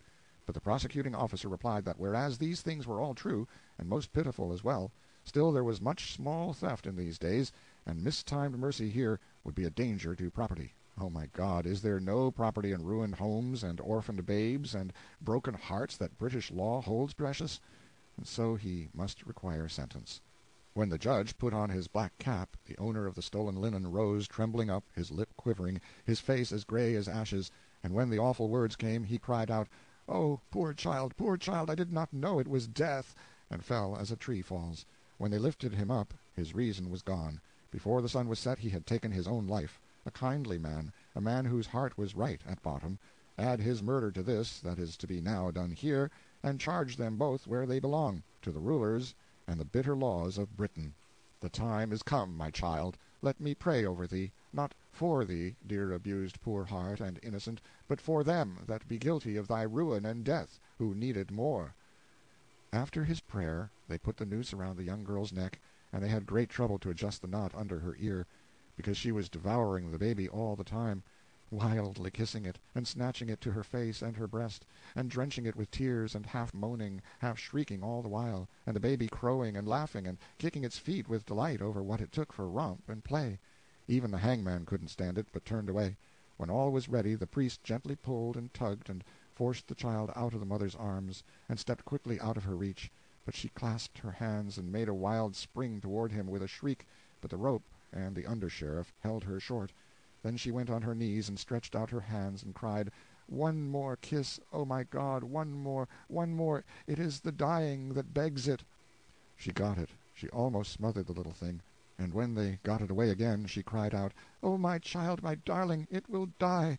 It has no home, it has no father, no friend, no mother." "It has them all," said the good priest. "All these will I be to it, till I die." You should have seen her face then. Gratitude? Lord, what do you want with words to express that? Words are only painted fire. A look is the fire itself. She gave that look and carried it away to the treasury of heaven, where all things that are divine belong.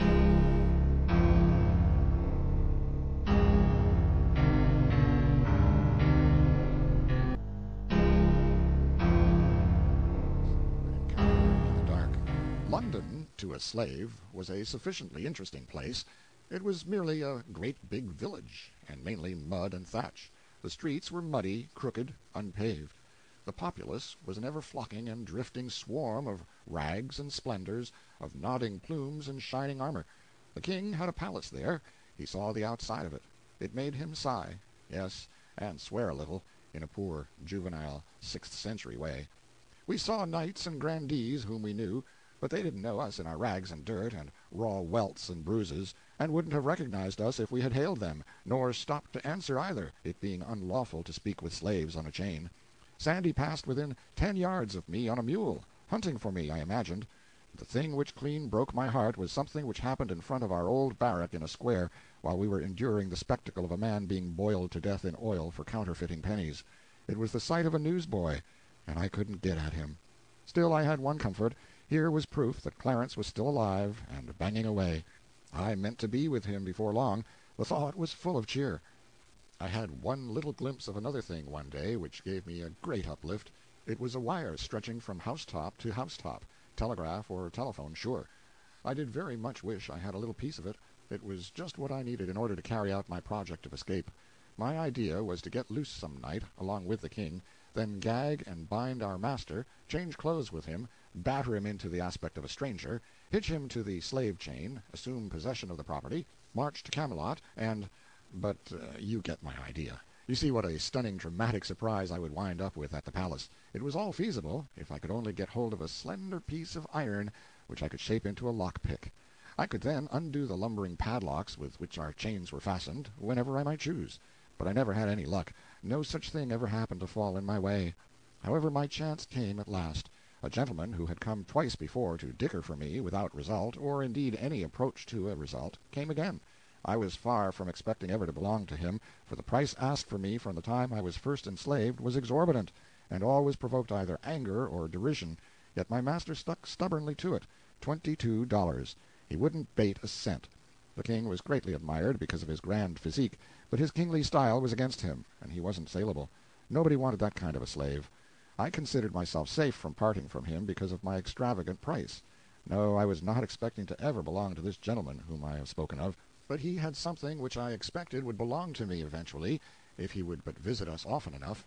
It was a steel thing with a long pin to it, with which his long cloth outside garment was fastened together in front. There were 3 of them. He had disappointed me twice, because he did not come quite close enough to me to make my project entirely safe, but this time I succeeded. I captured the lower clasp of the 3, and when he missed it he thought he had lost it on the way.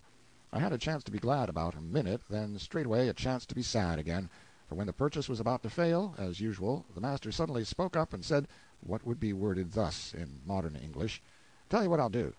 I'm tired supporting these 2 for no good. Give me $22 for this one, and I'll throw the other one in." The king couldn't get his breath, he was in such a fury.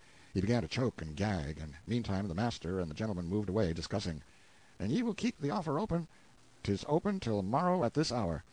"Then I will answer you at that time," said the gentleman, and disappeared, the master following him. I had a time of it to cool the king down, but I managed it. I whispered in his ear to this effect: "Your grace will go for nothing, but after another fashion, and so shall I. Tonight we shall both be free." "Ah, how is that?" "With this thing which I have stolen, I will unlock these locks and cast off these chains tonight. When he comes about 9:30 to inspect us for the night, we will seize him, gag him, batter him, and early in the morning we will march out of this town, proprietors of this caravan of slaves." That was as far as I went, but the king was charmed and satisfied. That evening we waited patiently for our fellow slaves to get to sleep, and signify it by the usual sign, for you must not take many chances on those poor fellows if you can avoid it. It is best to keep your own secrets. No doubt they fidgeted only about as usual, but it didn't seem so to me. It seemed to me that they were going to be forever getting down to their regular snoring. As the time dragged on, I got nervously afraid we shouldn't have enough of it left for our needs, so I made several premature attempts, and merely delayed things by it, for I couldn't seem to touch a padlock, there in the dark, without starting a rattle out of it, which interrupted somebody's sleep and made him turn over and wake some more of the gang. But finally I did get my last iron off, and was a free man once more. I took a good breath of relief and reached for the king's irons. Too late. In comes the master, with a light in one hand and his heavy walking-staff in the other. I snuggled close among the wallow of snorers to conceal as nearly as possible that I was naked of irons, and I kept a sharp lookout and prepared to spring for my man the moment he should bend over me. But he didn't approach. He stopped, gazed absently toward our dusky mass a minute, evidently thinking about something else, then set down his light, moved musingly toward the door, and before a body could imagine what he was going to do, he was out of the door and had closed it behind him. "Quick," said the king, "fetch him back." Of course, it was the thing to do, and I was up and out in a moment. But dear me, there were no lamps in those days, and it was a dark night. But I glimpsed a dim figure a few steps away. I darted for it, threw myself upon it, and then there was a state of things, and lively. We fought and scuffled and struggled and drew a crowd in no time. They took an immense interest in the fight, and encouraged us all they could, and, in fact, couldn't have been pleasanter or more cordial if it had been their own fight. Then a tremendous row broke out behind us, and as much as half of our audience left us, with a rush, to invest some sympathy in that. Lanterns began to swing in all directions. It was the watch, gathering from far and near. Presently a halbert fell across my back as a reminder, and I knew what it meant. I was in custody. So was my adversary. We were marched off toward prison, one on each side of the watchman. Here was disaster. Here was a fine scheme gone to sudden destruction. I tried to imagine what would happen when the master should discover that it was I who had been fighting him, and what would happen if they jailed us together in the general apartment for brawlers and petty lawbreakers, as was the custom, and what might— Just then my antagonist turned his face around in my direction. The freckled light from the watchman's tin lantern fell on it, and, by George, it was the wrong man.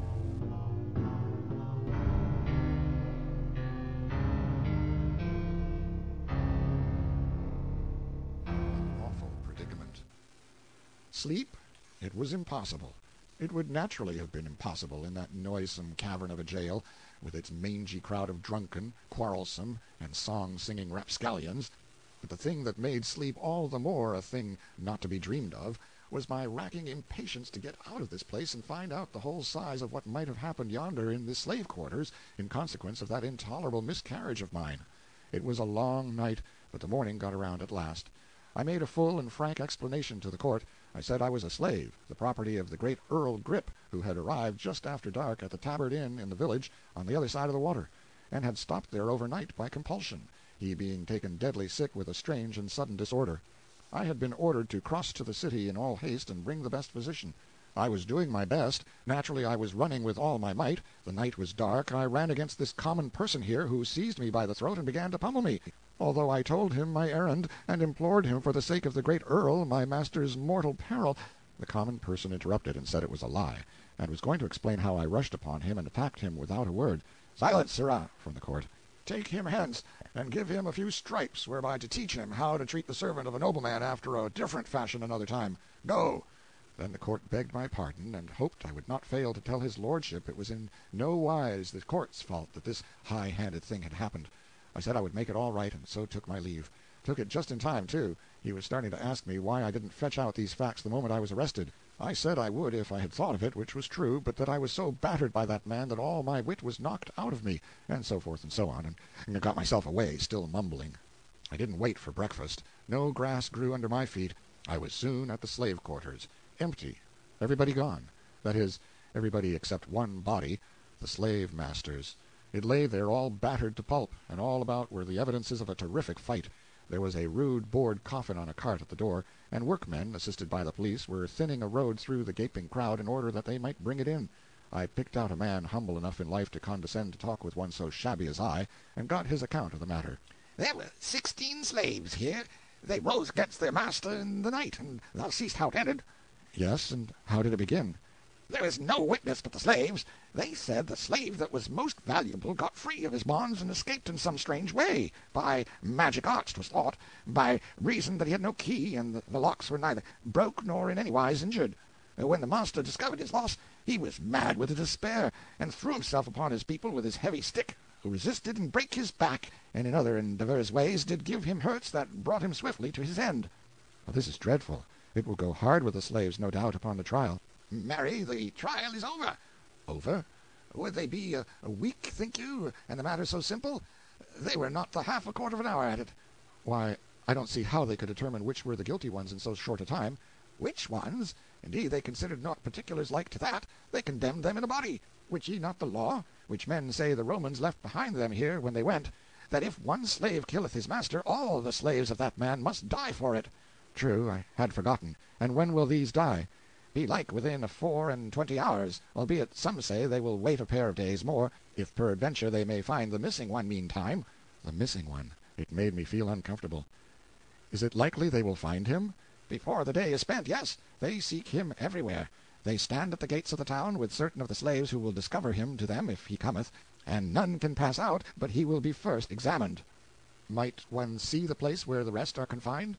"The outside of it, yes. The inside of it, but he will not want to see that." I took the address of that prison for future reference, and then sauntered off. At the first second-hand clothing shop I came to, up a back street, I got a rough rig suitable for a common seaman who might be going on a cold voyage, and bound up my face with a liberal bandage, saying I had a toothache. This concealed my worst bruises. It was a transformation. I no longer resembled my former self. Then I struck out for that wire, found it, and followed it to its den. It was a little room over a butcher's shop, which meant that business wasn't very brisk in the telegraphic line. The young chap in charge was drowsing at his table. I locked the door and put the vast key in my bosom. This alarmed the young fellow, and he was going to make a noise, but I said, "Save your wind. If you open your mouth you are dead, sure. Tackle your instrument. Lively now. Call Camelot." "This doth amaze me. How should such as you know aught of such matters as—" "Call Camelot. I am a desperate man. Call Camelot, or get away from the instrument, and I will do it myself." "What? You?" "Yes, certainly. Stop gabbling. Call the palace." He made the call. "Now then, call Clarence." "Clarence who?" "Never mind Clarence who. Say you want Clarence. You'll get an answer." He did so. We waited 5 nerve-straining minutes, 10 minutes. How long it did seem! And then came a click that was as familiar to me as a human voice, for Clarence had been my own pupil. "Now, my lad, vacate." They would have known my touch, maybe, and so your call was surest, but I'm all right now. He vacated the place and cocked his ear to listen, but it didn't win. I used a cipher. I didn't waste any time in sociabilities with Clarence, but squared away for business, straight off, thus: "The king is here and in danger. We were captured and brought here as slaves. We should not be able to prove our identity, and the fact is I am not in a position to try. Send a telegram for the palace here which will carry conviction with it." His answer came straight away. "They don't know anything about the telegraph. They haven't had any experience yet. The line to London is so new. Better not venture that. They might hang you. Think up something else." Might hang us. Little he knew how closely he was crowding the facts. I couldn't think up anything for the moment. Then an idea struck me, and I started it along. Send 500 picked knights with Launcelot in the lead, and send them on the jump. Let them enter by the southwest gate, and look out for the man with a white cloth around his right arm. The answer was prompt. They shall start in half an hour. All right, Clarence. Now tell this lad here that I'm a friend of yours and a deadhead, and that he must be discreet, and say nothing about this visit of mine. The instrument began to talk to the youth, and I hurried away. I fell to ciphering. In half an hour it would be 9 o'clock. Knights and horses in heavy armor couldn't travel very fast. These would make the best time they could, and now that the ground was in good condition and no snow or mud, they would probably make a 7-mile gait. They would have to change horses a couple of times. They would arrive about 6 or a little after. It would still be plenty light enough. They would see the white cloth, which I should tie around my right arm, and I would take command. We would surround that prison and have the king out in no time. It would be showy and picturesque enough, all things considered, though I would have preferred noonday on account of the more theatrical aspect the thing would have. Now then, in order to increase the strings to my bow, I thought I would look up some of those people whom I had formerly recognized, and make myself known. That would help us out of our escape without the knights. But I must proceed cautiously, for it was a risky business. I must get into sumptuous raiment, and it wouldn't do to run and jump into it. No, I must work up to it by degrees, buying suit after suit of clothes in shops wide apart, and getting a little finer article with each change, until I should finally reach silk and velvet, and be ready for my project. So I started. But the scheme fell through like scat. The first corner I turned, I came plump upon one of our slaves snooping around with a watchman. I coughed at the moment, and he gave me a sudden look that bit right into my marrow. I judge he thought he had heard that cough before. I turned immediately into a shop and worked along down the counter, pricing things and watching out of the corner of my eye. Those people had stopped and were talking together and looking in at the door. I made up my mind to get out the back way, if there was a back way, and I asked the shopwoman if I could step out there and look for the escaped slave who was believed to be in hiding back there somewhere, and said I was an officer in disguise, and my pard was yonder at the door with one of the murderers in charge, and would she be good enough to step there and tell him he needn't wait, but had better go at once to the further end of the back alley and be ready to head him off when I rousted him out. She was blazing with eagerness to see one of those already celebrated murderers, and she started on the errand at once. I slipped out the back way, locked the door behind me, put the key in my pocket, and started off, chuckling to myself, and comfortable. Well, I had gone and spoiled it again, made another mistake, a double one, in fact. There were plenty of ways to get rid of that officer by some simple and plausible device, but no, I must pick out a picturesque one. It is the crying defect of my character. And then I had ordered my procedure upon what the officer, being human, would naturally do, whereas when you are least expecting it, a man will now and then go and do the very thing which it's not natural for him to do. The natural thing for the officer to do in this case was to follow straight on my heels. He would find a stout oaken door securely locked between him and me. Before he could break it down, I should be far away and engaged in slipping into a succession of baffling disguises, which would soon get me into a sort of raiment which was a surer protection from meddling law-dogs in Britain than any amount of mere innocence and purity of character. But instead of doing the natural thing, the officer took me at my word and followed my instructions. And so, as I came trotting out of that cul-de-sac full of satisfaction with my own cleverness, he turned the corner and I walked right into his handcuffs. If I had known it was a cul-de-sac, however, there isn't any excusing a blunder like that. Let it go. Charge it up to profit and loss.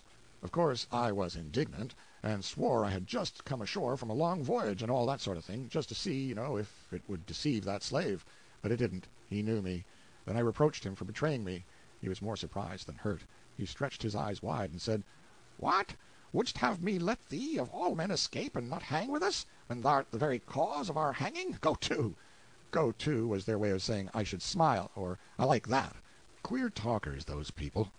Well, there was a sort of bastard justice in his view of the case, and so I dropped the matter. When you can't cure a disaster by argument, what is the use to argue? It isn't my way. So I only said, "You're not going to be hanged. None of us are." Both men laughed, and the slave said, "Ye have not ranked as a fool before. You might better keep your reputation, seeing the strain would not be for long.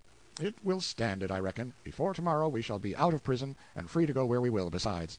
The witty officer lifted at his left ear with his thumb, made a rasping noise in his throat, and said, "Out of prison, yes, ye say true, and free likewise to go where ye will, so ye wander not out of his grace, the devil's sultry realm." I kept my temper, and said indifferently, "Now I suppose you really think we are going to hang within a day or two?" "I thought it not many minutes ago, for so the thing was decided and proclaimed." "Ah, then you've changed your mind, is that it?" Even that. I only thought. Then. I know, now." I felt sarcastical, so I said, "Oh, sapient servant of the law, condescend to tell us, then, what you know." "That ye will all be hanged to-day, at mid-afternoon." "Oh, that shot hit home. Lean upon me." The fact is, I did need to lean upon somebody. My knights couldn't arrive in time. They would be as much as 3 hours too late. Nothing in the world could save the King of England, nor me, which was more important. More important not merely to me, but to the nation, the only nation on earth standing ready to blossom into civilization. I was sick. I said no more. There wasn't anything to say. I knew what the man meant, that if the missing slave was found, the postponement would be revoked, the execution take place today. Well, the missing slave was found.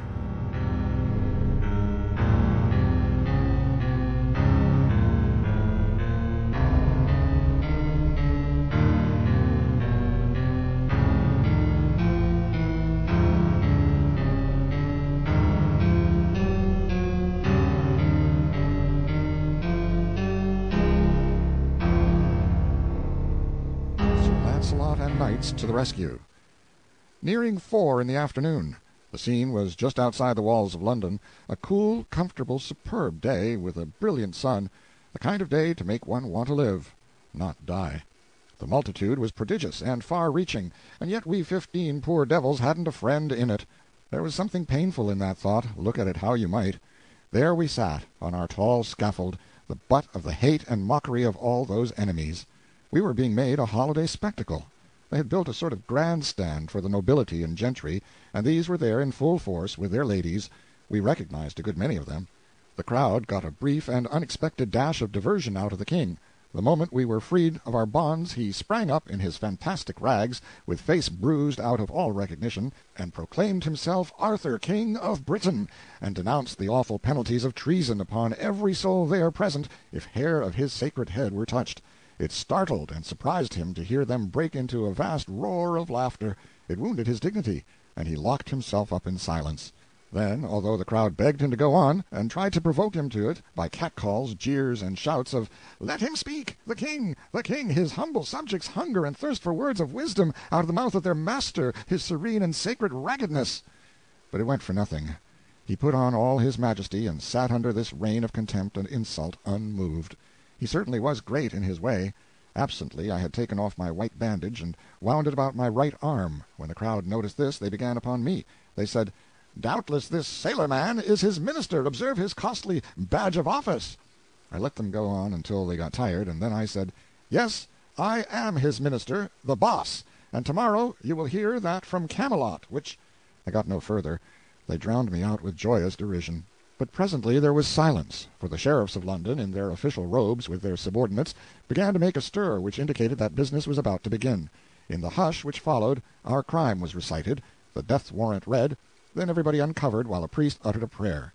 Then a slave was blindfolded, the hangman unslung his rope, there lay the smooth road below us, we upon one side of it, the banked multitude wailing its other side, a good clear road, and kept free by the police. How good it would be to see my 500 horsemen come tearing down it!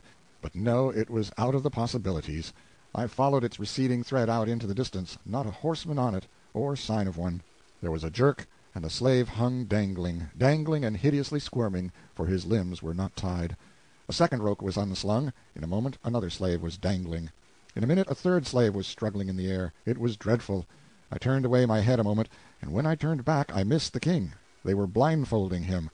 I was paralyzed. I couldn't move. I was choking. My tongue was petrified. They finished blindfolding him. They led him under the rope. I couldn't shake off that clinging impotence. But when I saw them put the noose around his neck, then everything let go in me, and I made a spring to the rescue. And as I made it, I shot one more glance abroad. By George, here they came, a-tilting! 500 mailed and belted knights on bicycles! The grandest sight that ever was seen. Lord, how the plumes streamed, how the sun flamed and flashed from the endless procession of webby wheels!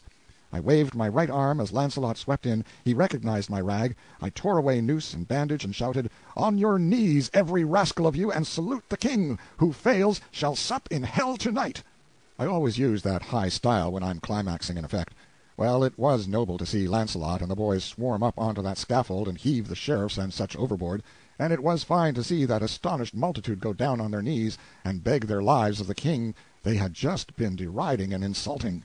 And as he stood apart there, receiving this homage in rags, I thought to myself, well, really there is something peculiarly grand about the gait and bearing of a king, after all. I was immensely satisfied. Take the whole situation all round, it was one of the gaudiest effects I ever instigated.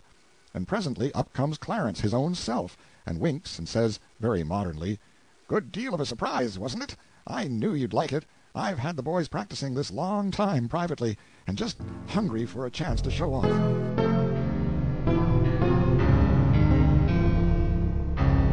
The Yankees fight with the Knights. Home again at Camelot. A morning or two later I found the paper, damp from the press, by my plate at the breakfast table. I turned to the advertising columns, knowing I should find something of personal interest to me there. It was this: "De par le roi. Know that the great lord and illustrious knight, Sir Sagramore le Desirous, having condescended to meet the king's minister, Hank Morgan, the which is surnamed the Boss, for satisfaction of offence anciently given, these will engage in the lists by Camelot about the 4th hour of the morning of the 16th day of this next succeeding month. The battle will be one outrance, sith the said offence was of a deadly sort, admitting of no composition." Clarence's editorial reference to this affair was to this effect: "It will be observed by a glance at our advertising columns that the community is to be favored with a treat of unusual interest in the tournament line. The names of the artists are warrant of good entertainment. The box office will be open at noon of the 13th. Admission 3 cents, reserved seats 5. Proceeds to go to the hospital fund. The royal pair and all the court will be present. With these exceptions, and the press and the clergy, the free list is strictly suspended. Parties are hereby warned against buying tickets of speculators. They will not be good at the door. Everybody knows and likes the Boss. Everybody knows and likes Sir Sag. Come, let us give the lads a good send-off. Remember, the proceeds go to a great and free charity, and one whose broad benevolence stretches out its helping hand, warm with the blood of a loving heart, to all that suffer, regardless of race, creed, condition, or color. The only charity yet established in the earth which has no politico-religious stopcock on its compassion, but says, here flows the stream, let all come and drink. Turn out, all hands, fetch along your dough-nuts and your gum-drops, and have a good time. Pie for sale on the grounds, and rocks to crack it with, and circus lemonade, 3 drops of lime juice to a barrel of water. N.B. This is the first tournament under the new law, which allow each combatant to use any weapon he may prefer. You may want to make a note of that." Up to the day set, there was no talk in all Britain of anything but this combat. All other topics sank into insignificance and passed out of men's thoughts and interest. It was not because a tournament was a great matter. It was not because Sir Sagramore had found the Holy Grail, for he had not, but had failed. It was not because the second, official, personage in the kingdom was one of the duelists. No, all these features were commonplace. Yet there was abundant reason for the extraordinary interest which this coming fight was creating. It was born of the fact that all the nation knew that this was not to be a duel between mere men, so to speak, but a duel between 2 mighty magicians, a duel not of muscle, but of mind, not of human skill, but of superhuman art and craft, a final struggle for supremacy between the 2 master enchanters of the age. It was realized that the most prodigious achievements of the most renowned knights could not be worthy of comparison with a spectacle like this. They could be but child's play, contrasted with this mysterious and awful battle of the gods. Yes, all the world knew it was going to be in reality a duel between Merlin and me, a measuring of his magic powers against mine. It was known that Merlin had been busy whole days and nights together, imbuing Sir Sagramore's arms and armor with supernal powers of offence and defence, and that he had procured for him, from the spirits of the air, a fleecy veil which would render the wearer invisible to his antagonist while still visible to other men. Against Sir Sagramore, so weaponed and protected, 1,000 knights could accomplish nothing. Against him no known enchantments could prevail. These facts were sure. Regarding them there was no doubt, no reason for doubt. There was but one question: might there be still other enchantments, unknown to Merlin, which could render Sir Sagramore's veil transparent to me, and make his enchanted mail vulnerable to my weapons? This was the one thing to be decided in the lists. Until then, the world must remain in suspense. So the world thought there was a vast matter at stake here, and the world was right, but it was not the one they had in their minds. No, a far vaster one was upon the cast of this die, the life of knight-errantry. I was a champion, it was true, but not the champion of the frivolous black arts. I was the champion of hard, unsentimental common sense and reason. I was entering the lists to either destroy knight-errantry or be its victim. Vast as the showgrounds were, there were no vacant spaces in them outside of the lists at 10 o'clock on the morning of the 16th. The mammoth grandstand was clothed in flags, streamers, and rich tapestries, and packed with several acres of small fry tributary kings, their suites, and the British aristocracy.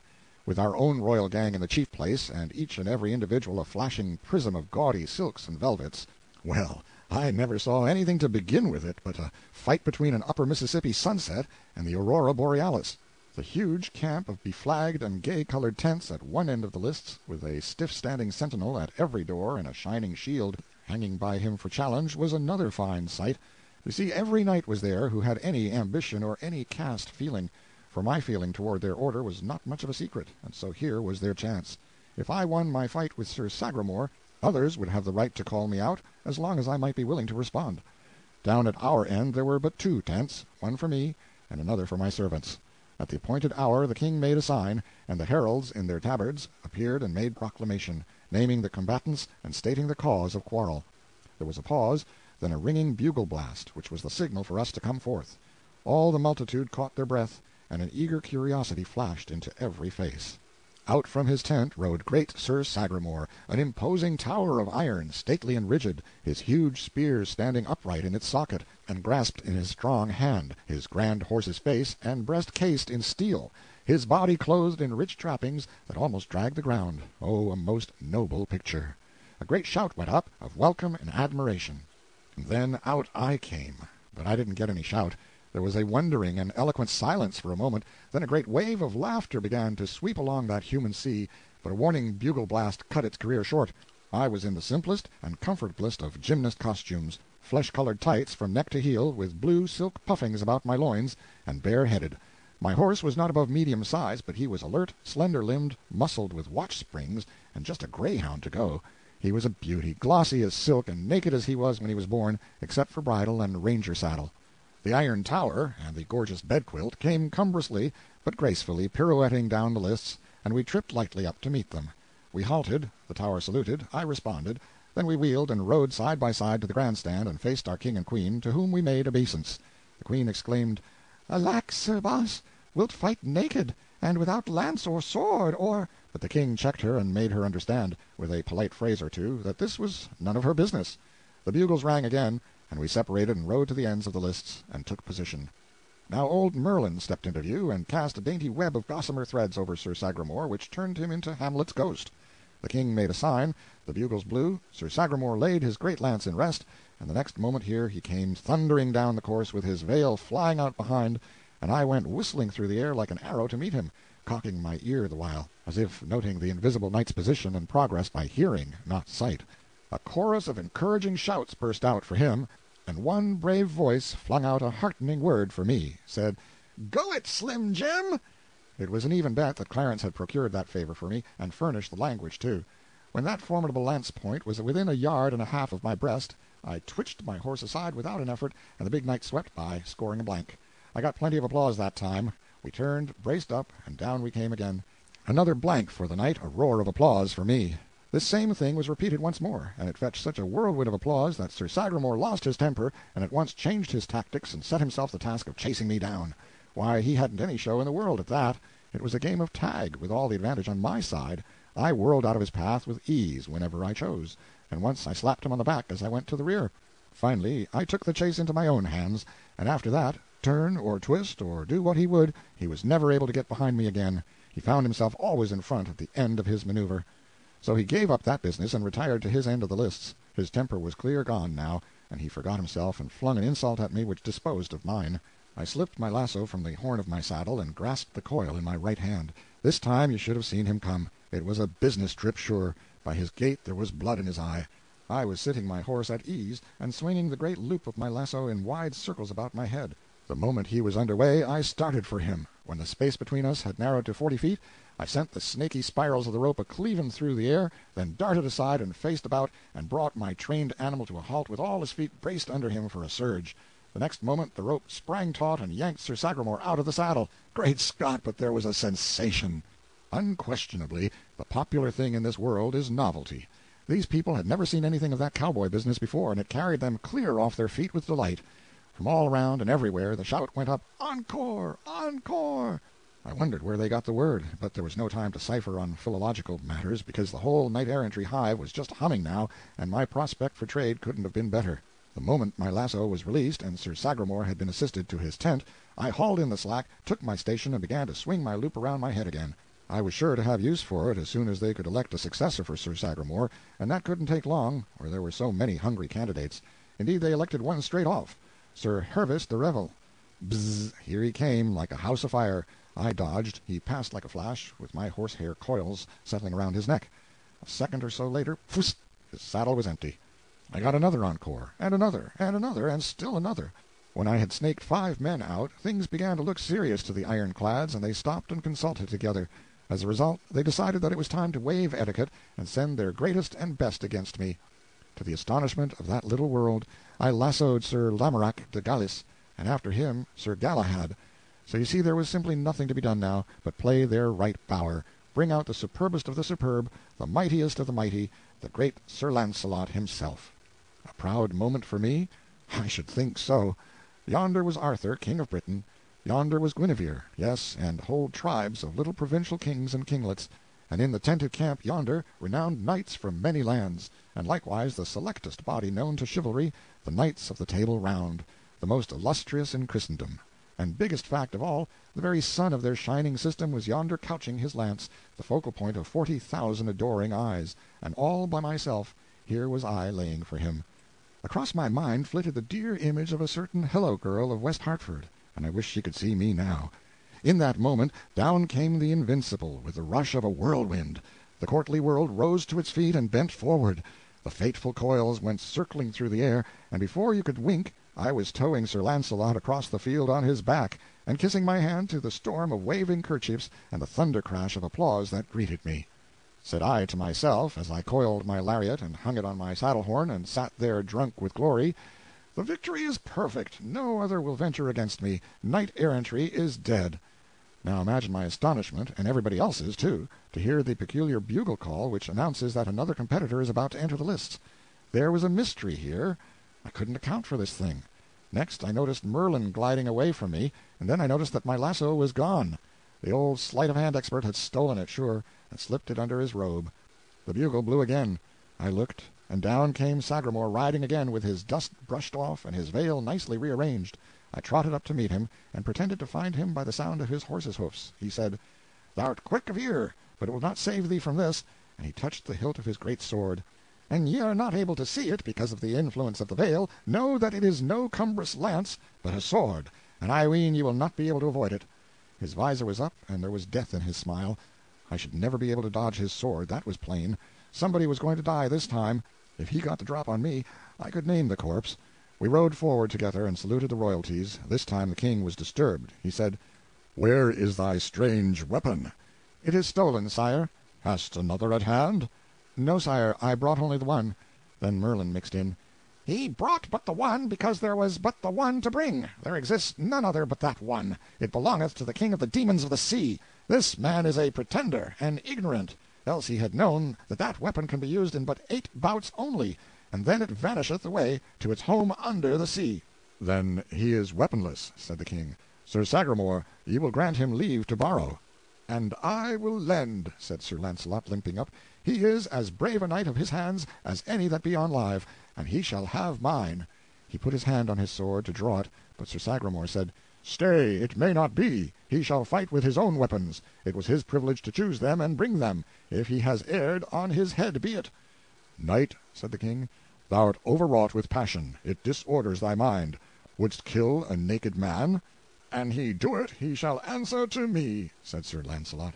"I will answer it to any he that desireth," retorted Sir Sagramor hotly. Merlin broke in, rubbing his hands and smiling his low-down smile of malicious gratification.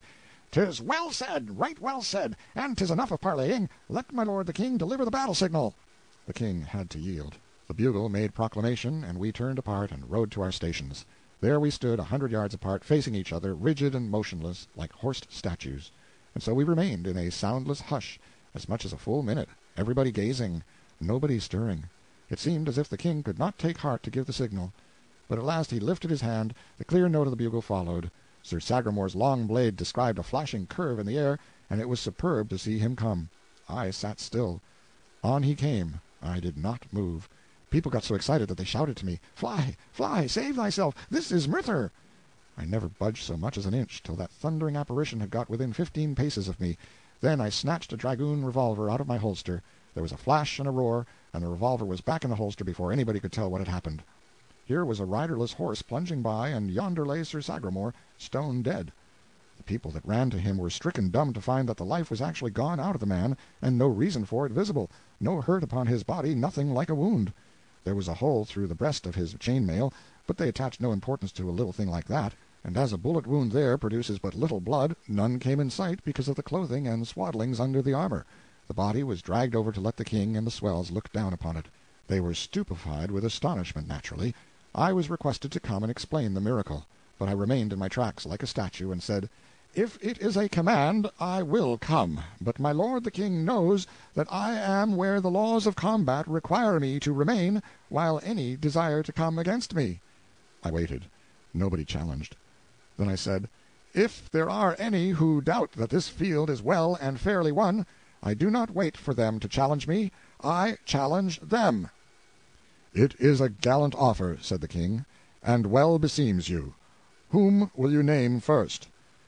"I name none, I challenge all. Here I stand, and dare the chivalry of England to come against me, not by individuals, but in mass." "What?" shouted a score of knights.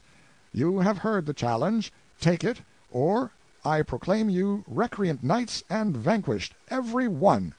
It was a bluff, you know. At such a time it is sound judgment to put on a bold face and play your hand for 100 times what it is worth. 49 times out of 50 nobody dares to call, and you rake in the chips. But just this once, well, things looked squally. In just no time 500 knights were scrambling into their saddles, and before you could wink, a widely scattering drove were under way and clattering down upon me. I snatched both revolvers from the holsters, and began to measure distances and calculate chances. Bang! One saddle empty. Bang! Another one. Bang! Bang! And a bag, too. Well, it was nip and tuck with us, and I knew it. If I spent the 11th shot without convincing these people, the 12th man would kill me sure. And so I never did feel so happy as I did when my 9th downed its man, and I detected the wavering in the crowd, which was premonitory of panic. An instant lost now could knock out my last chance. But I didn't lose it. I raised both revolvers and pointed them. The halted host stood their ground just about one good square moment, then broke and fled. The day was mine. Knight-errantry was a doomed institution. The march of civilization was begun. How did I feel? Ah, you never could imagine it. And Brer Merlin? His stock was flat again. Somehow, every time the magic of Folderol tried conclusions with the magic of science, the magic of Folderol got left.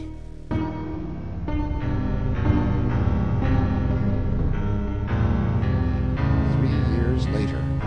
When I broke the back of knight-errantry that time, I no longer felt obliged to work in secret. So the very next day I exposed my hidden schools, my mines, and my vast system of clandestine factories and workshops to an astonished world.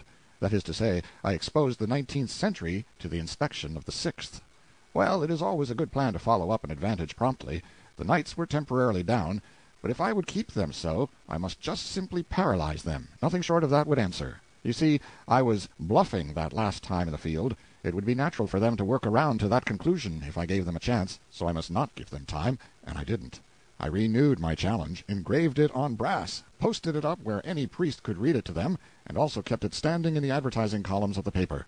I not only renewed it, but added to its proportions. I said, name the day, and I would take 50 assistants and stand up against the massed chivalry of the whole earth and destroy it.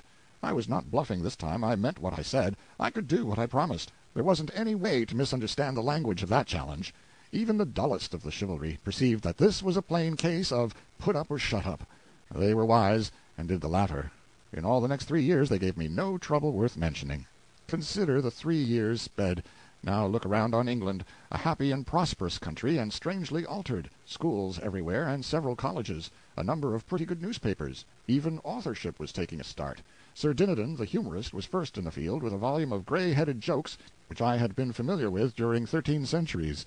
If he had left out that old rancid one about the lecturer, I wouldn't have said anything, but I couldn't stand that one. I suppressed the book and hanged the author. Slavery was dead and gone, all men were equal before the law, taxation had been equalized. The telegraph, the telephone, the phonograph, the typewriter, the sewing machine, and all the thousand willing and handy servants of steam and electricity were working their way into favor. We had a steamboat or two on the Thames, we had steam warships, and the beginnings of a steam commercial marine. I was getting ready to send out an expedition to discover America. We were building several lines of railway, and our line from Camelot to London was already finished and in operation. I was shrewd enough to make all offices connected with the passenger service places of high and distinguished honor. My idea was to attract the chivalry and nobility, and make them useful, and keep them out of mischief. The plan worked very well. The competition for the places was hot. The conductor of the 4:33 express was a duke. There wasn't a passenger conductor on the line below the degree of earl. They were good men, every one, but they had two defects which I couldn't cure, so had to wink at. They wouldn't lay aside their armor, and they would knock down rob the company. There was hardly a knight in all the land who wasn't in some useful employment. They were going from end to end of the country in all manner of useful missionary capacities. Their penchant for wandering and their experience in it made them altogether the most effective spreaders of civilization we had. They went clothed in steel and equipped with sword and lance and battle-axe, and if they couldn't persuade a person to try a sewing machine on the installment plan, or a melodeon, or a barbed-wire fence, or a prohibition journal, or any of the other 1,001 things they canvassed for, they removed him and passed on. I was very happy. Things were working steadily toward a secretly longed-for point. You see, I had two schemes in my head which were the vastest of all my projects. The one was to overthrow the Catholic Church and set up the Protestant faith on its ruins, not as an established church, but a go-as-you-please one. And the other project was to get a decree issued by and by, commanding that upon Arthur's death unlimited suffrage should be introduced, and given to men and women alike, at any rate to all men, wise or unwise, and to all mothers who at middle age should be found to know nearly as much as their sons at 21.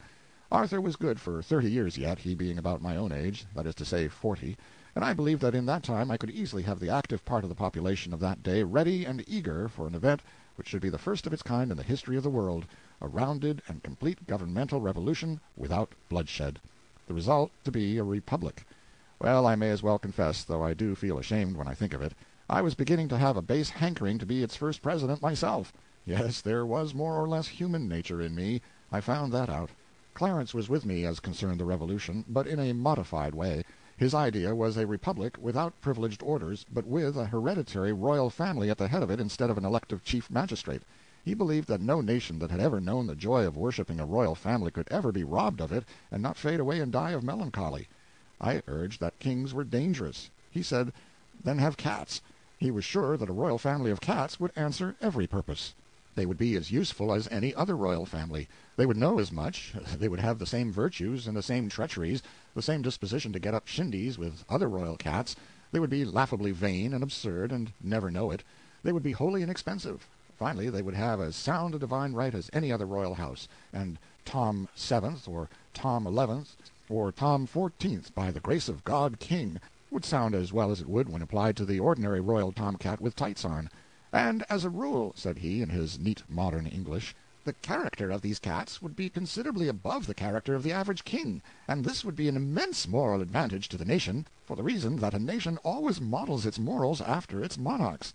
The worship of royalty being founded in unreason, these graceful and harmless cats would easily become as sacred as any other royalties, and indeed more so, because it would presently be noticed that they hanged nobody, beheaded nobody, imprisoned nobody, inflicted no cruelties or injustices of any sort, and so must be worthy of a deeper love and reverence than the customary human king, and would certainly get it.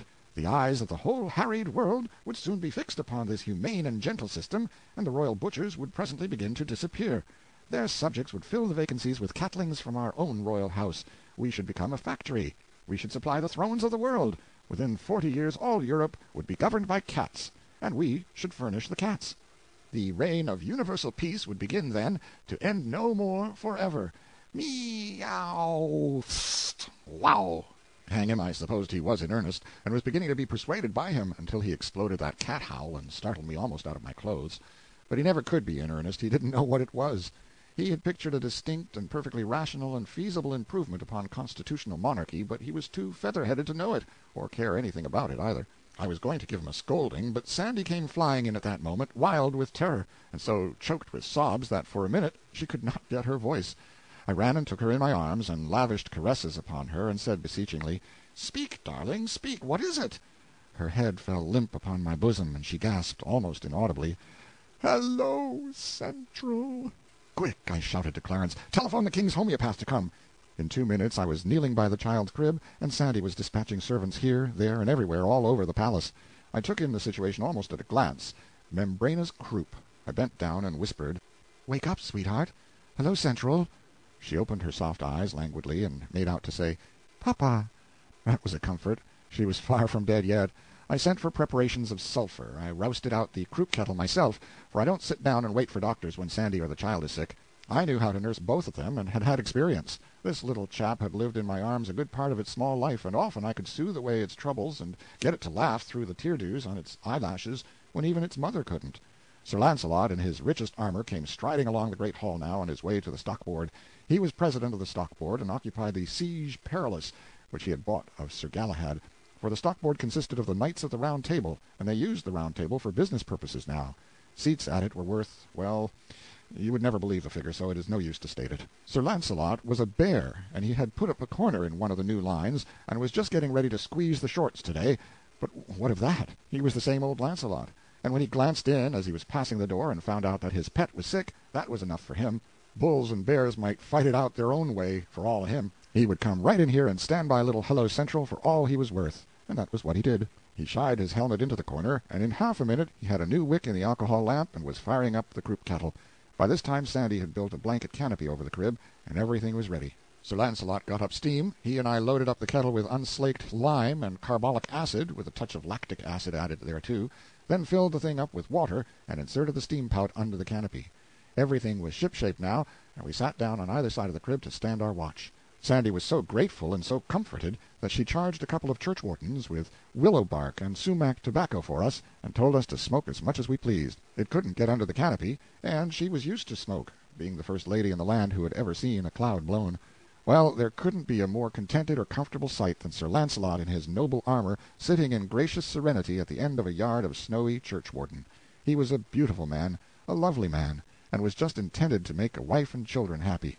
But of course Guinevere— However, it's no use to cry over what's done and can't be helped. Well, he stood watch and watch with me, right straight through for 3 days and nights, till the child was out of danger. Then he took her up in his great arms and kissed her, with his plumes falling about her golden head, then laid her softly in Sandy's lap again, and took his stately way down the vast hall between the ranks of admiring men-at-arms and menials, and so disappeared. And no instinct warned me that I should never look upon him again in this world. Lord, what a world of heartbreak it is! The doctors said we must take the child away if we would coax her back to health and strength again, and she must have sea air. So we took a man-of-war and a suite of 260 persons and went cruising about, and after a fortnight of this we stepped ashore on the French coast, and the doctors thought it would be a good idea to make something of a stay there.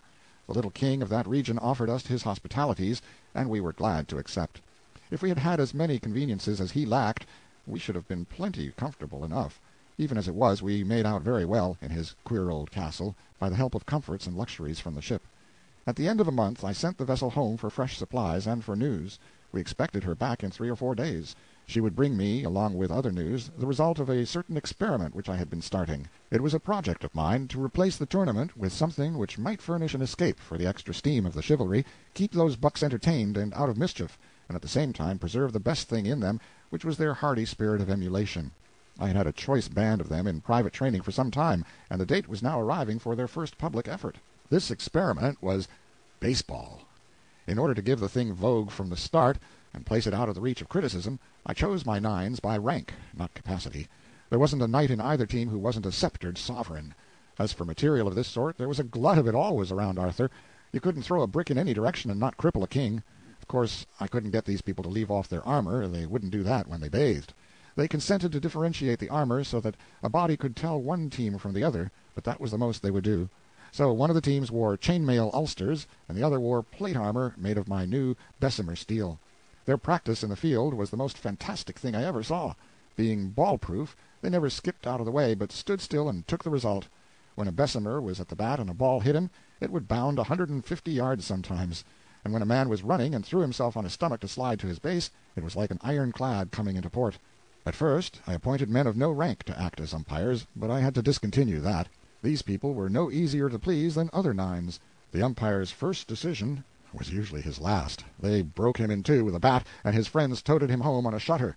When it was noticed that no umpire ever survived a game, umpiring got to be unpopular, so I was obliged to appoint somebody whose rank and lofty position under the government would protect him. Here are the names of the nines: Bessemers, King Arthur, King Lot of Lothian, King of Northgalis, King Marsil, King of Little Britain, King Labour, King Pelham of Lisengese, King Bagdemagus, King Ptolemy Lephaintus. Ulsters, Emperor Lucius, King Logris, King Martald of Ireland, King Morganor, King Mark of Cornwall, King Nentrus of Garlot, King Melodius of Lyonesse, King of the Lake, the Saudin of Syria. Umpire, Clarence. The first public game would certainly draw 50,000 people, and for solid fun would be worth going round the world to see. Everything would be favorable. It was balmy and beautiful spring weather now, and nature was all tailored out in her new clothes.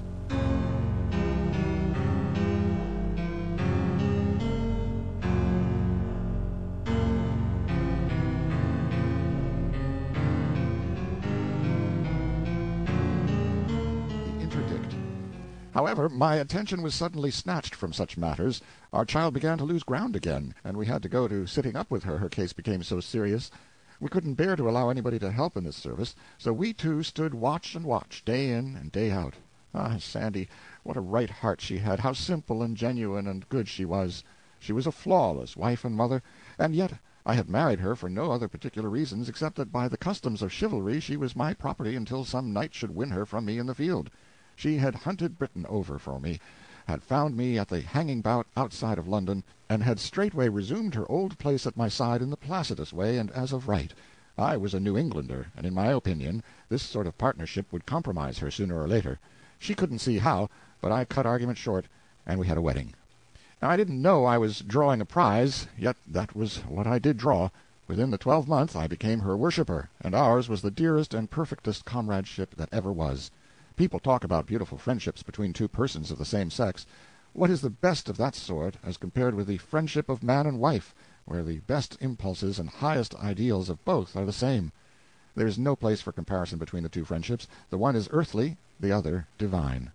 In my dreams, along at first, I still wandered 13 centuries away, and my unsatisfied spirit went calling and harking all up and down the unreplying vacancies of a vanished world. Many a time Sandy heard that imploring cry come from my lips in my sleep. With a grand magnanimity she saddled that cry of mine upon our child, conceiving it to be the name of some lost darling of mine. It touched me to tears, and it also nearly knocked me off my feet, too, when she smiled up in my face for an earned reward, and played her quaint and pretty surprise upon me. "The name of one who was dear to thee is here preserved, here made holy, and the music of it will abide always in our ears. Now thou'lt kiss me, as knowing the name I have given the child." But I didn't know it, all the same. I hadn't an idea in the world, but it would have been cruel to confess it and spoil her pretty game, so I never let on, but said, "Yes, I know, sweetheart, how dear and good it is of you, too, but I want to hear these lips of yours, which are also mine, utter it first. Then its music will be perfect." Pleased to the marrow, she murmured, "Hello, Central." I didn't laugh. I'm always thankful for that, but the strain ruptured every cartilage in me, and for weeks afterward I could hear my bones clack when I walked. She never found out her mistake. The first time she heard that form of salute used at the telephone she was surprised and not pleased, but I told her I had given order for it, that henceforth and forever the telephone must always be invoked with that reverent formality, in perpetual honor and remembrance of my lost friend and her small namesake. This was not true, but it answered. Well, during 2 weeks and a half we watched by the crib, and in our deep solicitude we were unconscious of any world outside of that sick room.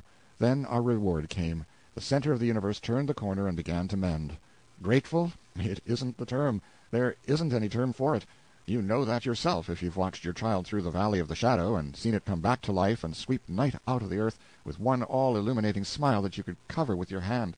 Why, we were back in this world in one instant. Then we looked the same startled thought into each other's eyes at the same moment. More than 2 weeks gone, and that ship not back yet. In another minute I appeared in the presence of my train. They had been steeped in troubled bodings all this time. Their faces showed it. I called an escort, and we galloped 5 miles to a hilltop overlooking the sea. Where was my great commerce that so lately had made these glistening expanses populous and beautiful with its white-winged flocks? Vanished, every one. Not a sail from verge to verge, not a smoke-bank, just a dead and empty solitude, in place of all that brisk and breezy life. I went swiftly back, saying not a word to anybody. I told Sandy this ghastly news. We could imagine no explanation that would begin to explain. Had there been an invasion, an earthquake, a pestilence? Had the nation been swept out of existence? But guessing was profitless. I must go at once.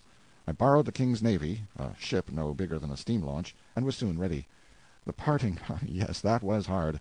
As I was devouring the child with last kisses, it brisked up and jabbered out its vocabulary, the first time in more than 2 weeks, and it made fools of us for joy. The darling mispronunciations of childhood, dear me, there's no music that can touch it, and how one grieves when it wastes away and dissolves into correctness, knowing it will never visit his bereaved ear again. Well, how good it was to be able to carry that gracious memory away with me. I approached England the next morning, with the wide highway of salt water all to myself. There were ships in the harbor at Dover, but they were naked as to sails, and there was no sign of life about them. It was Sunday, yet at Canterbury the streets were empty. Strangest of all, there was not even a priest in sight, and no stroke of a bell fell upon my ear. The mournfulness of death was everywhere. I couldn't understand it. At last, in the further edge of that town, I saw a small funeral procession, just a family and a few friends following a coffin, no priest, a funeral without bell, book, or candle. There was a church there close at hand, but they passed it by weeping, and did not enter it. I glanced up at the belfry, and there hung the bell, shrouded in black, and its tongue tied back. Now I knew. Now I understood the stupendous calamity that had overtaken England. Invasion? Invasion is a triviality to it. It was the interdict. I asked no questions. I didn't need to ask any. The church had struck. The thing for me to do was to get into a disguise and go warily. One of my servants gave me a suit of clothes, and when we were safe beyond the town I put them on, and from that time I traveled alone. I could not risk the embarrassment of company. A miserable journey, a desolate silence everywhere, even in London itself. Traffic had ceased. Men did not talk or laugh, or go in groups, or even in couples. They moved aimlessly about, each man by himself, with his head down, and woe and terror in his heart. The Tower showed recent war scars. Verily, much had been happening. Of course, I meant to take the train to Camelot. Train! Why, the station was as vacant as a cavern. I moved on. The journey to Camelot was a repetition of what I had already seen. The Monday and the Tuesday different in no way from the Sunday. I arrived far in the night. From being the best electric-lighted town in the kingdom, and the most like a recumbent sun of anything you ever saw, it was become simply a blot upon darkness. That is to say, it was darker and solider than the rest of the darkness, and so you could see it a little better. It made me feel as if maybe it was symbolical, a sort of sign that the church was going to keep the upper hand now, and snuff out all my beautiful civilization just like that. I found no life stirring in the somber streets. I groped my way with a heavy heart. The vast castle loomed black upon the hilltop, not a spark visible upon it. The drawbridge was down, the great gate stood wide. I entered without challenge, my own heels making the only sound I heard, and it was sepulchral enough in those huge vacant courts.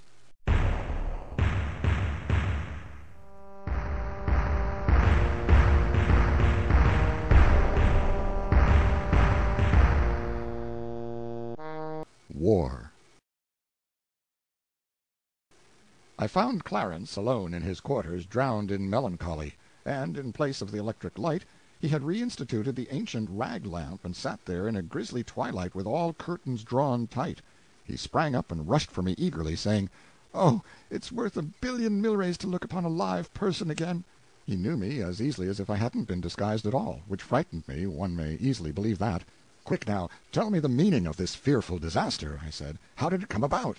"Well, if there hadn't been any Queen Guinevere, it wouldn't have come so early, but it would have come anyway. It would have come on our own account by and by. By luck it happened to come on the Queen's." "And Sir Launcelot's?" "Just so." "Give me the details." "I reckon you will grant that during some years there has been only one pair of eyes in these kingdoms that has not been looking steadily askance at the Queen and Sir Launcelot." "Yes, King Arthur's." "And only one heart that was without suspicion." "Yes, the King's. A heart that isn't capable of thinking evil of a friend." "Well, the King might have gone on, still happy and unsuspecting, to the end of his days, but for one of your modern improvements, the stock board. When you left, 3 miles of the London, Canterbury, and Dover were ready for the rails, and also ready and ripe for manipulation in the stock market. It was wildcat, and everybody knew it. The stock was for sale at a giveaway. What does Sir Launcelot do but— Yes, I know. He quietly picked up nearly all of it for a song.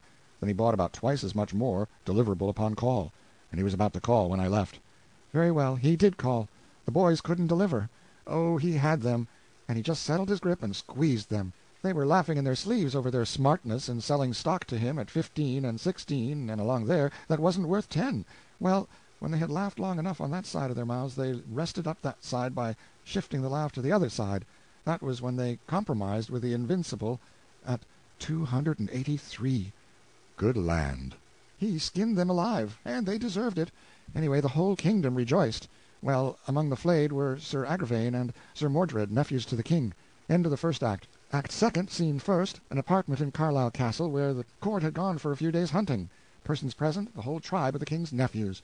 Mordred and Agravaine propose to call the guileless Arthur's attention to Guinevere and Sir Launcelot.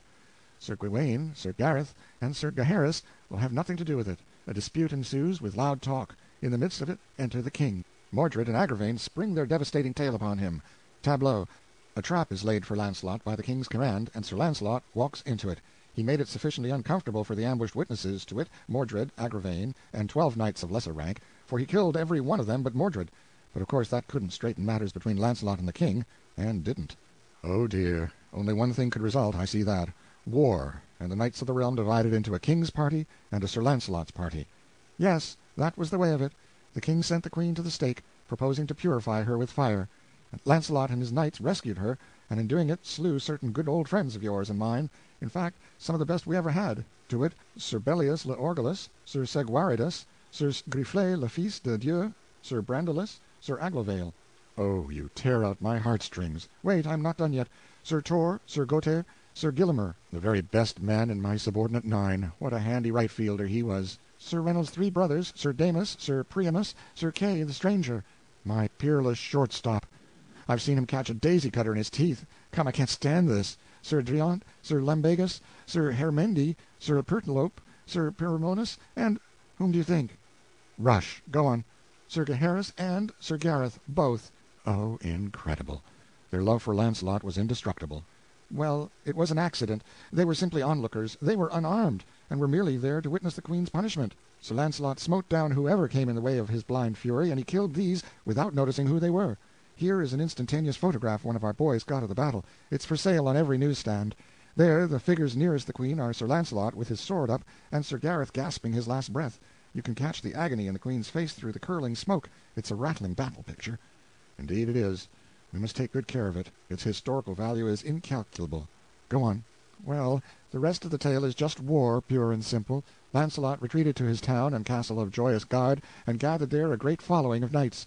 The king, with a great host, went there, and there was desperate fighting during several days, and, as a result, all the plain around was paved with corpses and cast iron. Then the church patched up a peace between Arthur and Launcelot, and the queen, and everybody but Sir Gawaine.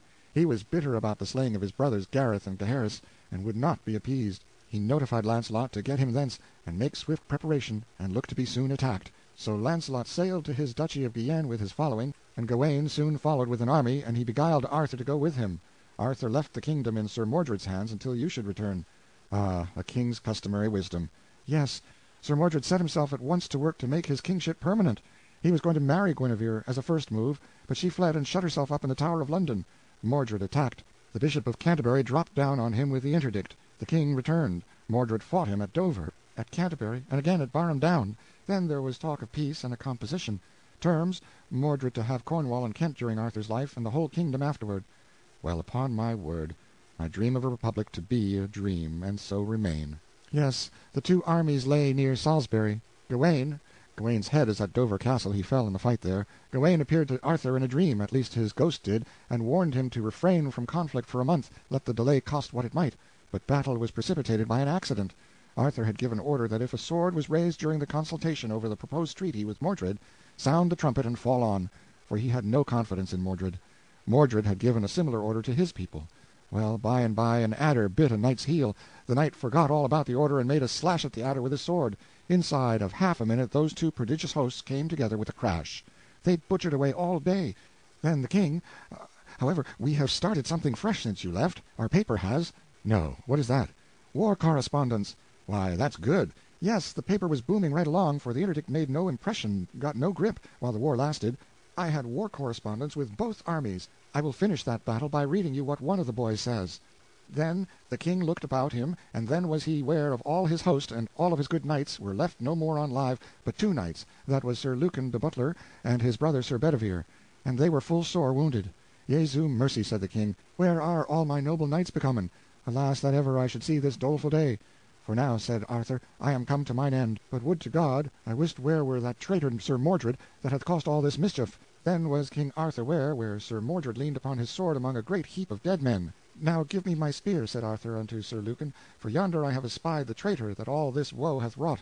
Sir, let him be, said Sir Lucan, for he is unhappy. If ye pass this unhappy day, ye shall be right well revenged upon him. Good Lord, remember ye of your night's dream, and what the spirit of Sir Gawaine told you this night. Yet God of his great goodness hath preserved you hitherto. Therefore, for God's sake, my lord, leave off by this. For blessed be God ye have won the field, for here we be 3 on live, and with Sir Mordred is none on live. And if ye leave off now, this wicked day of destiny is past. Tide me death, betide me life, said the king. Now I see him yonder alone, he shall never escape mine hands, for at a better avail shall I never have him.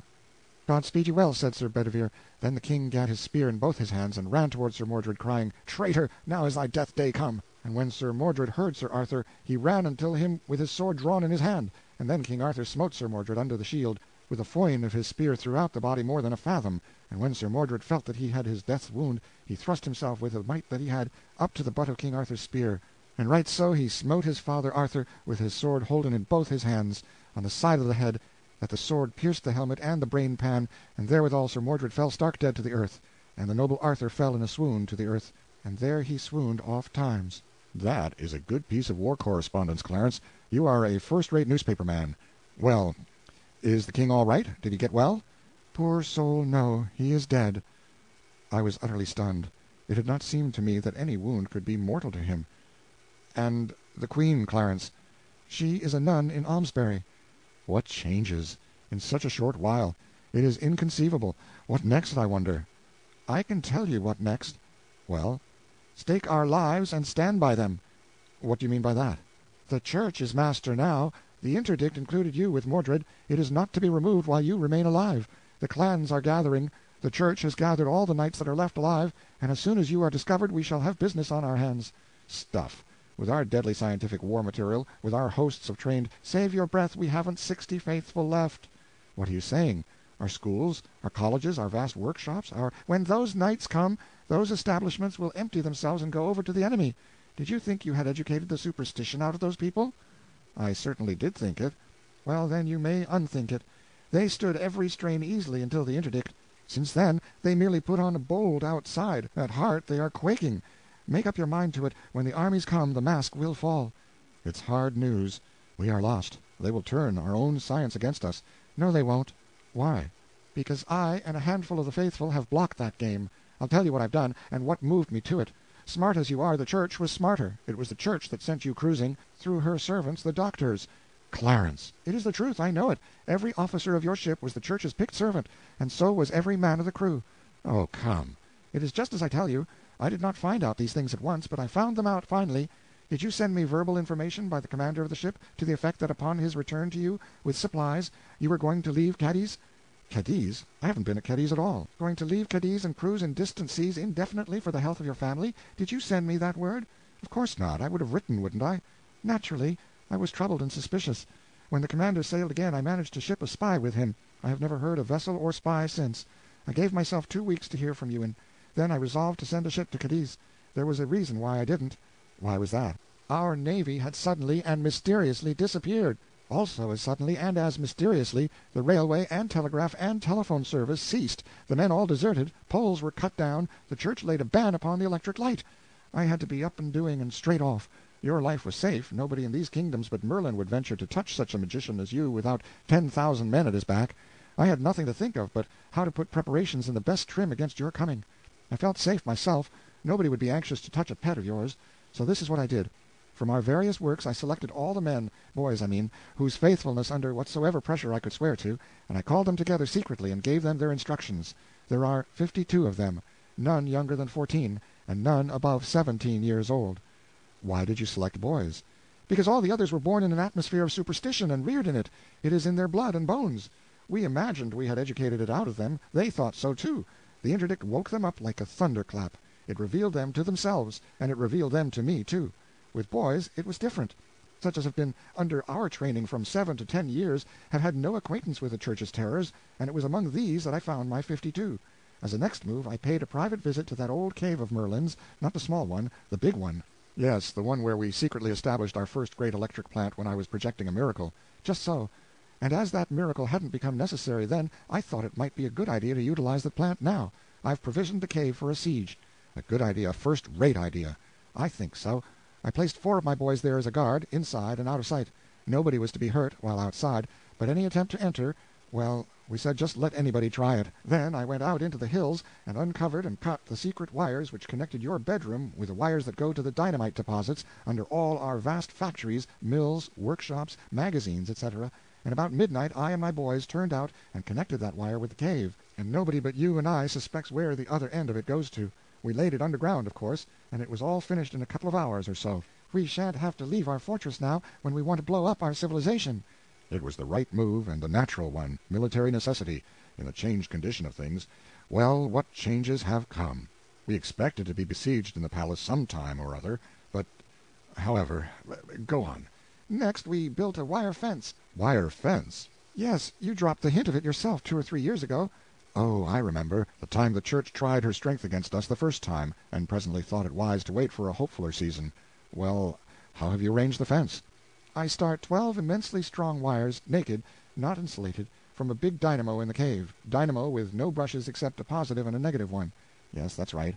The wires go out from the cave and fence in a circle of level ground 100 yards in diameter. They make 12 independent fences, 10 feet apart, that is to say, 12 circles within circles, and their ends come into the cave again. Right. Go on. The fences are fastened to heavy oaken posts only 3 feet apart, and these posts are sunk 5 feet in the ground. That is good and strong. Yes, the wires have no ground connection outside the cave. They go out from the positive brush of the dynamo, there is a ground connection through the negative brush, the other ends of the wire return to the cave, and each is grounded independently. No, that won't do. Why? It's too expensive, uses up force for nothing. You don't want any ground connection except the one through the negative brush. The other end of every wire must be brought back into the cave and fastened independently, and without any ground connection. Now then, observe the economy of it. A cavalry charge hurls itself against the fence. You are using no power. You are spending no money, for there is only one ground connection till those horses come against the wire. The moment they touch it, they form a connection with a negative brush through the ground, and drop dead. Don't you see? You are using no energy until it is needed. Your lightning is there and ready like the load in a gun, but it isn't costing you a cent till you touch it off. Oh yes, the single ground connection. Of course! I don't know how I overlooked that. It's not only cheaper, but it's more effectual than the other way, for if wires break or get tangled, no harm is done. No, especially if we have a telltale in the cave and disconnect the broken wire. Well, go on. The Gatlings? Yes, that's arranged. In the center of the inner circle, on a spacious platform 6 feet high, I've grouped a battery of 13 Gatling guns, and provided plenty of ammunition. That's it. They command every approach, and when the Church's knights arrive, there's going to be music. The brow of the precipice over the cave. I've got a wire fence there, and a Gatling. They won't drop any rocks down on us. Well, and the glass-cylinder dynamite torpedoes? That's attended to. It's the prettiest garden that was ever planted. It's a belt 40 feet wide, and goes around the outer fence. Distance between it and the fence 100 yards. Kind of neutral ground, that space is. There isn't a single square yard of that whole belt but is equipped with a torpedo. We laid them on the surface of the ground and sprinkled a layer of sand over them. It's an innocent-looking garden, but you let a man start in to hoe it once, and you'll see. You tested the torpedoes? Well, I was going to, but... But what? Why, it's an immense oversight not to apply a... Test? Yes, I know. But they're all right. I laid a few in the public road beyond our lines, and they've been tested. Oh, that alters the case. Who did it? A church committee. How kind. Yes, they came to command us to make submission. You see, they didn't really come to test the torpedoes. That was merely an incident. Did the committee make a report? Yes, they made one. You could have heard it a mile. Unanimous? That was the nature of it. After that I put up some signs for the protection of future committees, and we've had no intruders since. Clarence, you've done a world of work, and done it perfectly. We had plenty of time for it. There wasn't any occasion for hurry. We sat silent a while, thinking. Then my mind was made up, and I said, Yes, everything is ready. Everything is shipshape. No detail is wanting. I know what to do now. So do I. Sit down and wait. No, sir. rise up and strike." "Do you mean it?" "Yes, indeed. The defensive isn't in my line, and the offensive is. That is, when I hold a fair hand, two-thirds as good a hand as the enemy. Oh, yes, we'll rise up and strike. That's our game." 100 to 1, you are right. When does the performance begin?" "Now. We'll proclaim the Republic." "Well, that will precipitate things, sure enough." "It will make them buzz, I tell you. England will be a hornet's nest before noon tomorrow, if the Church's hand hasn't lost its cunning, and we know it hasn't. Now, you write, and I'll dictate thus: Proclamation. Be it known unto all, whereas the King having died and left no heir, it becomes my duty to continue the executive authority vested in me until a government shall have been created and set in motion. The monarchy has lapsed. It no longer exists. By consequence, all political power has reverted to its original source, the people of the nation. With the monarchy, its several adjuncts died also. Wherefore there is no longer a nobility, no longer a privileged class, no longer an established church. All men are become exactly equal. They are upon one common level, and religion is free. A republic is hereby proclaimed, as being the natural estate of a nation when other authority has ceased. It is the duty of the British people to meet together immediately, and by their votes elect representatives and deliver into their hands the government. I signed it, the boss, and dated it from Merlin's Cave. Clarence said, "Why, that tells where we are, and invites them to call right away." That is the idea. We strike, by the proclamation, then it's their innings. Now have the thing set up and printed and posted right off. That is, give the order. Then, if you got a couple of bicycles handy at the foot of the hill, ho for Merlin's Cave.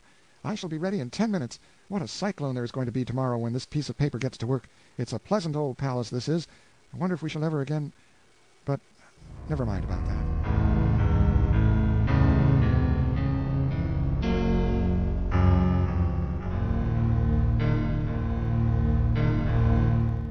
The Battle of the Sand Belt. In Merlin's Cave, Clarence and I, and 52 fresh, bright, well-educated, clean-minded young British boys. At dawn I sent an order to the factories and to all our great works to stop operations and remove all life to a safe distance, as everything was going to be blown up by secret mines, and no telling at what moment, therefore vacate at once. These people knew me and had confidence in my word. They would clear out without waiting to part their hair, and I could take my own time about dating the explosion. You couldn't hire one of them to go back during the century if the explosion was still impending. We had a week of waiting. It was not dull for me, because I was writing all the time. During the first 3 days I finished turning my old diary into this narrative form. It only required a chapter or so to bring it down to date. The rest of the week I took up in writing letters to my wife. It was always my habit to write to Sandy every day, whenever we were separate, and now I kept up the habit for love of it, and of her, though I couldn't do anything with the letters, of course, after I had written them. But it put in the time, you see, and was almost like talking. It was almost as if I was saying, "Sandy, if you and Hello Central were here in the cave instead of only your photographs, what good times we could have." And then, I could imagine the baby goo-gooing something out in reply, with its fists in its mouth, and itself stretched across its mother's lap on its back, and she a-laughing and admiring and worshipping, and now and then tickling under the baby's chin to set it cackling, and then maybe throwing in a word of answer to me herself, and so on and so on. Well, don't you know, I could sit there in the cave with my pen and keep it up that way by the hour with them. Why, it was almost like having us all together again. I had spies out every night, of course, to get news. Every report made things look more and more impressive. The hosts were gathering. Down all the roads and paths of England the knights were riding, and priests rode with them to hearten these original crusaders, this being the Church's war. All the nobilities, big and little, were on their way, and all the gentry. This was all as was expected. We should thin out this sort of folk to such a degree that the people would have nothing to do but just step to the front with their republic, and what a donkey I was! Toward the end of the week I began to get this large and disenchanting fact through my head, that the mass of the nation had swung their caps and shouted for the republic for about one day, and there an end. The Church, the nobles, and the gentry then turned one grand all-disapproving frown upon them and shriveled them into sheep. From that moment the sheep had begun to gather to the fold, that is to say the camps, and offer their valueless lives and their valuable wool to the righteous cause. Why, even the very men who had lately been slaves were in the righteous cause, and glorifying it, praying for it, sentimentally slabbering over it, just like all the other commoners. Imagine such human muck as this. Conceive of this folly. Yes, it was now death to the republic everywhere, not a dissenting voice. All England was marching against us. Truly this was more than I had bargained for. I watched my 52 boys narrowly, watched their faces, their walk, their unconscious attitudes. For all these are a language given us purposely, that it may betray us in times of emergency, when we have secrets which we want to keep. I knew that that thought would keep saying itself over and over again in their minds and hearts. All England is marching against us, and ever more strenuously imploring attention with each repetition, even more sharply realizing itself to their imaginations, until even in their sleep they would find no rest from it, but hear the vague and flitting creatures of the dream say, all England is marching against you. I knew all this would happen. I knew that ultimately the pressure would become so great that it would compel utterance. Therefore I must be ready with an answer at that time, an answer well chosen and tranquilizing. I was right. The time came. They had to speak. Poor lads, it was pitiful to see. They were so pale, so worn, so troubled. At first their spokesman could hardly find voice or words, but he presently got both. This is what he said, and he put it in the neat modern English taught him in my schools. We have tried to forget what we are, English boys. We have tried to put reason before sentiment, duty before love. Our minds approve, but our hearts reproach us. While apparently it was only the nobility, only the gentry, only the 25 or 30,000 knights left alive out of the late wars, we were of one mind, and undisturbed by any troubling doubt. Each and every one of these 52 lads who stand here before you said, they have chosen, it is their affair. But think, the matter is altered. All England is marching against us. Oh, sir, consider, reflect. These people are our people. They are bone of our bone, flesh of our flesh. We love them.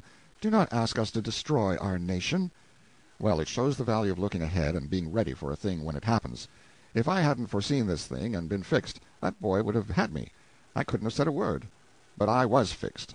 I said, my boys, your hearts are in the right place. You have thought the worthy thought. You have done the worthy thing. You are English boys, you will remain English boys, and you will keep that name unsmirched. Give yourselves no further concern. Let your minds be at ease. Consider this. While all England is marching against us, who is in the van? Who, by the commonest rules of war, will march in the front? Answer me. The mounted host of mailed knights. True, they are 30,000 strong. Acres deep they will march. Now observe. None but they will ever strike the sand-belt. Then there will be an episode. Immediately after, the civilian multitude in the rear will retire to meet business engagements elsewhere. None but nobles and gentry are knights, and none but these will remain to dance to our music after that episode. It is absolutely true that we shall have to fight nobody but these 30,000 knights. Now speak, and it shall be as you decide. Shall we avoid the battle? Retire from the field? No! The shout was unanimous and hearty. Are you, well, afraid of these 30,000 knights? That joke brought out a good laugh. The boys' troubles vanished away, and they went gaily to their posts. Ah, they were a darling, 52. As pretty as girls, too. I was ready for the enemy now. Let the approaching big day come along. It would find us on deck. The big day arrived on time. At dawn, the sentry on watch in the corral came into the cave and reported a moving black mass under the horizon, and a faint sound which he thought to be military music. Breakfast was just ready. We sat down and ate. This over, I made the boys a little speech, and then sent out a detail to man the battery, with Clarence in command of it. The sun rose presently, and sent its unobstructed splendors over the land, and we saw a prodigious host moving slowly toward us, with a steady drift and a lined front of a wave of the sea. Nearer and nearer it came, and more sublimely imposing became its aspect. Yes, all England was there, apparently. Soon we could see the innumerable banners fluttering, and then the sun struck the sea of armor and set it all aflash. Yes, it was a fine sight. I hadn't ever seen anything to beat it. At last we could make out details. All the front ranks, no telling how many acres deep, were horsemen, plumed knights in armor. Suddenly we heard the blare of trumpets. The slow walk burst into a gallop, and then, well, it was wonderful to see. Down swept that vast horseshoe wave. It approached the sand-belt. My breath stood still. Nearer, nearer. The strip of green turf beyond the yellow belt grew narrow, narrower still, became a mere ribbon in front of the horses, then disappeared under their hoofs. Great Scott! Why, the whole front of that host shot into the air with a thunder crash, and became a whirling tempest of rags and fragments, and along the ground lay a thick wall of smoke that hid what was left of the multitude from our sight. Time for the second step in the plan of campaign. I touched a button, and shook the bones of England loose from her spine. In that explosion all our noble civilization factories went up in the air and disappeared from the earth. It was a pity, but it was necessary. We could not afford to let the enemy turn our own weapons against us. Now ensued one of the dullest quarter hours I had ever endured. We waited in a silent solitude, enclosed by our circles of wire, and by a circle of heavy smoke outside of these. We couldn't see over the wall of smoke, and we couldn't see through it. But at last it began to shred away lazily, and by the end of another quarter hour the land was clear, and our curiosity was enabled to satisfy itself. No living creature was in sight. We now perceived that additions had been made to our defenses. The dynamite had dug a ditch more than 100 feet wide all around us, and cast up an embankment some 25 feet high on both borders of it. As to destruction of life, it was amazing. Moreover, it was beyond estimate. Of course, we could not count the dead, because they did not exist as individuals, but merely as homogeneous protoplasm, with alloys of iron and buttons.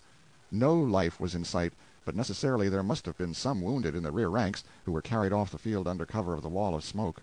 There would be sickness among the others. There always is, after an episode like that.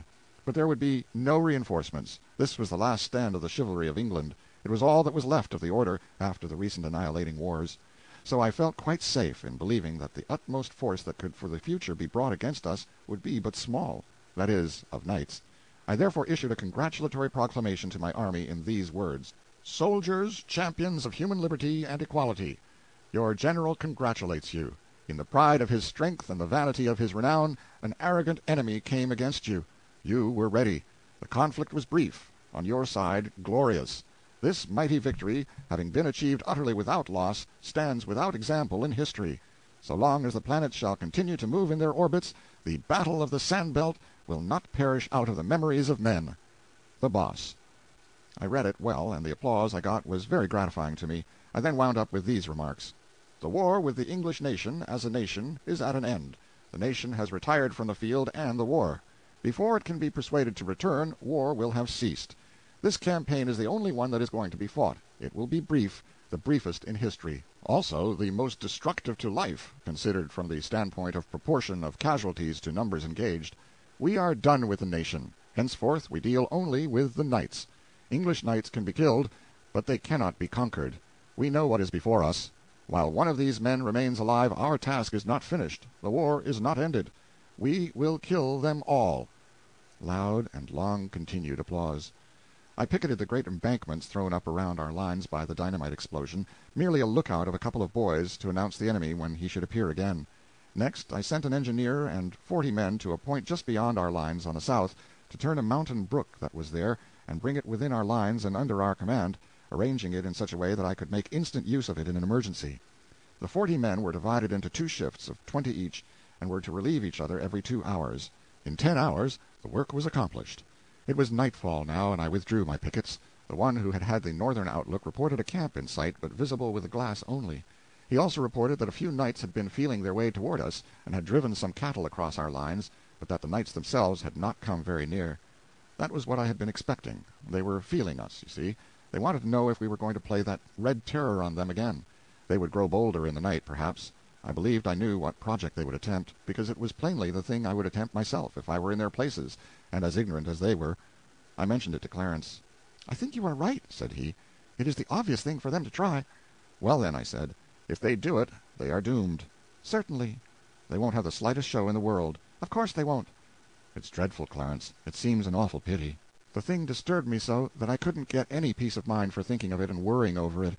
So, at last, to quiet my conscience, I framed this message to the knights: "To the Honorable, the Commander of the Insurgent Chivalry of England, you fight in vain. We know your strength, if one may call it by that name.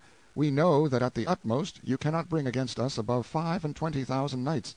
Therefore you have no chance, none whatever. Reflect. We are well equipped, well fortified. We number 54. 54 what? Men? No, minds, the capablest in the world, a force against which mere animal might may no more hope to prevail than may the idle waves of the sea hope to prevail against the granite barriers of England. Be advised. We offer you your lives. For the sake of your families, do not reject the gift. We offer you this chance, and it is the last. Throw down your arms. Surrender unconditionally to the Republic, and all will be forgiven. Signed, The Boss. I read it to Clarence, and said I proposed to send it by a flag of truce.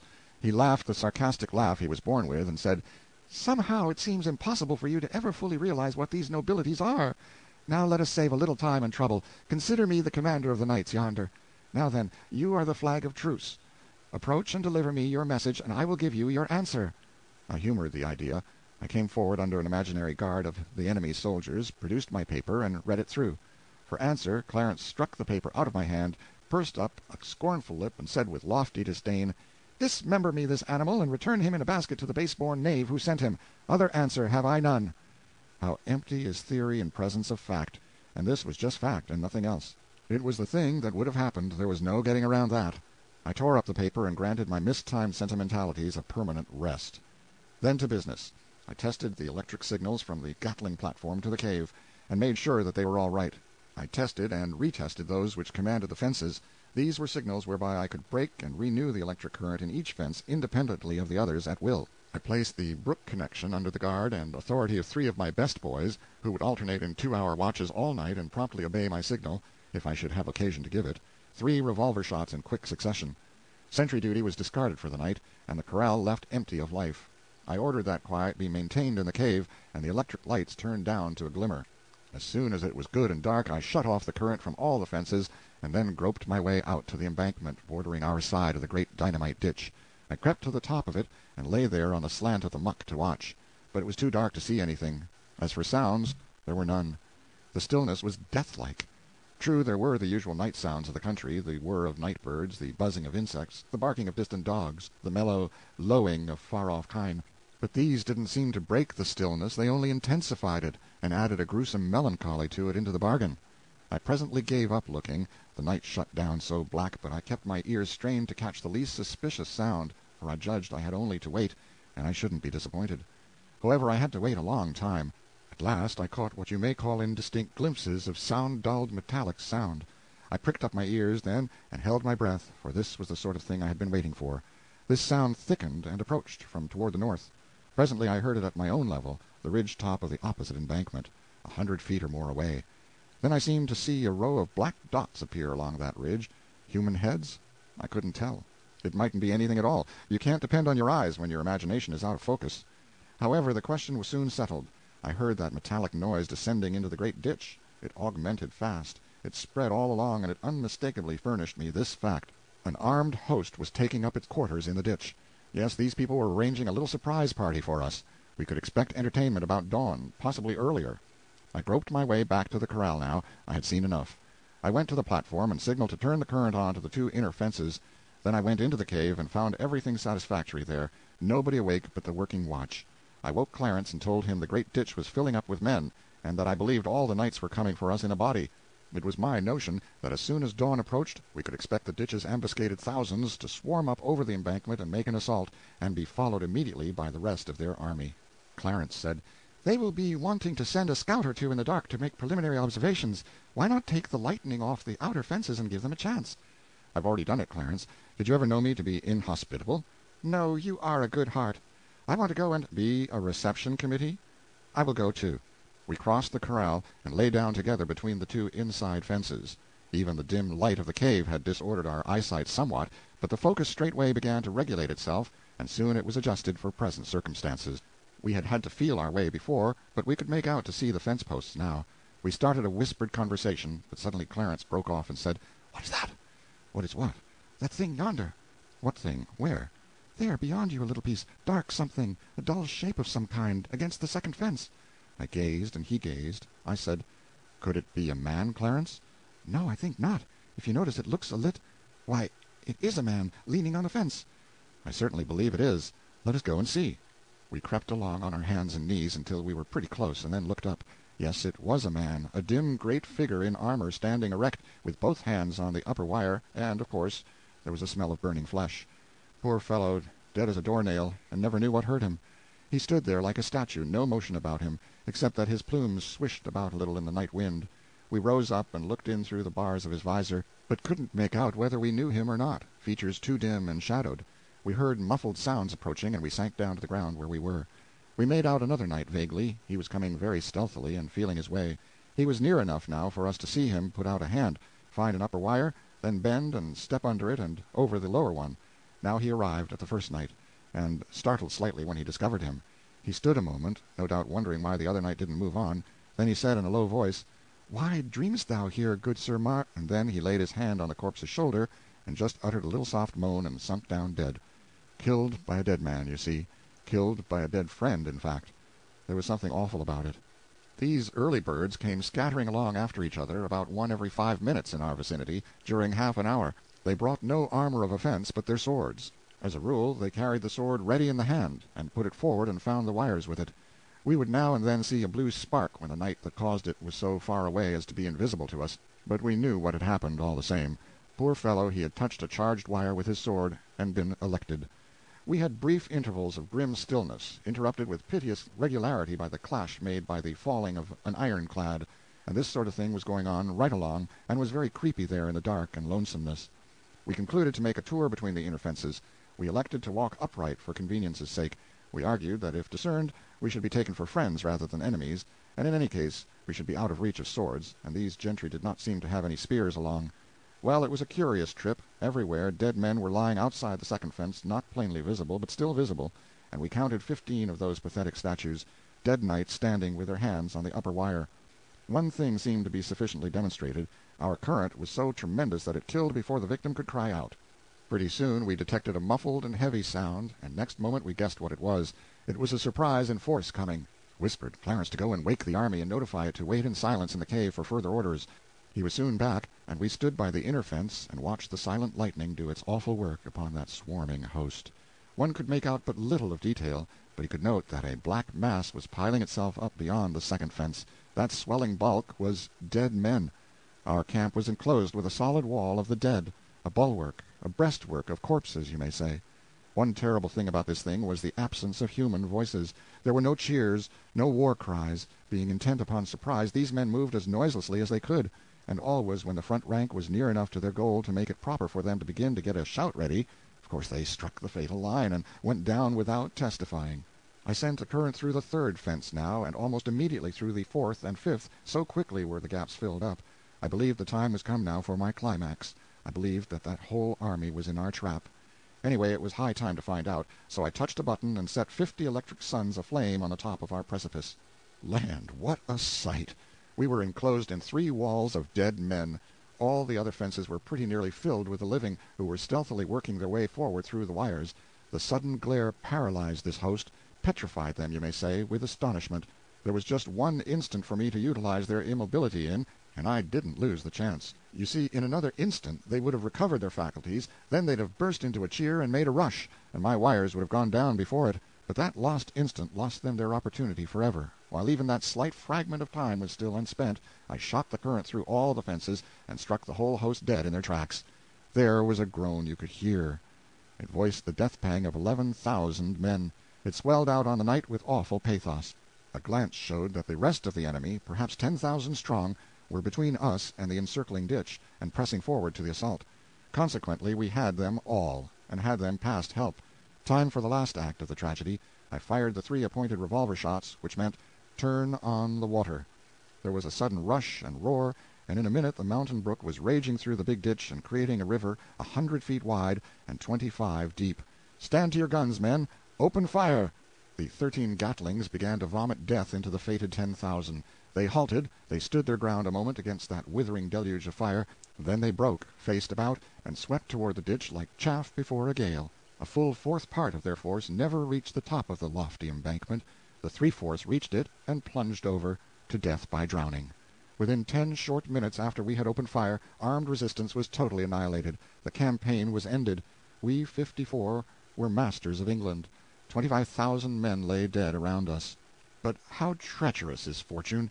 In a little while, say an hour, happened a thing by my own fault, but I have no heart to write that. Let the record end here.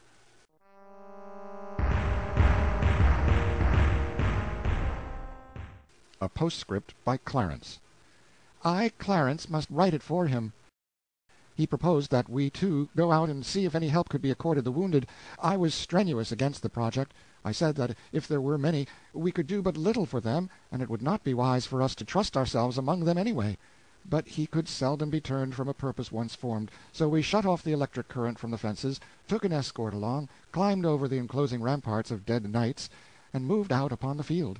The first wounded Mall who appealed for help was sitting with his back against a dead comrade. When the boss bent over him and spoke to him, the man recognized him and stabbed him. That knight was Sir Meliongroves, as I found out by tearing off his helmet. He will not ask for help any more. We carried the boss to the cave and gave his wound, which was not very serious, the best care we could. In this service we had the help of Merlin, though we did not know it. He was disguised as a woman, and appeared to be a simple old peasant goodwife. In this disguise, with brown-stained face and smooth-shaven, he had appeared a few days after the boss was hurt, and offered to cook for us, saying her people had gone off to join certain new camps which the enemy were forming, and that she was starving. The boss had been getting along very well, and had amused himself with finishing up his record. We were glad to have this woman, for we were short-handed. We were in a trap, you see, a trap of our own making. If we stayed where we were, our dead would kill us. If we moved out of our defenses, we should no longer be invincible. We had conquered. In turn, we were conquered. The boss recognized this. We all recognized it. If we could go to one of those new camps and patch up some kind of terms with the enemy— Yes, but the boss could not go, and neither could I, for I was among the first that were made sick by the poisonous air bred by those dead thousands. Others were taken down, and still others.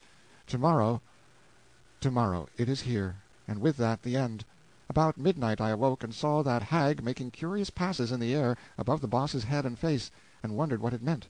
Everybody but the dynamo watch lay steeped in sleep. There was no sound. The woman ceased from her mysterious foolery, and started tiptoeing toward the door. I called out, "Stop! What have you been doing?" She halted, and said with an accent of malicious satisfaction, "Ye were conquerors, ye are conquered. These others are perishing, you also. Ye shall all die in this place, every one except him.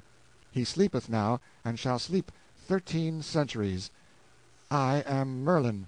Then such a delirium of silly laughter overtook him that he reeled about like a drunken man, and presently fetched up against one of our wires.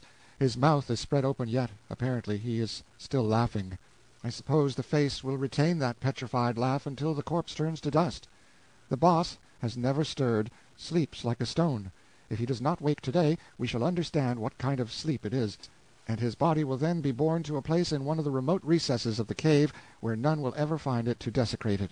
As for the rest of us, well, it is agreed that if any one of us ever escapes alive from this place, he will write the fact here, and loyally hide this manuscript with the boss, our dear good chief, whose property it is, be he alive or dead. The end of the manuscript. Final P.S. by M.T. The dawn was come when I laid the manuscript aside. The rain had almost ceased. The world was gray and sad. The exhausted storm was sighing and sobbing itself to rest. I went to the stranger's room and listened at his door, which was slightly ajar. I could hear his voice, and so I knocked. There was no answer, but I still heard the voice. I peeped in. The man lay on his back in bed, talking brokenly but with spirit, and punctuating with his arms, which he thrashed about restlessly, as sick people do in delirium. I slipped in softly and bent over him. His mutterings and ejaculations went on.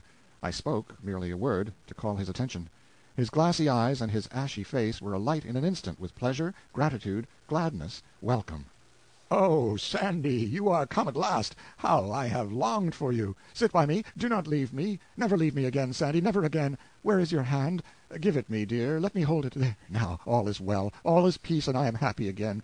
We are happy again. Isn't it so, Sandy? You are so dim, so vague. You are but a mist, a cloud, but you are here, and that is blessedness sufficient. And I have your hand. Don't take it away. It is for only a little while. I shall not require it long. Was that the child? Hello, Central? She doesn't answer. Asleep, perhaps. Bring her when she wakes, and let me touch her hands, her face, her hair, and tell her good-bye. Sandy?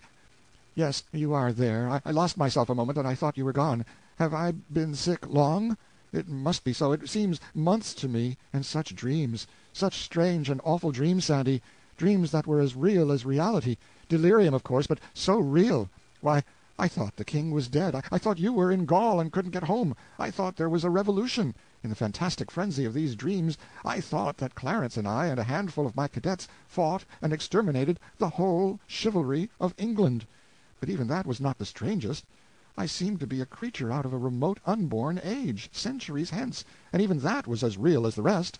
Yes, I seemed to have flown back out of that age into this of ours, and then forward to it again, and was set down, a stranger and forlorn, in that strange England, with an abyss of 13 centuries yawning between me and you, between me and my home and my friends. between me and all that is dear to me, all that could make life worth the living. It was awful, awfuler than you can ever imagine, Sandy. Ah, watch by me, Sandy, stay by me every moment. Don't let me go out of my mind again. Death is nothing. Let it come, but not with those dreams, not with the torture of those hideous dreams. I cannot endure that again. Sandy." He lay muttering incoherently some little time. Then for a time he lay silent, and apparently sinking away toward death. Presently his fingers began to pick busily at the coverlet, and by that sign I knew that his end was at hand. With the first suggestion of the death-rattle in his throat, he started up slightly, and seemed to listen. Then he said, "A bugle? It is the king! The drawbridge there! Man the battlements! Turn out the—" He was getting up his last effect, but he never finished it.